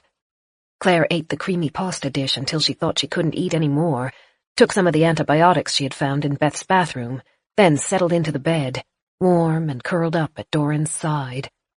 The engine rumbled below them, a gentle melody that meshed with the lapping water. They turned the lights off in their section of the boat, but left the heating on. Cradled at Doran's side, it was possible to forget all of the painful parts from the previous few days. Marnie, Beth's bunker, Annie. Each time one of the memories encroached, Claire pressed her face into Doran's shirt and focused on how warm and solid he felt. He seemed to know what she needed and responded by sleepily running his hand across her back until she relaxed. The Hollows returned several times that night. They paced the shore and the docks, chattering, searching for a way to reach the riverboat. They never lingered more than a few minutes, though. Occasionally the riverboat creaked, its motor clicking over and old metal joints flexing as it warmed. Even knowing that they were safe, Claire still slept lightly enough to startle awake at the noises. Chapter 38. Morning came too soon. Claire emerged from sleep to the sound of rain pattering over the boat. Doran was already awake, but lay on his back and stared at the water-flecked window above them as he played with her hair. Morning, Claire mumbled. Bad weather, huh? His smile was full of a good mood. "Not the nicest. Did you want to wait for it to clear or get an early start?" She rubbed sleep out of her eyes and sat up. The idea of staying in the riverboat was tempting. It was warm. It was safe. Claire could easily picture them turning it into their private oasis. But she still felt the faint squeeze of pressure. They had to get back to Winterbourne's garden before the plants died from cold or lack of water.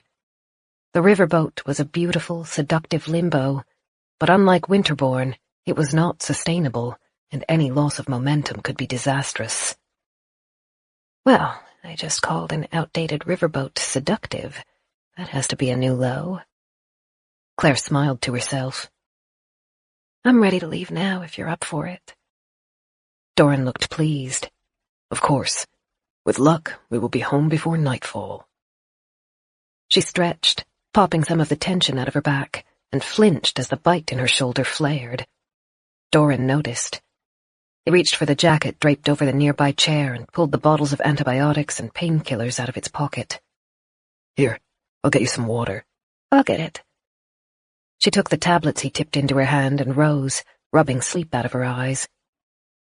It'd be nice to have another wash before we get back to the car. "Good idea. Take your time." Claire made her way across the dining area and into the hallway while Doran began rolling up their bedding. She shut the bathroom door behind herself and squinted at her reflection. The day was early, and the bulb above her felt insipid, but the sleep had done her good. She looked less haggard. She cupped water into her hands to swallow the tablets, then turned on the hot water and shook out the still damp hand towel. At least the ship's heater kept the rooms at a nice temperature. Claire swayed as the floor moved under her. She frowned. Held in place by the taut rope fastened to the dock, the riverboat hadn't shifted at all the previous night. She turned the taps off and opened the bathroom door. Down the hallway, the kitchen's light swung from the sudden movement. She turned in the opposite direction, toward the seating area, and felt her heart skip. Beyond the rounded windows and through the blur of rain, the scenery was moving. "Doran?" She jogged toward where she'd last seen him, at their bed. The space was abandoned, the blankets left in a pile on the floor. She turned in a circle, hunting for him among the old-fashioned tables and patchily painted walls. He wouldn't have left without me. Of course he wouldn't have. He has to still be on the ship. Right? She trusted Doran more than any other person, but panic threatened to choke her. The boat wasn't moving fast, but it was caught up in the river's flow. Each second carried it farther from the dock and their car. Something slammed against the door closest to the riverbank. The window was blurred by rain, and Claire couldn't make out the shape on the other side. Her hands felt empty. She needed a weapon. Her fire poker was missing from where she'd left it on the table the previous night. So was Doran's axe. The door screeched as it was forced open faster than the runners wanted. Doran leapt through, then slammed it shut again. Something hit the other side. A gray hand pressed into the glass. It smeared droplets away as the fingers dragged down toward the handle. Doran grappled with the lock, engaged it, then took a step back. He was breathing heavily, and rain flattened his hair and dripped off his jaw. He didn't take his eyes off the door, but held a hand out to Claire as she crossed him. "We are not alone, after all." The door handle rattled. Through the window, Claire saw heavy-lidded eyes. They met hers, then moved to Doran, seeming to examine them. Then the hollow stepped back, fading from sight. What happened? She gripped Doran's hand. It was cold and wet, but he squeezed back. "I heard a noise outside. That creature was cutting through the rope. I couldn't stop it in time." He shook his head, his eyes thunderous. "I can't believe I didn't find it last night. I looked everywhere." Claire slowly turned to face the bar. Oh no. She'd tried to open the freezer chest the night before, only to find it was locked. Now the lid stood open, the supplies she'd placed on top scattered across the floor. The box was easily large enough for a human to huddle inside. She pictured a body curled into a fetal position, unblinking eyes staring into the darkness as pale hands held the box's lid down while Claire tried to lift it. Doran choked. "No. Surely it couldn't have been hiding there the entire night." It would have been dark, cold, and damp. Perfect for a hollow. And I put our supplies on its lid. It couldn't open the seal without knocking them to the floor and waking us. It waited for us to be out of the room. Claire couldn't keep still. She turned, looking across the windows, hunting for any motion between the trails of water. How was it cutting the rope? Was it chewing through it? "No, it had a knife. I tried to force it overboard, but it slashed at me." Her mouth was too dry, and her voice came out raspy. "It's one of the smart ones." Normal hollows didn't use weapons, and normal hollows didn't have the intelligence to hide through the night. It took something special to bide its time and to cut off their only escape before making any move. Their weapons had been taken, probably thrown overboard. Suddenly the noises during the night felt a lot more ominous. Claire pressed her hand to her throat, her mind buzzing. Metal rattled behind them. "There's a second door." The riverboat had 2 entrances to the lower floor on opposite sides of the ship. Focused on the place she'd last seen the hollow, Claire hadn't even thought of the second entry. The hollow must have crouched as it circled the ship. That was why she hadn't been able to see it through the windows. Claire dropped Doran's hand and raced for the door, knocking chairs out of the way, eyes fixed on the handle as it turned. The door rattled open before Claire reached it. She had a stark impression of the creature that stood in the entrance. He'd lost his uniform, but kept the name badge. It had been pinned to his chest, the needle running through his skin, the little plastic tag bearing a bright green script. "Hello, I'm your captain, George." Strips of skin were missing from his chest and left arm. The shape of the scores told Claire they had come from fingernails, probably from one of his old co-workers. Naked, the skin had sunken deeply across his ribs, but his stomach was bulging. His eyes were heavy-lidded, but his lips were gone, leaving him with a permanent grimace. Claire was moving too quickly to stop her momentum. The captain lifted his hand. A serrated kitchen knife, still carrying flecks of long-dried blood, glinted in the early morning light as he stepped through the door. There wasn't enough time to stop the collision she was set on. Claire did the only thing she could think of. She extended both hands out as she neared the captain and slammed them into his chest. His flesh was cold, wet from rain, leathery. She felt each rib under her fingers, the bones hard but brittle, bumpy like broken stones. The impact forced him back out of the door. He brought the knife down. It caught on the edge of Claire's sleeve, tearing a hole in the fabric, but didn't meet her skin. Doran was there before she knew what was happening. He followed up her push with his fist, connecting with the captain's jaw, sending him staggering back until he hit the railings. Claire yanked Doran back inside and wrenched the door shut. She forced the lock into place. A second later, the handle rattled again. "Are you hurt? Did he catch you?" Doran grabbed Claire's hands, turning them over, examining the place the knife had snagged her shirt. Claire shook her head. "I'm fine, but he's going to try again. Where are the other doors? How else can he get in here?" Doran kept his hold on her as he scanned the space. "The stairs to the second deck. I don't know how else." Something scraped the metal behind them. They both turned to face the wall. Through the windows, all they could see were the railings, the rain, and in the distance, the shifting riverbank. Claire knew what must be happening outside. The captain was climbing the walls. Doran darted to the stairs beside the bar. Metal clanged as he ascended them 3 at a time, and then, a moment later, the clatter grew closer as he descended again. His face was tight. "There is no lock." "What?" "There is only a door. The lock has been removed." Claire dragged her fingers through her hair. Can we... They had no weapons. She had no doubt that the hollow would have removed anything else they could use to defend themselves as well. She looked toward the windows. The banks were at least 20 meters away on each side. Beyond them, shielded behind a layer of plants, were homes. Even if they swam for shore, she didn't think they would last long once they reached them. "We'll barricade it," Doran muttered. He snatched up one of the closest tables and dragged it toward the narrow stairwell. "Get chairs." Right. The dining area's chairs were all cheap wood and fake leather, but they were relatively hardy. Claire grabbed 2 at a time and hauled them to Doran, who alternated stacking them with the tables. He jammed them between one another, locking them into place and filling every gap he could reach. The door on the upper deck slammed. Doran picked up a final table and flipped it to lean its weight against the pile. Then he stepped back, and they both stood, breathless, as they watched their barricade. The table blocked Claire's view of the stairwell, but she could hear the captain. Each footstep reverberated off the metal. He stopped after 6 paces. She heard a clatter as furniture jostled, then a bang as it stuck. The table bulged out an inch as he tried to push it, then shuddered as he tried to pull. Claire exchanged a look with Doran. A frustrated snarl echoed from the stairwell. Then the door slammed again as the captain returned to the upper deck. Doran bent close to whisper into Claire's ear. "Wait here. Call me if he returns to the stairs." She tried to ask where he was going, but he moved into the hallway before she could speak. Silent as a wraith, he disappeared into each door, turn by turn. Claire kept one eye on him and the other on their barricade. She couldn't hear the captain any longer. He's smart.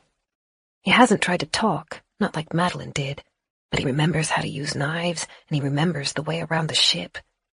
Maybe he kept part of his humanity, but not all of it. Doran reappeared and gave Claire a brief nod. "There are no other doors. We should be secure as long as he can't dismantle the stairwell blockade." Okay. Claire licked her lips, her heart hammering. What do we do now? Chapter 39. Through the windows, the scenery continued to change, slowly but unrelentingly. One of the doors in the kitchen rattled, then fell silent again as the captain scoped out the remaining entrances to the paddle-boat's central area. Doran ran his hand over his face, wiping away the remaining raindrops. He took a moment to answer Claire's question. We don't have access to the engine room any longer. I don't know how we can return to the car.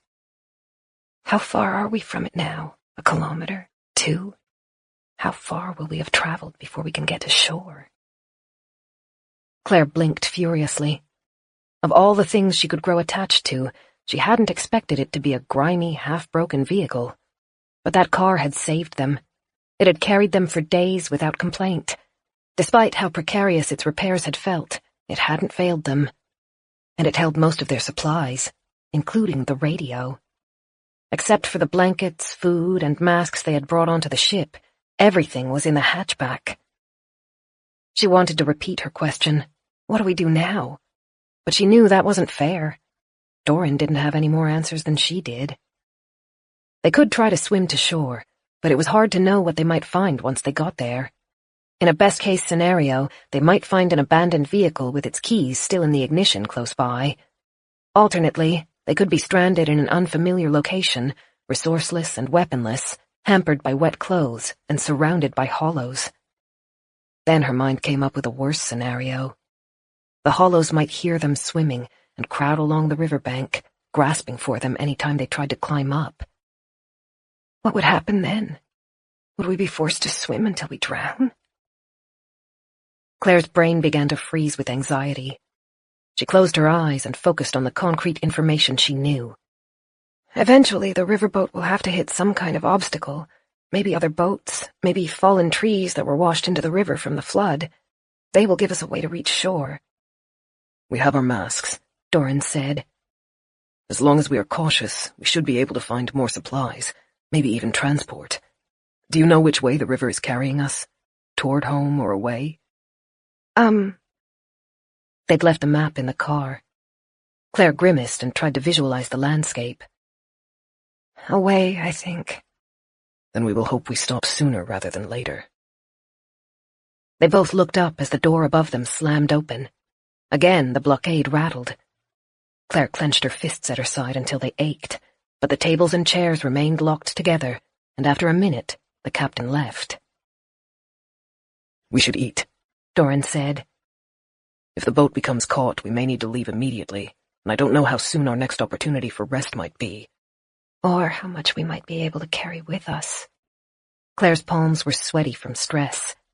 As long as they'd had the car, she'd felt at least somewhat secure. It could shield them, it could move faster than the hollows. Home had never felt too far away. And they'd given it up for a night of comfort on a riverboat. Doran disappeared into the kitchen. She heard the scrape of cans being opened. Claire wrapped her arms around her torso and stood guard by the bar, alternately watching the barricaded staircase and their course through the rounded windows. The river curved lazily, and the boat drifted near to the shore. Through the trees, Claire caught glimpses of riverside houses. Most were old and covered in chipped paint, but they were interspersed with luxury properties. The area was in the process of being modernized, and the tiny old houses would probably have cost a lot a few weeks ago, when money still mattered. Claire thought they might be drifting closer to the city, which meant more streets, more houses, and more hollows. Please don't run aground, not yet. The river straightened, and Claire released her breath as the boat's rails grazed against the riverbank and kept moving. A body moved in front of the window, and Claire flinched. The captain had appeared, fast and silent, to block her view. One hand reached out to caress the glass. His lipless teeth seemed to be grinning, though his heavy-lidded eyes held no humor. He leaned close to the window, his breath leaving traces of condensation on the glass as he stared at Claire, rainwater dripping from his hooked nose. She took a step back, but didn't try to hide from him. She had to watch the river, had to make sure they weren't about to become trapped. Doran approached her silently and passed her a bowl. It was heaped with warm porridge, canned peaches, and canned berries. Claire doubted she could finish it all, but she knew why the serving was generous. It would be their last reliable chance to eat for a while. "I'll watch the river," Doran said. Claire gratefully sank into one of the chairs, facing away from the unblinking captain. She scooped porridge up absent-mindedly. They alternated watch shifts through the morning. For most of it, the captain stood outside, staring at them. Occasionally, he lifted the knife and drew it across the window, letting the dulled steel scrape across the glass.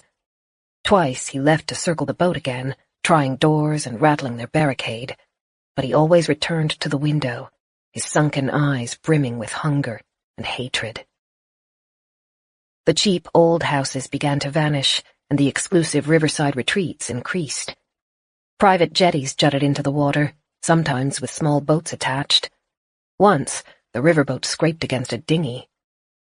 Claire felt the tremors run through her feet. The Adelaide didn't normally venture into that part of the river, but stayed in the more scenic areas farther upstream. They passed a tree with a human skull suspended from its lowest branch. The skull had been speared onto it, with the wood passing through under the jaw and poking out through the eye socket. Claire couldn't stop herself from wondering who it had belonged to, a human or a hollow. Morning eventually gave way to afternoon. The boat moved painfully slowly, dragged along by the lazy current. The river was starting to swell, though, moving them faster as the fresh rain engorged it. The downpour was unrelenting. Claire and Doran rarely spoke. It felt wrong to disturb the rhythmic tapping of raindrops on the upper deck, the nearly inaudible sloshing of water displaced around the boat, and the quiet hum of the motor. Then they left the outer suburbs and entered the stretch of river that passed through the city. Tall bridges arched overhead. Single-story shops became apartments, then skyscrapers. The river was wider, but more crowded. Claire and Doran stood side by side, staring past the leering captain to watch the boat's course. Claire pressed her hand to her throat as they bumped into an abandoned motorboat. It hadn't been moored. Its owner might have been out on the river for an early morning cruise when the city was enveloped by the quiet zone, and they knocked it free from the dock it had been snagged on. They were still moving, but Claire didn't know if they could get through the city without becoming caught. The docks and the boats weren't the only hazard in their path. Branches, parts of swept-away houses, and even a few cars had been washed into the water from the flood. Their riverboat had a shallow base, but it was wide. All it would take was a large enough object in their path to bring them to a grinding halt. Then what? When I imagined leaving the boat, it was in a rural area. We could have seen what was coming toward us, at least. Here, even if we managed to find a car, there'll be no way to drive it out of the city. She could see glimpses of streets between the high-rises and historic buildings. They were crowded with cars, like she'd expected they would be. An unending wall of vehicles, banked up on each other, impenetrable.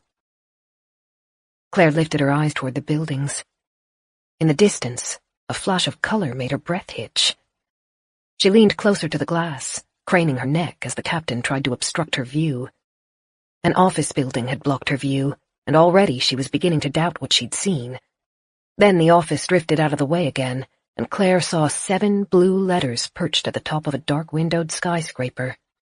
They would have been nearly invisible against a clear sky, but with rain clouds thick above them, the name stood out in sharp relief. She clutched Doran's sleeve, breathless. Alexis. His eyebrows drew down. "I see it." The tower was at least 4 blocks away. Close, but at the same time, painfully far. Claire lowered her eyes to the streets. They were chaos. The dim early afternoon light reflected off a dozen tangled vehicles and a felled crane. Doran's gaze followed the same dance hers had, flicking from the tower to the street, building scenarios and running calculations in his mind. And already, in just those few seconds, Claire felt them start to drift away from the tower. The river's flow had felt too slow when they were waiting for an escape. Now it felt too fast. The building was 4 blocks away. If they waited even another minute, it would be 5. "Are we going?" Doran asked. He was tense, his dark eyes intent. She opened her mouth, then closed it again. Beth would have had a reason to write the message into her bunker wall. Alexis Tower might be a safe haven. It might hold other survivors who could help them, protect them. Or it might be barren. Claire imagined running through 4 blocks of hollows only to meet a dead end. But they were so close to it, so close that it almost felt like fate. "Yes," she whispered. Doran snapped into motion. He darted across the boat to where they'd made their bed the night before and snatched up their jackets. "Masks," he barked, sliding one over the table for Claire to reach. "Be quick, but secure it tightly. We need to find a way around the captain, too." As Claire fit the dark mesh over her face, she glanced at the hollow. He watched them, curious, head tilted. The serrated knife glittered as rain dropped over the blade. He was too smart to be fooled by the masks, she knew. "I can buy us at least a minute." "That is all I need." He was already back at her side, fastening gloves over her hands, then bending to check her pant legs were tight around her ankles. As he stood, he slid his own mask into place. "We don't have much time. We need to go now." Alexis Tower had fallen out of sight, masked by the myriad of buildings clustered between it and the river. Claire jogged to the door on the right-hand side of the boat, the side opposite to the tower. She unfastened the bolt and wrenched it open. The metal made a deep clattering noise as it slid along the runners, and Claire glanced over her shoulder. The captain was already gone. She knew he must have flattened his body to the ground as he raced along the deck. She left the door open as she and Doran bolted for the exit the captain had stood by just seconds before. There wasn't enough time to be cautious. Claire unlocked the door and threw it open. As they stepped through, she caught sight of the captain coming through the right-hand doorway. She wrenched her door closed behind them, but didn't lock it. "Try to find us a way to shore." The captain hit the door. She felt the handle rattle under her fingers and held it tightly. It was a gamble, she knew, but it was the only way to hold him inside the room. Locking the door would only send the captain scuttling back through the cabin and onto the deck. Instead, Claire teased him, allowing him to pull the barricade open half an inch before slamming it closed again. He was stronger than she'd expected. She had to lean her weight into the metal to keep it shut. Doran moved toward the ship's front in long, fast strides. It only took him a second to return with a loop of thick rope carried on his shoulder. He leaned across the railing, watching the scenery passing them by as he waited for an opportunity. The door scraped back, and when Claire tried to shove it closed again, the latch failed to catch. The captain had thrust his knife through the gap, jamming it open. The wet blade jostled just below her elbow. "Damn it! Be quick, Doran." Almost as though he could hear her, he unslung the rope, braced himself, and threw the loop. She heard a faint thud as it hit something, then Doran leaned back, muscles straining as he fought to close the gap. The knife slid back through the door. The captain tried to replace it with a hand, but Claire slammed the door into it, crushing his fingers. He pulled the hand back inside. Claire forced the door closed and felt the latch fall into place. "Doran!" "Ready." He turned back to her and stretched out a hand. Claire pushed away from the door and ran to him. He caught her up, lifted her, then together they tumbled over the side of the boat. She took a sharp breath, then pressed her lips together, expecting an icy rush of water to surround her. Instead, they hit a dock. Even cushioned by Doran's body, Claire had the air forced out of her and couldn't stop a cry as her shoulder jarred.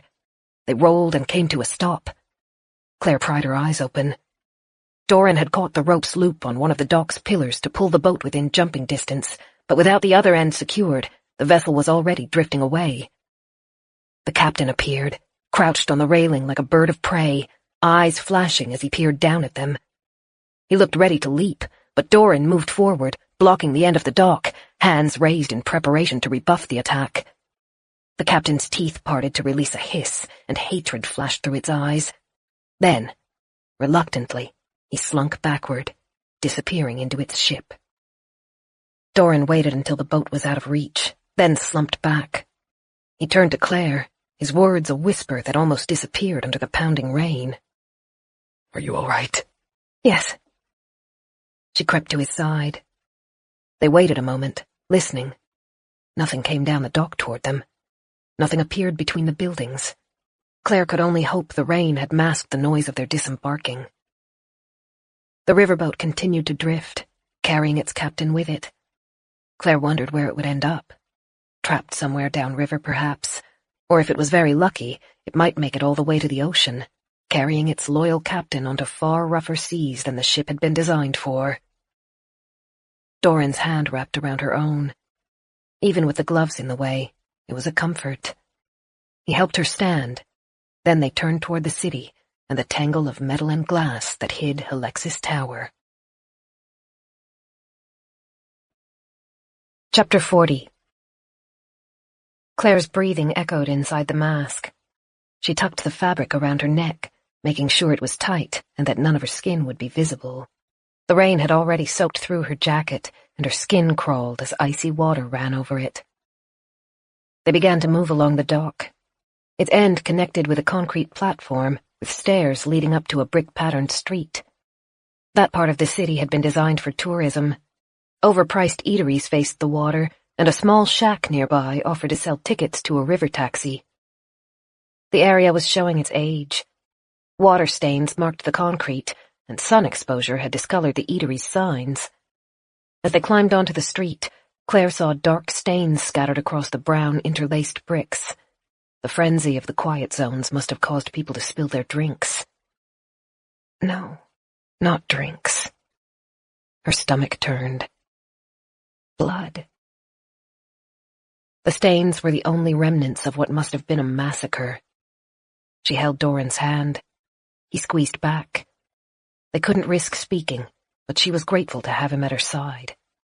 She didn't think she would have had the courage to step into the city otherwise.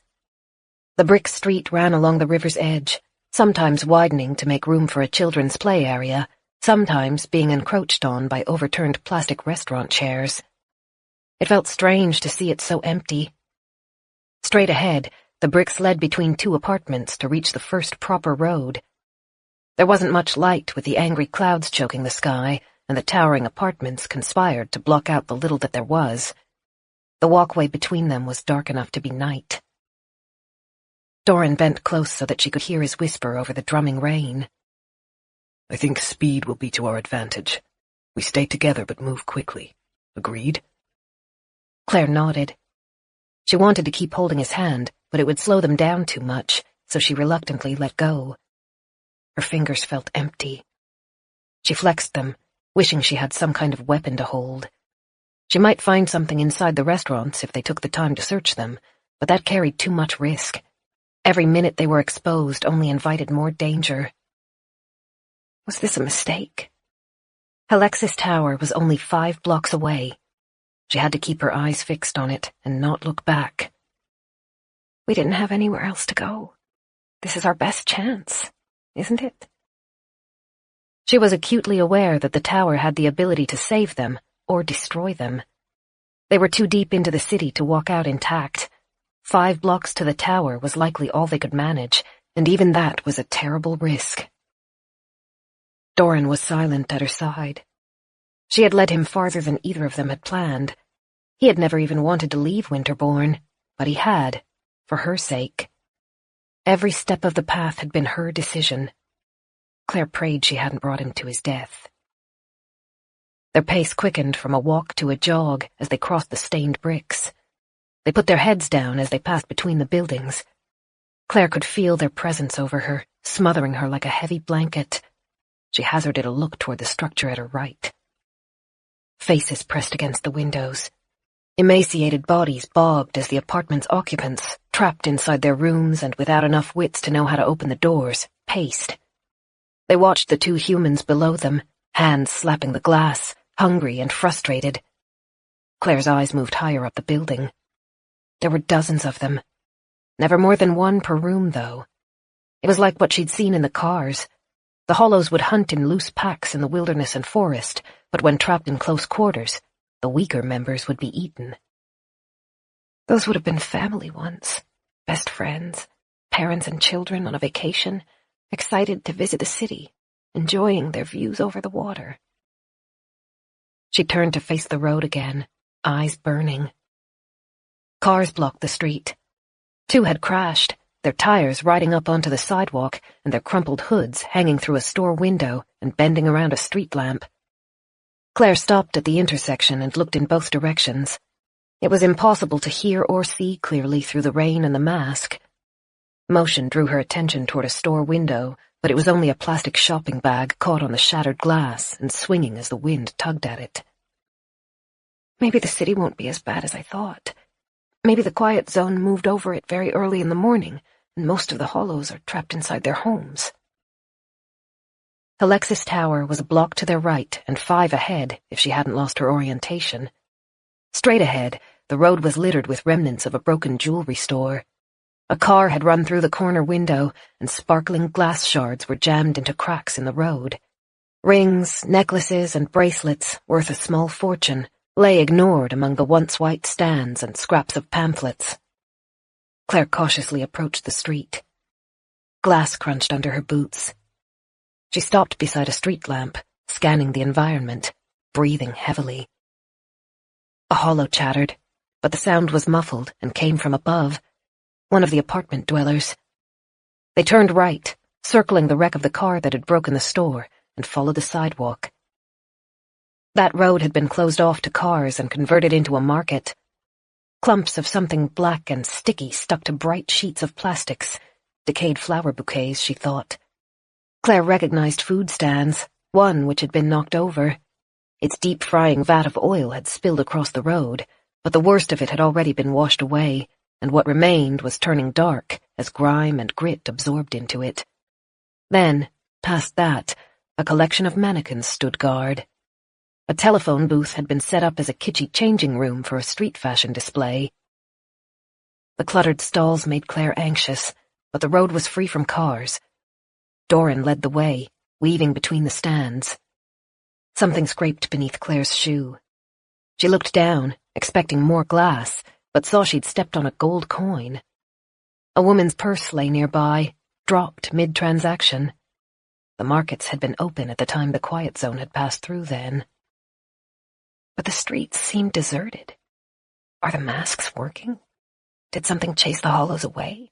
Or are we just lucky? It feels like we've already pushed our luck as far as it will go, but I won't complain if it holds a little while longer. Doran's mask kept moving in steady arcs, scanning the streets, but Claire noticed he kept glancing up for a second at a time before pulling his attention back down. He hadn't seen the city before, she realized. Or any city. She didn't know what the family's Gould estate was like, but if it was as secluded as Winterbourne, his only exposure to the outside world would have been through books, stories from his uncles, and the views he had on their bi-yearly pilgrimage between the properties. Her heart ached for him. She wished she could have shown him the world the way it had been before the hollows. Sticky noises rose from their shoes as they stepped through the oil. Up ahead, the mannequins blocked their path. Claire hated the way the bald heads were tilted at angles, as though listening to the rain. Hands were raised into inscrutable gestures. Smooth indents marked the places their eyes belonged. Their poses were elegant, but their clothes weren't.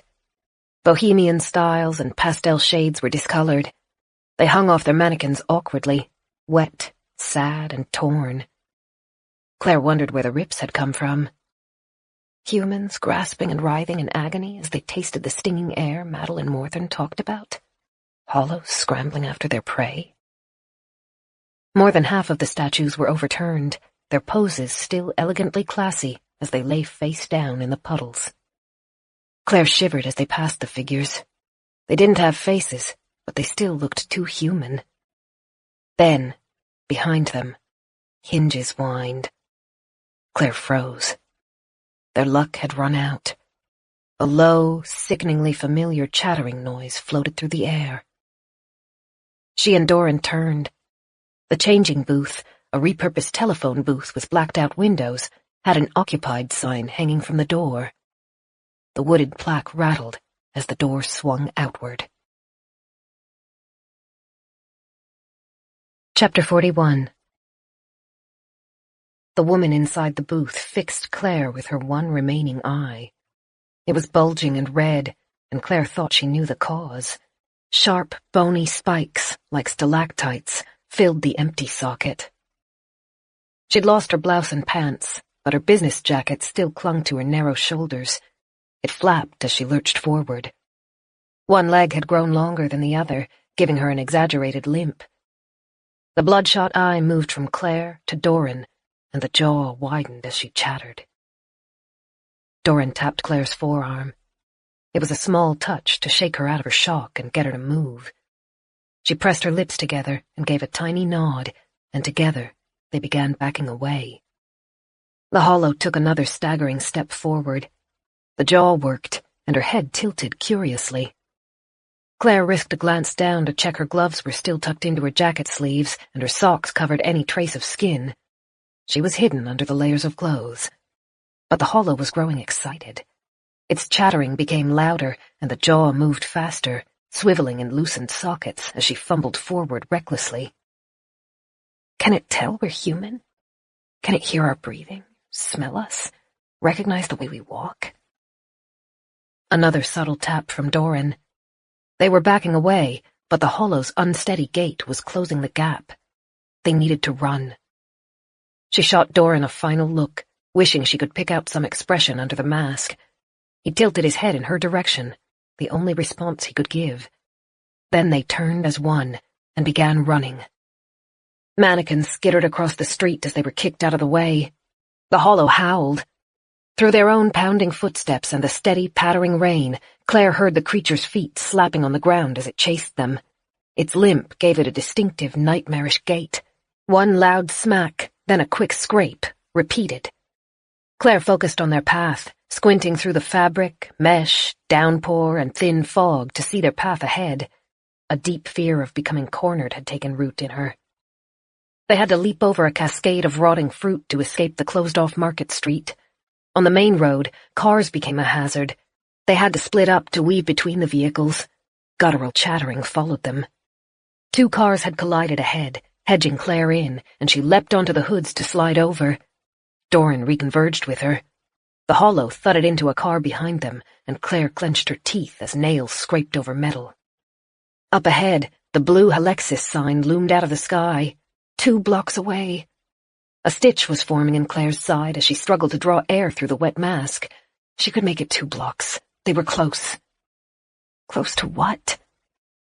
She tried not to obsess over the thought, but it was the only thing her mind could focus on. Halexis Tower might be their salvation, but it could just as easily be an abandoned building, a locked door, or, worst of all, a tower full of nothing but hundreds of closed doors, all holding a single hollow impatiently scrabbling to be let out. Stop thinking that. It's too late to go anywhere else. Just get to the tower. Beth had a purpose in sending you there.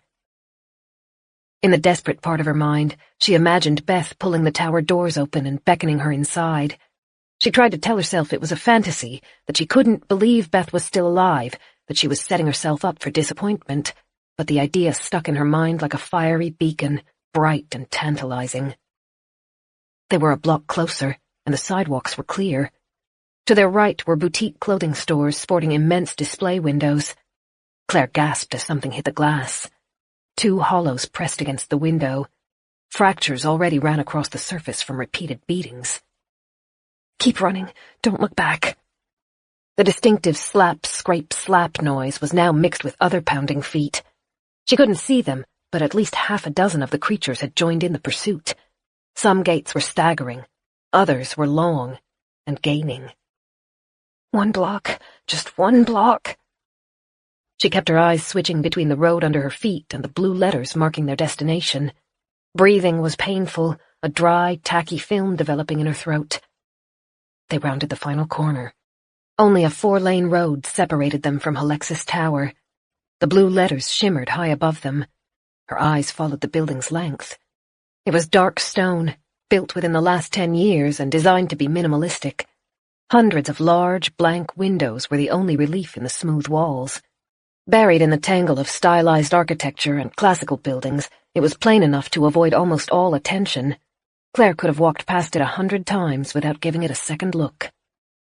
Then her gaze reached the juncture where the building connected with the sidewalk, and she choked on her own breath. Before, she'd marveled at how empty the city was. She'd thought that perhaps the quietness had passed over it while most people were still inside their buildings, or that the hollows had been killing each other. Now, she saw she'd been wrong. The city wasn't empty. The hollows weren't dead. They had just been distracted. The tower's base teemed like a beehive. Thousands of bodies pressed together, climbing each other, scrambling to reach the stone walls. The entire lower floor had been engulfed. An eerie noise rose from the swarm. Hands patting stone, hands patting flesh, rasping breaths, so many that they merged into an unending whir. Claire's feet faltered. She stared at the tangle, her mind freezing as shock and panic swallowed it. The nearest hollows, the ones on the fringe, turned. Eyes flashed. Jaws widened.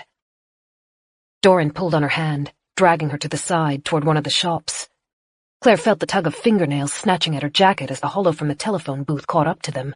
The shock got her moving. She matched Doran's pace as they raced toward one of the window displays. It had been a high-end accessories store, full of mannequins brandishing purses that had probably cost more than Claire's car. Doran aimed for the window and twisted his body as he neared it. His shoulder hit first. A jangling crack rose from the glass as it shattered. Claire followed in Doran's wake, relying on the layers of clothes and the mask to protect her from the razor-sharp edges. She landed on the platform inside the window and staggered. Doran still held her hand and pulled her close to keep her upright.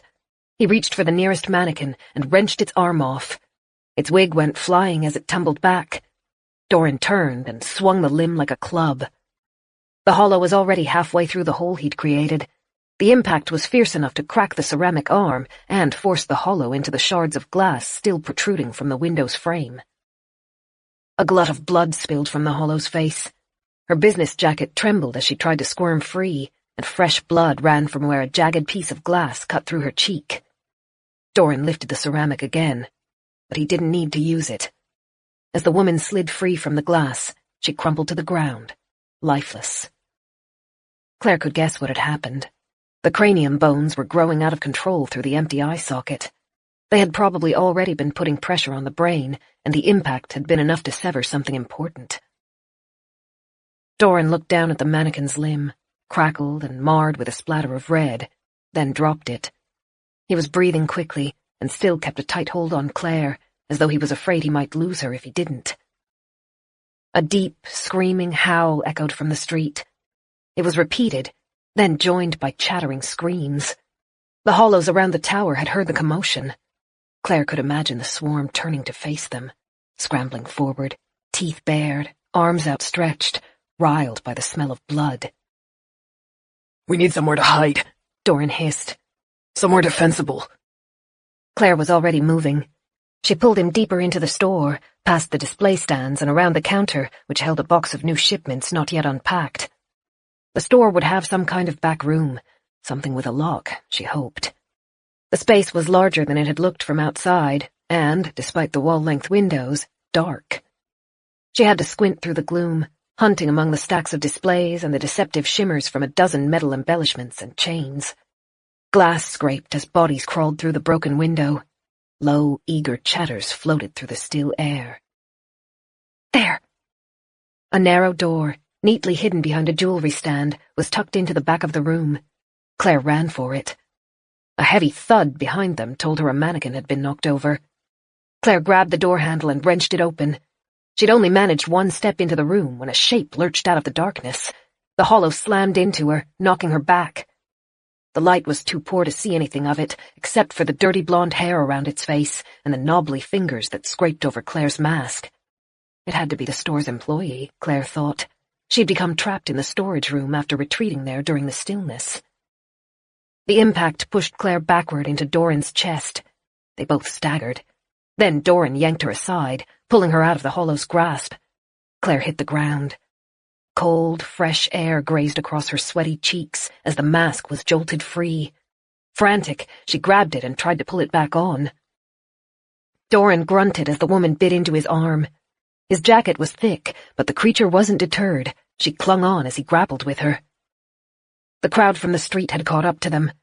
As Claire tried to tuck the mask's cloth back under her jacket collar, hands wrenched it free. She gasped as something heavy landed on her chest. Doran yelled. She couldn't see what was happening to him, only that the room was a mess of limbs and unblinking eyes. She tried to roll away from the hands she knew would be coming for her, but they tangled in her hair and yanked her back. Static boomed through the space. It was so sudden and so loud that Claire's first thought was that it was inside her head, that she'd fractured her skull, maybe, or that the pain had broken something inside of her. But the hollows froze, their chattering falling quiet, their glinting eyes all flicking toward the store windows. The static was replaced by a young girl's voice. Please.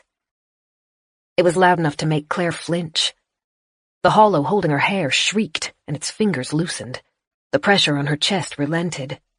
The voice was replaced by more static, and the chattering returned. This time it was furious, bordering on panicked. Something grabbed Claire's arm, and she reflexively pulled away. "Shh," Doran hissed, bending low over her. The static transformed into a scraping noise. It reminded Claire of a spoon being swirled through a metal bowl. It only lasted for a second, though, and then it was replaced by the static again. It's the radio station. The one that only plays fragments of noises. Someone's broadcasting it over the city. The hollows around them were moving. Miserable howls filled the space as they tried to escape the noise. They bumped into each other, clawing at the walls, at the floors, and at the displays in their urgency to hide. Claire saw her mask near her foot and snatched it up. She pulled it over her head and held it in place. Doran lifted her to her feet. He kept one arm around her as they moved through the shop. They bumped into countless bodies, cold, clammy, still damp from the rain. The hollows barely paid them any notice, though. The noise was painfully loud, even through the mask. A second of music, the bass shaking the floor. A second of a man's voice. "Today!" A second of howling dogs. She and Doran blindly pushed their way through the creatures, aiming for the broken window. As they neared it, sudden bright light burst across the street. Claire squinted but didn't stop moving. She stumbled over the windowsill, the wet glass threatening to slip from under her boots, then caught herself against the wall. She turned toward the source of the noise. Alexis Tower stood on the opposite side of the street. A floodlight on its roof pointed down toward the boutique store. The radio station blasted from it, deafening but effective. The hollows that had been clustered around the building were scattering. Some ran wildly down the streets. Others hunted for peace inside the buildings, seeking out open doors. Someone is in there. Holding onto her mask with one hand and Doran with the other, Claire couldn't stop grinning. Beth knew what she was doing. It's not a dead end. The spotlight's angle adjusted to surround them in light. Claire held up a hand to shield her eyes, blinded. She felt Doran squeeze her shoulder. Together, they began moving forward. It was impossible to see properly. She nearly tripped as she stepped off the sidewalk and onto the road. The spotlight followed them, surrounding them like a halo. Hollows screamed, but the noises seemed to be growing more distant. It was drowned out by the incessant, deafening radio. A second of laughter, a second of a classical composition, a second of a woman saying, "Power!" Claire had thought the station was disturbing when she'd first heard it, and it still creeped her out, but she didn't stop smiling, not even when her feet got caught on the curb outside Alexis Tower. She couldn't see, but she could feel Doran holding on to her, and she knew the tower had to be straight ahead. She reached out and touched the bronze door under her glove. Chapter 42. Claire squinted her eyes open. The floodlight's angle meant window ledges cast shadows over the tower's base. They stood at a bronze, windowless door. A bar ran across its front, and Claire pressed on it. The bar shifted a fraction, then stuck. Claire pushed harder, leaning her weight on it. The door remained locked. Doran turned to face the street and raised a hand to shield his eyes. She couldn't see his expression under the mask, but she could hear the tension in his voice as he yelled over the cacophony. "They're still out there." "The hollows?" "Yes. Most are trying to hide, but some are moving closer again." "Damn." She tried the handle again, rattling it, then beat her fist against the door. She thought she heard something clattering on the other side. Then the bar dropped under her hands, and the door swung open. Claire sucked in a sharp breath. Through the glaring light and the mask's haze, she saw her sister waiting on the other side of the door. Beth, golden hair pulled back into a bun, dimples forming in her cheeks as she smiled, her arms held out in an invitation. Claire reached toward her. Then she blinked. There was no Beth. Inside the building stood a man, He took Claire's outstretched hand and pulled her through the door. Doran followed. Then the stranger shoved the door closed, enveloping them in darkness. One moment. Claire blinked furiously. After the harsh light, the building's inside was dim enough to make her blind. The windows had been blacked out, she realized. She heard the scrape of metal as the door's lock slid into place, followed by quick footsteps moving away from them. Claire? Doran asked. She reached for him and found his hand. He gripped it tightly. Then, suddenly, the lights above them flickered to life. Claire inched closer to Doran as she stared about the space. They were in a vast foyer. At their feet, marble tiles had lost some of their gloss, but none of their importance. A half-dozen matching marble pillars rose up to meet the high ceiling. A reception desk, easily wide enough to hold 4 staff without crowding them, stood not far away. On either side of it, security gates blocked them off from the elevators and a wide stairwell. Like Claire had guessed, the windows had been covered, some with cloth painstakingly taped over them, others with cardboard. Comfortable waiting chairs were arranged on a thick rug, and modern paintings, the kind that were mostly shapes and splashes of color, not pictures, had been arranged tastefully over the otherwise empty walls. The broadcast continued to boom, but it was mercifully muffled inside the building. Claire hunted for their companion and found him near the reception desk. Everything in the foyer seemed sleek and discreet, except for the black wires running to a laptop resting on top of the desk. The man bent over the computer, clicking feverishly. The radio abruptly fell silent. A second later, a whine came from outside as the spotlight was shut off. After being drowned by noise, the silence was almost overwhelming. Claire took a deep breath and heard it echo in the cavernous room. The man straightened and turned toward them, hands clasped ahead of himself, and Claire was finally able to see him clearly. He stood a little taller than her, but couldn't have been over 30, she thought.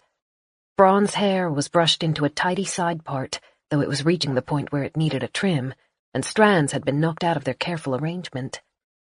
He wore a crisp white shirt and beige jacket, both a few sizes too large. Pale skin and sloped shoulders made him seem much less threatening than he might have otherwise been. A nervous, frightened smile cracked his face, and Claire thought she saw moisture shining in his gray eyes. You came. Claire didn't know what to say. She was acutely aware that she was dripping all over the elegant marble floor.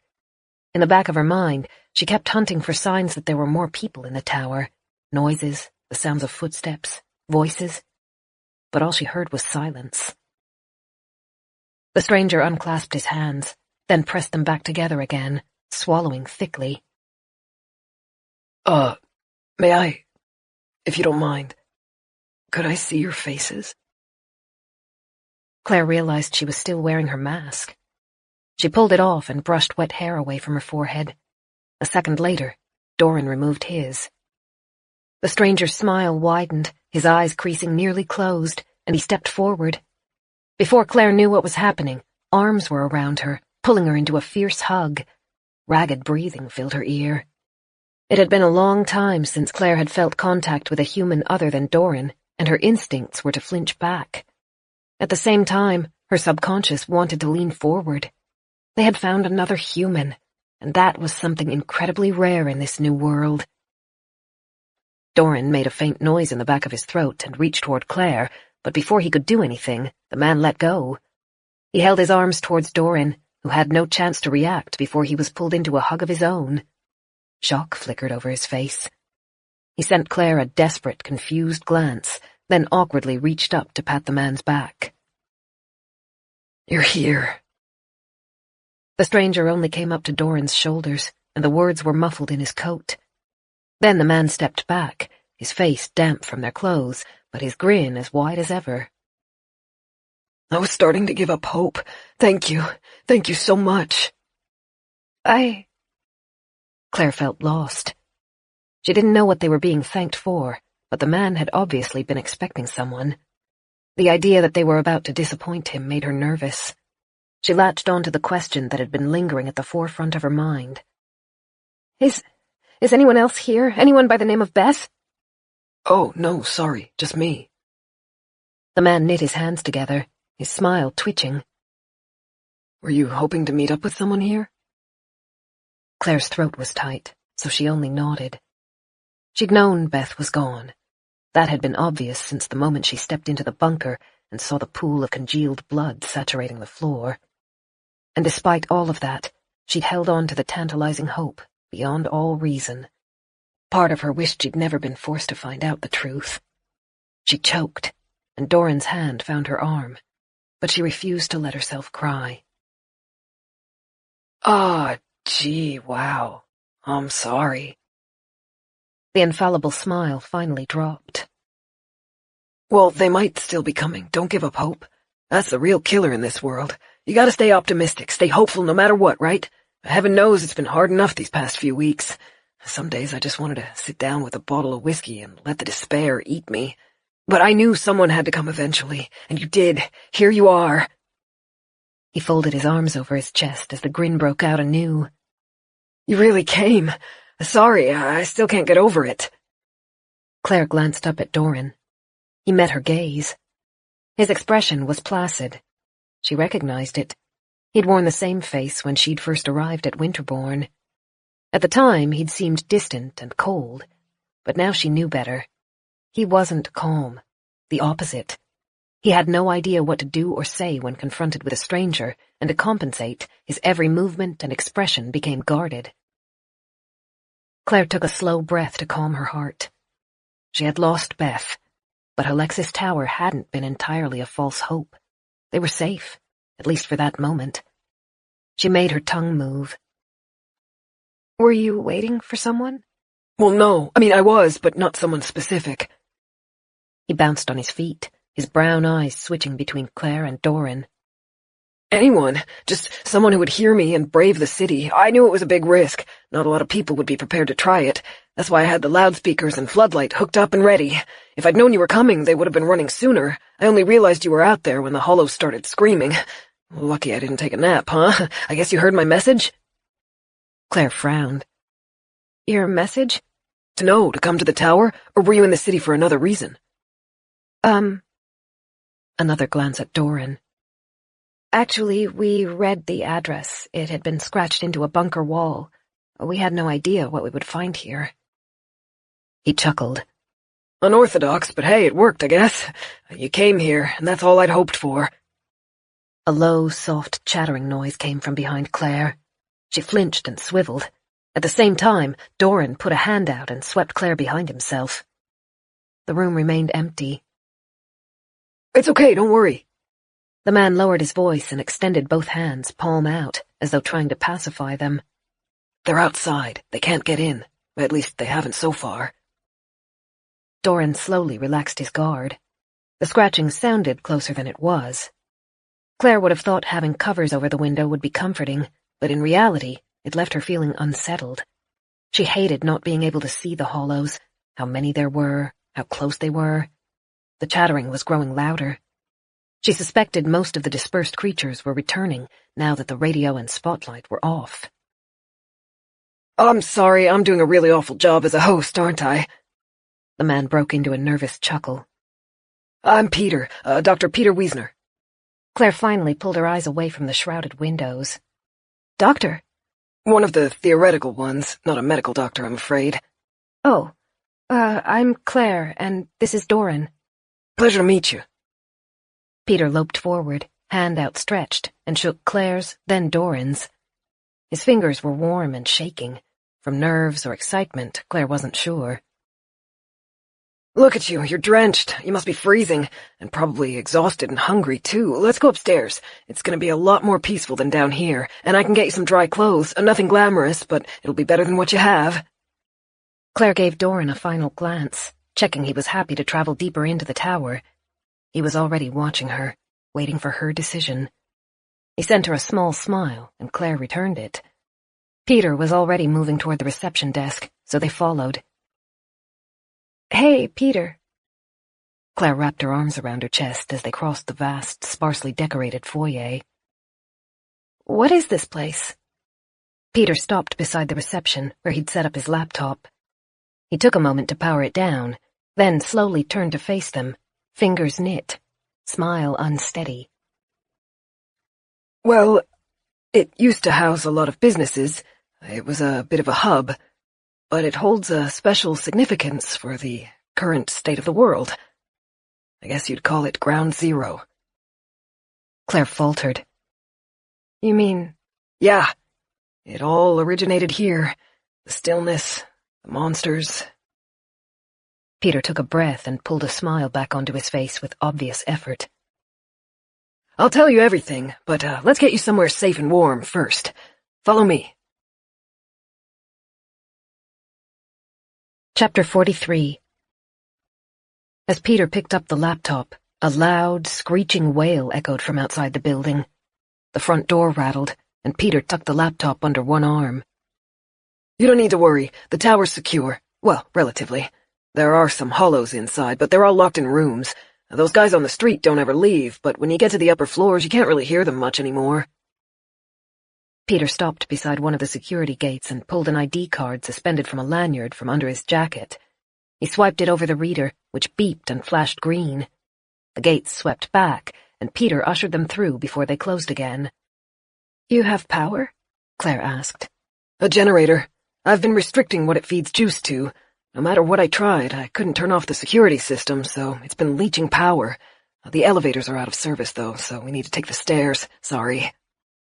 His smile was apologetic. You've probably already done a lot of walking today. Do you think you could manage another 12 floors? Just as long as we're not being chased, Claire said.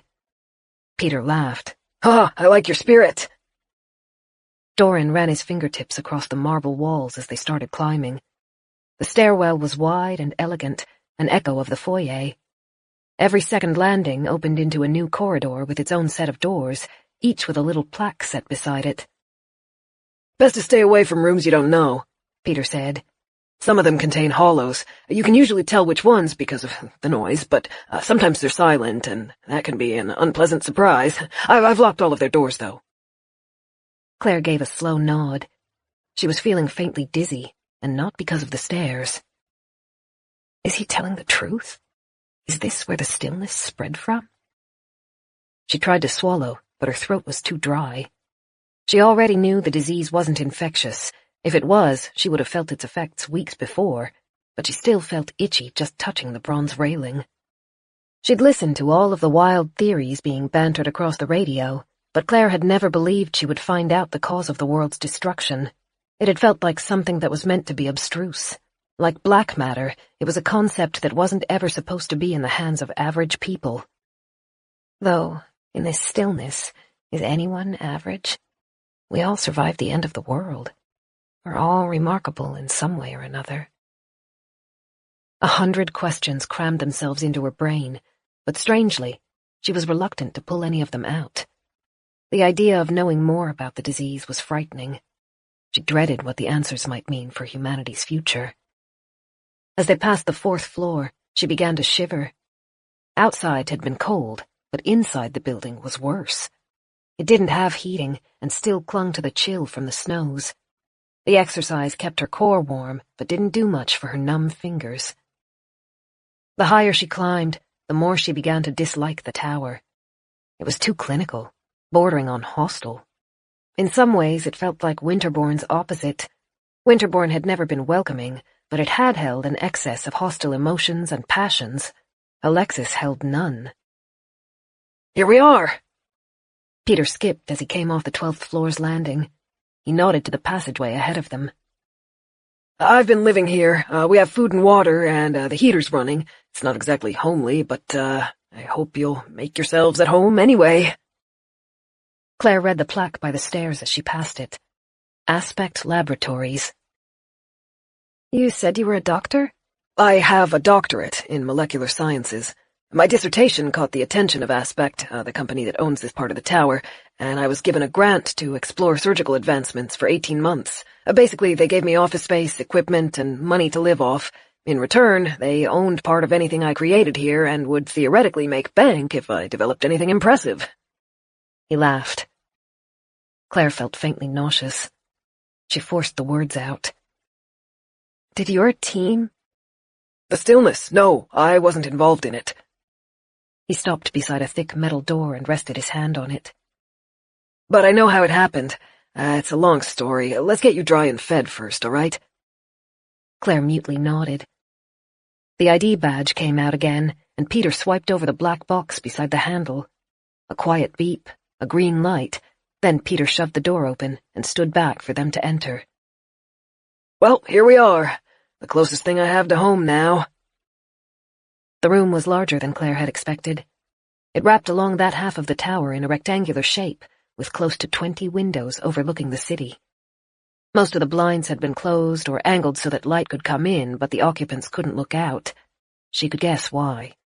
Spending weeks staring down at the massive hollows surrounding you would be a poor way to live. Furniture had been arranged in the area haphazardly. Desks were propped against walls or standing free in the room's center, most holding dead laptops, stacks of binders, and reams of notepaper. A kitchenette stood against the back wall with a jumble of mismatched couches arranged into a circle nearby. Bookcases had been stacked anywhere there was room.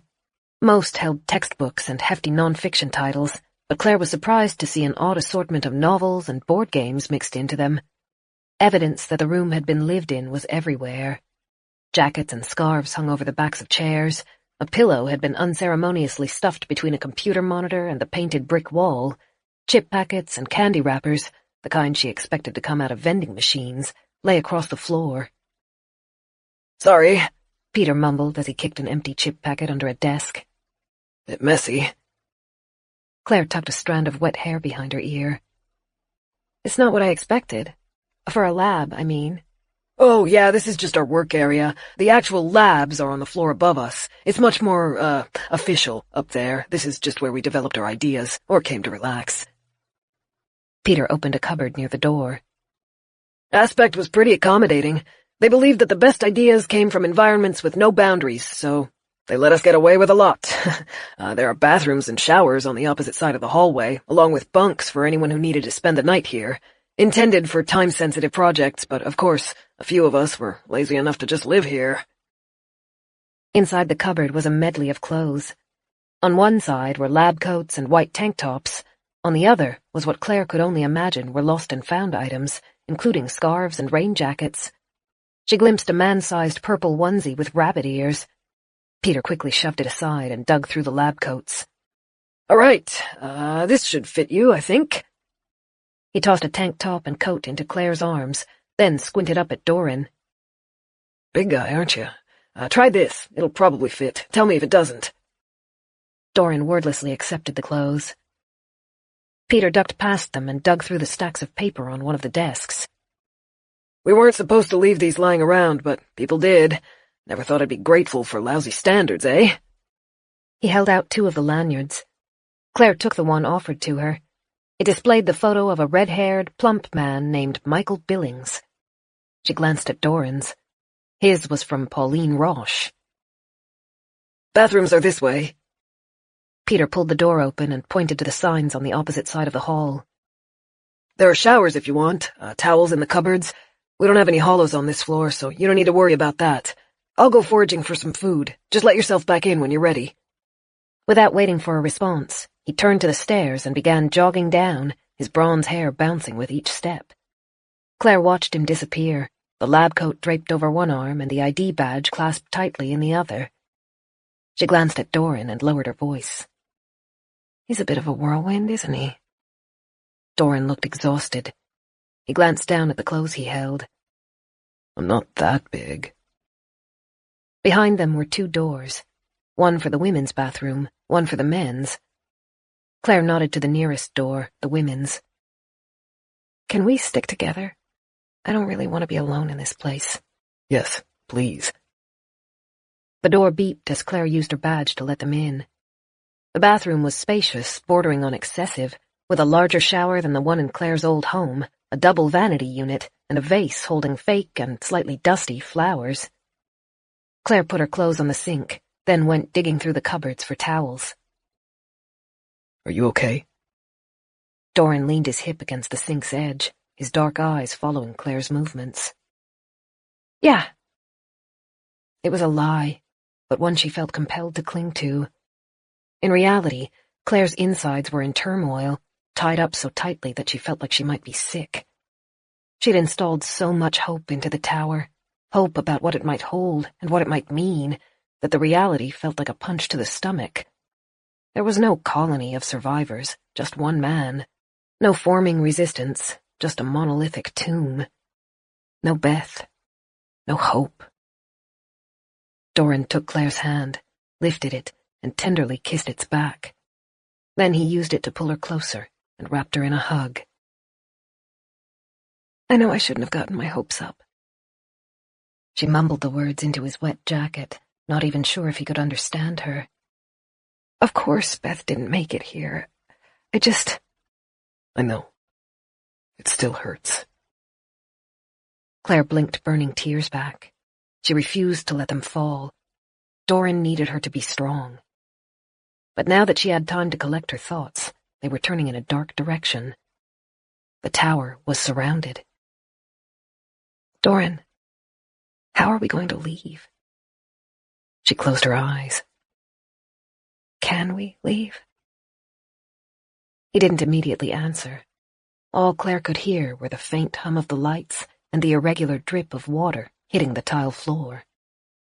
Then he exhaled. I do not have any answers, but don't give up hope. We are safe for the moment. We can rest. And if this man is to be trusted, we will know more soon. I do not think he wanted company here simply because he was lonely. There must be some greater purpose. Hold on to hope, my darling. Claire nodded. Doran pulled back just far enough to kiss her lips. It was soft and lingering, and for those few seconds, Claire let herself fall into the sense of security he gave her. She and Doran separated reluctantly and turned to getting dry. They faced away from each other as they rushed to undress and get into the new clothes. That floor felt warmer than the ground level, but Claire was still shivering by the time she tied off her new crisp white pants. She pulled the lab coat over the tank top and glanced at herself in the mirror. If she'd had a pair of glasses and her hair had been dry and tied back, she would have looked like she'd stepped out of a pharmaceutical ad. Doran buttoned his own coat. He pulled off the impression better than Claire did, with his dark hair swept back and his heavy brows. He flashed her a tired smile and picked up their wet clothes. Claire collected their waterlogged boots. Ready? Ready. Barefoot, they left the bathroom. Claire used her badge to let them back into the main office area. Peter stood by the circle of comfy seats and waved as he saw them. You can hang those clothes anywhere to let them dry, then come on over. We have a radiation heater and the finest food that Level 4's vending machines could supply. Despite the stress and exhaustion, Claire managed a chuckle. There was something infectious about Peter's enthusiasm. She helped Doran drape their old clothes over the backs of chairs and spare corners of desks. As she approached the couches, Claire felt the heat rolling off an old heater and stretched her hands toward it. The coffee table in the middle of the circle held a stack of food, including, to her delight, 4 apples. Peter saw her staring, picked one up and tossed it to her. They're a little old and going mushy, but still good. You've probably been living off long-life food, right? Claire nodded as she clasped the apple in both hands and took a bite. It had lost most of its crispness. She didn't care. It was food and hadn't come out of a can or a bottle. She thought she could eat a dozen of them without stopping. Peter tossed a second apple to Doran, then dropped into one of the seats and pulled his legs up under himself. Doran turned the apple over in his hands, but didn't try to eat. He chose a double seat a little separated from Peter, and Claire took her place beside him. The radiation heater was close enough that she could stretch her legs out and warm her toes. She finished the apple in seconds. There's a trash can just behind you, Peter said, pointing over her shoulder. We've got to be careful with waste. No garbage man to take out the trash, no cleaners to come through and sanitize the place. I don't know how long I might be living here. I've got to be careful not to turn it into a toxic wasteland. All it would take is a minor rat infestation and life could become very unpleasant. Right. Claire threw her core into the trash, then took a tissue from the table to dry her fingers. I guess that's the kind of thing we need to think about these days. Exactly. It's amazing how busy my days can become with mundane tasks I took for granted before. I keep all of the trash locked in one room on a different floor. My work area has to stay hygienic. Claire glanced behind them, where chip bags were still littered between the desks. Ha! All right, except for that. Peter rubbed the back of his neck. In my defense, it's not mine. I can't bring myself to clean up my coworkers' areas. I lived with those people for the last year, and now their clutter is one of the few parts of them I have left. I could have this room spotless, and clear off the laptops and discarded jackets and trash, but that would be like erasing them from existence. And I can't make myself do it, not just yet. He continued to smile, but his lips twitched. They were circling around the most important subject, the quiet zones, the hollows. Claire did her best to ease them toward it in a gentle way. Were many of you in the tower when it happened? Not many.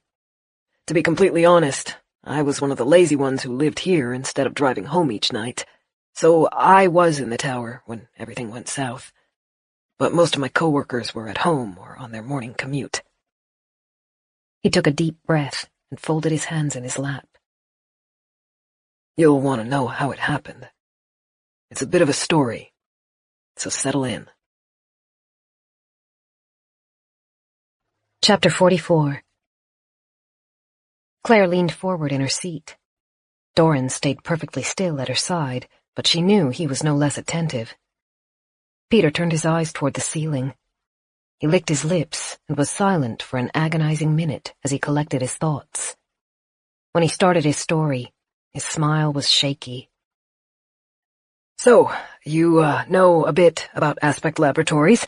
It likes to pluck the brightest minds fresh out of university and give them 18 months to prove their worth to the company. All expenses paid and complete freedom to do whatever we wanted, within certain ethical constraints, of course. At the end of 18 months, we were released if our results were underwhelming, but people who performed well were given full-time positions at the company, often very lucrative ones. Being picked for the program was the dream for a lot of students in the medical science field. It was seen as the place to be if you wanted to make a difference. Peter picked up a bottle of water. He cracked the seal on the lid but didn't drink from it. Instead, he screwed and unscrewed the top repeatedly. A nervous tic, Claire thought. He needed something for his hands to do. 9 out of 10 students never amounted to much. 18 months sounds like a lot of time, but it's really not, and it's easy to fritter away on busy work if you're not disciplined. Aspect relied on the 1 out of 10 who discovered something or invented something that would go on to make them millions. For a program that was largely unsupervised, it was surprisingly lucrative for them. I was given a grant for my thesis on robotics. I was trying to develop an artificial eye, something that would provide feedback to the brain, not proper sight, that's still a few years away, but my prototypes could feed in a sense of color, shapes, and lights. Couldn't you just... Claire shrugged. Put a camera in there? Peter laughed good-humoredly. That sounds like a great idea, huh? But the hard part is actually hooking it into the brain, and finding a way to make it comfortable and safe for daily use. While some parts of it were artificial, I found the product needed to be made from mostly biological material, but that's beside the point. My artificial eye probably won't ever see the light of day now. He sighed through his nose and turned the bottle over in his hands.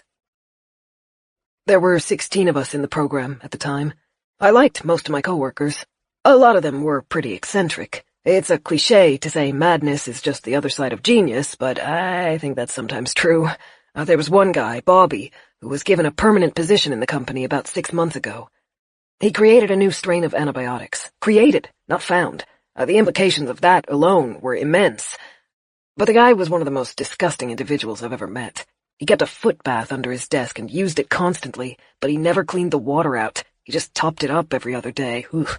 Each morning he came in, turned it on, and poked his feet into this disgusting slime of weeks-old foot soup. We used to joke that the antibiotic came out of that primordial sludge. A flash of fondness passed over Peter's face, then faded. Well, I had one coworker who seemed bound for great things, Ezra Katzenberg. He entered the program at the same time as I did, and I guess we became something like friends. We used to talk about our projects, use each other as sounding boards, commiserate and celebrate, that sort of thing. He was intensely passionate. and I really thought he'd be one of the ones who got their name into the history books. His area of focus was molecular science, specifically molecular cures. You've heard of nanobots, right? Doran was silent. Claire did her best to fill him in without making it obvious. Tiny machines that can enter the body, right? Pretty much. They were supposed to be the future of medicine. Microscopic robots that travel through our blood and tissue and repair a whole host of issues. Ezra got his grant for a thesis on nanobots. When he entered the program, he was working on a model that was supposed to be one of the first viable prototypes. Its whole purpose was to clear blood clots out of arteries. Basically, you injected tens of thousands of the nanobots, and they would travel through the vessels searching for blockages. When they found one, they broke up the clot without the need for surgery. It would have been a huge leap forward for how hospitals responded to strokes and could replace the need for stents.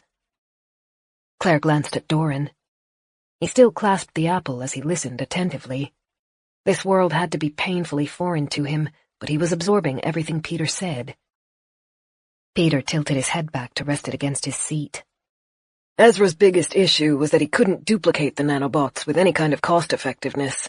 He needed thousands of them for each trial, and the costs were blowing out of control.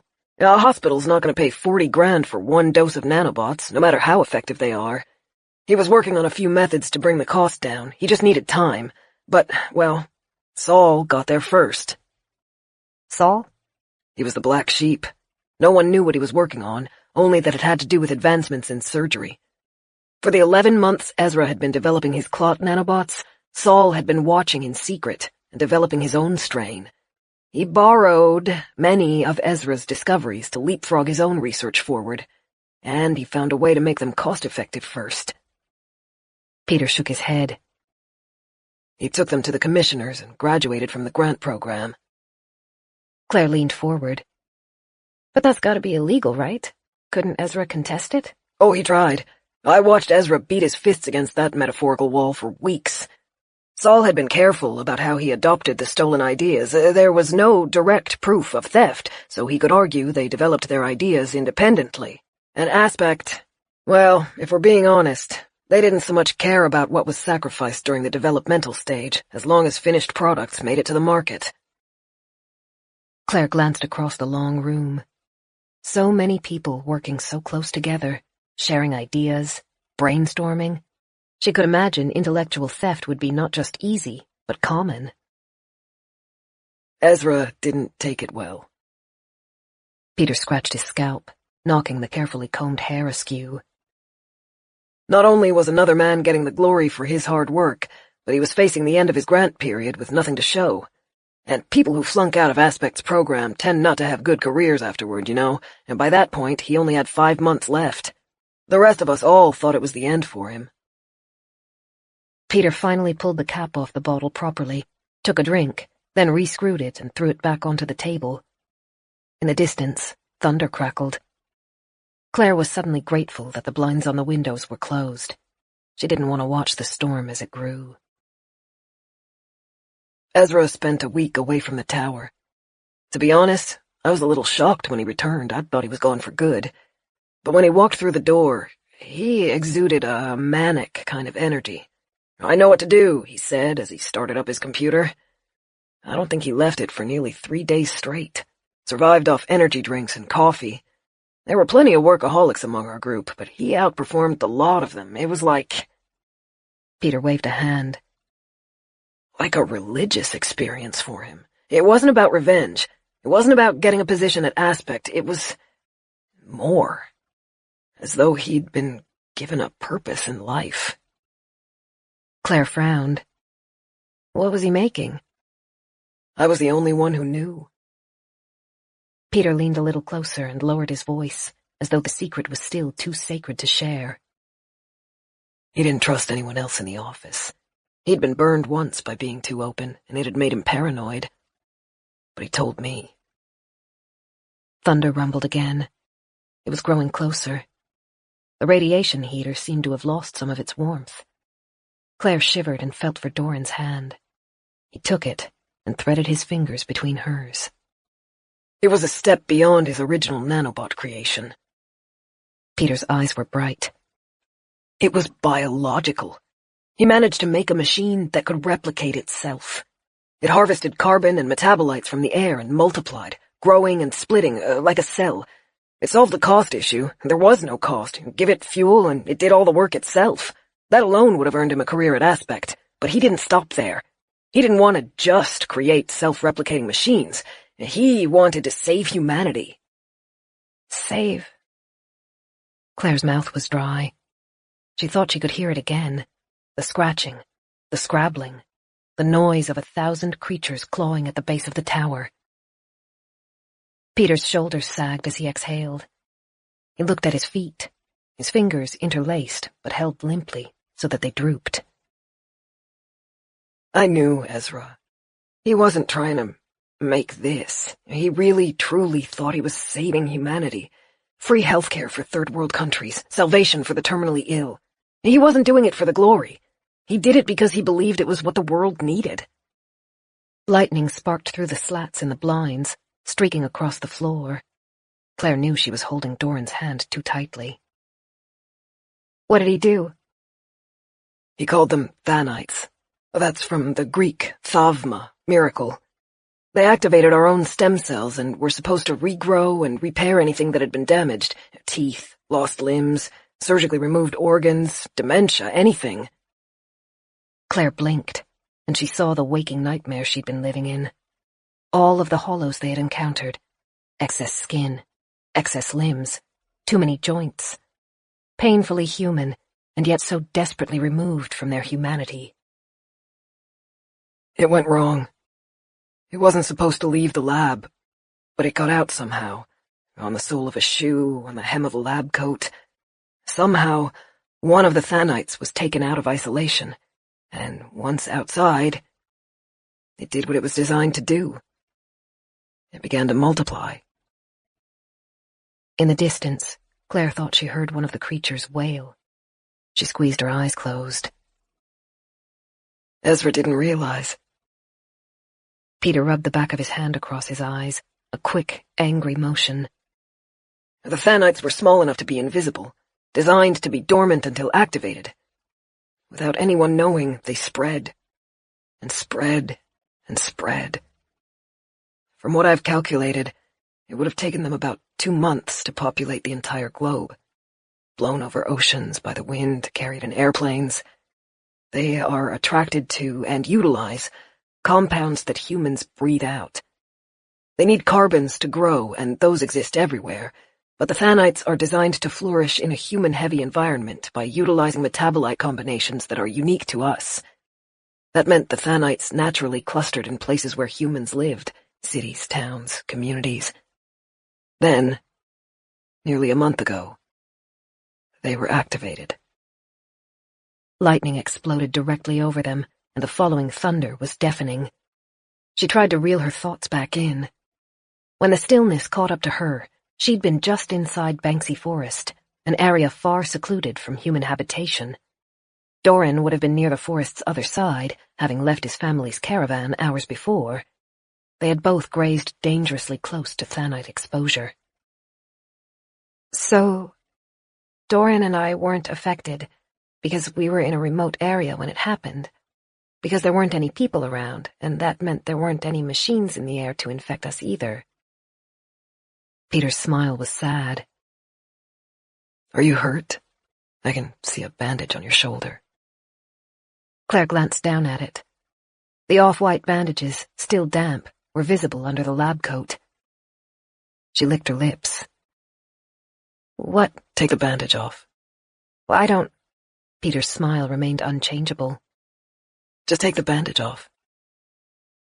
Slowly, numb fingers fighting against the movement, Claire pulled at the tape edging the bandages and peeled the material off. Underneath were red marks left by hollow teeth. The skin had knit together and begun to scar. That's, what, a few days old? Peter tilted his head to the side, and Claire was suddenly hit by the impression that his smile was empty, devoid of any feeling. Normal cuts don't heal that fast. You didn't escape the Thanites. No one did. Chapter 45. Claire could barely hear the storm through the ringing in her ears. She stood. The impulse to run was overwhelming, but there was nowhere to run to. Sickly heat rushed through her. She staggered to the trash and threw up. Shaking, sweaty, she reeled back from the plastic container and was caught by warm arms. Doran held her up even when her legs wouldn't. She turned her head and saw the marks on her shoulder. A frantic terror gripped her. She dug her fingernails into the healing skin. "Get them out!" "Claire!" Doran grabbed her hands, pulling them away. Blood beaded in the cut she'd reopened. But it wasn't enough. She thrashed, trying to break free from Doran's hold. "Get them out! Get them out!" The hollows were all she could see. Saliva slick over distended jaws, eyes missing lids, ribs poking through their side, rubbing against raw flesh with every movement. It was coming for her. "Get them out!" Her hand was slick with blood, and she wrenched it out of Doran's. She twisted just far enough that he couldn't capture it again, then began digging. "No!" Doran slammed her into the ground. He lay over her, using his weight to pin her, holding her hands at her sides. The impact was rough enough to shake some of the wildness free. Claire lay still, face pressed against Doran's shoulder, shaking violently as she struggled to breathe. The pain in her shoulder began to make itself felt. She scrunched her face up, but it wasn't enough to stop the tears. Peter swore quietly. She heard him jog across the room and open a closet. "Claire." Doran waited a second, then shuffled up, resting his weight on his elbows so that he could look down at her. "Focus on me." She didn't think she could speak, so she nodded. Dark eyes flicked to her shoulder, then returned to search her face. "If I let you up, will you leave it alone?" Another nod. Shame was coming in to mingle with the horror. Doran waited for another second, then loosened his hold on her arms. Claire pulled them close to her body. The impulse to scratch at her skin was maddening. She could feel them inside of her, the machines floating through her blood, burrowing into her bones. They itched. What kind of changes are they making, hidden under my skin? In her mind's eye, she saw hairs sprouting around her lungs, teeth growing between her organs, flaps of skin developing around her brain, pressing into it, crushing it. She clenched her teeth as shivers ran through her. Doran shifted so he sat at her side, one arm at her back to hold her steady. A second later, a blanket was draped around their shoulders. Then Peter crouched beside them, unscrewed the cap from a bottle of water, and held it out to Claire. "I'm so sorry." He looked like he meant it. Sweat speckled his forehead, which looked even paler than normal. "I was so eager to tell my story I didn't even think about how it might affect you." "Please get them out." She'd promised Doran she wouldn't dig anymore, but her fingers twitched, desperate. "You..." He hesitated, seeming to weigh his answer. "Look, it's not going to be bad for you. You're not going to become like them. I'm really sorry. We can't get rid of the Thanites once they're inside you, but they're in everyone. Me, you, everyone else out there. Even your terrifying friend here. It's just a case of how badly." Peter still held the water bottle out for her. He shook it, eyebrows raised. Her throat burned from the sickness. She hesitantly took the water and swallowed as much as she thought her stomach could handle. "Wherever you were when the stillness hit, it must have been somewhere with a sparse Thanite population." Peter rocked back on his heels, forearms braced over his knees. "You probably have less than 100,000 in you." Claire choked on the water. "Which is nothing." Peter held his hands up, pacifying. "Those blighters out there, they'd have tens of millions, maybe billions for the worst ones. That's why they're becoming twisted from it. Millions of Thanites, all trying to repair damage, all creating fresh damage with their overeagerness, and then trying to repair that in an escalating spiral of disaster. You, whatever you have, is small enough that it's not deforming you. It's behaving more like it was supposed to, repairing actual injuries." "What about?" She swallowed and sat up straighter. Doran rubbed her back, comforting. "What about inside? Could it be growing? stuff where I can't see it? Who knows? Peter glanced toward Doran and cleared his throat. He quickly amended. But almost certainly not. If you can't see anything on the surface, you're probably fine. Absolutely. Claire looked up. Doran's chin rested near her temple. His expression was murderous as he glared at Peter. It had been a long time since Claire had thought of Doran as frightening, but Peter didn't know him like she did. Even your terrifying friend there. Look, how about we get you set up? Peter rolled to his feet. We'll stop that bleeding and get you something else to eat, something with lots of sugar. I don't need that. Claire pressed her eyes closed. I just need to understand this. Sure, of course you do. But can we talk and not drip blood on the carpet at the same time, eh? He winked at her, but Claire couldn't muster the energy to laugh. She let Doran help her up, though. He moved her back on the couch and wrapped the blanket around her. Peter jogged to one of the cupboards near the door and searched through its contents. Doran nestled himself at Claire's side, one arm around her back, the other holding her hand in his. He stared at her shoulder, which oozed fresh blood. Sorry, she mumbled. Doran bent close so that only she could hear him. Don't apologize for being human. If you want to know the truth, I was close to doing the same. Peter reappeared beside them. He held a kit, plastic, modern, and larger than the one Doran had kept at Winterbourne. He flipped the lid open and settled it onto the table, beside the pile of snack food. You're a couple, right? He pulled his chair closer. That's nice. It's good to see, I guess you'd call it life. Sounds awfully miserable, though, right? As though it's a surprise to see people being happy. Well, I'm glad you are, though. Do you want to take care of this, big guy? Doran mutely took the cloth from Peter and pressed it over the tear on Claire's shoulder. She flinched, but didn't complain as he applied pressure. Claire's brain felt as though it had been put on ice. Thoughts were frozen there, painful but refusing to budge. She took a stuttering breath. Is it going to get worse? I have no idea. Peter pulled his legs back under himself. Right now, I'm really just taking each day as it comes. I've been trying to calculate how many people might have survived the stillness. That's what they're calling it, you know? The stillness. At first, I thought it was a stupid name. There's nothing especially still about those hollows. I can't stand going down to the lower levels because of how loud they are. But now I'm starting to think it's actually kind of appropriate. The hollows aren't still, but the humans are. Once, you could turn on the radio, turn on the TV, turn on your smartphone or laptop and have instant contact with other people. Now, well, you gotta search for it. Hunt through the radio looking for any kind of life you can find. And I feel it here in the city especially. You used to have to fight for even 10 minutes of peace. But now... Fresh lightning, painfully bright, spilled through the windows. Claire found she couldn't pull her eyes away from the blinds. A horrible paranoia wormed through her. We're in the city. Peter lifted his eyebrows, following Claire's eyes to the window, then looking back at her curiously. The Thanites, there are going to be more of them in the city. Why didn't I think of this before? Why did I let us come here? Are they infecting us right now?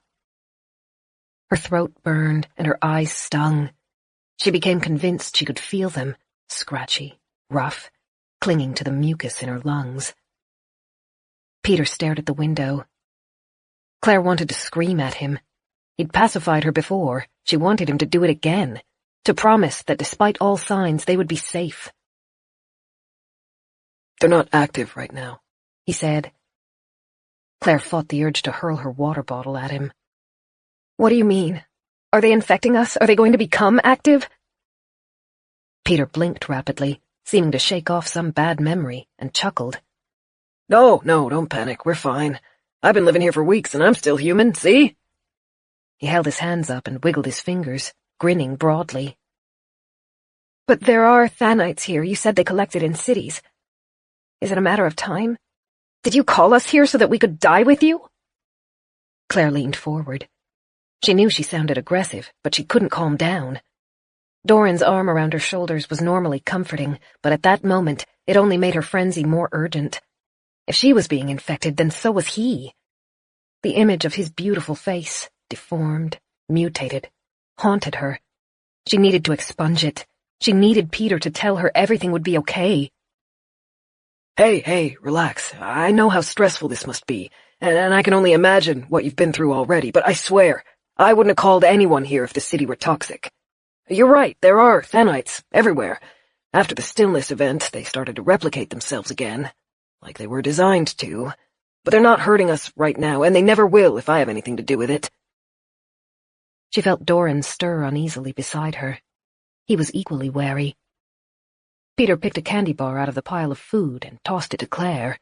She caught it with her good hand. Eat that. Get some sugars into you, because you could probably really do with some right about now. Peter's smile was sad. There isn't much left to my story, but once you've heard it, you'll probably understand everything a little better. Claire gave a short, stiff nod, encouraging him to go on. Peter pointedly stared at the bar she held, and so she struggled to open it with shaking fingers. Doran eased it out of her grip, tore the top off, and handed it back to her. He then reached for the first aid kit and examined the supplies while Peter resumed his tale. Okay, you know how the Thanites were created, and you know that at one point during the development period one of them escaped containment. Not one of the earliest models, but not the more recent ones either, from what I can work out. Once outside, it populated itself without Ezra's knowledge. Meanwhile, he was under immense pressure.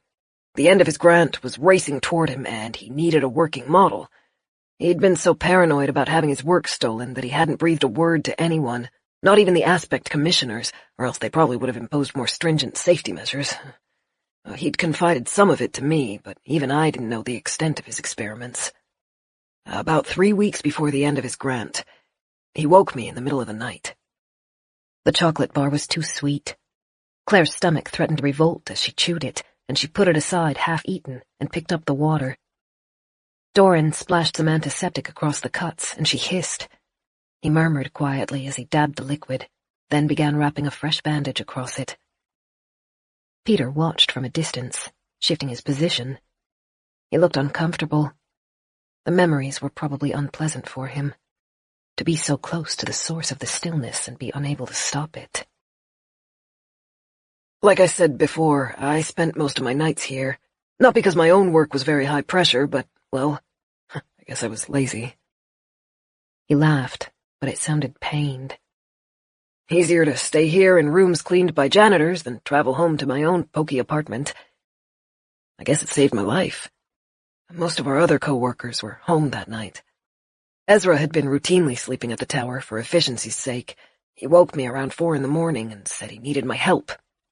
He wanted a witness. Doran tied off the bandages, but kept his hand resting over Claire's shoulder. She was grateful for their warmth. I guess I was excited for him. Peter took a deep breath, then let it out as a heavy sigh. After how hard he'd worked, I was hoping his invention, whatever it was, would succeed. So I followed him up to the labs. At his request, Aspect had constructed several containment units, airtight glass rooms where you could watch your experiments. Inside one of them was an older Korean woman, wrinkled, wearing her best coat and hat, sitting on this white plastic chair patiently. "Who's that?" I asked. "My neighbor," he said. Peter chuckled, but the sound wasn't cheerful. He must have been violating 100 ethics regulations. You need all sorts of permissions for human trials, but I guess Ezra didn't have time. He needed proof of concept, and he was willing to cross a few lines to get there. He explained that his neighbor had a terminal lung cancer and had agreed to test the Thanites. If they worked, they would repair the damage it had already created. "It's very safe," he kept saying. Claire didn't want to hear the rest of the story. She could see the direction it was taking, and the nightmare was too close and too painful to stand. But Peter's eyes were turned to his feet, distant and tight, as he unraveled his memories. He had to upload some code to activate the Thanites. They might have been mostly biological, but they still had enough machine in them that they needed a command to switch on. Ezra explained what was happening as he worked. Thanites had been released into the room with the subject. They floated through the air, being inhaled and expelled with every breath, but ultimately dormant. When activated, they would seek out a host. Their biological nature meant that they needed to find a hospitable environment to survive, specifically a human. They could enter the body through any mucous membrane, such as the eyes, throat, and lungs. They would be nearly painless. Ezra would allow them to work for several hours and had a second code lined up to deactivate the Thanites before his neighbor was allowed out of the room. Then we would run tests to see whether any repairs had been made, and if so, how much. A shot of light came through the slats, thunder rolling after it.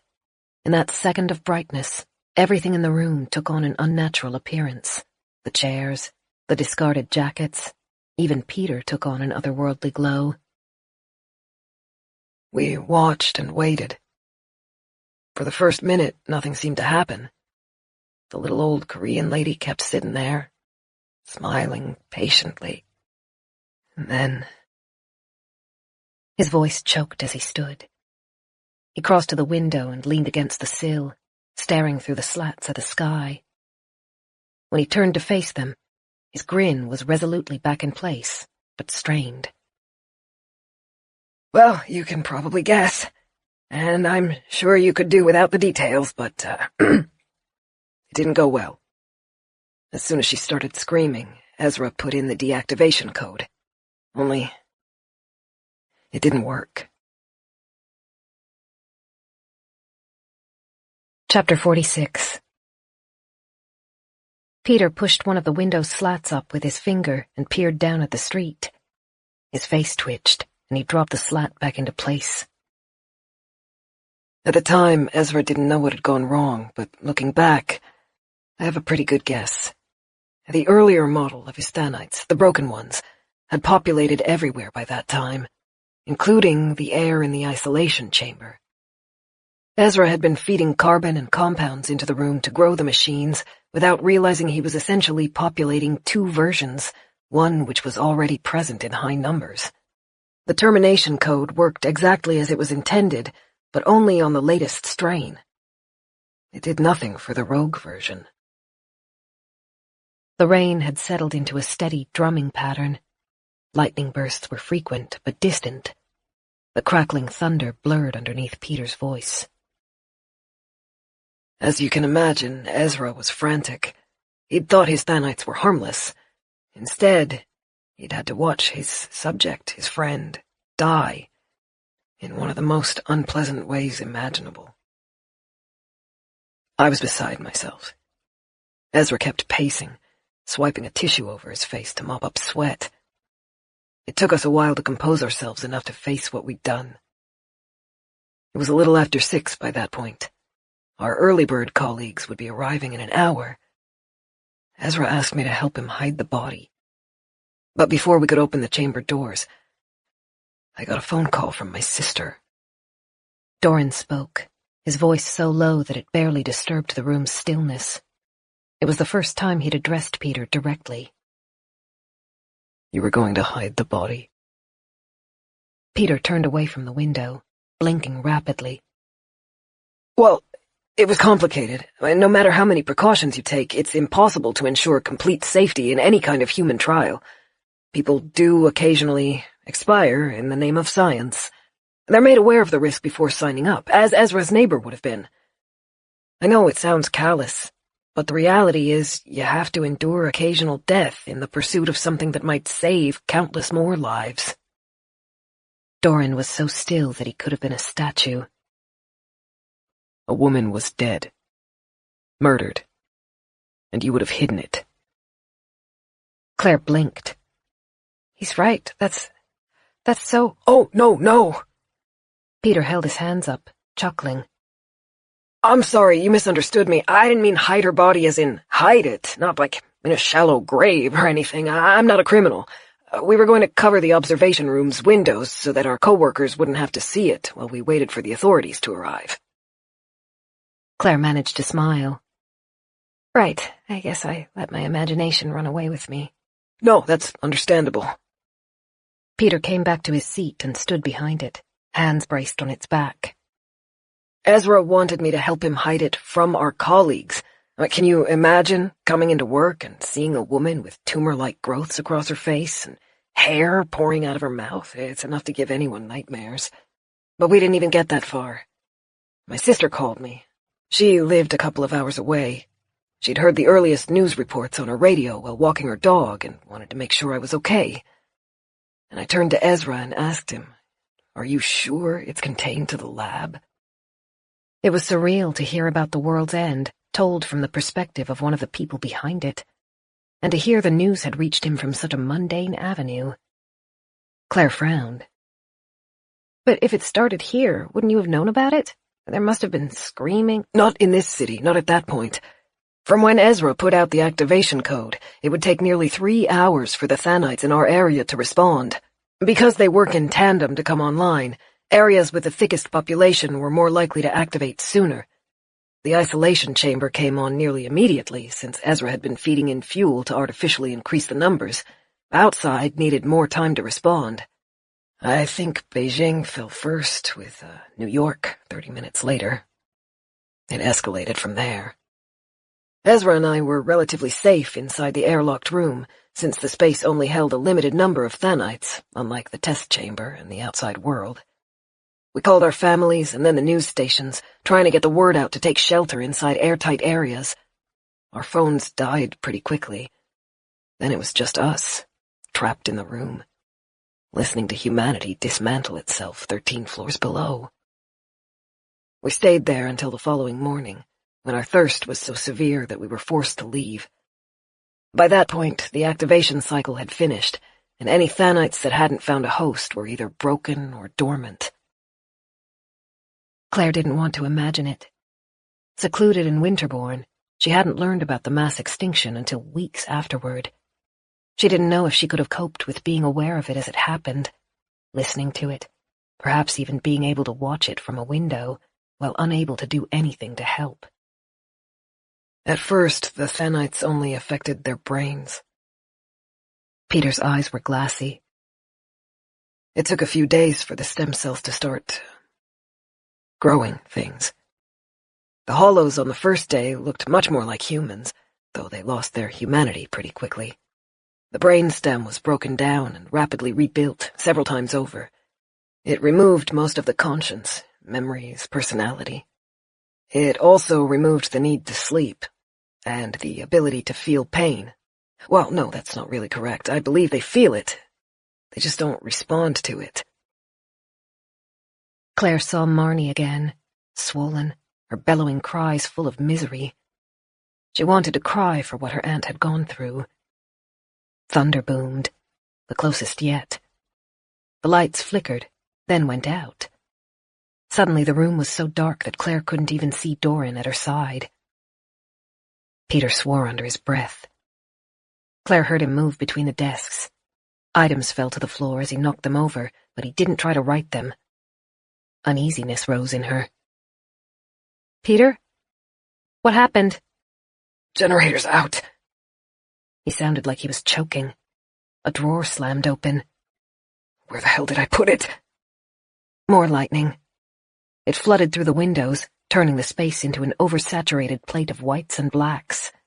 She caught a snapshot glimpse of Peter digging through the drawer. He no longer smiled. Claire slowly stood. She had the awful sense that Peter's panic wasn't due simply to the sudden darkness. What's happening? We'll be okay. It's gonna be fine. The words were comforting, but the voice wasn't. Something heavy fell to the floor. Then Peter took a sharp breath. A moment later, a beam of light appeared as he turned a flashlight on. Even without the harsh light, his face would have been colorless. He turned the beam toward Claire and Doran, and they both squinted against it. Peter lowered the flashlight. Come with me, quickly. We need to restart the generator. Oh. Claire barely had a moment to catch her thoughts before Peter jogged for the door. She kept her grip on Doran as they followed. Peter forced the door open and waited just long enough for them to slip through in his wake before turning toward the stairs. Sorry, we're short on time. The generator's out, which means the backup locks downstairs are no longer engaged. The locks? Claire stubbed her toe on the lowest stair and grimaced. Peter turned his flashlight downwards to help her see. Alexis Tower has bolts on its ground floor windows that can be activated remotely. It was meant to be cutting-edge technology, but it was designed to automatically unlock if both the power and backup generator died. A fail-safe in case of fire. No one expected we might have worse concerns than an inferno. Claire blinked and pictured the swarm of hollows gathered around the tower's ground floor. Her voice turned croaky. Can the hollows get in? Technically, yes. Peter turned the corner and entered the second flight of stairs. In the erratic light, Claire caught sight of thick metal doors blocking what had to be the lab. But they would need to lift at the same time as pulling to get them open, and they haven't figured out how to yet. But I'd really rather get the bolts re-engaged than trust in their stupidity. This has happened before? Peter was breathless as he turned another corner. Twice. Storms. Knocks out the generator. He paused to suck in a deeper breath, then continued racing upward. Doesn't get any less stressful, though. Their footsteps reverberated on the marble steps. Claire wondered how high they had to climb. A stitch was developing in her side. Beneath the footsteps, she thought she could hear wailing, banging noises. The hollows, but not from the ground floor. Hollows trapped in rooms. They passed another landing, and Claire saw what looked like a row of offices. Each of the doors had a frosted glass pane set in them. A blurred face pressed against one. She didn't have time to stop and watch. They were already turning onto the next flight of stairs. Peter stopped, bent over, hand pressed to the wall as he sucked in whooping breaths. Brains over brawn. Ooh, should have done more gym. Are you okay? His smile was strained. Not far now. Then he set off again, still gasping, his face turning red. Claire's own feet made a drumming rhythm that conflicted with Peter's. Doran moved near silently. She could barely see him, but she could feel him, never more than an arm's length away. The idea of the hollows getting inside the tower weighed heavily as her mind generated visions of what that might entail.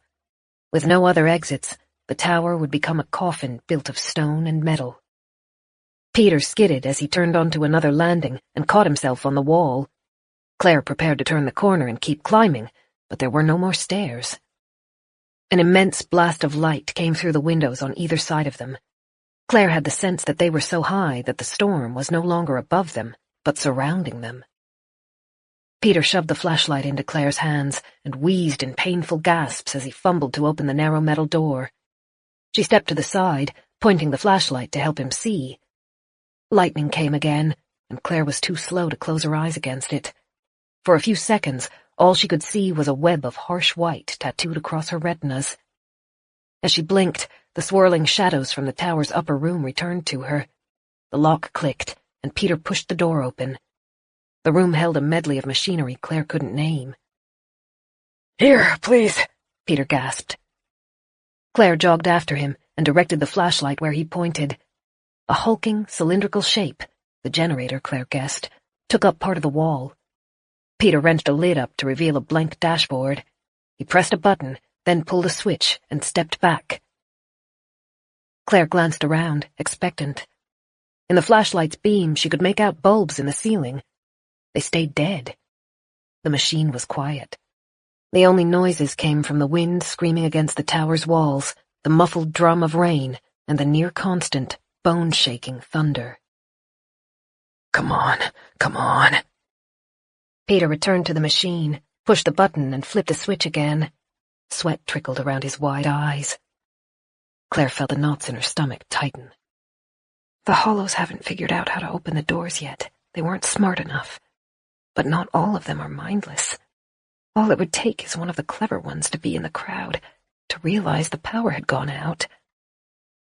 Peter looked at her, and she could see her own thoughts reflected in his eyes. The dead generator was a ticking bomb. Chapter 47. Maybe something came loose inside it. Peter pulled a second cover off, this time exposing more of the machine's insides. Claire saw a tangle of wires and pistons. Peter ran his hands across them, wiggling wires, searching for any kind of weakness. Claire did her best to keep her flashlight focused on his work. His hands were shaking. Your fuse is gone. Doran, unfazed, stepped past Claire and gently tapped one of the little glass cylinders near the control panel. Do you have a replacement? Peter blinked at him, then began nodding. Yeah, there should be replacements somewhere over here. Doran followed him to the back wall. Plastic trays were attached to an alcove above a bench. They began opening them and searching the contents. Bring the light over, please. Peter waved Claire forward. He and Doran were working on opposite ends of the bench, so Claire scoped around for the best angle. She found a chair, dragged it forward, and stood on it so that her light washed down over their heads. Something heavy banged below them, and Claire flinched. She tried to tell herself it was just one of the trapped hollows. The ground floor was so far below that even if the hollows had broken in, she wouldn't know for several more minutes. The thought wasn't at all comforting. Found it. Doran pushed away from the bench and jogged to the machine. Claire leapt off her seat and followed. He worked quickly. The old fuse popped out, and the new one slid into its place in seconds. Then he pressed the button and pulled the switch, like he'd seen Peter do just minutes before. The machine made a choking, gurgling noise. Then a deep, steady hum rose. Lights blinked on above them. Claire let her head sag, eyes closed in relief. Wow. Peter swiped the back of his hand across his forehead, his grin falling back into place. You're a useful guy to have around, huh? Doran made a non-committal noise.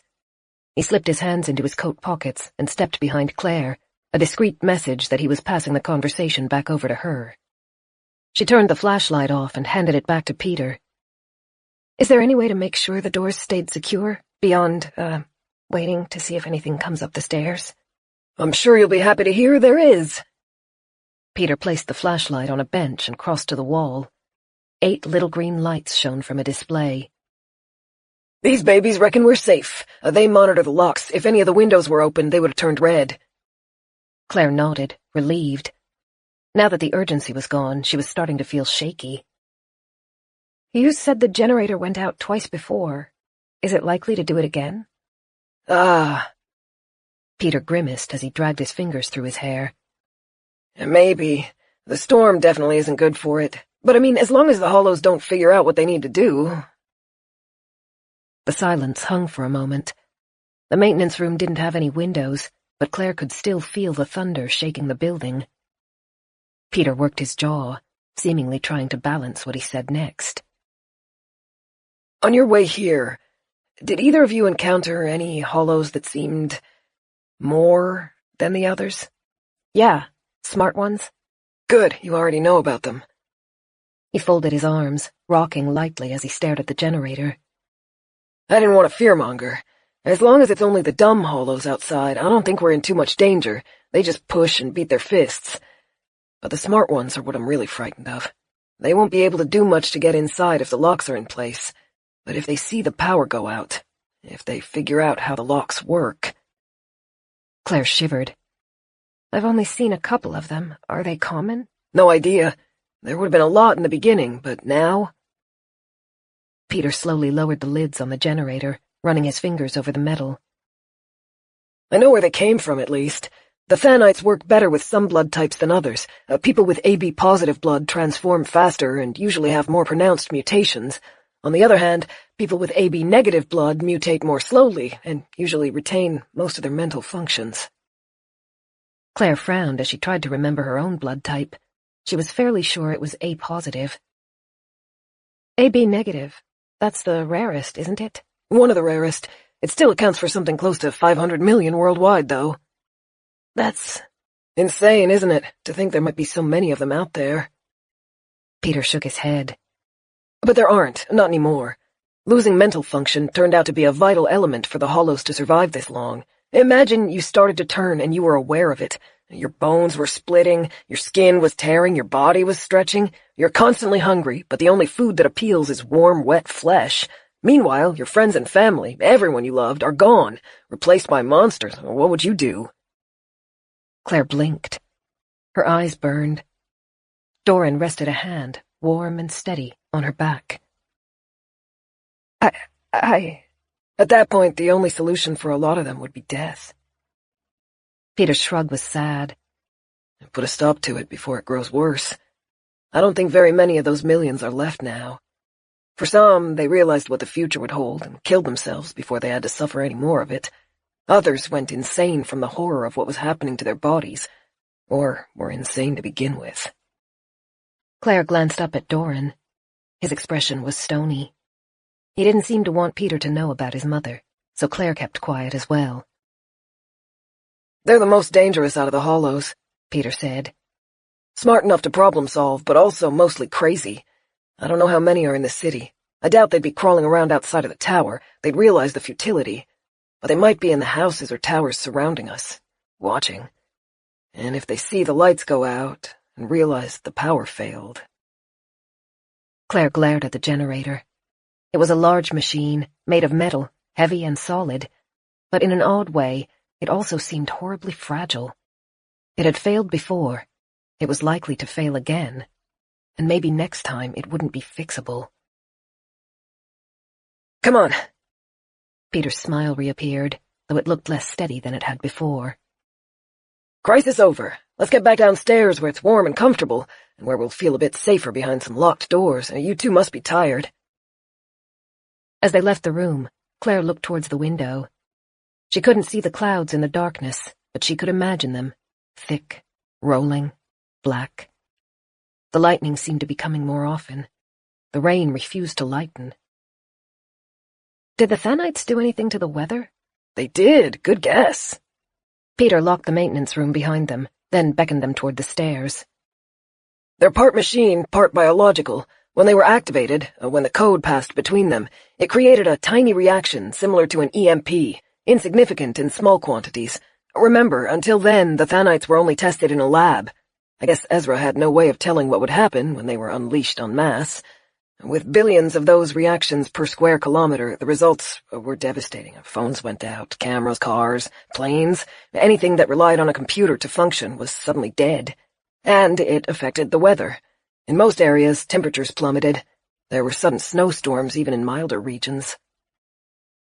Claire's memory of driving toward her sister's was still clear. One moment, it had been a brisk but sunny morning. The next, she'd entered a snowstorm. Her phone had died. She'd seen a car off the side of the road, its doors open. The realization of how close she'd come to the activated Thanites was painful. She'd probably only been spared by a few minutes. Then Claire imagined breathing the invisible machines in, and her throat closed up again. She pressed her eyes shut and waited for the reflex to pass. It's psychological. You were never bothered by the Thanites before you knew about them. "Claire?" Doran hesitated at her side, one hand held toward her. She tried to relax her face. I'm fine. Peter was nearly half a flight of stairs ahead of them. Claire quickened her pace. As they followed the twisting stairs back down to the 12th floor, they passed the immense set of metal doors blocking the labs. Claire said, "You didn't finish your story." "Didn't I?" Peter twisted to look back at her. After the stillness, after you realized the Thanites had spread. What happened to Ezra? Ah. Peter's mouth twitched down. He didn't stay long. One of our co-workers kept a gun in the office. For what reason, I don't know, but like I said, this place was full of eccentrics. We all knew where he kept it. And while I was trying to contact news stations and spread warnings, Ezra found the gun and used it on himself. I guess this world he'd created wasn't one he wanted to live in. You've been alone since then? He nodded briefly, and for a second, Claire saw a hint of despair in his eyes. Then he blinked quickly, and the familiar cheerfulness was back in place. I had the radio. I listened to other people trying to get data on the situation out there, and I put out my own signal asking for help. So that's why you were expecting someone. Claire frowned. It's been nearly a month. I'm surprised we're the only people who made it here. Have you spoken to any of the other broadcasters? They had reached the hallway to their offices. Peter pulled his ID tag out and unlocked the door. Well, I didn't want just anyone to hear me, so I disguised my transmission. Remember the signal that played while you were trying to get to the tower? That's mine. What? The station that plays second-long clips of noise? I thought it was nonsense. He laughed as he held the door open for them. It mostly is, but once every 4 minutes, I include part of the address. Alexis Tower, floor 12, inner city. Spoken a syllable at a time. You'd have to listen to the station for a while to realize those clips are connected. Claire had hated the station. It unnerved her. But she'd had company and security with Doran at Winterbourne. She imagined her sister's situation. Beth had been trapped in the bunker with nothing except her radio. Alone, despairing, unable to find any other signal, she might have listened to the station as her only source of human contact. She might have caught the hidden message. And blind in the dark, she might have scored the words into the metal walls. Oh, Claire moaned. Her mind was threatening to spiral, so she pulled it back with some effort. what? Peter reached forward, looking concerned. Maybe eat some more of the chocolate. Or what about some water? The chairs are over here. No, I'm fine, She shook her head. Why did you broadcast it like that? Why not just tell people? Peter settled into his chair, though he still looked concerned. Caution. To survive the Thanites, you needed to be somewhere painfully lonely, or you needed to be in an airtight environment. Airtight. That's why Beth was safe in her bunker, despite living in the suburbs. The room had its own air filtration system. That means an eclectic mix of people made it through the stillness, Peter continued. Some were just normal folks who happened to be on a camping trip or were in the right place at the right time. Others lived in seclusion, homesteads that were off the grid or so remote that they had to drive hours to reach a town. Those kinds of people are a mixed bag. On one hand, they can be a little intense. On the other hand, they are really good at surviving on their own, in the way the city people aren't. Claire nodded. Without Doran, she didn't know how long she might have survived. He was adaptable and skilled in a way she never would be. Then there's a third group of people. The paranoid ones, and the ones who had bunkers, airtight panic rooms, or gas masks, and thought to use them. He shook his head. They're surviving better than the city people, since they were actually prepared, but they're also the most dangerous group out there. They're more likely to have guns and to use them. I was frightened of inviting those kinds into the tower. It would be a gamble whether they would help me or whether they would shoot me dead, loot the place, and run. I guess I can understand that. Claire glanced up at Doran for confirmation. His expression was unreadable. But if it was such a risk, why did you send out the signal at all? If you wanted company, couldn't you have listened to the broadcasts and traveled to meet one of the survivors? Not quite. I need to stay at the tower. His grin widened. I didn't call you here because I was lonely. I called you because I need help. I'm working on a cure. Chapter 48. Claire's heart lurched. A cure? Ezra's research is all still here. The development details, the code, everything. Now, it's not my field of research, but I'm trying to unravel it. Peter nodded toward the only computer that was turned on.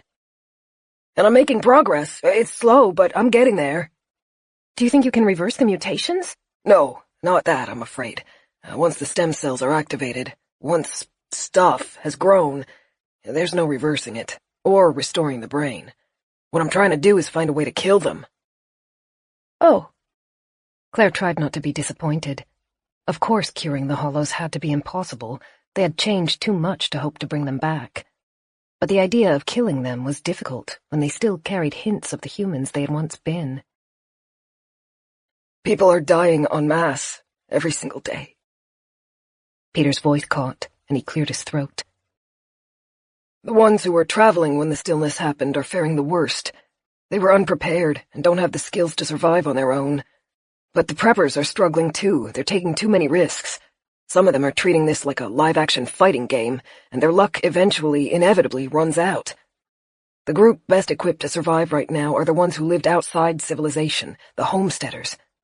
But they're starting to vanish too. The Hollows are wandering. Every night they travel farther, looking for more food. Not even the most remote locations are safe anymore. Claire chewed her lip. I used to hear people on the radio. I'd tune in every day to listen to what they'd found and seen, but there are fewer and fewer of them all the time. Poor souls. You saw how many Hollows were outside the tower, right? That's because of my own station. Hollows are attracted to radio broadcasts. The Thanites are receptive to the signals. It was how they were activated. Anytime a survivor talks through their radio, they're basically calling to any Hollows within a 20-mile radius. Doran muttered something under his breath. Claire felt cold. She squeezed her hands together until the knuckles bulged. Peter's eyes flicked between them. Then he leaned forward and pushed the vending machine food a little closer. Don't panic. It's not too late. There are pockets of people surviving, and we're going to give them the best damn chance possible. Humanity can recover from this, but only once the Hollows are gone. People were hoping the Hollows might kill themselves. Claire's tongue felt stiff, but she forced it to move. That they might starve, or... Yes, eventually they would die out, but, not quickly. They're capable of surviving with shockingly poor nutrition. The Thanites make them almost immune to injuries since it fast-tracks healing and destroys infection. Now, the Thanites will eventually be deadly, and the mutations will continue growing and spreading, unceasing, until it kills them in some way or another. Claire remembered the Hollows with bones growing into their skulls. She grimaced and nodded. It's already killing some of them, Peter said. But not fast enough. I ran some calculations. At the current rate, it would take close to a year until the Hollows stop outnumbering humans 1,000 to 1, at least 5 years until there are more humans than Hollows, perhaps 20 before the creatures go extinct entirely. 5 years until they stop outnumbering us. The queasiness crawled its way back up Claire's stomach. I don't know how many people are still alive, but it's not a lot, and less every day. We can't afford to wait until these creatures kill themselves. But maybe we don't have to. How? I'm trying to create a code that will, in layman's terms, detonate the Thanites. Wherever they've clustered in the body, I can make them react with each other and self-destruct. Done all at once, the chain reaction should be enough to kill the Hollow host as well. Imagine a billion tiny explosions running through the body like a shockwave. Any Hollows that survive the initial deactivation will be left vulnerable to infection. Theoretically, the world would be safe again in as little as a week. What's the but? Peter chuckled. Ha, you're right, of course. There's always a but. I'm doing my best. I've been spending all of my time on it since the stillness event. But I'm still not there yet. What do you need? Claire asked. Doran's hand found her arm and squeezed lightly, his attention still fixed on Peter. Peter took a slow, deep breath, then let it out gradually. I believe there is a research institute still functioning, in Evandale. From what I've gathered, there are 5 or 6 scientists still living there since the station was airlocked during the stillness. If I can get my research to a usable point, they might be able to take it, check it, and enact it. Something like this. It's not the kind of thing you want to launch unless you're absolutely, beyond a shadow of a doubt, certain that it will work the way it's intended. If it went wrong, even just slightly, it could kill every single survivor. So you want to get your research to them? Claire chewed her lip, thinking. Are they listening to the radio? Can you send your data to them through it? I've never heard them on the radio, though they may be listening. But either way, it would take months to verbally communicate the code to them, as well as introduce a huge margin of error. No, it needs to be through USB. I have a drive with everything on it. I need to pass it to them somehow. Peter glanced between Claire and Doran. I would have tried to take it myself, except the stakes are too high. If I were to die, the research would be lost with me. It probably sounds like I'm being selfish, but the truth is, without me there is no cure. I have to avoid risks at any cost. Someone else needs to take the USB. Doran's hand tightened on Claire's arm. He wasn't happy with the turn of events. Oh. Claire glanced between the two men. I know this is important, but... Don't worry, I'm not dumping the responsibility on you. Peter chuckled and shook his head. I'm not that mean. I know it's a big request. All I'm asking is that when you leave the tower, you take a copy of the code with you. If you encounter any other survivors on your way home, tell them where it needs to go. See if you can pass it along until it reaches the Evandale station. Doran's hand finally relaxed. Claire nodded, relieved. That might be easier. Thank you. Truly. If anyone else arrives here, I'll make a duplicate USB and ask them to do the same. That way, even if one copy is lost or damaged, there should be backups. Peter beamed at them. I'm still a couple of days away from my data being ready. Would you mind staying here for at least that long? There are bunks you can sleep in. Once the code is finished, you can leave any time, or stay a while longer if you need the rest. To be honest, it's nice to have company after so long. The tower felt precariously unsafe with hollows clustered around it and the storm raging outside the windows. But despite that, Claire knew they would struggle to find a better situation between there and Winterbourne. As little as she liked the tower's clinical feel, at least Alexis had water and food, and the first human they had met since the stillness. Peter clapped his hands on his knees. You don't have to decide right now. Eat some food. I'll see about finding you something more comfortable to sleep in, and maybe some toothbrushes as well. He left the room at a brisk trot. Claire waited until the door clicked closed behind him, then turned to the man at her side. Doran stared at the wall opposite them. He wasn't a chatty person by nature, but he seemed even more withdrawn than normal. Claire rubbed his arm. What are you thinking? He pressed his lips together, seeming to measure his response. Thunder rumbled, and the lights above them flickered. I really do not know. Something's worrying you. Yes. His eyes looked sad. Claire, this is so far beyond what I am familiar with.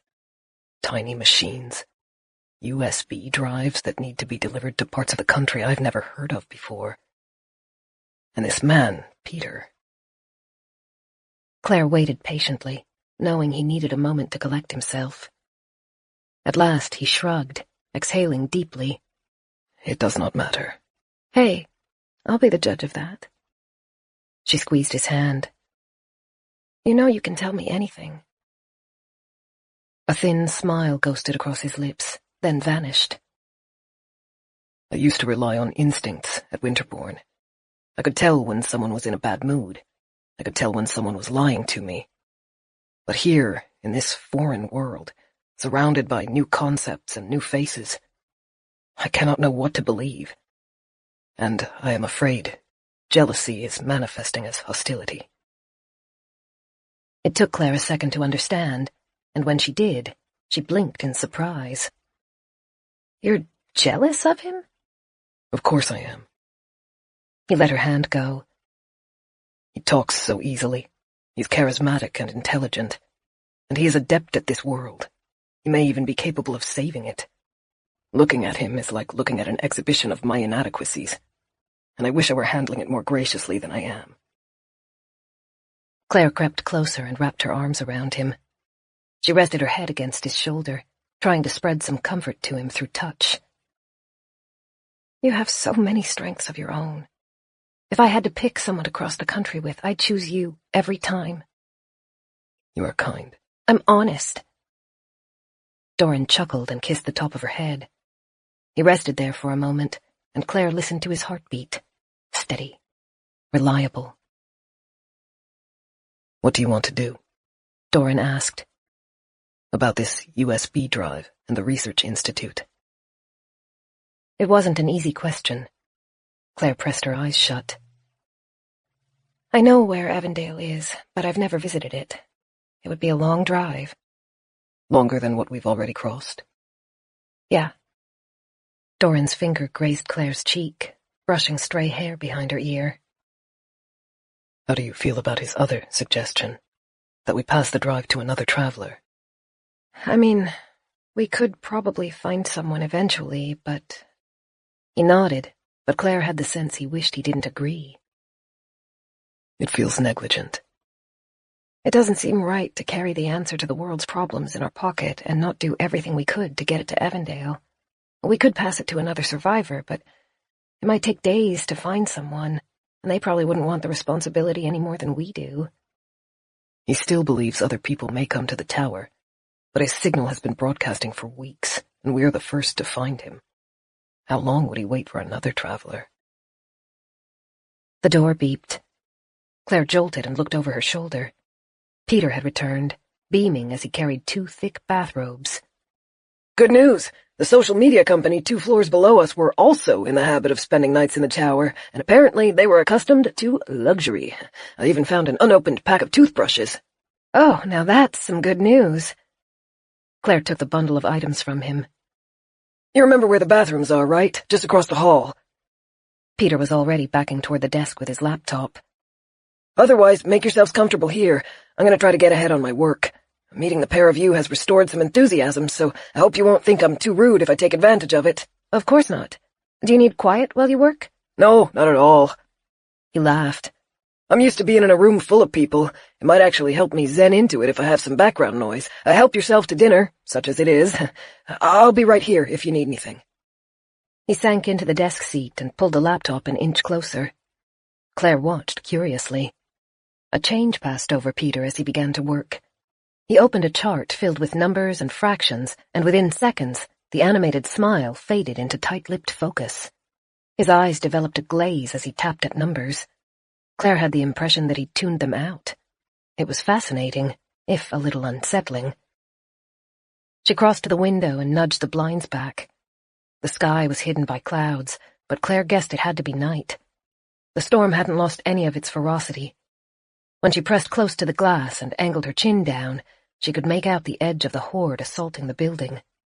Very little of them were visible between the dark sky and heavy clouds, but occasionally she saw distant glints as they tilted their heads back at the perfect angle to catch some of the window's light on their eyes. Chapter 49. She let the blinds fall back into place. Doran stood by the chairs, watching her. She tried to shake off her uneasiness as she crossed to him. I could do with a shower. How about you? Very much. Claire led the way, weaving between the desks to reach the hallway and the bathrooms. They took turns using the shower. Alexis's amenities were vastly more spacious than the riverboats, but the water heater had been turned off as part of Peter's efforts to conserve fuel. Claire stayed in the freezing water just long enough to rinse the shampoo out of her hair, then rushed through the towel drying to get the robe around herself. She was still shivering when she stepped into the main part of the bathroom, where Doran had finished brushing his teeth. He swept her into a chair, pushed the bath mat under her feet, and grabbed a fresh towel to dry her hair for her. I miss Winterbourne's fireplaces. Claire, teeth chattering, clutched the robe's lapels as Doran squeezed moisture out of her hair. He chuckled. It had some attractive features. Do you miss it? She watched his expression in the mirror. He took a breath, but didn't speak immediately, instead keeping his eyes focused on her hair as he combed it. Sometimes. A little. You grew up there. It's normal to be homesick, especially when the outside world is so much different from what you're used to. Do you miss your home? Claire still thought of her cottage occasionally, though it encroached on her thoughts less and less frequently with each passing day.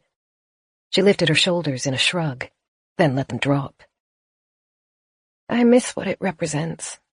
My old life, where I could sit in the garden when it was sunny and wave to the elderly couple across the street when they went out for walks, and buy a new book each Friday, then try to find somewhere to fit it on my bookshelf. But I wouldn't want to go back there. No? I can imagine what it must look like. The plants would all be dead. The neighbors would be gone. I don't think there would be any life or joy left in it at all. This way I can preserve it, whole and undamaged in my memories. I can understand that. Doran put the brush aside and handed Claire a hair tie. As she pulled her hair into a ponytail, Doran opened the first aid kit on the table. The wet bandages marking her body were cut off and discarded in the bin, and Doran began redressing the ones that needed it. The cuts on her stomach and thigh, less than 4 weeks old, had almost completely healed. Red lines marked where the skin had once been torn, but even they were fading. The bite on her forearm, still recent, was knitting together. I saw you were healing quickly, but I did not suspect it was tied to the stillness, Doran murmured. No sign of infection, no delays to progress, even after extensive blood loss and less than optimal nutrition. No lingering effects from the cyanide. I am not a fool enough to be grateful for the stillness, but at least this is one result in our favor. A side effect of an infection I can't escape. Claire's fingers twitched. She clenched her hands into fists in her lap. Doran lowered his eyebrows, his eyes sad. I'm sorry, my darling. It's fine. Claire hoped if she repeated it often enough, she might actually believe it. We're safe, and we're still together, and that's the most important thing, right? He bent to kiss the top of her head, his fingers lingering over the tape holding a bandage in place. Claire brushed her teeth while Doran showered. When he emerged 2 minutes later, he was shivering almost as badly as she had, the dressing gown tied tightly around himself. He patched his own scrapes and bandages quickly, closed the kit, then held out a hand. Claire took it as they returned to the office area. She used her badge to open the door. The space felt vacant. Peter was still at his desk, head down, fully absorbed in his formula, but he looked painfully small compared to the breadth of the room. The rapid key-tapping blended with the drum of falling rain.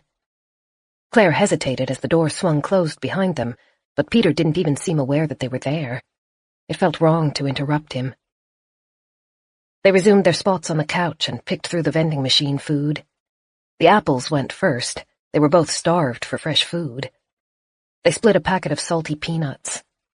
Claire's stomach had finally quietened enough that she could eat, but she tried to moderate what she had. The foods were all high in salt and sugar. She pitied Peter for having to live off it for a month. Claire tried to rest, leaning against the chair's corner and stretching her feet in front of the heater. It was like trying to take a nap with a beehive directly above her head. Her mind whirred, frantic and confused, and the more she tried to ignore it, the worse it became. She needed something to do. Peter had told them to make themselves at home, but she didn't like the idea of encroaching on any of the other desks. They held too many memories from their past owners.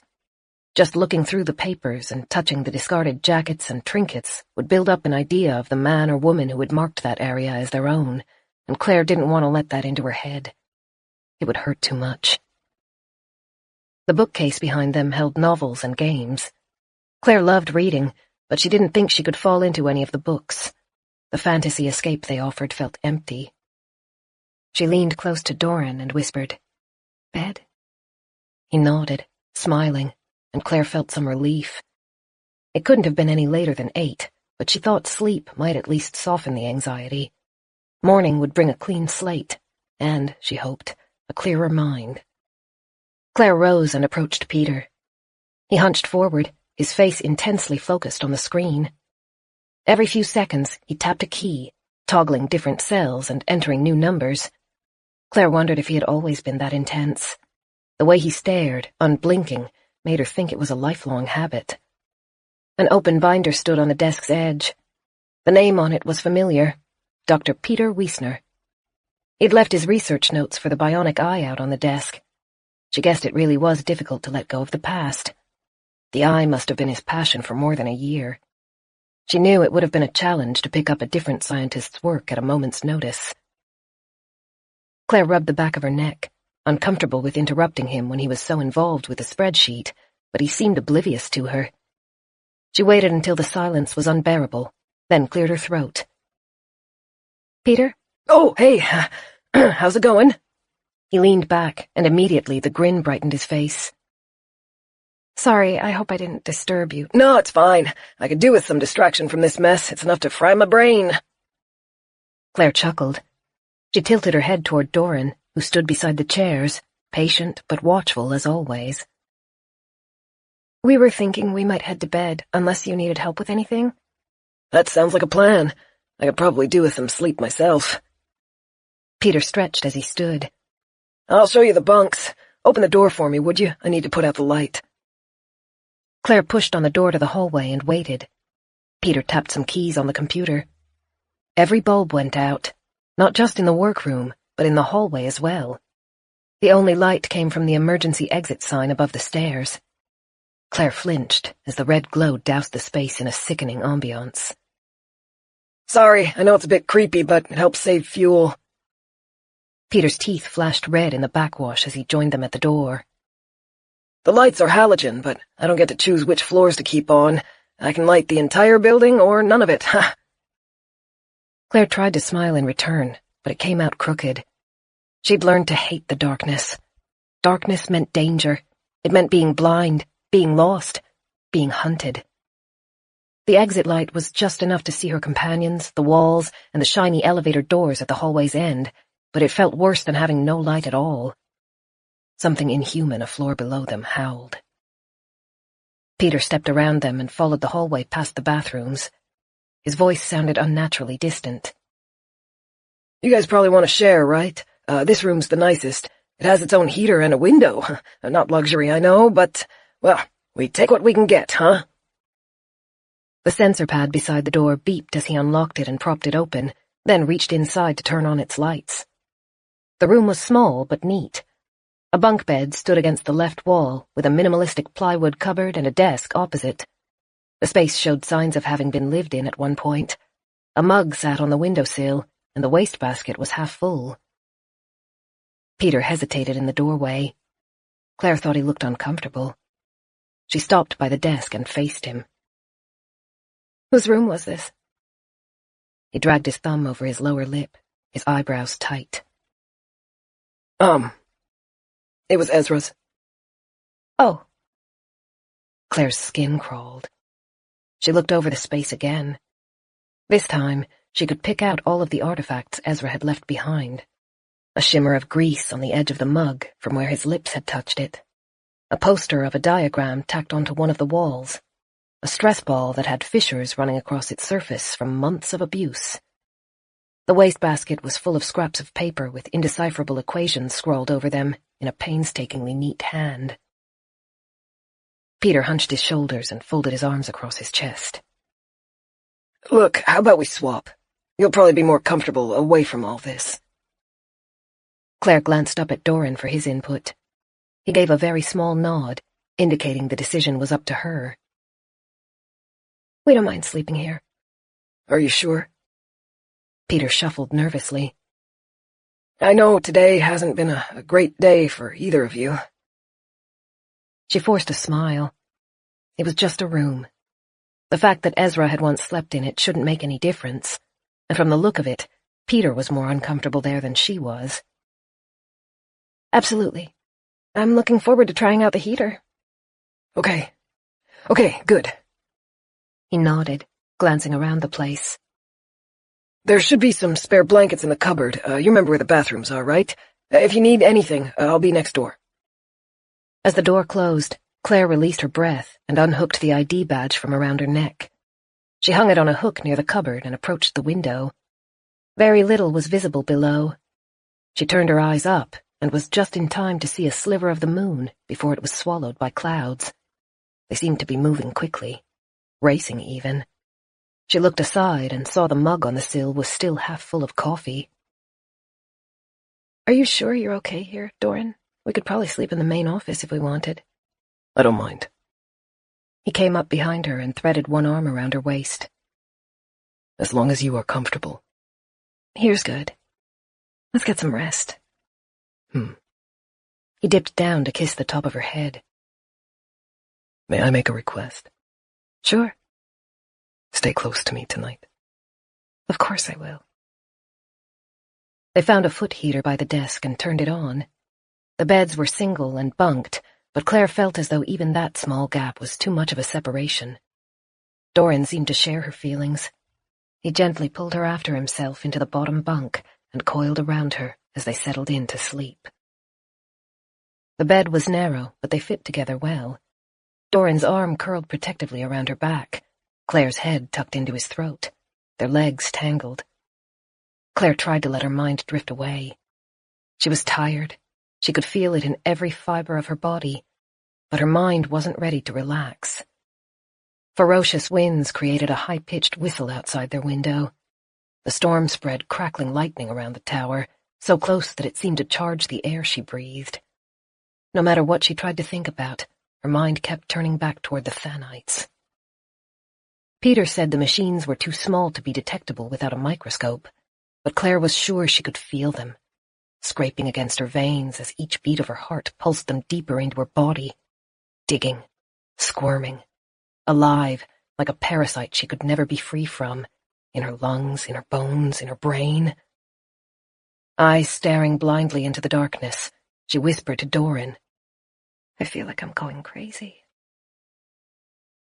He was silent for so long that Claire began to think he'd fallen asleep. The wind rattled a pipe outside their window, and it sounded like someone knocking to be let in. Then he pulled her tighter against himself, his breath ghosting across her ear.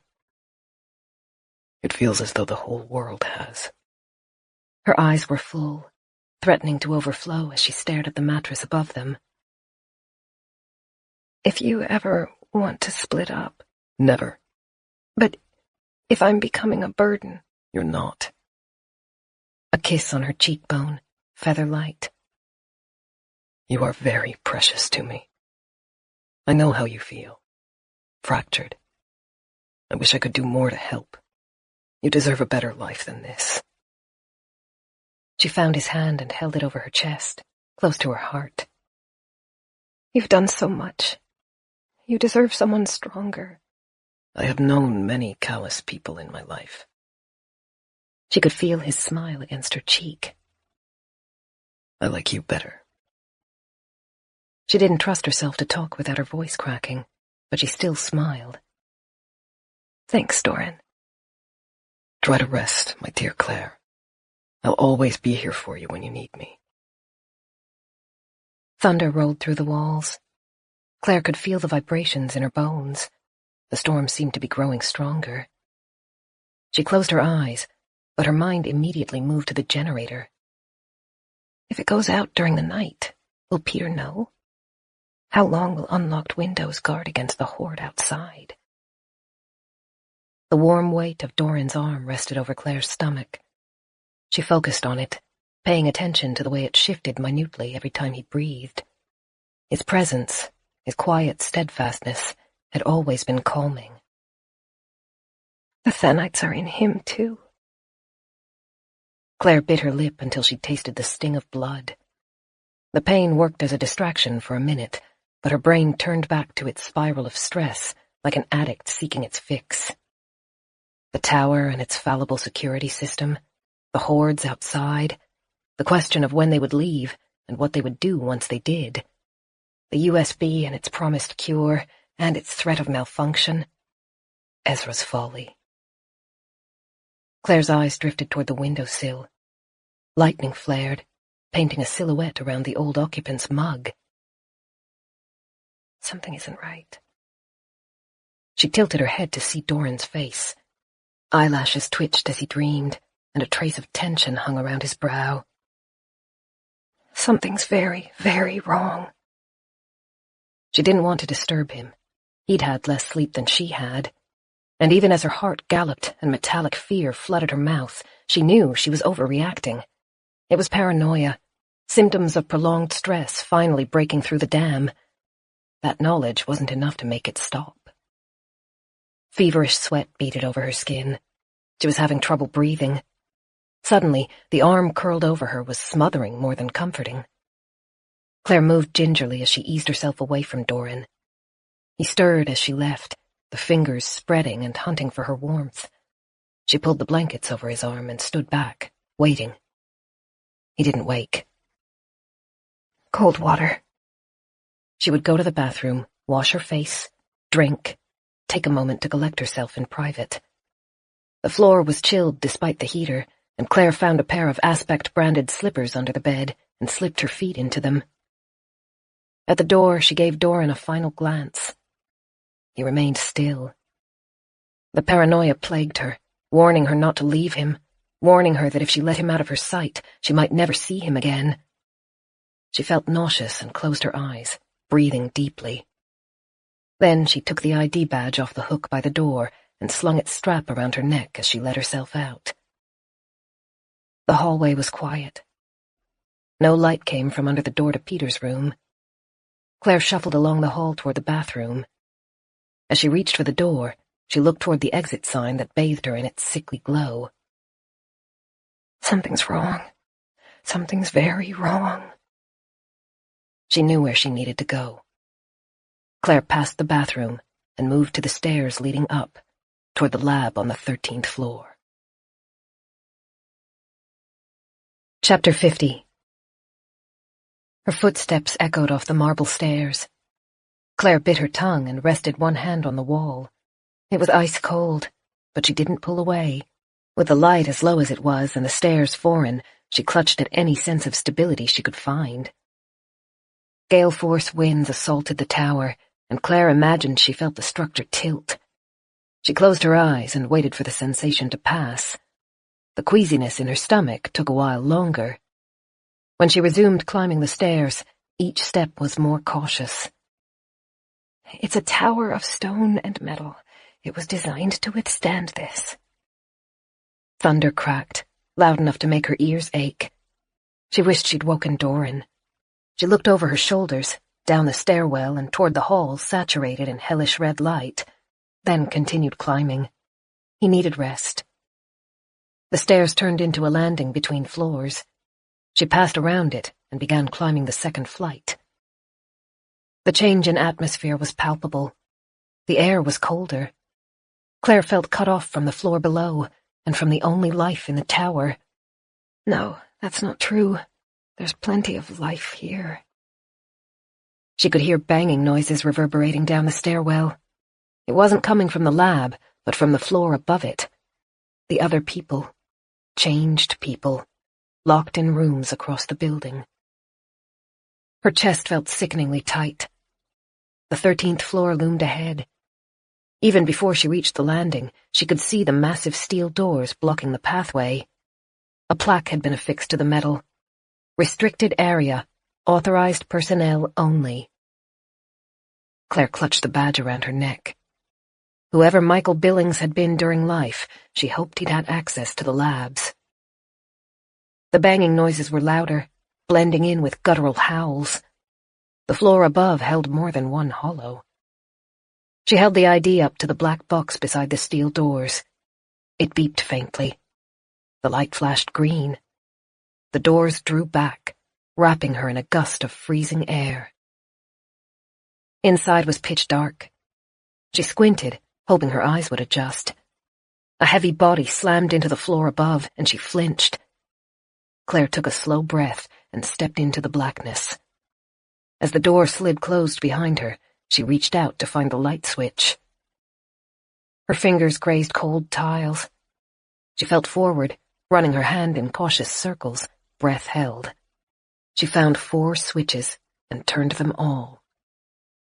Lights came on across the space, starting above her head and flickering as they progressed along the room.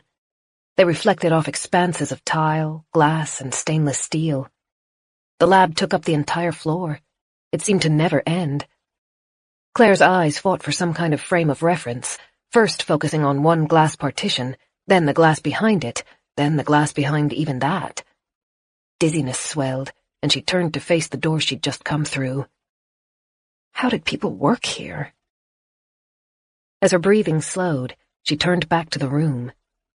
Near the stairwell were a series of washing stations, sinks armed with seemingly endless antibacterial soap, a steel chute in the wall for dirtied lab coats, and bins still half-stuffed with plastic gloves. Past that was a decontamination room. The glass rectangle looked airtight and held a myriad of hoses. The lab contained multiple sealed work areas. Each space had either windows or half-glass walls. Some areas were as simple as tables holding petri dishes. Others looked like miniature workshops. Some held machines Claire didn't even have names for. Endless charts and whiteboards littered the area. The labs had been well used before the stillness. Tiny bronze plaques had been fastened into the work area doors. They bore names and had been designed for easy removal to compensate for Aspect's high turnover. She read the names as she passed them. Near the front of the room, she found Michael Billings, the donor of her own ID card. His workspace had something that looked like an X-ray machine and not much else. A little farther beyond that was Peter's station. Eye diagrams were stuck above the desk, and the whiteboard was covered with complex calculations scrawled in a messy hand. The rooms were airtight and there was very little dust, but the desk still held a sense of abandonment. Claire's heart beat faster as she moved deeper into the space. She knew eventually she would come across the name she dreaded and needed to see. She found it at the back of the room. Dr. Ezra Katzenberg had one of the largest sections in the lab. The glass wall ran across nearly the entire rear of the room, and Claire could see more glass enclosures inside. She stared at his plaque for a second. The bronze name badge glittered in the harsh light. She lifted her ID and swiped it, just in case, but the lock didn't respond. Then she noticed the usual red light was missing. Claire pushed on the handle and found to her surprise it had been left unlocked. The airtight door hissed as it unsealed itself and slid back to grant access. Claire clamped a hand over her mouth and doubled over. The air was overwhelmingly foul. She leaned her forehead against the cool glass, taking tiny, sharp gasps between her fingers. Anytime she moved, her stomach threatened to revolt. All she could do was hold still and endure. I shouldn't be here. This was a mistake. She forced stinging eyes open and tried to take stock of her surroundings. Ezra's work area was divided into 3 sections. Her part, the observation area, was narrow but long. A desk had been set into one end, its dashboard looking like something out of a flight deck and with a cheap swivel chair tucked neatly into it. At the room's other end lay a heap of discarded lab coats, waiting to be taken out for cleaning. The observation area ran the length of the 2 glass enclosures in the back wall. 8 feet square, they had frosting across the lower half of the glass, but Claire thought she could see a dark shape huddled in the corner of the area to her left. Ezra. She swallowed the thick, metallic slime that had developed over her tongue and straightened. She'd come to see the orchestrator of humanity's fall. She was too close to back out. Claire approached the containment room, her hands shaking as they clutched her ID tag. The door, airtight, had no access bar to swipe. She guessed it was operated by the machine on the desk to her left. The glass was blurred by greasy hand smudges, but she could still see inside well enough.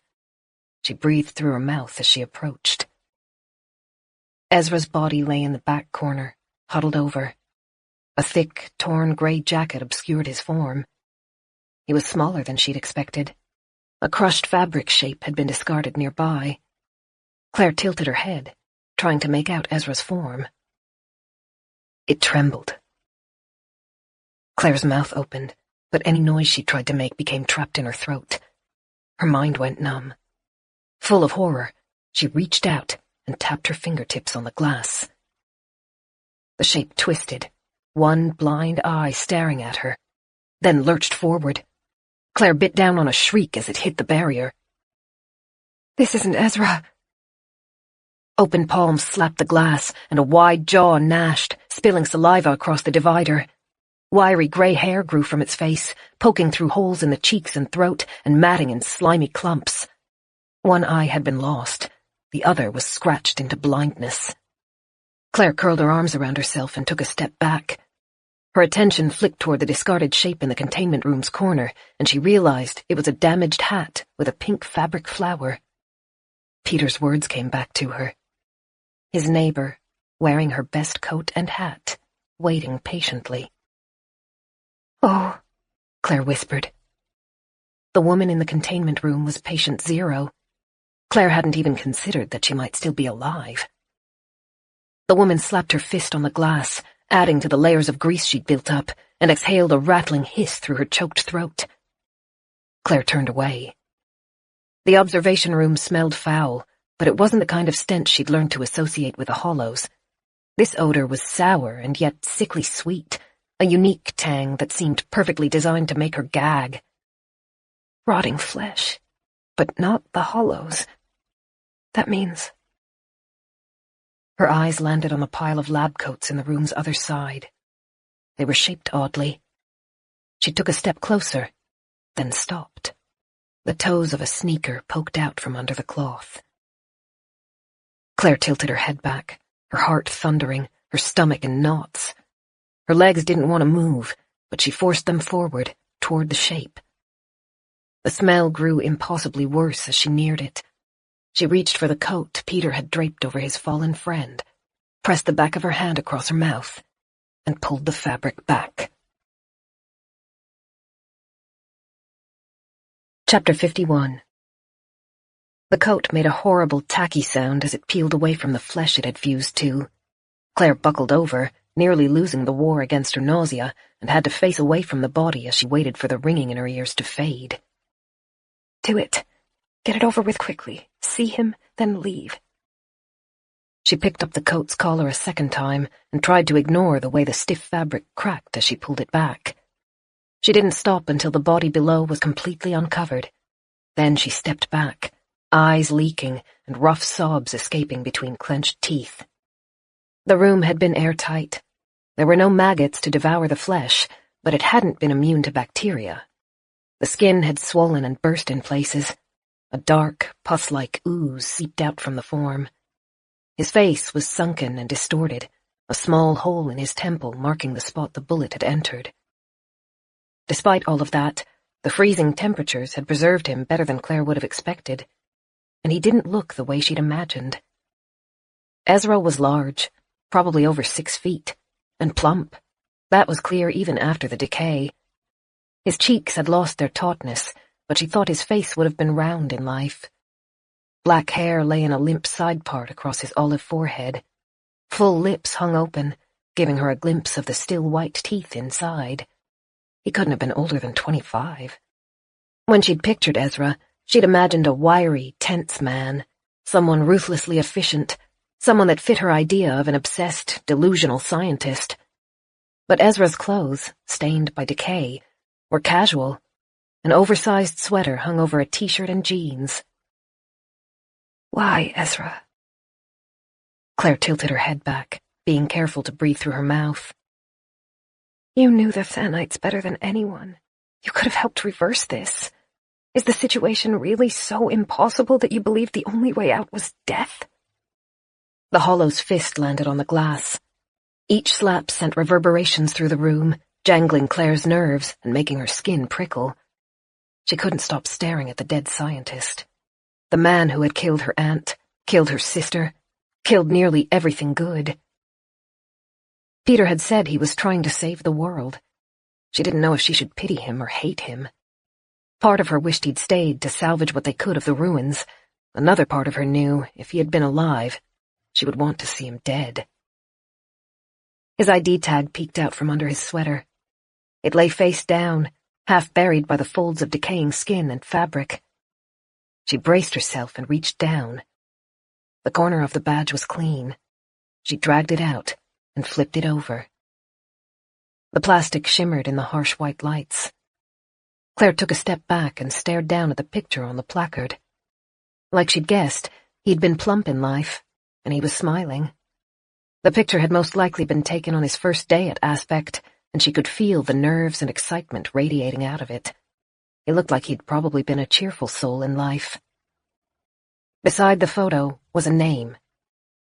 Peter Wiesner. Claire closed her eyes. That can't be possible. Her heart thundered. The sick, squirming uneasiness that had kept her from sleeping redoubled until she felt like insects were crawling underneath her skin.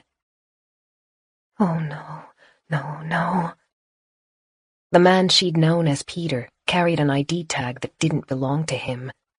He'd borrowed it from one of his neighbors' desks. She'd been so wrapped up in the stress and hope of reaching the tower, it hadn't occurred to her to question why Peter hadn't been using his own badge. Her subconscious had picked up on it, though. It had picked up on a lot of things.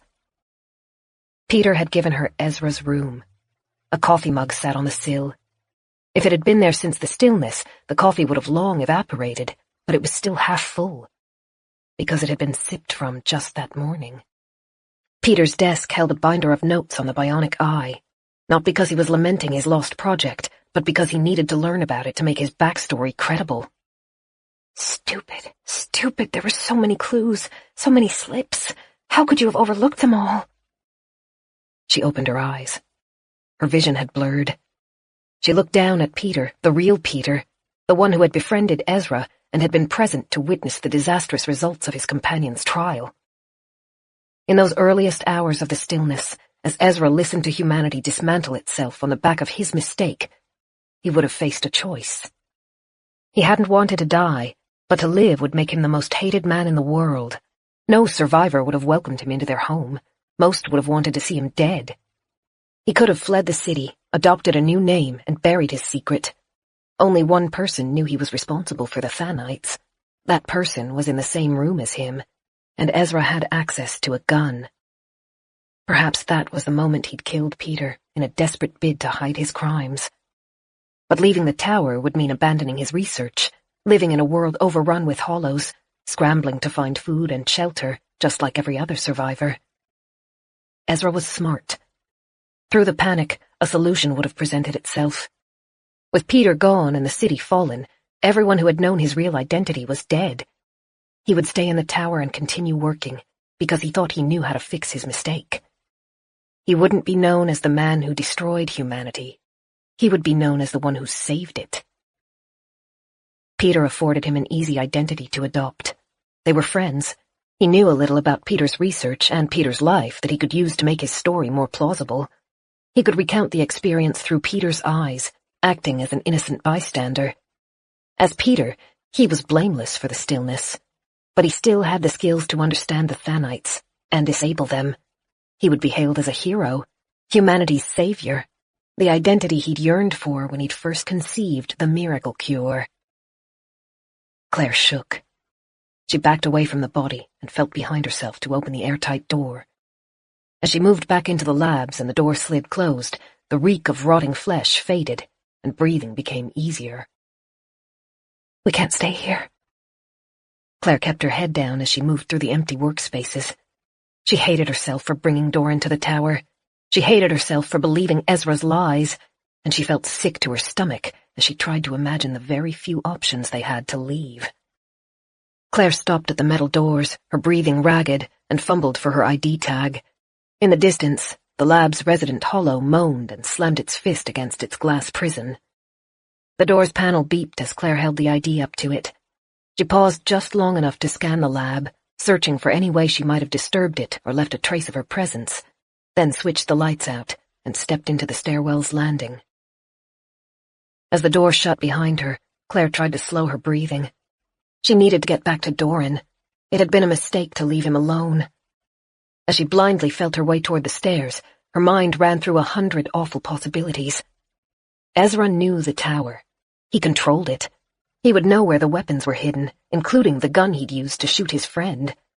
He controlled the lights and radio that would allow them to leave. And he controlled the Thanites. It's okay. He doesn't know what you know. Claire's feet slipped from step to step, moving as silently as she could. Her heart seemed too loud. She prayed the noise was only in her ears, not echoing through the stairwell like it seemed. She turned the corner, and her steps quickened as she approached the hall connecting the offices and bedrooms. She just needed to get back to Doran. No matter how bad the situation, they could get through it as long as they were together. Claire stumbled to a halt 3 steps from the hall. The red lights from the exit sign washed across the space. A figure stood in the hallway, silhouetted, but familiar. Ezra stared up at Claire. She couldn't see much of him, except for the blood-red light shining off his eyes. Claire froze. Every atom in her body felt like it was shriveling, recoiling. Her mouth opened, a reflex more than a choice. Ezra tilted his head, and the red glow brushed over his cheek and lips. Where have you been? Chapter 52. Ezra's words sent chills running across Claire's back. They were spoken lightly, with almost a sing-song cadence, but with no genuine friendliness in them. She felt as though she were standing on the edge of a cliff, fighting to keep her balance. She had to speak.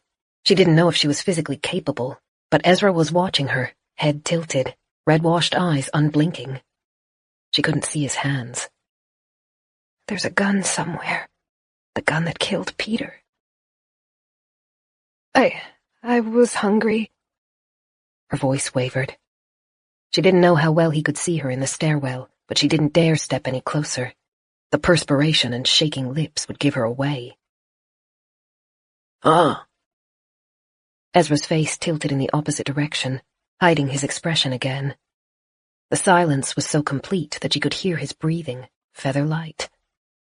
There was no trace of kindness in his voice. But there was food in the office. Her voice threatened to break. She swallowed. I wanted an apple. I thought there might be some in another floor's vending machine. Ezra didn't move. Claire wished she could see his face. The silence terrified her, and she rushed on, desperate. I miss fresh food so much. It had been weeks since I'd had any. I know I shouldn't have left my room, but I couldn't sleep, and I thought if I could just have one more apple. Did you find one? The words were a whisper. Claire's stomach tightened. Her nerves were prickling, on fire, her subconscious screaming at her to run, that something bad was coming, that she was in a cage with a tiger. A click made her flinch. One of the bedroom doors opened, and bright white light washed across Ezra. Finally, she could see his face, the harsh lines around his mouth, the way his bronze hair had been combed back, the tightness in his features. Doran stood in the open doorway. His expression was unreadable as his dark eyes moved from Ezra to Claire. Is everything all right? Ah! Ezra's pale face twitched, and a crooked smile grew. Of course it is. Your companion decided to go for a midnight roam. You should keep a better eye on her. Doran held his hand toward Claire. She hurried to him, grateful. Ezra blocked the hallway, and she had to pass so close to him that she could smell the tang of aftershave. She kept her head down, but she felt his eyes following her. She took Doran's hand and slid close to him, half hidden behind his arm. Ezra blinked slowly. His smile hadn't budged. Best not to do any more exploring tonight. There are too many rooms with hollows inside. If you want apples, tell me, and I'll get them for you. Yes, she managed. The smile widened a fraction, then dropped. Sleep well. Claire tugged on Doran's arm, pulling him back into their room. The door clicked closed. Claire released her breath and keeled forward to rest her forehead against Doran's shoulder. He wrapped his arm around her. Are you all right? What happened? Claire took a breath to answer, then bit her tongue. She reached around Doran to turn the room's lights off. As darkness swallowed them, she looked toward the base of the door. The red emergency light sent a thin band of color through the gap between the door and the carpet. The line of red was interrupted by a shadow. Ezra stood outside, so close that she could have touched him. I went looking for an apple, Claire managed. Doran followed her gaze. She could barely see him in the light coming through the window, but his eyebrows lowered. Claire lifted a finger and pressed it over her lips, and he gave a single nod. His voice was relaxed and easy. You shouldn't explore alone. Stay here with me for the rest of the night. Thank you, Doran. Yeah. They crossed to the bed, and Doran shook the sheets out. They sat on the edge of the mattress, facing the door. Doran's arm circled around her to hold her possessively. Claire clung to his hand. Together, they watched the door. Minutes ticked by. Thunder crackled. Claire flinched, and Doran squeezed her hand, wordlessly reassuring. Then the shadows outside the door shifted as Ezra paced away. Claire waited, straining to listen, but she didn't hear Ezra's own bedroom door open. Doran dipped his head so that he could whisper into her ear. What happened? That's not Peter. It's Ezra. The hand holding her twitched. She heard him open his mouth, but he didn't immediately speak. Claire knew he must want to ask, "Are you sure?" But he didn't. While they were still in Winterbourne, he'd made a promise to never doubt anything she told him again. He hesitated for only a second before asking, What did you see? She briefly told him about the things she'd uncovered in the labs above them. Peter's body, his ID badge, the hollow kept alive in the observation room. Damn it, Doran muttered. I should have known he wasn't being honest, Claire said.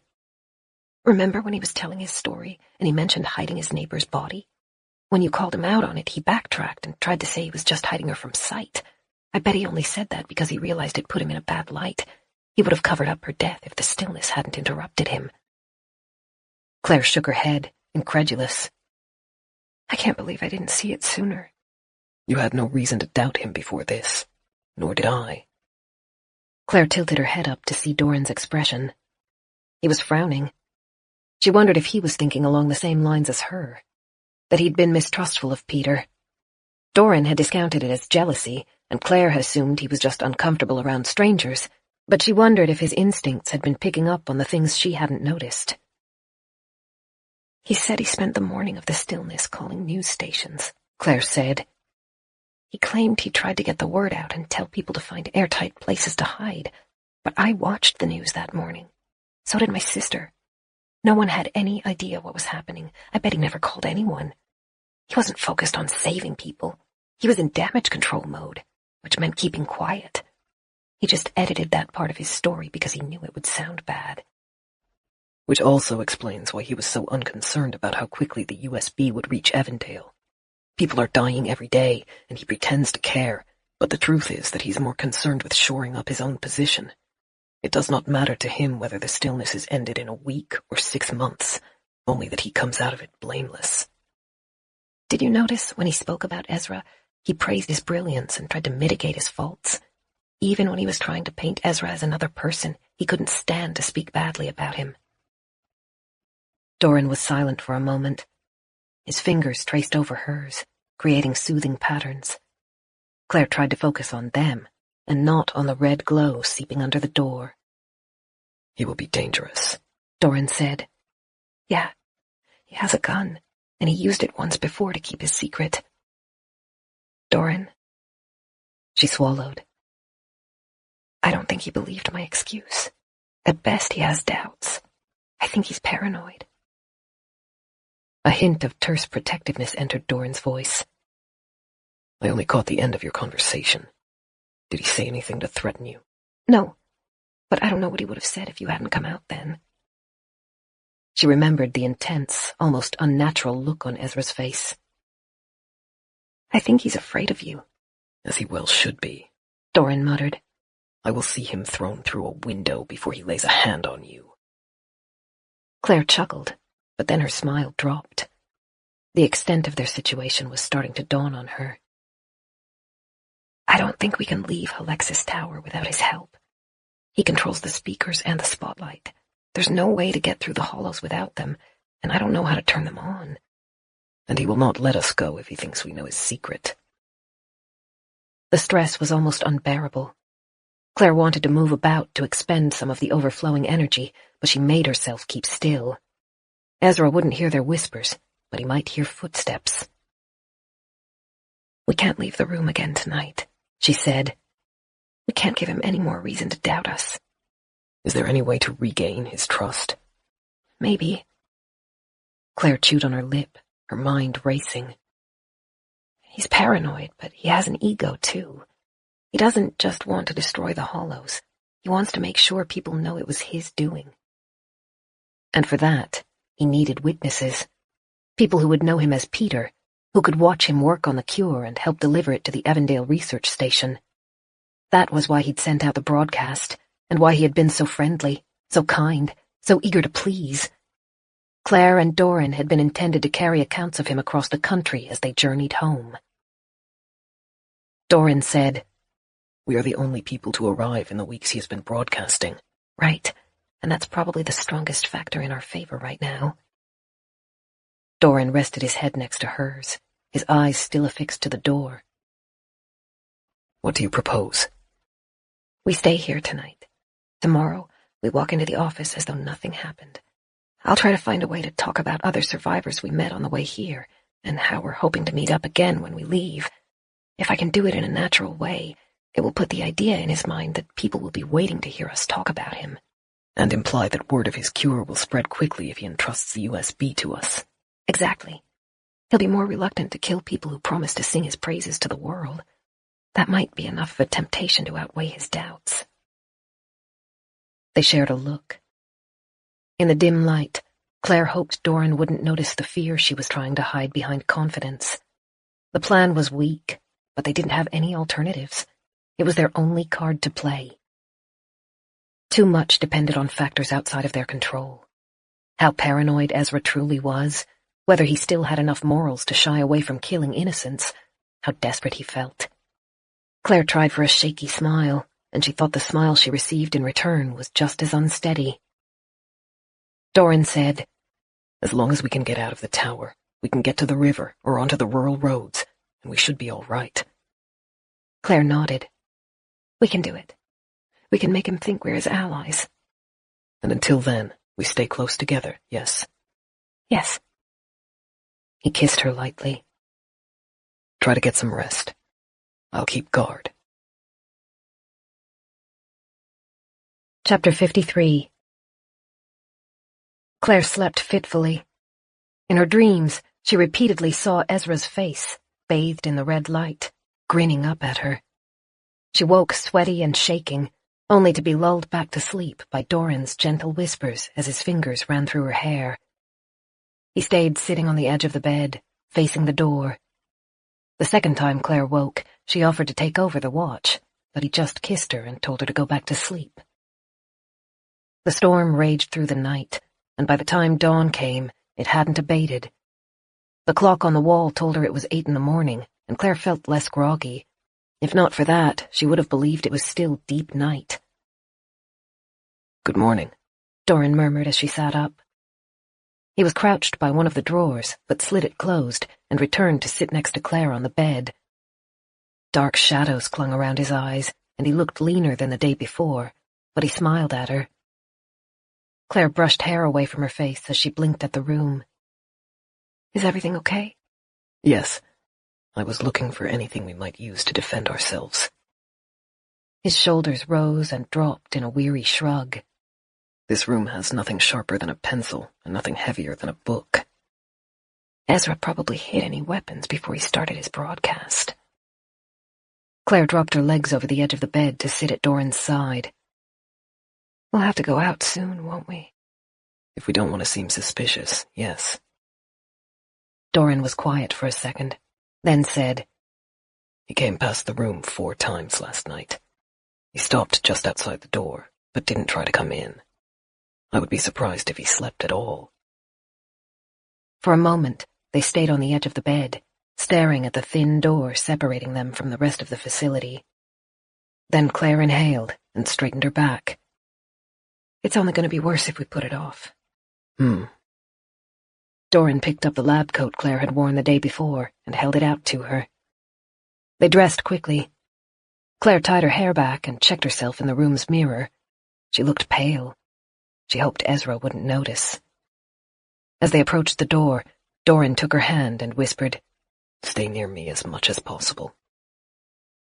The hallway was empty. Claire couldn't stop herself from glancing toward the stairs to their left. The storm was muffled in the hallway, but she could still feel the reverberations through her bones and still sense the building swaying under her feet. Doran used his ID to unlock the work area's door. Claire held onto Doran with one hand and clenched the other into a fist as the door swung open. They stepped through, and she blinked in the sudden light. "Good morning, good morning!" Ezra sat at his desk, his hair messy and his grin wide. One hand rested over the laptop's keys, obviously interrupted in the middle of typing. The desk was littered with empty energy drink cans. He tilted his head a little as he watched them. "I hope you had a good night's sleep, except for that little excursion, ha!" "Yes." Claire made herself smile. She'd expected Ezra to be quiet or suspicious of her, the way he'd appeared the night before. Instead, he was almost bouncing with cheerfulness. In some ways, it was even more unnerving. Sorry for waking you." "Oh, don't worry about that." He waved her apology away. "I was already up, though I'll say you gave me quite a fright appearing on the stairs like that. I'm almost done here. Why don't you get some breakfast? I went and found more apples for you, Claire, so you won't have to go scurrying over the building anymore." Claire looked toward the seating area. A small pile of apples had been arranged into a pyramid shape beside the previous day's stack of chips and chocolate. She did her best to look enthused. "That's really kind, thank you." Ezra returned to his laptop, his fingers moving at a blinding speed as he built code. Claire exchanged a look with Doran. He lifted his eyebrows. She gave a small nod, and they approached the food. Claire's throat was tight and her stomach upset, but she still ate. They couldn't afford to raise suspicion. As far as Ezra was concerned, it was a normal morning. The heater was already on, and Claire sat near it as she worked her way through an apple. She barely tasted it.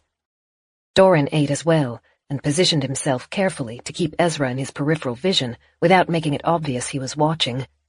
Ezra didn't so much as lift his head from the laptop. Claire threw away her core, and Doran passed her another apple. Eat, he murmured, bending close to make sure the man at the desk wouldn't hear. You may need the energy. She was sick of both apples and nuts by the time she was full.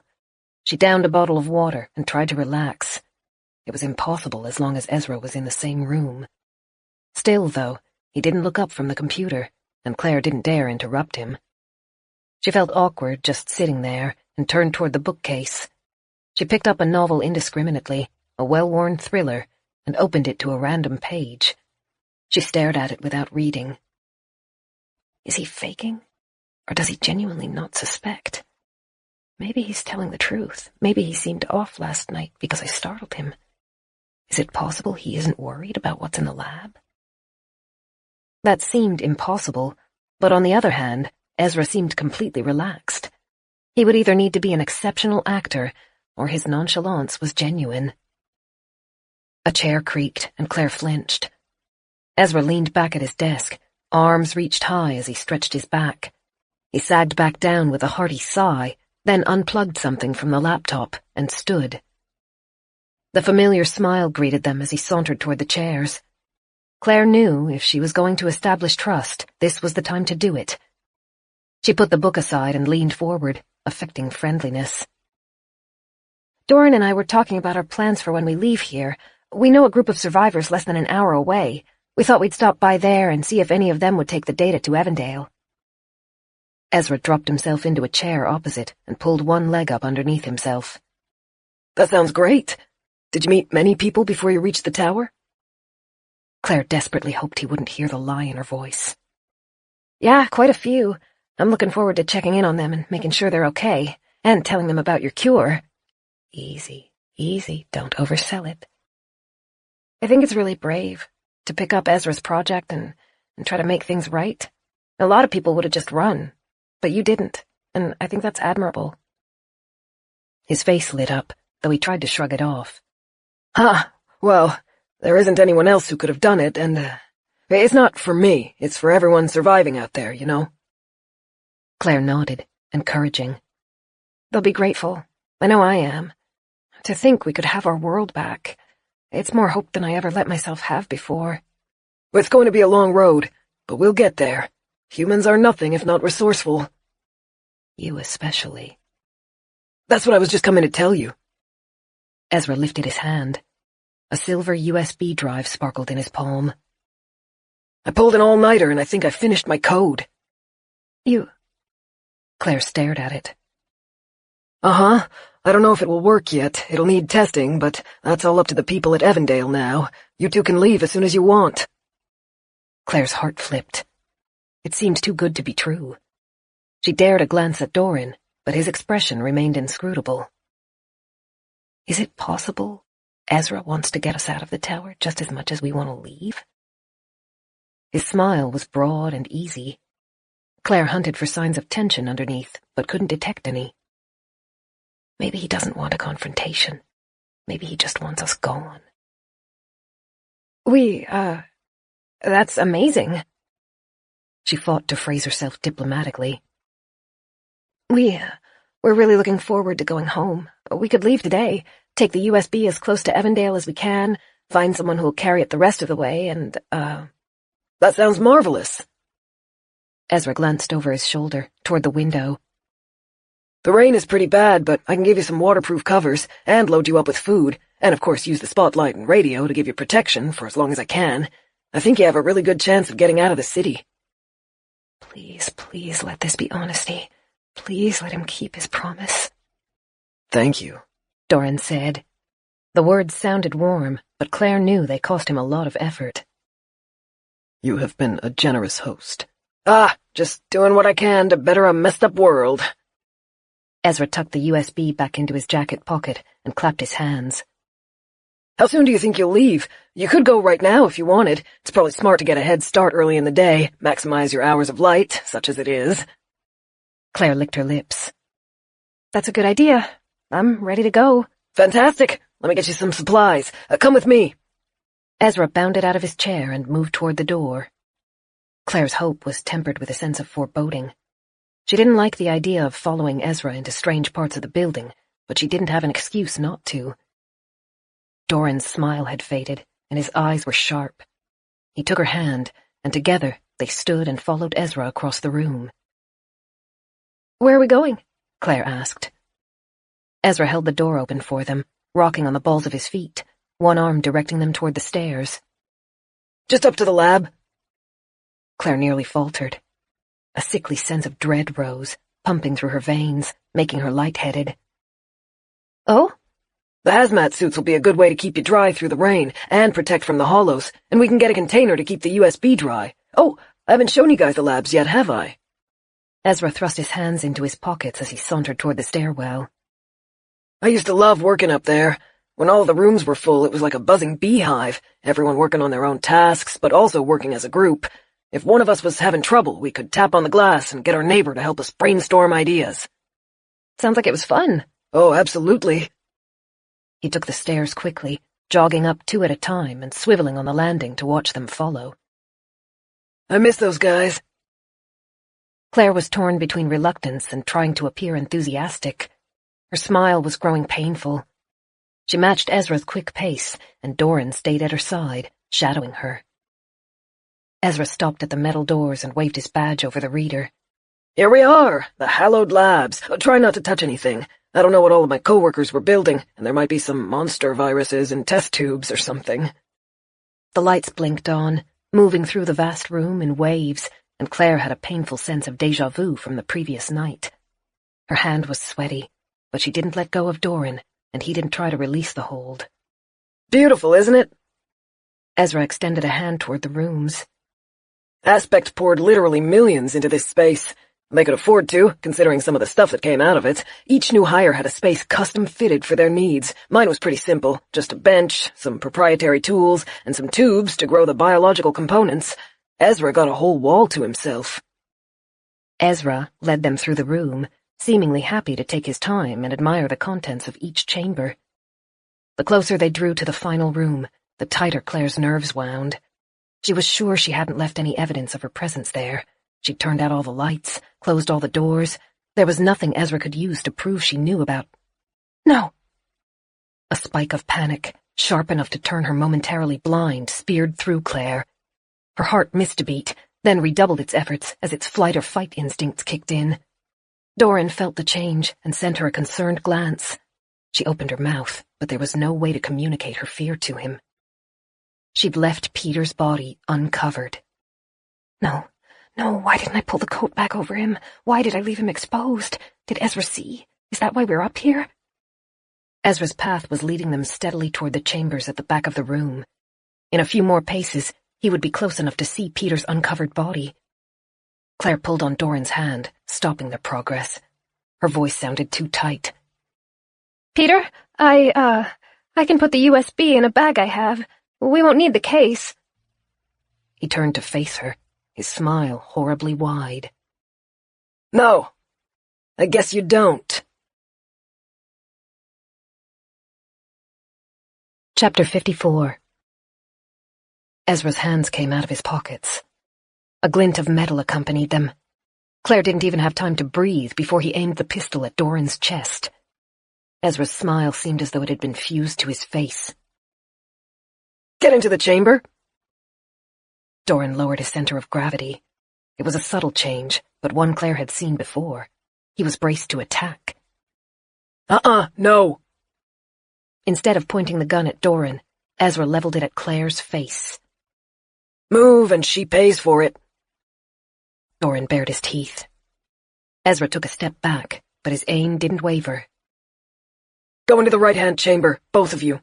The door's unlocked. The atmosphere felt thick enough to choke on. Doran was wound tight, his grip on Claire's hand strong enough to hurt. She could see the muscles in his face twitch as he ran through their choices. But there was no choice. Nowhere to run, no way to defend against the pistol. Claire moved first, stepping toward the glass wall, and Doran reluctantly followed. She coaxed shaking hands to turn the handle. It beeped as it opened, and the stench of rotting flesh flooded around them. She heard Ezra gag behind her and shot him a glance. He held one arm across his mouth and nose, eyes squinted nearly closed, but the gun remained steady. "Stand by the door there, the right-hand one. Don't move." It put them closer to Peter's body than Claire wanted. She tried not to stare at him.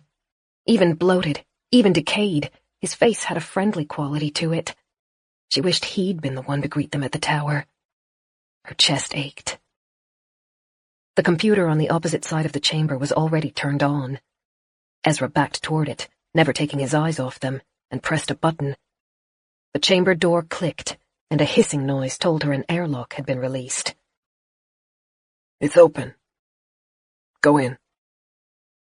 To Claire's surprise, he sounded subdued, sad even. It might not be too late to reason with him. He's a murderer, but he's also desperate. "Ezra, "In!" he barked. She pushed on the door. It glided inward, and Claire stepped through. Doran's narrowed eyes stayed fixed on Ezra as he moved behind her. As the door closed, it clicked, and Claire knew it had locked.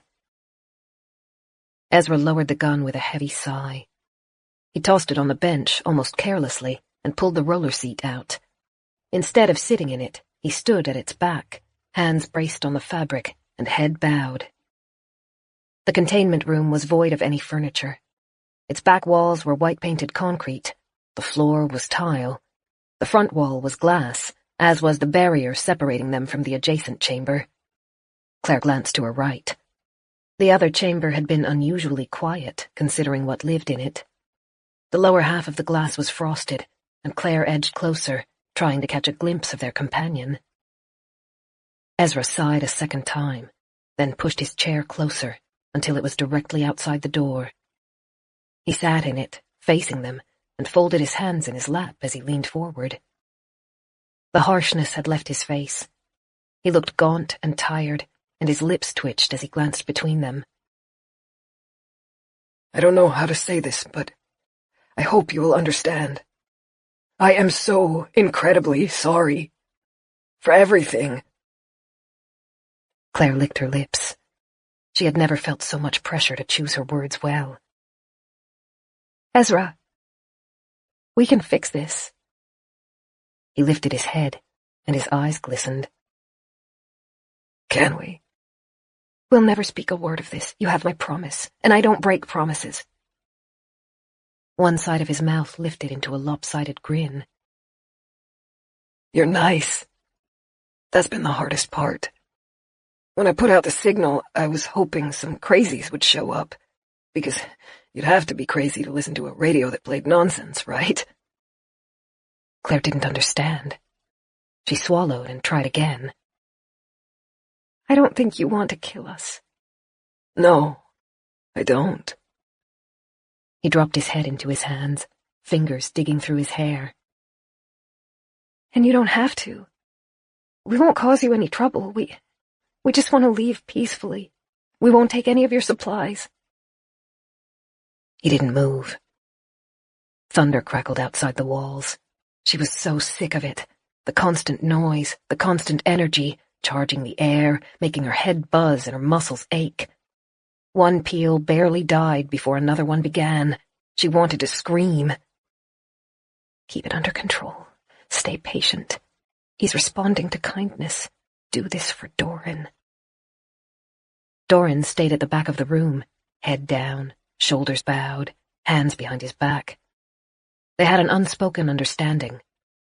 Ezra liked Claire. He didn't like Doran. He was afraid of Doran, and fear could be dangerous. So Doran sunk into the darkest corner of the room, where he blended into the grey walls, forgotten. He was good at it. Claire guessed he'd learned to be inconspicuous at Winterbourne, where it would have been a survival mechanism used around his mother. Out of sight, out of mind, out of danger. Claire stepped up to the glass and rested one hand on it. She made her voice as gentle as she could manage, head lowered. Ezra, this'll be all right. You're not a murderer, and we don't want to push you to that. You can step back and unlock the door.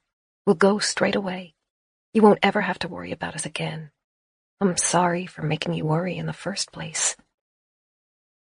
He leaned back. His face had been handsome, but now it was creased with deep lines as his expression twisted.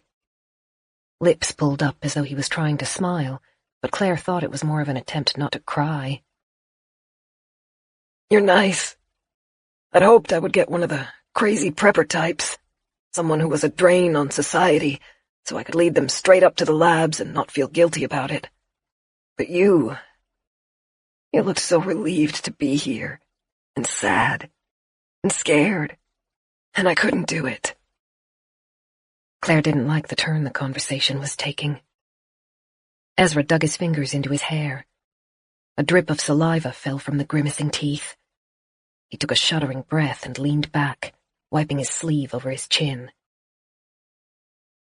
I want you to know I'm not a bad person. Everything, all of it, everything, was always to help people. My Thanites would have saved millions of lives. If Aspect hadn't put such an unrealistic deadline on my work, if I hadn't been pushed as hard as I was, I could have been more careful, and it never would have gotten out of the lab. It wasn't my fault. He stood and began pacing. Claire didn't know what to say. He seemed to want her to agree with him, to absolve him of blame. I understand.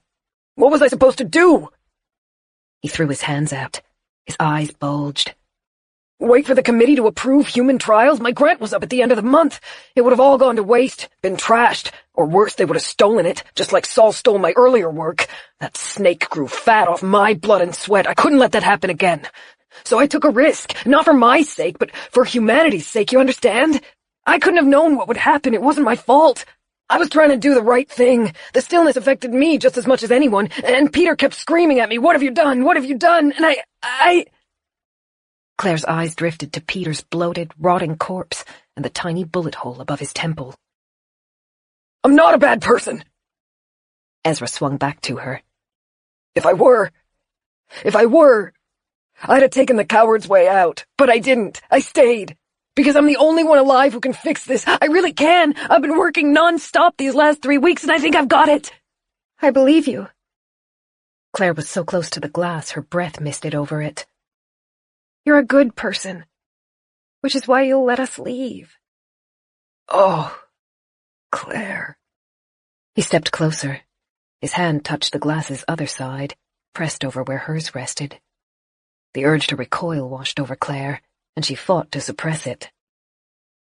I was really thinking about sending you and your friend away. I fought with myself over it, telling myself that I could wait for a different traveler to find the tower. She leaned in close, matching his pose, hoping he wouldn't see how badly she was shaking. It's not too late. He exhaled, head drooping. When he lifted his face, moisture shone in his eyes, and sweat beaded on his forehead, but his expression was smoother. No, Claire. I can't wait for someone else to find the tower. It could be weeks, and every day more people are dying. Please, listen closely, and I know you'll understand. Sacrifices need to be made. Ezra. His eyes bored into hers, unrelenting. This purpose is greater than you, and it's greater than me. You can help save countless lives. Wouldn't you like that? Don't you want to be a hero? She nearly choked on the words. I want to be alive. I know. I don't want to hurt you. I'm a gentle person. I'm not here to kill you, I promise. Claire opened her mouth, then closed it again. Ezra saw the doubt in her face and lowered his voice to a plaintive whisper. I need help with the code. If we do this right, both of you can leave the tower unharmed. I'll even use the sirens to chase the hollows away from the doors. You can be free, just like you want. She licked dry lips. What type of help do you need? Peter nodded toward the chamber beside them. When I realized last night that you knew what really happened. His voice caught, and he took a second to collect himself. I realized I was out of time, so I worked as hard as I ever had to finish my code. I came up to test it on her, and look, it worked. Claire dreaded what she might see, but she had to know. She stepped closer to the glass dividing her from the second chamber. Oh. She swallowed the nauseated moan that wanted to escape.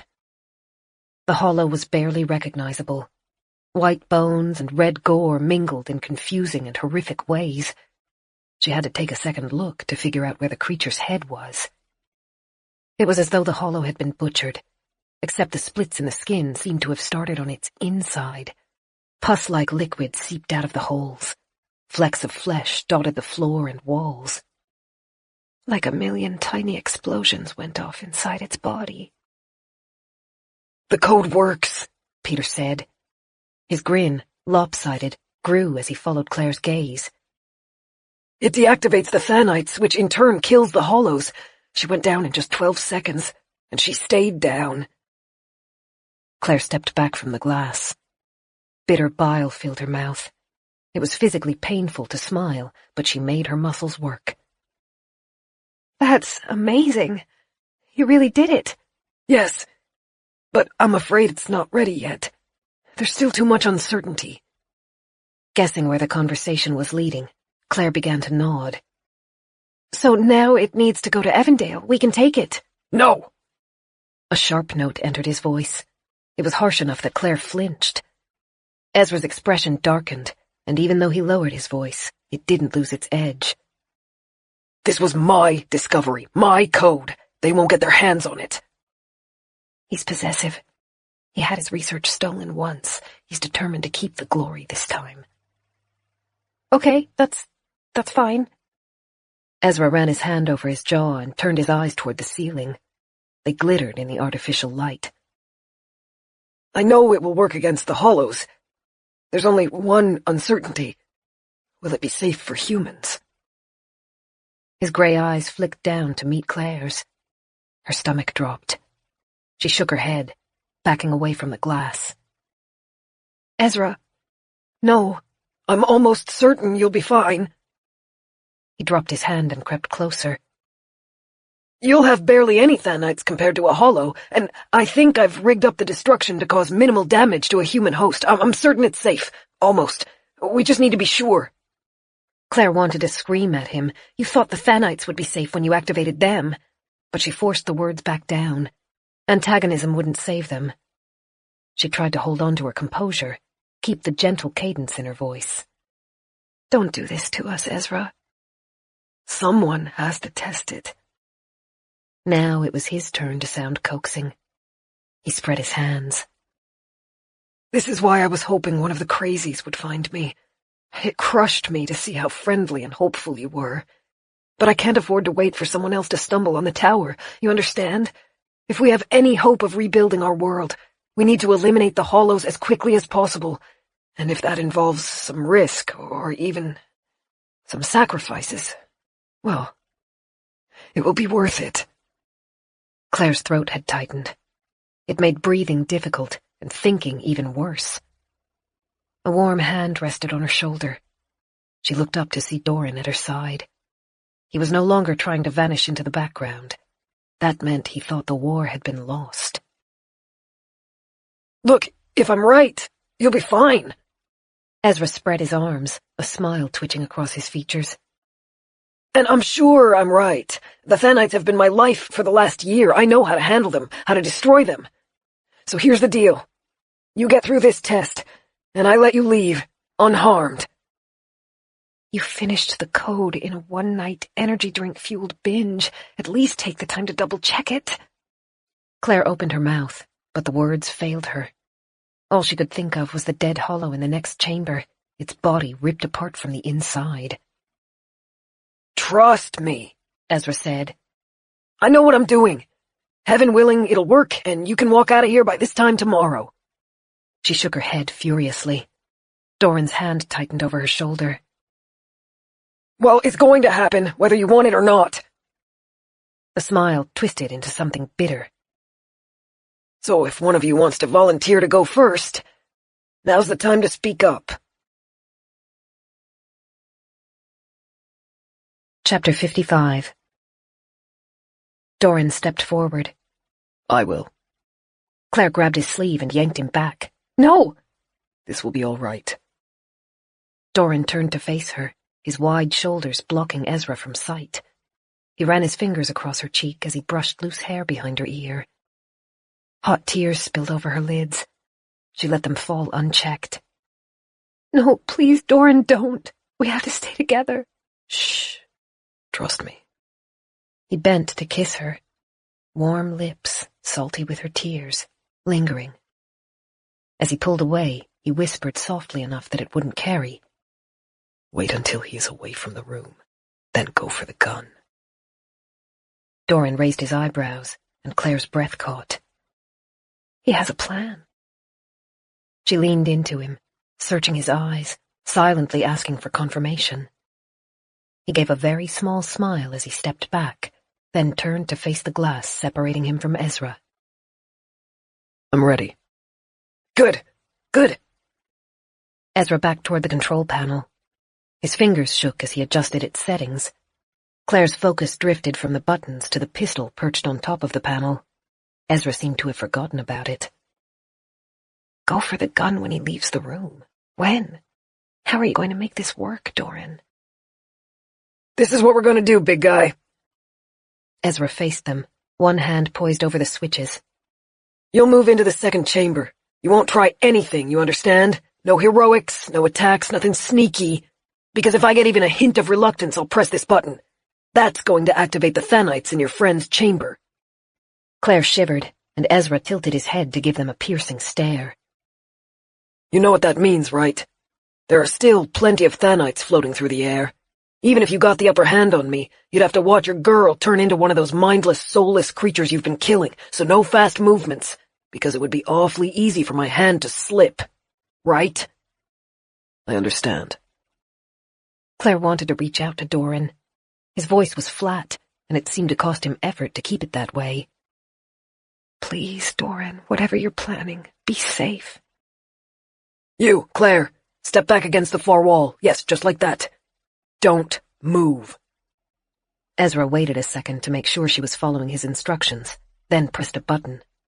The chamber's door hissed as the seal was broken, then whirred as it slid open. Doran stepped through. Uneasy itches crawled over Claire as she watched him go.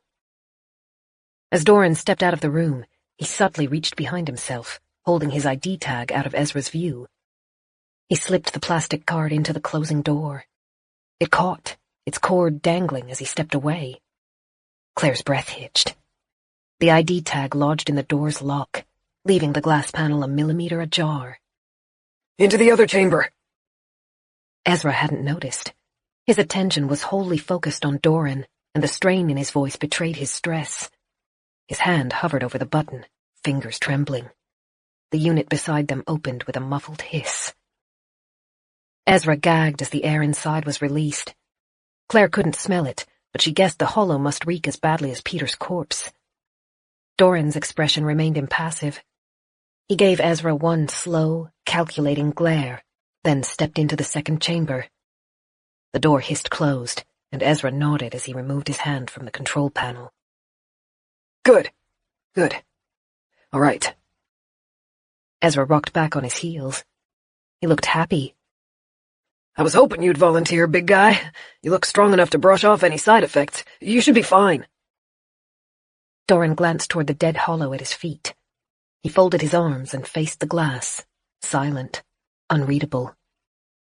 Claire couldn't so much as breathe. Her pulse was deafening, her eyes burning. She held perfectly still, not even letting herself look down, terrified that movement might draw Ezra's attention to the door's lock, where the ID tag was pinned. Clever, Doran. But how are you going to get him to leave? Good, good. Ezra typed on his computer. Code flashed across the screen.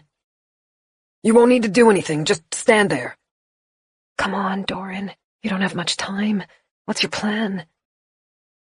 Doran steadfastly faced forward, refusing to meet her eyes or give her any clues. His instructions had been to wait until Ezra was gone before running for the gun, but Ezra wasn't showing any sign of leaving. He was typing on his control panel. And Doran still refused to look at her. A terrible idea occurred. He wasn't trying to barter with Ezra or manipulate him or coax him outside, because he knew it wouldn't work.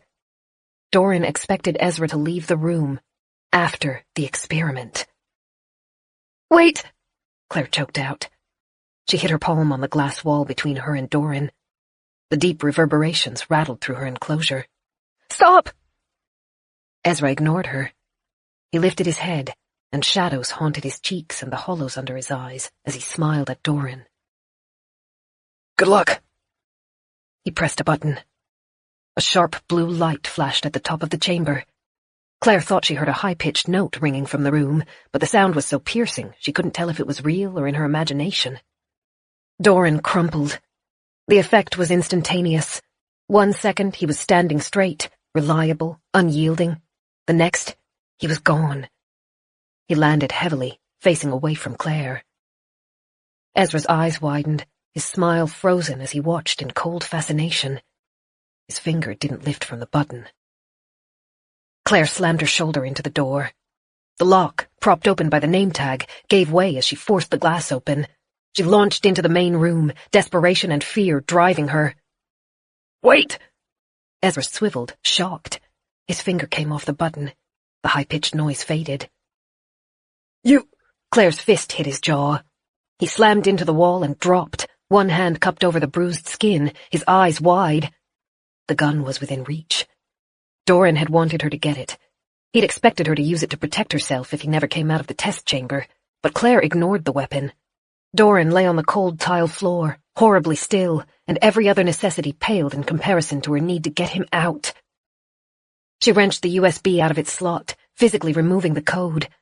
Numb hands scrambled across the dashboard, trying to remember which switches operated the doors. She found what she thought was the right one, turned it. Air hissed as the chamber's airlock opened, and the awful scent of drying blood mingled with the already foul air. Claire reached toward the open door. Something hard slammed into her legs, upending them. She fell and hit the tile floor hard. Bitter blood ran across her tongue as she bit the inside of her cheek. She rolled and was just in time to avoid the chair Ezra slammed down toward her. He stood hunched, breathing heavily, his hair falling into disarray. The chair rose as he prepared to deliver a new blow. Claire kicked her foot out, and he yelped as she hit his shin. The chair dropped. Ezra stepped back, wary, and Claire again tried to reach for the glass door. Ezra lunged forward and grabbed her ankle, dragging her back. Don't! He barked. You'll contaminate the sample! It took her a second to understand what Ezra meant. The sample. Doran. Anger rose, blooming out of her stomach and pouring into her lungs like molten lava. Claire swiped at him, curling her hands to use the nails like claws, fighting to get him off her. His elbow jabbed into her chest, sending a spasm of pain across her ribs. Then a forearm pressed over her throat. In an instant, her air was cut off. Claire struggled. Ezra was larger and heavier than her and used his weight to pin her down. The smile, frantically wide, filled her vision. Then Ezra yelped. The pressure disappeared from her throat, and Claire dragged in a gasping breath. She rolled over. Doran was no longer in the chamber. He stood over Ezra, eyes blazing and lips pulled back in a snarl. Vivid blood dripped over his face. Claire scrambled to her feet. She was just in time to catch Doran as he staggered. She wrapped her arms around his chest and set her feet to hold him up. Ezra had fallen with his back against the control panel. His skin was white, sweat beading over his face, a vein pulsing in his throat beneath the scores Claire had left. One hand raised the gun. Out! Doran gasped. Claire pulled them both left, toward the door leading to the main part of the lab. A crack, so loud that her ears rang, boomed around them. The massive glass panel fragmented, a spiderweb of cracks growing over it as a bullet punctured through. They ran into the labs. Claire kept her arm around Doran, supporting him as much as she could. His breathing was labored. That frightened her. So did the blood dripping off the tip of his nose and over his lips. But he matched her steps as they ran for the door. Another crack, and one of the tiles on the back wall exploded. They skidded to a halt at the doors. Claire slammed her tag into the sensor, and as the metal sheet slid back, they darted through. They sidestepped to put the solid concrete wall at their backs as the doors whirred closed. The hallway was too dark to see anything except the outline of Doran's profile. Claire held his arm, her fingers digging into his jacket sleeve. Tell me where you're hurt. I'm fine. He was still gasping. We need to lose Ezra. The red glow of exit lights flowed through the stairwell in both directions. Claire bit her lip. How far can you run? As far as you need. She remembered following Ezra toward the generator the previous day, and the way he'd turned red and breathless. We can go up. He's not fast on the stairs. It'll buy us a couple of minutes. Good. Doran caught her hand and pulled her forward. Using the red light as a guide, Claire took the stairs 2 at a time. She stayed conscious of Doran beside her, silently counting his steps and listening to him breathe. He didn't sound good. Beneath them, the lab doors banged open. Claire clenched her teeth. Her mind ran through the building, hunting for any way out. The hollows surrounded the ground level. She had no idea how to control the lights and audio system to drive them off. They could hide in one of the rooms, but that was at best a temporary measure. Ezra knew the building. Ezra controlled the surveillance and the security systems. We can't hide. We can't leave. Can we fight? She didn't want to be a killer. The hollows were one thing, but this was a human. A living, thinking, sensitive human. She didn't know if she could look him in the eyes and end his life. Is there any choice? Doran was in no shape to fight. He moved unsteadily, eyes half closed. He didn't want to tell her how bad it was, but his pain was palpable. She had to protect him no matter what the cost. I need a weapon. Something that can compete with a gun. In the 3 weeks he'd been trapped, Ezra must have gone through the entire tower. He'd marked the rooms with hollows inside. If there were any weapons, he would have found them and most likely hidden them. He'd known his transmission would draw irrational, dangerous people. He would have been prepared. He would have ensured he had the strongest upper hand possible. Not quite. There's one weapon in the building he didn't hide. The hollows. They reached a landing, and Claire pulled on Doran's hand to keep him from turning the corner. The thump of feet on marble stairs rang from below. They sounded heavy. Ezra was already flagging. A different kind of thumping came from behind them. Claire turned toward the hallway. Rows of doors lined the walls, with the red exit light above their heads radiating its grim color across the space. Something unseen beat its fists against the nearest door. Red masking tape had been used to draw a large X across the surface. I need you to trust me, she hissed to Doran. He gave her a crooked smile. I always have. When I say go, unlock that door and open it. Claire left him beside the occupied room and jogged along the hallway. Ezra must have already searched the space. Doors stood open, exposing sterile meeting rooms and abandoned lecture halls. Inside the second conference room, she found a fire extinguisher, half hidden behind a dead potted fern. She wrenched it out of its holder and removed its safety pin as she returned to the hallway. Doran waited beside the door. Claire paused behind him to listen. The footsteps were drawing closer. Close enough, she thought. She nodded to Doran. He nodded back, then turned the lock and pulled the door open. Chapter 56. A hulking, misshapen creature spilled into the hallway. Drooping, pendulous flaps of skin pooled over each other, swinging as the hollow turned toward Claire. She had just enough time to see its beady eyes flash red in the exit light. Then she pulled on the extinguisher's handle. White foam exploded across the creature.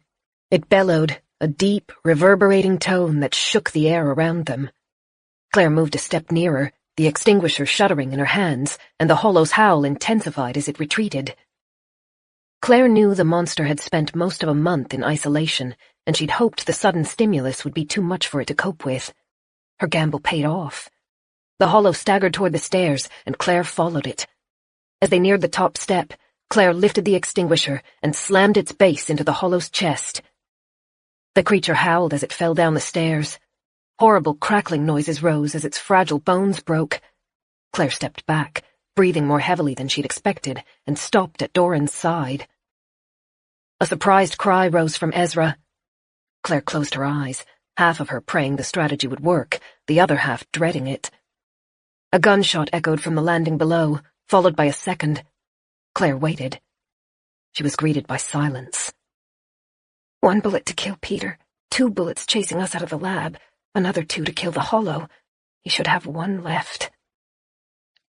Up, Claire whispered, dropping the fire extinguisher. We need to find another Hollow.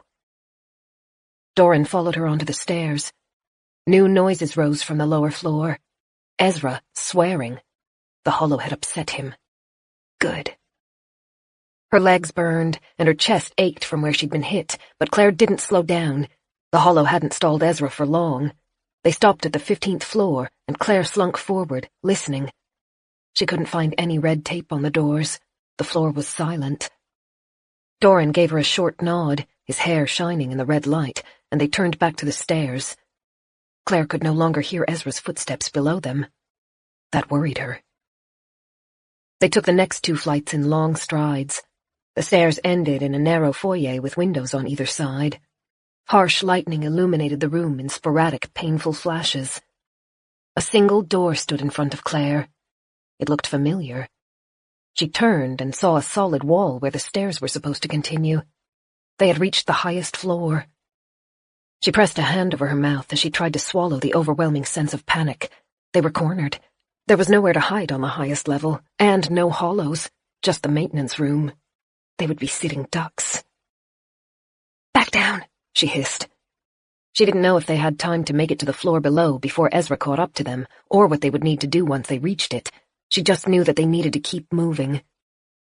She fought to keep her footsteps light so she would hear Ezra's approach before he was on them. As they neared the landing, she pressed her shoulder against the wall and leaned forward to glimpse around the corner. There was no sign of Ezra, either on the stairs or in the hallway. The level was suspiciously quiet. Maybe he realized we were trapped. Maybe he's hiding around a corner, waiting for our inevitable retreat. A point-blank shot. He only had 1 bullet left, though. He couldn't hit both of them. Claire put her hand against Doran's chest, pushing him back behind her as she slunk around the corner. The next flight of stairs was empty. She moved silently, holding her breath, straining to hear any human noises, the rustle of a jacket, the squeak of a shoe, a breath. The storm continued to rage around them, drowning out any of the subtler noises. Claire. Doran's hand fell on her shoulder, halting her. I hear something. She frowned, listening. She could hear the storm. She could hear creaks as the wind's pressure made the metal tower sway. She could hear drumming rain. What is it? He leaned close, his breathless voice in her ear. Mechanical, I think. It blends into the thunder, but it is something different. Claire took another step. She was nearly at the carpet. A faint light blinked at the other end of the hall. She hadn't seen that light before, and it took her a second to realize where it came from. He brought the elevators back online. Ezra had realized they could outmatch him in speed, so he'd taken that advantage away. But it gave Claire an opportunity. She grabbed Doran's arm. We need to shut off the power, quickly. He turned back toward the stairs, Claire following closely behind. She could make out the mechanical noises of the elevator gears turning as it drew closer. They skidded around the corner and onto the highest floor. The door to the maintenance room was locked, but it was only made of wood. Doran lifted his foot and kicked. The wood cracked as it splintered, and when he kicked it again, the door burst inward, the lock left embedded in the doorframe with a halo of broken wood. Get the lights. He was already fumbling for the lids on the generator. Claire felt for the switches beside the door and turned them. Rows of lights blinked on overhead. Doran bent over the generator, his face full of hard angles and his hands buried inside the machine. The lights stayed on for all of 2 seconds before they died with a long, drawn-out whine as the power drained out of the building. The darkness was oppressive. Claire closed her eyes and tried to remember the last time they'd visited the highest floor. Ezra had brought a flashlight. After fixing the generator, he'd placed the flashlight on the workbench, and she didn't remember him picking it up again after that. Claire moved toward the surface, clipped her hip on the edge of a pipe, and hissed. Claire? Just a moment. She found the bench and ran her hands across the surface. Her fingers found something cylindrical and cold. Light exploded around them as she turned the flashlight on. I think we're okay. She moved back toward Doran, her ears trained on the lower level. I think we cut the power before he could open the elevator doors. He'll be trapped in there until we turn the power back on. Good. Doran turned so that his back was against the generator and slid to the ground. He exhaled deeply as his long legs stretched out. Claire dropped down beside him. She finally had a chance to get a good look at him, and what she saw filled her with quiet dread. Blood ran from his nose and lips, though it was already drying. It was tacky in his hair, too. He'd taken on an awful grey shade. His beautiful eyes were deeply shadowed and duller than she was used to. Claire ran her fingertips across his cheek as gently as she could, and he leaned into the touch. Does it hurt? No. There was an undercurrent in how he carried himself that made her think he was lying. Oh, Doran. She trailed her fingers over his chin, where the blood had cracked. What did he do to you? Doran closed his eyes. He looked exhausted. Don't worry about that. We just need to find a way out of the tower. Claire bit her lip and turned the flashlight across the space, scanning the room. Ezra seemed to have spent a lot of time up there, probably trying to keep the generator running. Bottles of water lay discarded on benches, along with thick manuals and open boxes of supplies. If we can find his computers and figure out how to activate the lights and alarms, we might be able to leave while he's trapped in the elevator. Her stomach coiled. Leaving Ezra to starve might be even crueler than unleashing hollows on him. Claire tried to balance her perspective as her mind, panicked, darted between ideas. Ezra would probably figure out how to get out of the elevators. She just hoped that wouldn't happen too quickly. Doran suddenly moved. He bent over, facing away from her, and retched. The flashlight's beam picked up bright red blood pooling over the ground, and Claire clutched at her throat. Doran? He held up a hand, asking her to wait. The fingers shook. Please, Doran, please hold on. The panic was rising like a tsunami. She didn't know what had happened to him, and there was precious little she could do to help. She couldn't even give him time to rest. Each minute inside Alexis was an extra minute Ezra would be working on opening the elevator.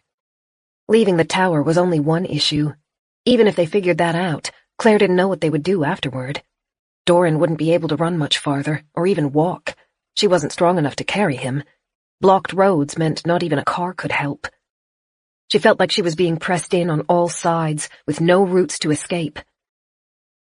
Doran slumped back against the generator. The muscles in his face were slack. He's dehydrated. That, at least, is something I can help. Claire crossed to the bottle she'd seen on the bench.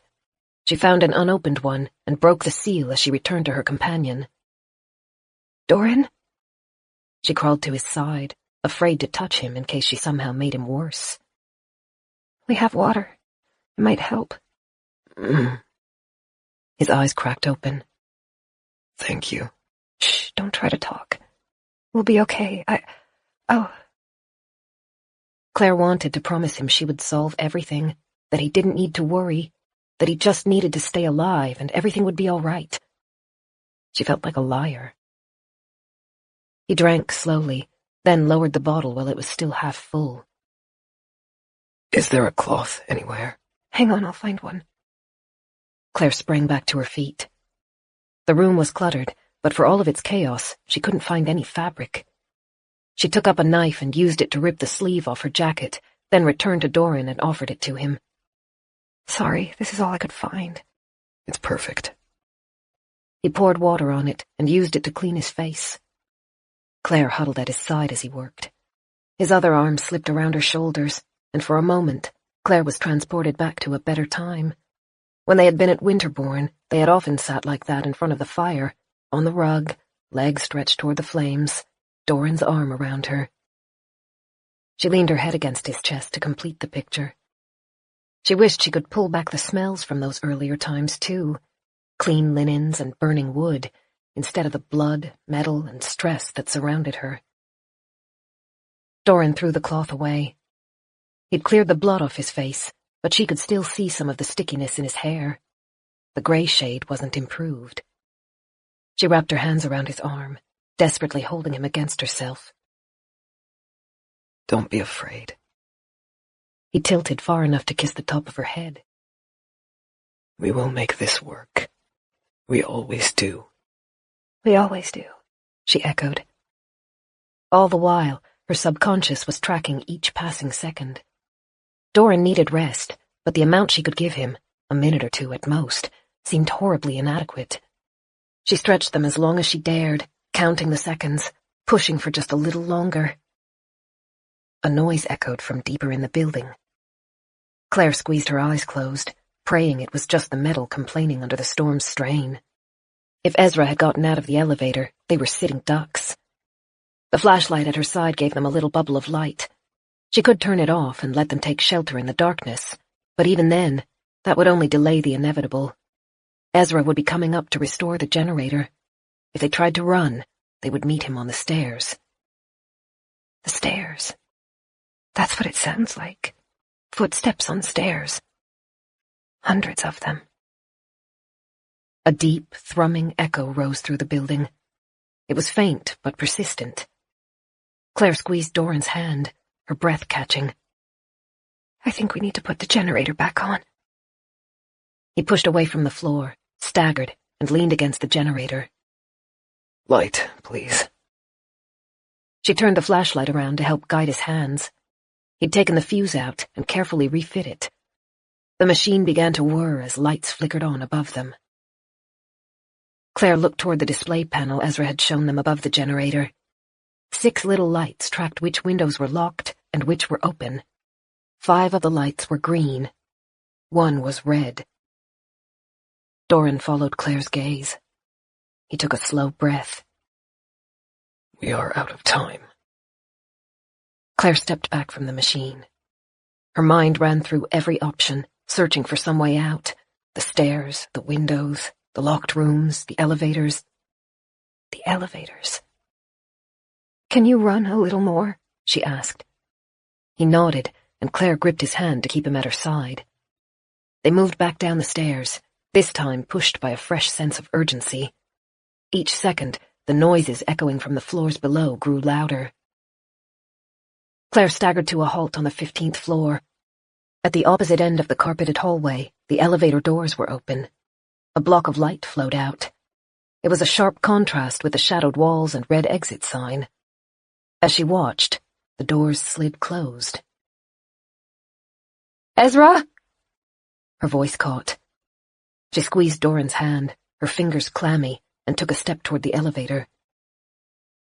Please, listen, just for a moment. We can't afford to fight each other anymore. He couldn't have gone far.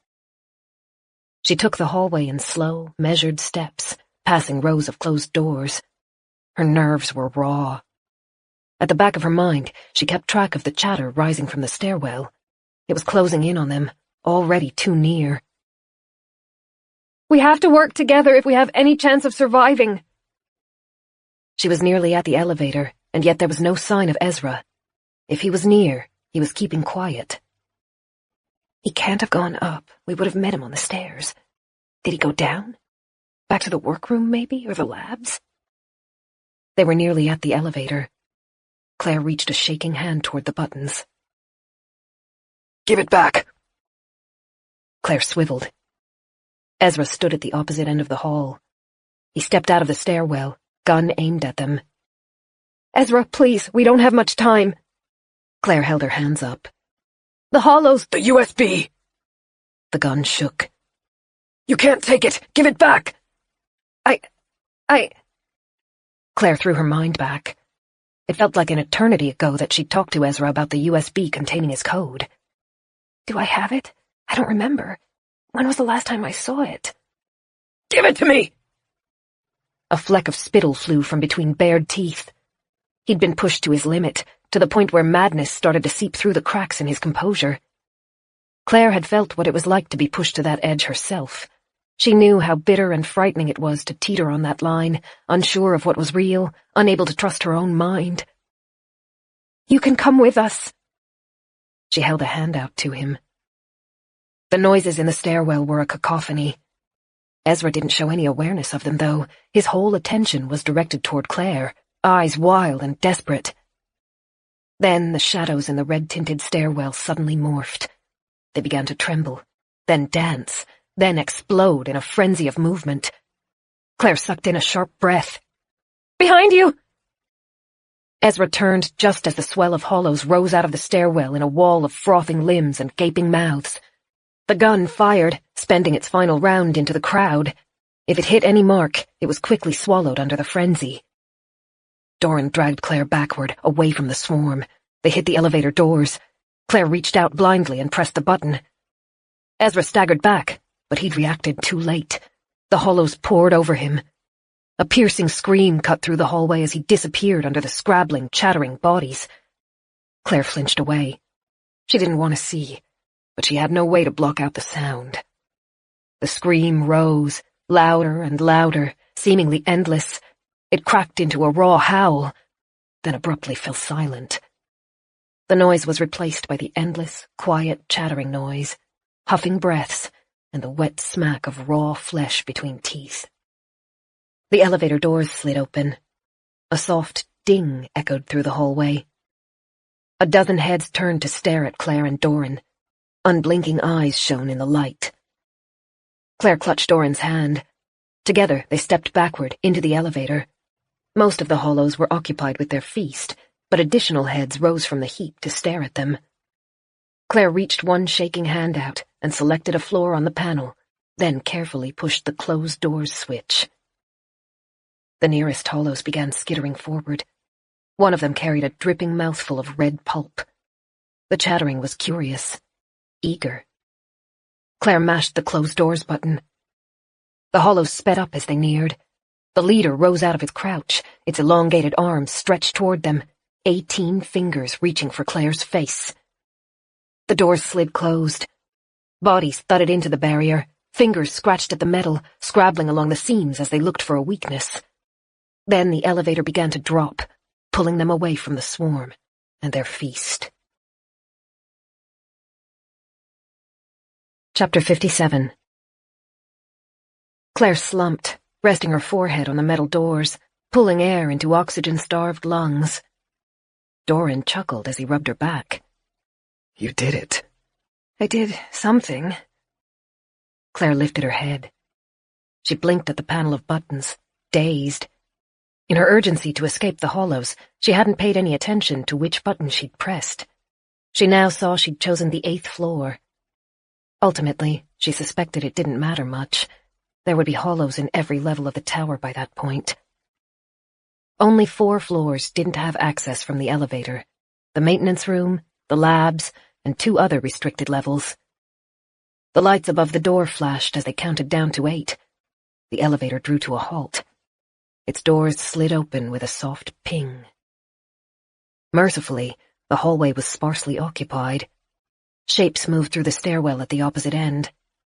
2 stopped to stare at the elevator as the doors opened. Claire hit the closed doors button again.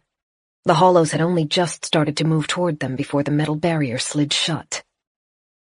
"We should be safe in here at least." Claire stepped back to lean against the railing on the rear wall.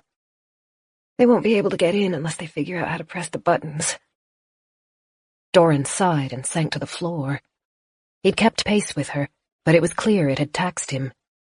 He held out his hand, and Claire sat at his side. Rest with me a moment, then, he said. We have some time before we need to plan our next step.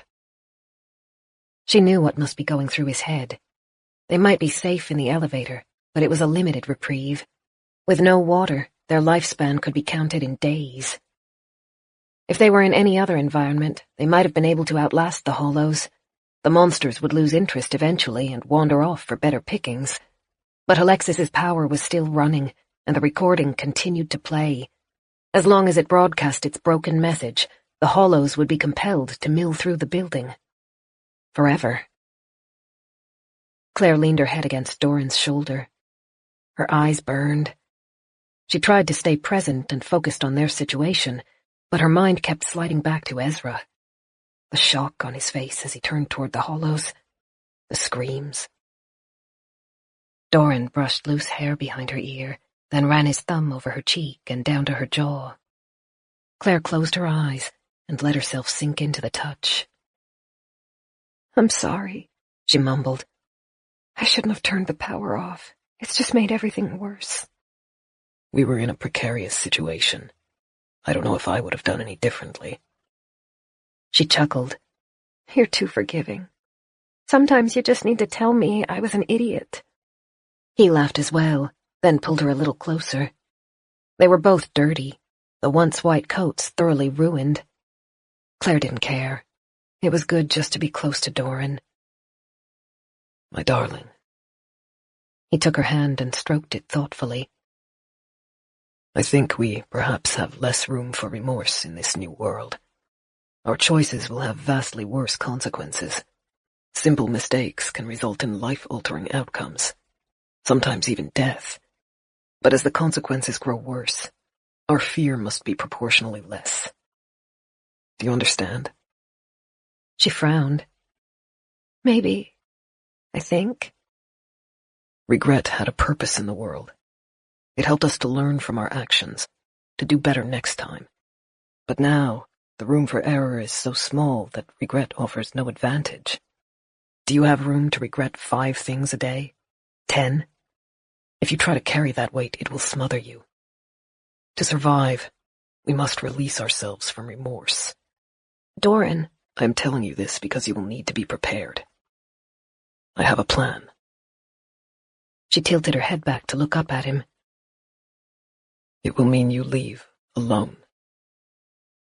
A spear of ice-cold panic pierced through her chest.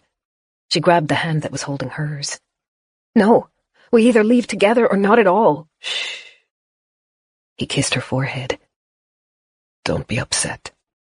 I've thought this through, and it is the only option I can see. My darling, I am spent. I have no strength left to run.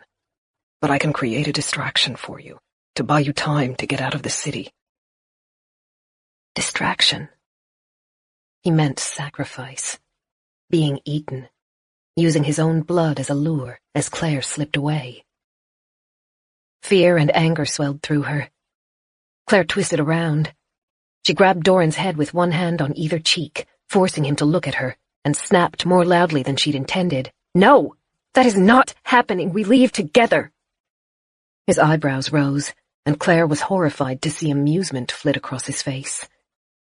His hand slid around the back of her neck and pulled her in for a kiss. She didn't try to fight it. I love you so dearly. His lips, bitter from blood, grazed hers before he settled back against the wall. You are brave and smart and stronger than you think. I know you can survive. Didn't you hear me? I'm not leaving without you. Claire's voice cracked. Doran left his hand on the back of her neck, the thumb tracing small, gentle circles. My darling Claire, you have no idea how badly I wish I could give you everything you want. But I am not able to go further. Sitting so close to him, pressed against his body, it was easy to see the toll the last day had taken on him. His skin's awful ashen color. New creases lingered across his brows and mouth. The darkness around his eyes was deepening. She pressed one hand to his chest, and through his shirt, felt how cold he was. Tears began to fall. No, I'm not leaving you. Shh. Listen carefully. You can do this. Take the elevator to the ground floor. I will go out ahead of you, draw their attention. I will see if I can lead them away from the windows. Then you will need to escape as quickly and as quietly as you can. Doran, stop. Try to get to the river. I think that will be the fastest way out of the city. Take one of the boats and get to a rural road, then find a vehicle. Stop! You know the country well enough to get back to Winterbourne, don't you? And you know how to keep the garden running. Seal the doors. Defend yourself. It will be hard, my dear, but I know you can do it. I know you can survive. Tears ran freely. Claire hit her fist against his chest, a weak punch that replaced her lost words. She bowed her head to rest it against his shoulder as she cried. I'm not leaving. Shh. Shh, my darling. Hands ran over her back. I know this is hard. If you need time, I understand. We can sit together a while more. Claire felt as though she were arguing against a wall. Every other time she'd fought with Doran, he'd allowed her concessions. This time, though, he wasn't even giving her a chance to object. She clung to him, terrified and sick. I'm not leaving you. I'm not living in a world without you. That's what you said to me, remember? She felt him smile into her hair. We were never equal in that quarter. I could not take this world without you. But I think you will be all right without me. We both knew that I was just temporary. How? She leaned back, words choking in her throat. How dare you? Doran grinned at her. Claire wanted to be furious with him. It wasn't easy when there was so much affection and adoration shining in his eyes. You have been the best part of my life. His thumb came up to brush tears from her cheeks. I wish I had told you that more. I wish I had done a lot of things better. I was so occupied with trying to be the kind of man you wanted. Crushing sadness was dousing the anger. That's why you agreed to help me get to Beth's bunker, isn't it? Because you thought you weren't good enough? Because you were trying to buy my love? The sadness in his eyes was the only answer she needed. I am not the kind of man you would have chosen in a better world. I know that. Doran, you idiot. She pressed her lips against his. It was a messy, frenzied, helpless kiss. She tried to push her emotions into it, trying to show him physically how she felt when her words failed. He responded, leaning into it, arms circling around her to hold her tightly. When she finally released his mouth, she leaned her forehead against his. You're the best man I've ever met. He looked aside. He never seemed able to make eye contact when he was complimented. Claire's heart ached for him. If I'd met you before the stillness, I would have thought I was luckier than I deserved. She traced her fingertips over the hard lines of his brows, down his strong nose and across his lips. If I'd met you before the stillness, I would have loved you just as deeply as I love you now. I would have loved your good parts and your flaws. I would have married you. His eyes flicked back to hers. They held a deep longing. One of his hands left her back and wormed between them to feel inside his pockets. When it came out, it held a ring. What? Claire stared at it, shocked into silence. I found it when we passed that broken jewelry store. Not very romantic, I know.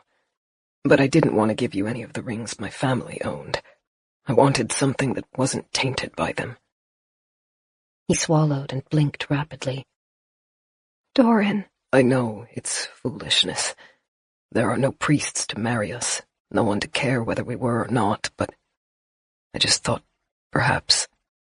She wrapped her hands around his and held it against her chest as fresh tears spilled over. It's not stupid. Give me the damn ring. He pulled her tightly against him. They were both laughing, giddy, and she thought he might be crying as well, though it was hard to tell. He pulled her around so she could sit in his lap properly, resting against his chest, with his chin grazing the top of her head. He placed the ring into her hand. Claire threaded it onto her shaking finger. It's beautiful. He sounded happy. It will be something to keep. To remember me. She shook her head. I won't need to. We'll get out of here. We'll figure it out. And when we get back to Winterbourne, we can be a proper team. Our own little family. Doran didn't respond. Uneasiness ran through Claire's stomach. She leaned back to see his expression. I'm not leaving without you. He blinked down at her, calm and loving and sad all at once. You will need a distraction to escape the tower. There's no other choice. At least by doing this, I can ensure you get out of the city unharmed. No. It's all right, Claire. I am content with this choice. Please. Please don't make saying goodbye any harder than it already is. I don't think I can take it. She shut her eyes and clung to him. I'll make it as hard as I need to. You can't force me to leave. For a moment, the elevator was silent. Claire could hear Doran's heart beating too fast under her ear, the crackling storm outside, the distant chattering of hundreds of hollows racing through the building. Doran took a deep breath and let it out slowly. It doesn't have to be right now. You need time to accept it. I understand. He rested his head on top of hers. We still have a little time. She scowled into his shirt. Doran seemed content to hold her and stroke her hair. He hummed under his breath, a slow, soothing tune. Claire sat still and let him enjoy what he seemed to believe was a victory. Her mind worked furiously. There had to be a way out, something she'd overlooked, some way past the hollows. Then all they needed to do was find a way to carry Doran until they found a safe space with food and water for him to rest. There had to be something. She ran her thumb over the ring, then turned her hand into a fist. Doran thought she just needed time to adjust to the idea. He also thought she was stubborn. He hadn't seen anything yet. Hollows screamed outside the elevator. Fingers returned to the door, scratching and prying. They stayed for several painful moments before their owners gave up and paced away. Claire wondered if there was anything left of Ezra. She had seen the creatures eat bones. By that point, he probably only existed as a stain on the carpet. The building creaked around them. She couldn't see the lightning, but she could feel the thunder. Her mind circled around their options for what felt like the 1,000th time, desperate, hunting. Their masks were lost in the office area, now overrun. They could not reach the maintenance room to turn off the power, or Ezra's laptop to turn off the recording. And the hollows would not leave as long as it played. Maybe not even then. Is Doran right? Does one of us need to die to have any hope of escape? She squeezed her eyes closed. Then we will both die here together. Doran lifted his head. For a second, Claire believed he must have heard her thoughts and prepared herself for another fight. Then he said, "What was that?" What did you hear? She blinked against the harsh elevator lights. Time had slipped away from her, and her legs were stiff from sitting. An engine, I think. Claire frowned. Now that she was listening, she thought she could hear it too. Underneath the thunder and chattering hollows were sounds like an engine being revved. But that couldn't be real. The city streets were impassable. Then a car horn blared through the chilled air. That was unmistakable. Claire shot up, her pulse hammering as she stared at Doran. Someone else came. His wide eyes stared back. It doesn't seem possible. They must have heard the radio signal. The car horn sounded again, this time loud and long. The chattering in the building grew frantic. The driver was courting danger by advertising their presence so loudly. They could probably see the unlocked window on the ground floor, she realized.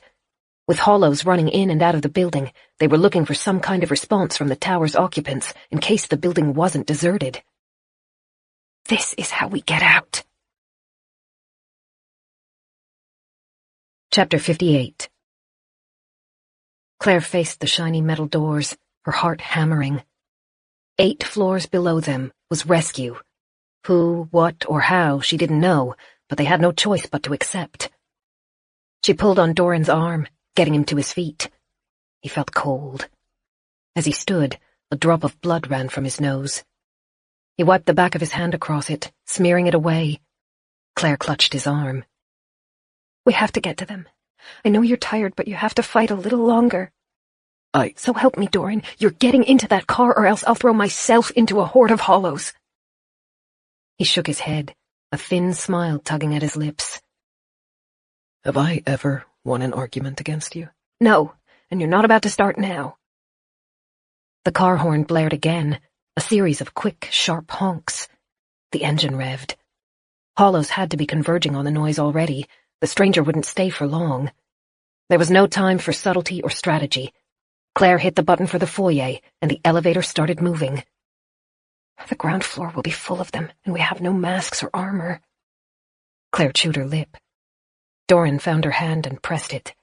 Together, they faced the doors, and Claire took a stuttering breath. I think we'll just have to run for it. Doran nodded. The Hollows would know they were coming. The pinging elevator doors would make sure of that. But if she and Doran kept their heads down and moved fast enough, they might still have some small element of surprise.